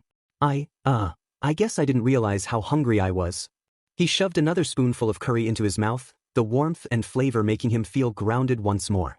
The discomfort from his fever and the unease about his evolving quirk seemed to melt away as he focused on eating and the comforting presence of his friends around him. As Izuku continued to eat, he talked to the majority of his class and got to know everyone's name. He continued to wander around as he went to the kitchen to get yet another bowl of curry. He felt a hand on his arm that was placed gently on him. He jumped slightly as he looked to see to was Reiko Yanagi. He thought she was pretty chill with everyone, but he hadn't had many interactions with her personally. Reiko smiled softly, her presence calm and reassuring as she looked at him. "You okay?" she asked, her voice as quiet and measured as always. "You seem lost in thought." Izuku blinked, momentarily surprised by her approach. He hadn't expected anyone to check in on him while he was so focused on food. He appreciated it, though. It made him feel like a part of the group, not just the one who always had to push through everything alone. "Yeah, I'm good," he said, his voice slightly hoarse. "Be sure to rest for tomorrow. It is our first day of hero training," she said with a slight smile. "I will, Yanagi," he said as he ate another spoonful of curry. Reiko gave a small, knowing smile, clearly satisfied with his response. She gave his arm a gentle pat before stepping back, her eyes soft with quiet concern. "I'm glad to hear that." She then turned around and walked away, leaving him in thought. She definitely was interesting. Izuku spent another couple of hours eating, and he had come to the conclusion that when his quirks evolved, he needed lots of energy, meaning food. Speaking of which, he should go and test them right now. He put on his shoes and laced them up, but he saw someone standing right in front of him. He looked up to see Jiro with a somewhat annoyed look. "Hey Kyoka, what's up?" he said, oblivious to her growing annoyance. "Where are you going?" she said, wanting an answer. "I was going to go and probably train," he said, making her earphone jacks twitch. "No, you aren't," she said sternly. Izuku blinked in surprise, caught off guard by her firm tone. "But why not?" he asked, his mind still focused on the urge to test out his evolving quirks. Jiro sighed, her arms crossing as she looked at him with a mix of concern and irritation. "Izuku, seriously, you've just gotten over a fever. You've been eating non-stop, and now you want to head straight into training? You need to rest." Izuku scratched the back of his head sheepishly, suddenly feeling guilty for his eagerness to push forward. "But I feel fine now." "Well, mostly." "Good, then let's keep it that way and go to bed," she said, grabbing his hand and dragging him to his room. "Come on, Izuku. You're not gonna get stronger if you burn yourself out before the first day of hero training," Jiro continued, her tone softening but still firm as she guided him back to his room. She had a determined look on her face, one that made it clear she wasn't going to let him get away with it. Izuku started to protest, but Jiro shot him a look that made him pause. "No, buts. Izuku, resting is just as important as training. You've got to recover properly so you're ready for tomorrow." Izuku's feet finally slowed as they reached his room. He was still mentally wrestling with his longing to train and his body's need for rest. Jiro let go of his hand and pushed open the door to his room. "Kyoka," he said quietly. "What, nerd?" she asked, still a bit annoyed. "I'm sorry," he said, looking at the ground. Jiro's eyes softened and she nodded. "It's fine. Just please take care of yourself," she said, hugging him. Izuku stood frozen for a moment, surprised by the hug, but he didn't pull away. He could feel Jiro's warmth and genuine care in her actions. It wasn't something he was used to being on the receiving end of such kindness. "It's not fine.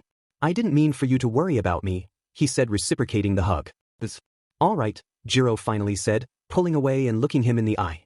"Good night, Izuku," she said, patting him on the chest as she walked to her room. Izuku sighed as he walked into his room to call it a day. Next day, battle training. Izuku had been excited all day to see what the first day of hero training was going to be like.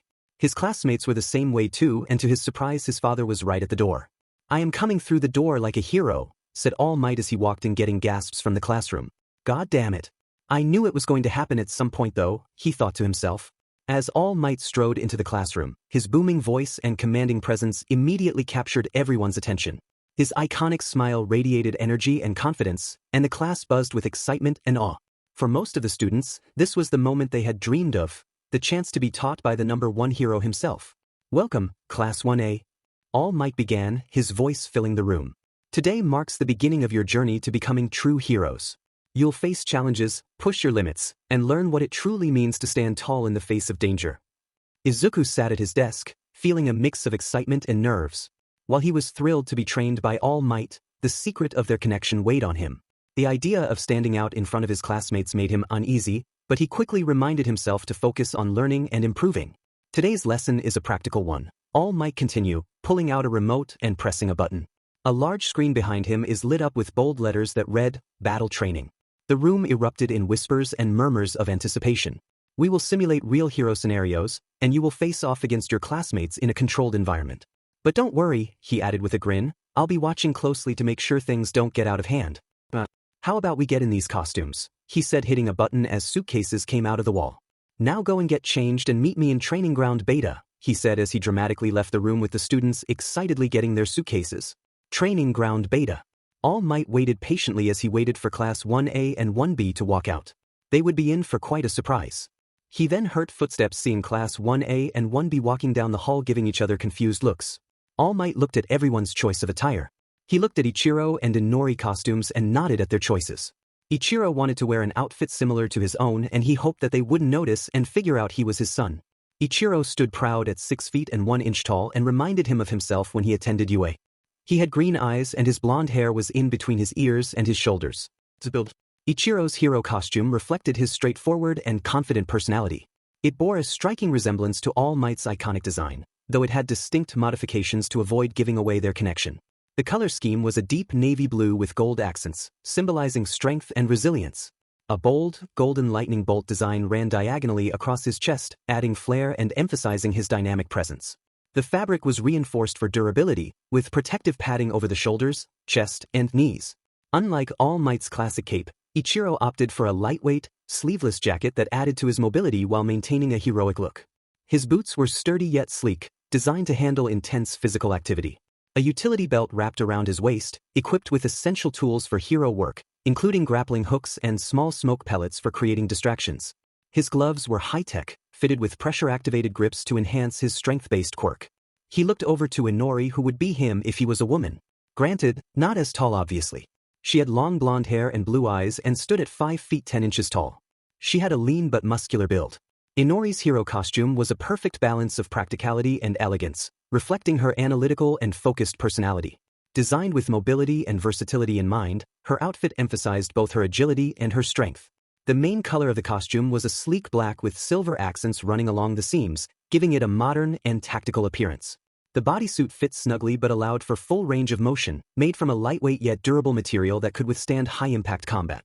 Her long blonde hair was tied back in a high ponytail, keeping it out of her face during battle while adding a touch of flair. The costume had reinforced shoulder guards and elbow pads, subtly incorporated into the design to provide extra protection during close combat. She had some last-minute changes made to her costume because of her inheriting one for all, making her more physically stronger and not to mention mind's reach. She was going to be a powerhouse in the future. He looked over at Izuku and his smile faltered slightly, but no one would notice. He had gotten here on his own and without his help, and that bothered him. No matter. He would do his damnedest to help him from here on out. Izuku had been proud of his suit. His bodysuit was a vibrant forest green with black and white accents running along the seams, creating a sleek and dynamic appearance. The material was a high-performance, flexible fabric reinforced with lightweight armor plating on his torso, forearms, and legs to offer protection without sacrificing mobility. He made and crafted a lot of the things on his suit.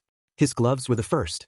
The gloves were gray with white accents along the knuckles, giving them a clean, practical look that complemented the rest of his costume. They weren't just for show, they were crafted with functionality and durability in mind. With FA gene and now one for all flowing in his system, he needed something to reduce the impact on his arms. Yes, he had cell surge to heal him faster, but it still hurt. His gloves were built to have a bit of absorption in blows. His boots were a bit more of the same, emphasizing the need for practicality without sacrificing his agility. He spent just as much time perfecting his footwear as he did his gloves. His boots were designed to handle the force of his high-speed movements. The boots were designed to provide him with maximum traction while still allowing him to make fast directional changes. They had reinforced ankle support to help with injury. He was proud of it and was ready to take on hero training. He was interrupted from his thoughts as All Might started to speak. All right, you bunch of newbies. I'm sure you are wondering why both classes are here, right? Well, that is quite simple. This is going to be joint training courtesy of both of your homeroom teachers, he said happily. Izuku's eyes widened slightly, his mind racing with a flurry of thoughts. Joint training?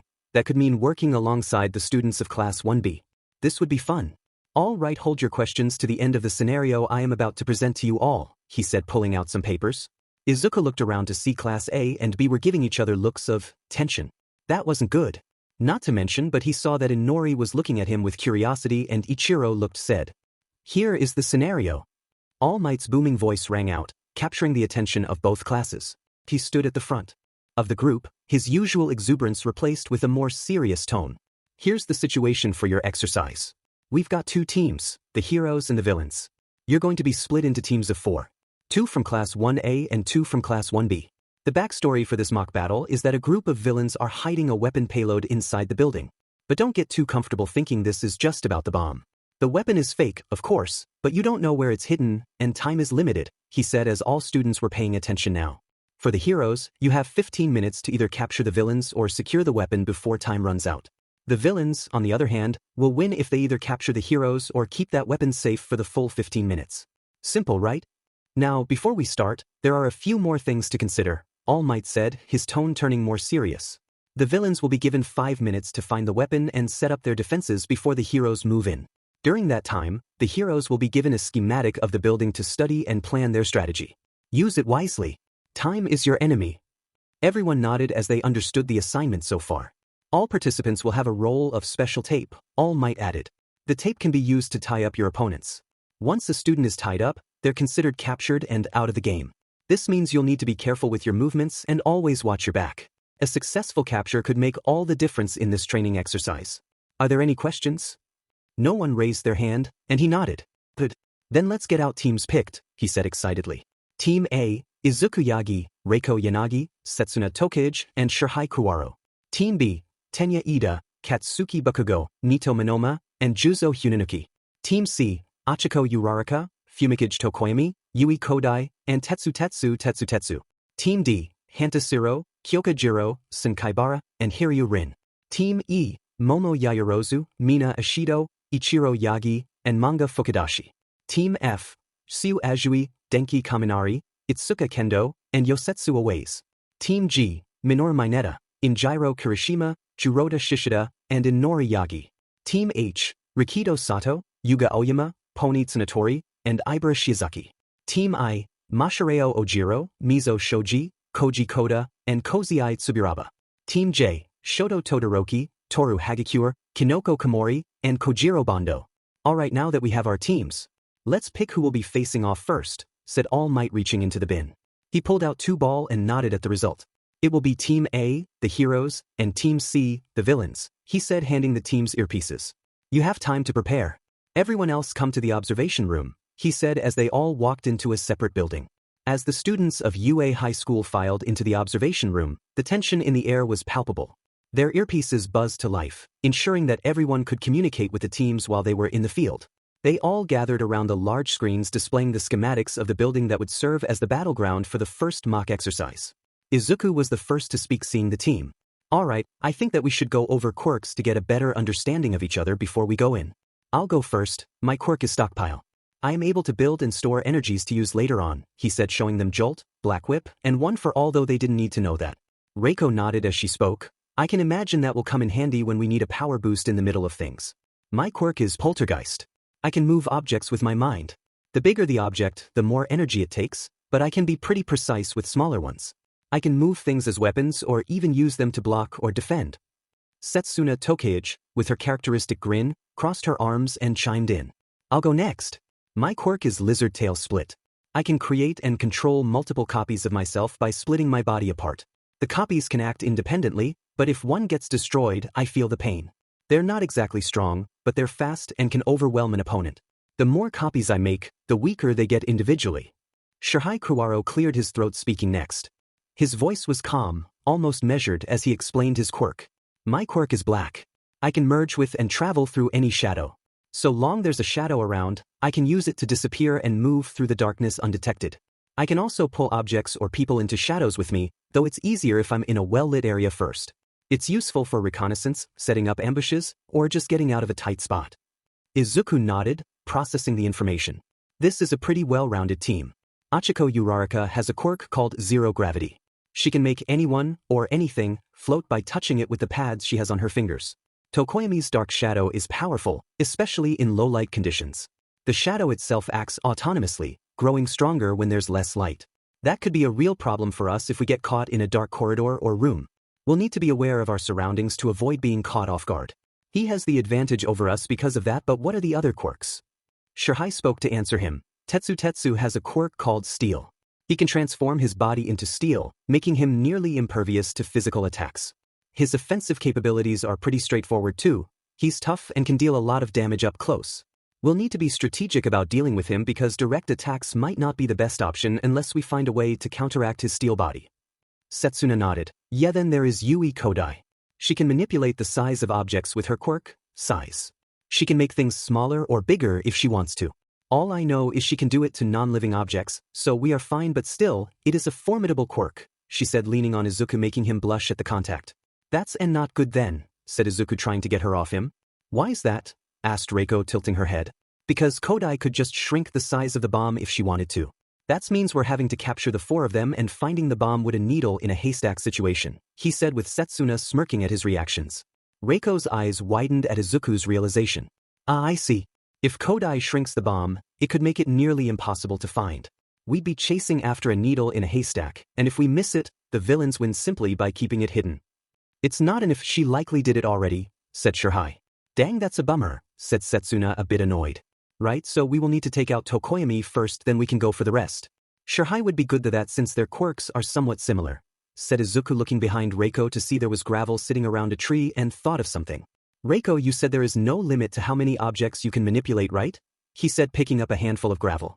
Reiko looked at Izuku, her brow furrowing slightly as she processed his question. Yeah, I can manipulate as many objects as I can concentrate on. The more complex or heavier the objects, the harder it is to control them all at once.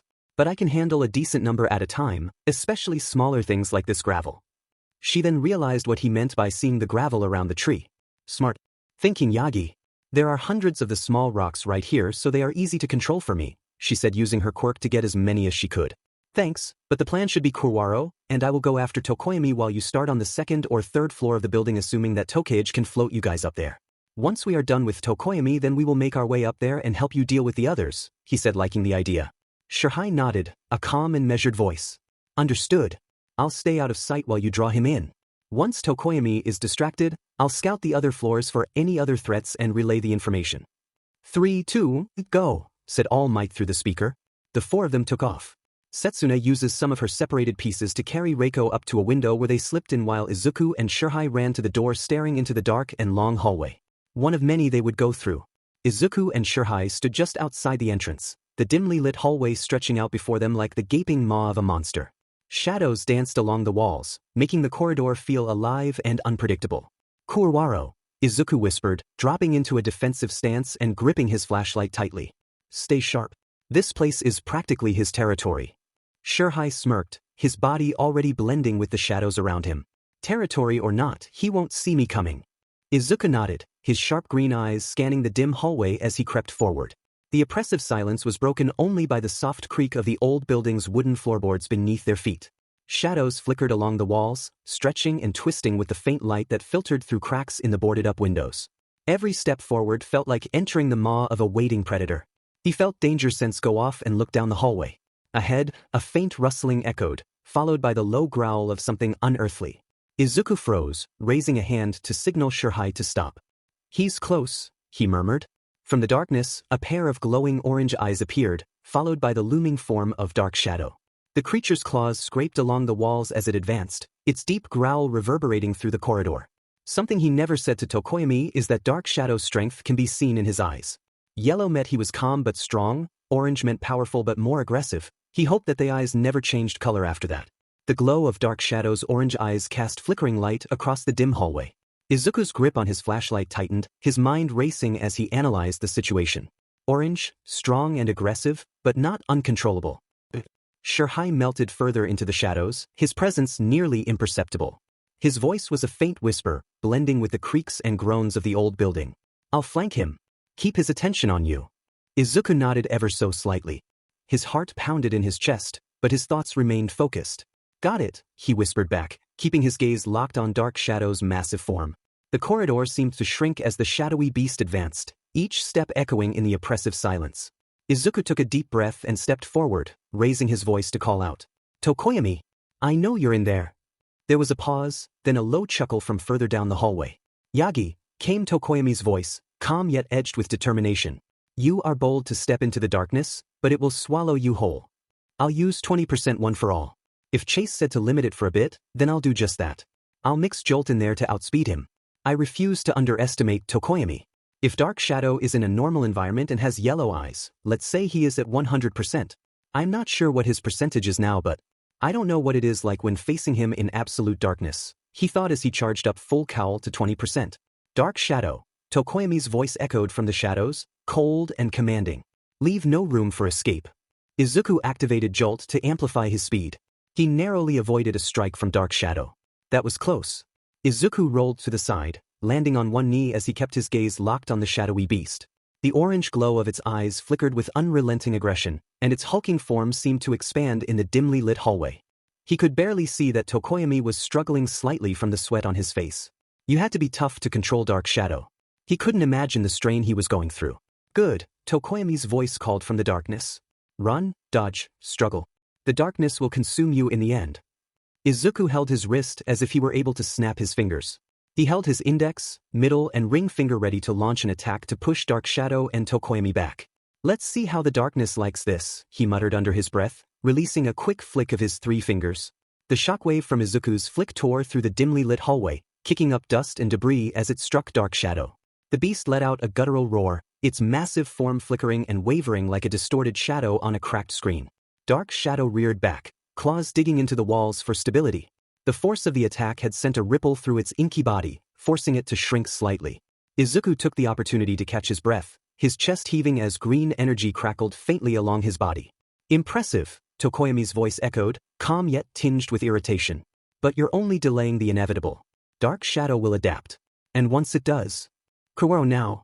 Izuku called, his voice sharp with urgency. Without a moment's hesitation, Shirhai sprang into action, moving through the shadows like a predator closing in on its prey. He appeared behind Tokoyami, his body seamlessly blending into the darkness. In one fluid motion, Shirhai launched himself at Tokoyami, wrapping him in capture tape before Tokoyami could react. Got him. Shirhai's voice was cold, yet there was a hint of satisfaction in his tone. Izuku's eyes locked onto Tokoyami as he was swiftly restrained by Shirhai, his hands bound with the capture tape. Tokoyami struggled briefly, but the tape held firm, though Dark Shadow wasn't done. Izuku had planned for this and sent large amounts of electricity from his body with Jolt to tame him. Dark Shadow shrunk as he started to retreat next to Tokoyami.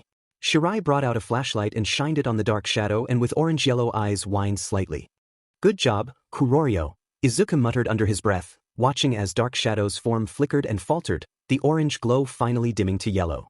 The beast let out a low whine, its aggressive posture giving way to a more SBMSSV one. For now, they had the upper hand. Izuku looked to his left to see a light SWH and turned on the lights.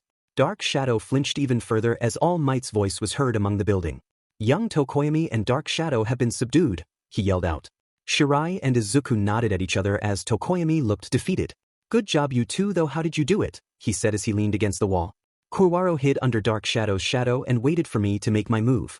I used wind pressure to knock you back so that he would be within reach of you to restrain you, said Izuku as Tokoyami nodded. Smart plan, but my team is formidable, he said, warning them. We've got this, said Shirhai as he and Izuku fist bumped each other as they started to jog to try and find their teammates. With Reiko and Setsuna 5 minutes ago. The two of them crawled through the window as instructed and looked around at a room full of light. Alright, do you think Uraraka, Tetsu, and Kodai are together or apart? Asked Setsuna. They are likely together, said Reiko calmly, moving the small rocks around her like rings. Tetsu is the muscle, Kodai is likely the brains with a bit of strategy, and Uraraka is probably the wild card in all of this. If they're working as a unit, they're going to be tough to deal with. We'll need to play it smart, hit them where they're weak.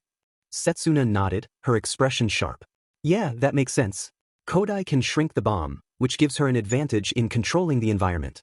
Tetsu is nearly impervious to most physical attacks, and Uraraka's gravity manipulation is tricky. We'll need to counter their strengths before they get a chance to use them.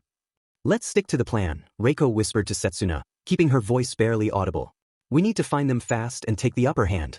We can't afford to let them get comfortable. Setsuna nodded, her expression focused. Right. I'll go ahead and see what I can do to draw them out. You cover me, keep them from getting away. Reiko watched as Setsuna moved with purpose, her body dissolving into pieces that scattered around the room like liquid fragments. Reiko followed suit, staying low to the ground and moving silently. The air felt heavy, quite oppressive, but the faint hum of machinery in the distance gave them a point of reference. She had her rocks ready. After a few moments, Setsuna's voice came through their comms. They're in the next hallway moving. They are looking around, meaning that Kodai likely shrunk the bomb already. How should we proceed? This is a 3-on-2 here. Tetsu's head turned slightly, his steel form glinting faintly under the artificial lights. He narrowed his eyes, scanning the room with suspicion. Did you hear that? He rumbled, his voice low and tense. Kodai looked up from her position near the bomb, her calm demeanor slipping slightly. What did you hear? I don't know, Tetsu muttered, his brow furrowed as he tightened his fists. It doesn't feel right. Uraraka, standing near the wall, shifted uneasily. Maybe we should check it out, she said, her voice unsure but cautious. If they're here, we need to know before they catch us off guard. Kodai hesitated, then sighed.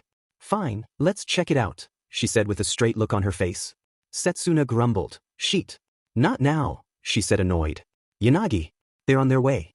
I'll make my way back. We are strong, but I seriously doubt we can do a 3-on-1, for either of us, she said, starting to reform right next to her. Look, there they are, said Tetsu pointing at them. F-, said Setsuna. We'll distract them, Setsuna muttered, moving into position beside Reiko. Agreed.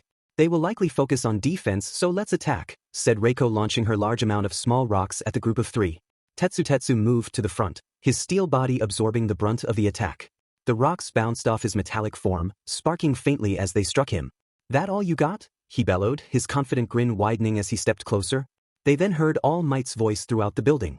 Young Tokoyami and Dark Shadow have been subdued. Setsuna smirked. So, Yagi and Kurwaro managed to deal with Tokoyami then.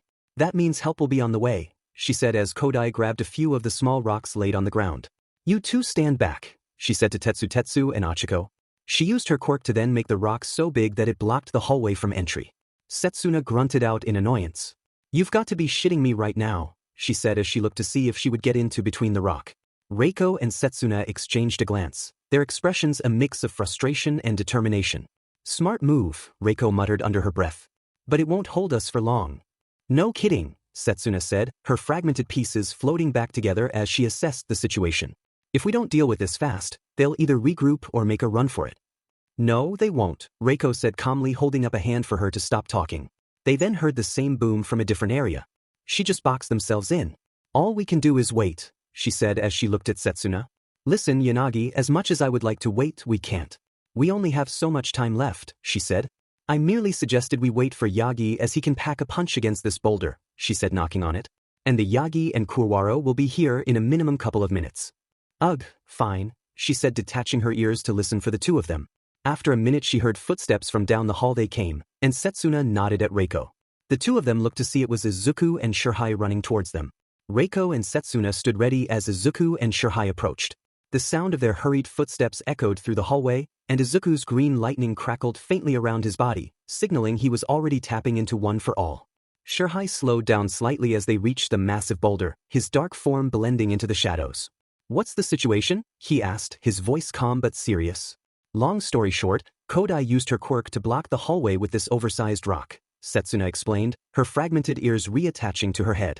They're boxed in for now, a decently sized room and a hallway.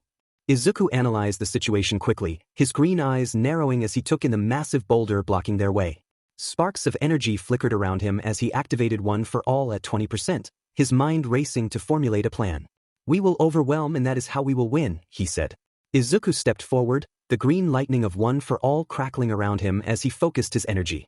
His fist glowed faintly as he petted back, the hallway trembling under the sheer force radiating from his body. Stand back, he said firmly, his sharp green eyes locked onto the boulder. With a mighty swing, Izuku unleashed a concentrated punch. The shockwave from his blow tore through the air, slamming into the boulder with a deafening boom. Cracks spiderwebbed across its surface before it shattered into massive chunks, the debris scattering across the hallway. Inside the room, Kodai flinched as the noise echoed through the walls. The ground beneath them shook, and small bits of debris fell from the ceiling. She glanced down at the shrunken bomb in her hands, her expression tense. They're in, she muttered. Tetsu, take point. Uraraka, cover me. Tetsu grinned, his steel body shimmering under the dim light. Finally, Let's smash 'em. Uraraka nodded hesitantly, her hands glowing faintly as she activated her quirk. We've got this, she said, though there was a hint of uncertainty in her voice. Kodai took a deep breath, her eyes narrowing. Just remember, we hold this position. If they get past us, it's over. As the dust settled, Izuku darted through the gap with incredible speed, his lightning crackling as he moved. Tetsu charged to meet him, his metallic fist swinging in a wide arc. Izuku caught the fist and tossed him back to Kodai and Uraraka. The metallic hero grunted as he skidded across the floor, colliding with a nearby desk. Before the trio could regroup, Izuku smirked, his green lightning crackling as 3 tendrils of black whip extended from his body and lashed toward them with incredible speed. That was when Izuku felt something way different with the tendrils. He had almost forgotten that they had evolved, but he didn't know what way. Before he knew it, the 3 tendrils were around the trio as they were restrained. His 3 teammates went to work as they tied them up and looked for the shrunken bomb. Shirhai checked Kodai's pocket and sure enough, there was a handheld-size bomb. All Might's voices boomed throughout the building. With Team C being captured as well as the bomb being taken, Team A wins. Congratulations on doing both objectives. Please return to the control room to discuss your results, he said happily. Setsuna smirked as she untied the 3 of them. Well, Yagi, looks like you are one smart cookie if you are able to come up with a plan like that and it works out, she said, cooing, slightly getting closer to him. Reiko raised an eyebrow, her expression shifting to one of mild amusement as she noticed Izuku subtly using her as a shield against Setsuna's teasing. What are you doing back there, Yagi? She asked, her voice tinged with mock sternness. Izuku scratched the back of his head nervously, a sheepish grin spreading across his face. I just figured it's safer over here, he replied, clearly flustered by Setsuna's playful smirk and teasing demeanor. Setsuna started to smile even more now as she tried to reach him. Come on, accept the compliment and a job well done, she said. Well, thank you, but please stop with this, he said as the 2 of them walked around Reiko. Even though Reiko had a mask on, she had amusement in her eyes. Oi, Yagi, said Tetsu, his voice carrying a mix of respect and frustration as he approached. He rubbed the back of his neck, still shaking off the sting from being tossed earlier. You're scary strong, man.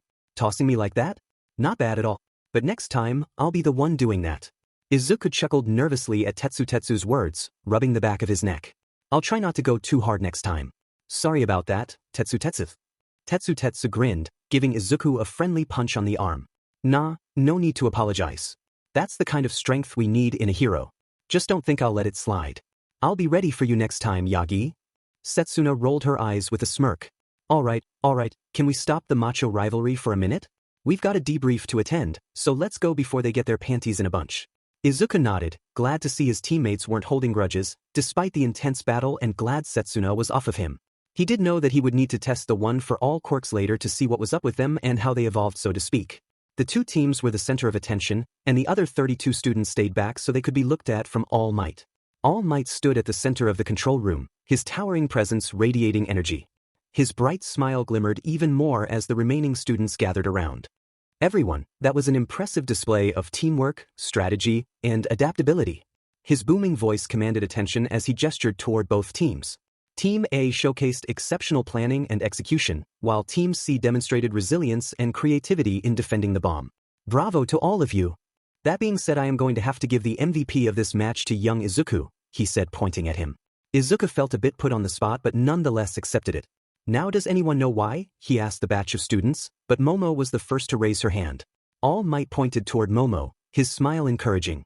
Yes, Yaoyorozu, please share your thoughts. Momo stood confidently, her analytical nature shining through as she spoke. The MVP title goes to Izuku because he demonstrated a blend of strategic thinking and adaptability during the exercise. His plan effectively utilized his teammates' strengths while compensating for their weaknesses. In the beginning, we could see that he showed Yanagi the gravel on the ground to use as her weapons and shield, as well as a plan to take out Tokoyami, recognizing him as the strongest. He also showed strategy in using his quirk to restrain the 3 villains at the same time, as well as securing the bomb. Momo continued, her voice steady and confident as she addressed the room. Overall, Izuku demonstrated leadership, quick thinking, and an understanding of both his team's and the opponent's strengths and weaknesses. His ability to adapt mid-battle. These qualities make him deserve of the MVP title. All Might nodded approvingly, his smile broadening. Excellent analysis, Yaoyorozu. You've hit the nail on the head. Young Izuku's strategy was indeed a key factor in Team A's victory. But remember, young heroes, teamwork, and individual effort go hand in hand. No single person wins alone. All Might clapped his hands together to refocus the group. Now, let's also acknowledge Team C's performance. Tetsu, Tokoyami, Kodai, and Uraraka, you all showed incredible determination and creativity. Tokoyami, your use of Dark Shadow to fortify offenses was brilliant. Kodai, shrinking the bomb and keeping the bomb on your person made it harder for the enemy to locate. Not to mention you blocking the hallway to give you all more time. And Tetsu, your resilience in holding the line gave your team critical moments to reposition. All Might turned to Uraraka, his warm gaze encouraging. And you, Uraraka, your quick thinking and use of your quirk to lighten the debris and create obstacles for the opposing team was commendable. Though you were outmaneuvered, your efforts gave your team valuable time to regroup and strategize. Remember, sometimes the smallest actions can have the biggest impact. Uraraka smiled shyly, rubbing the back of her neck. Thank you, All Might. I'll keep working on being more confident and proactive. All Might's booming laugh filled the room. That's the attitude, young Uraraka. Every battle is a chance to improve. He straightened, his tone becoming more serious as he addressed the entire class. Heroes, remember, these exercises are more than just practice for combat. They're a chance to understand yourselves, your quirks, and your teamwork. In the field, heroes must trust one another completely. Your performance today shows you're well on your way to becoming the best. The class clapped enthusiastically, the energy in the room buzzing as students exchanged thoughts and compliments. Izuku looked to see some of his friends nodding at him for a job well done. He looked to the left to see Ichiro and Bakugo sitting there with angry looks on their face. He wished that this would stop. They have no one to be made but themselves for what they did to him all these years. Izuku's thoughts were interrupted as Setsuna nudged him, her ever-present smirk firmly in place. Yagi, you are zoning out on us already. He blinked and offered a nervous chuckle. No, sorry. Thinking about everything. Reiko followed his gaze to see he was looking at his older brother from what she heard. She tilted her head curiously at why he was looking at Izuku like that but shrugged it off as sibling rivalry. All right, students. How about we move on to the next group, said All Might randomly trying to ball to see what teams would go next. Izuku quietly pulled out his notebook to write down everyone's matches for nods and the quirks they all had as All Might read. The team names. The next match will be Team F versus Team J, he said.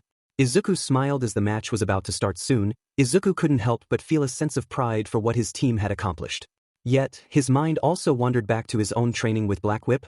He had to understand it fully before the next challenge. He was determined to master all of his quirks.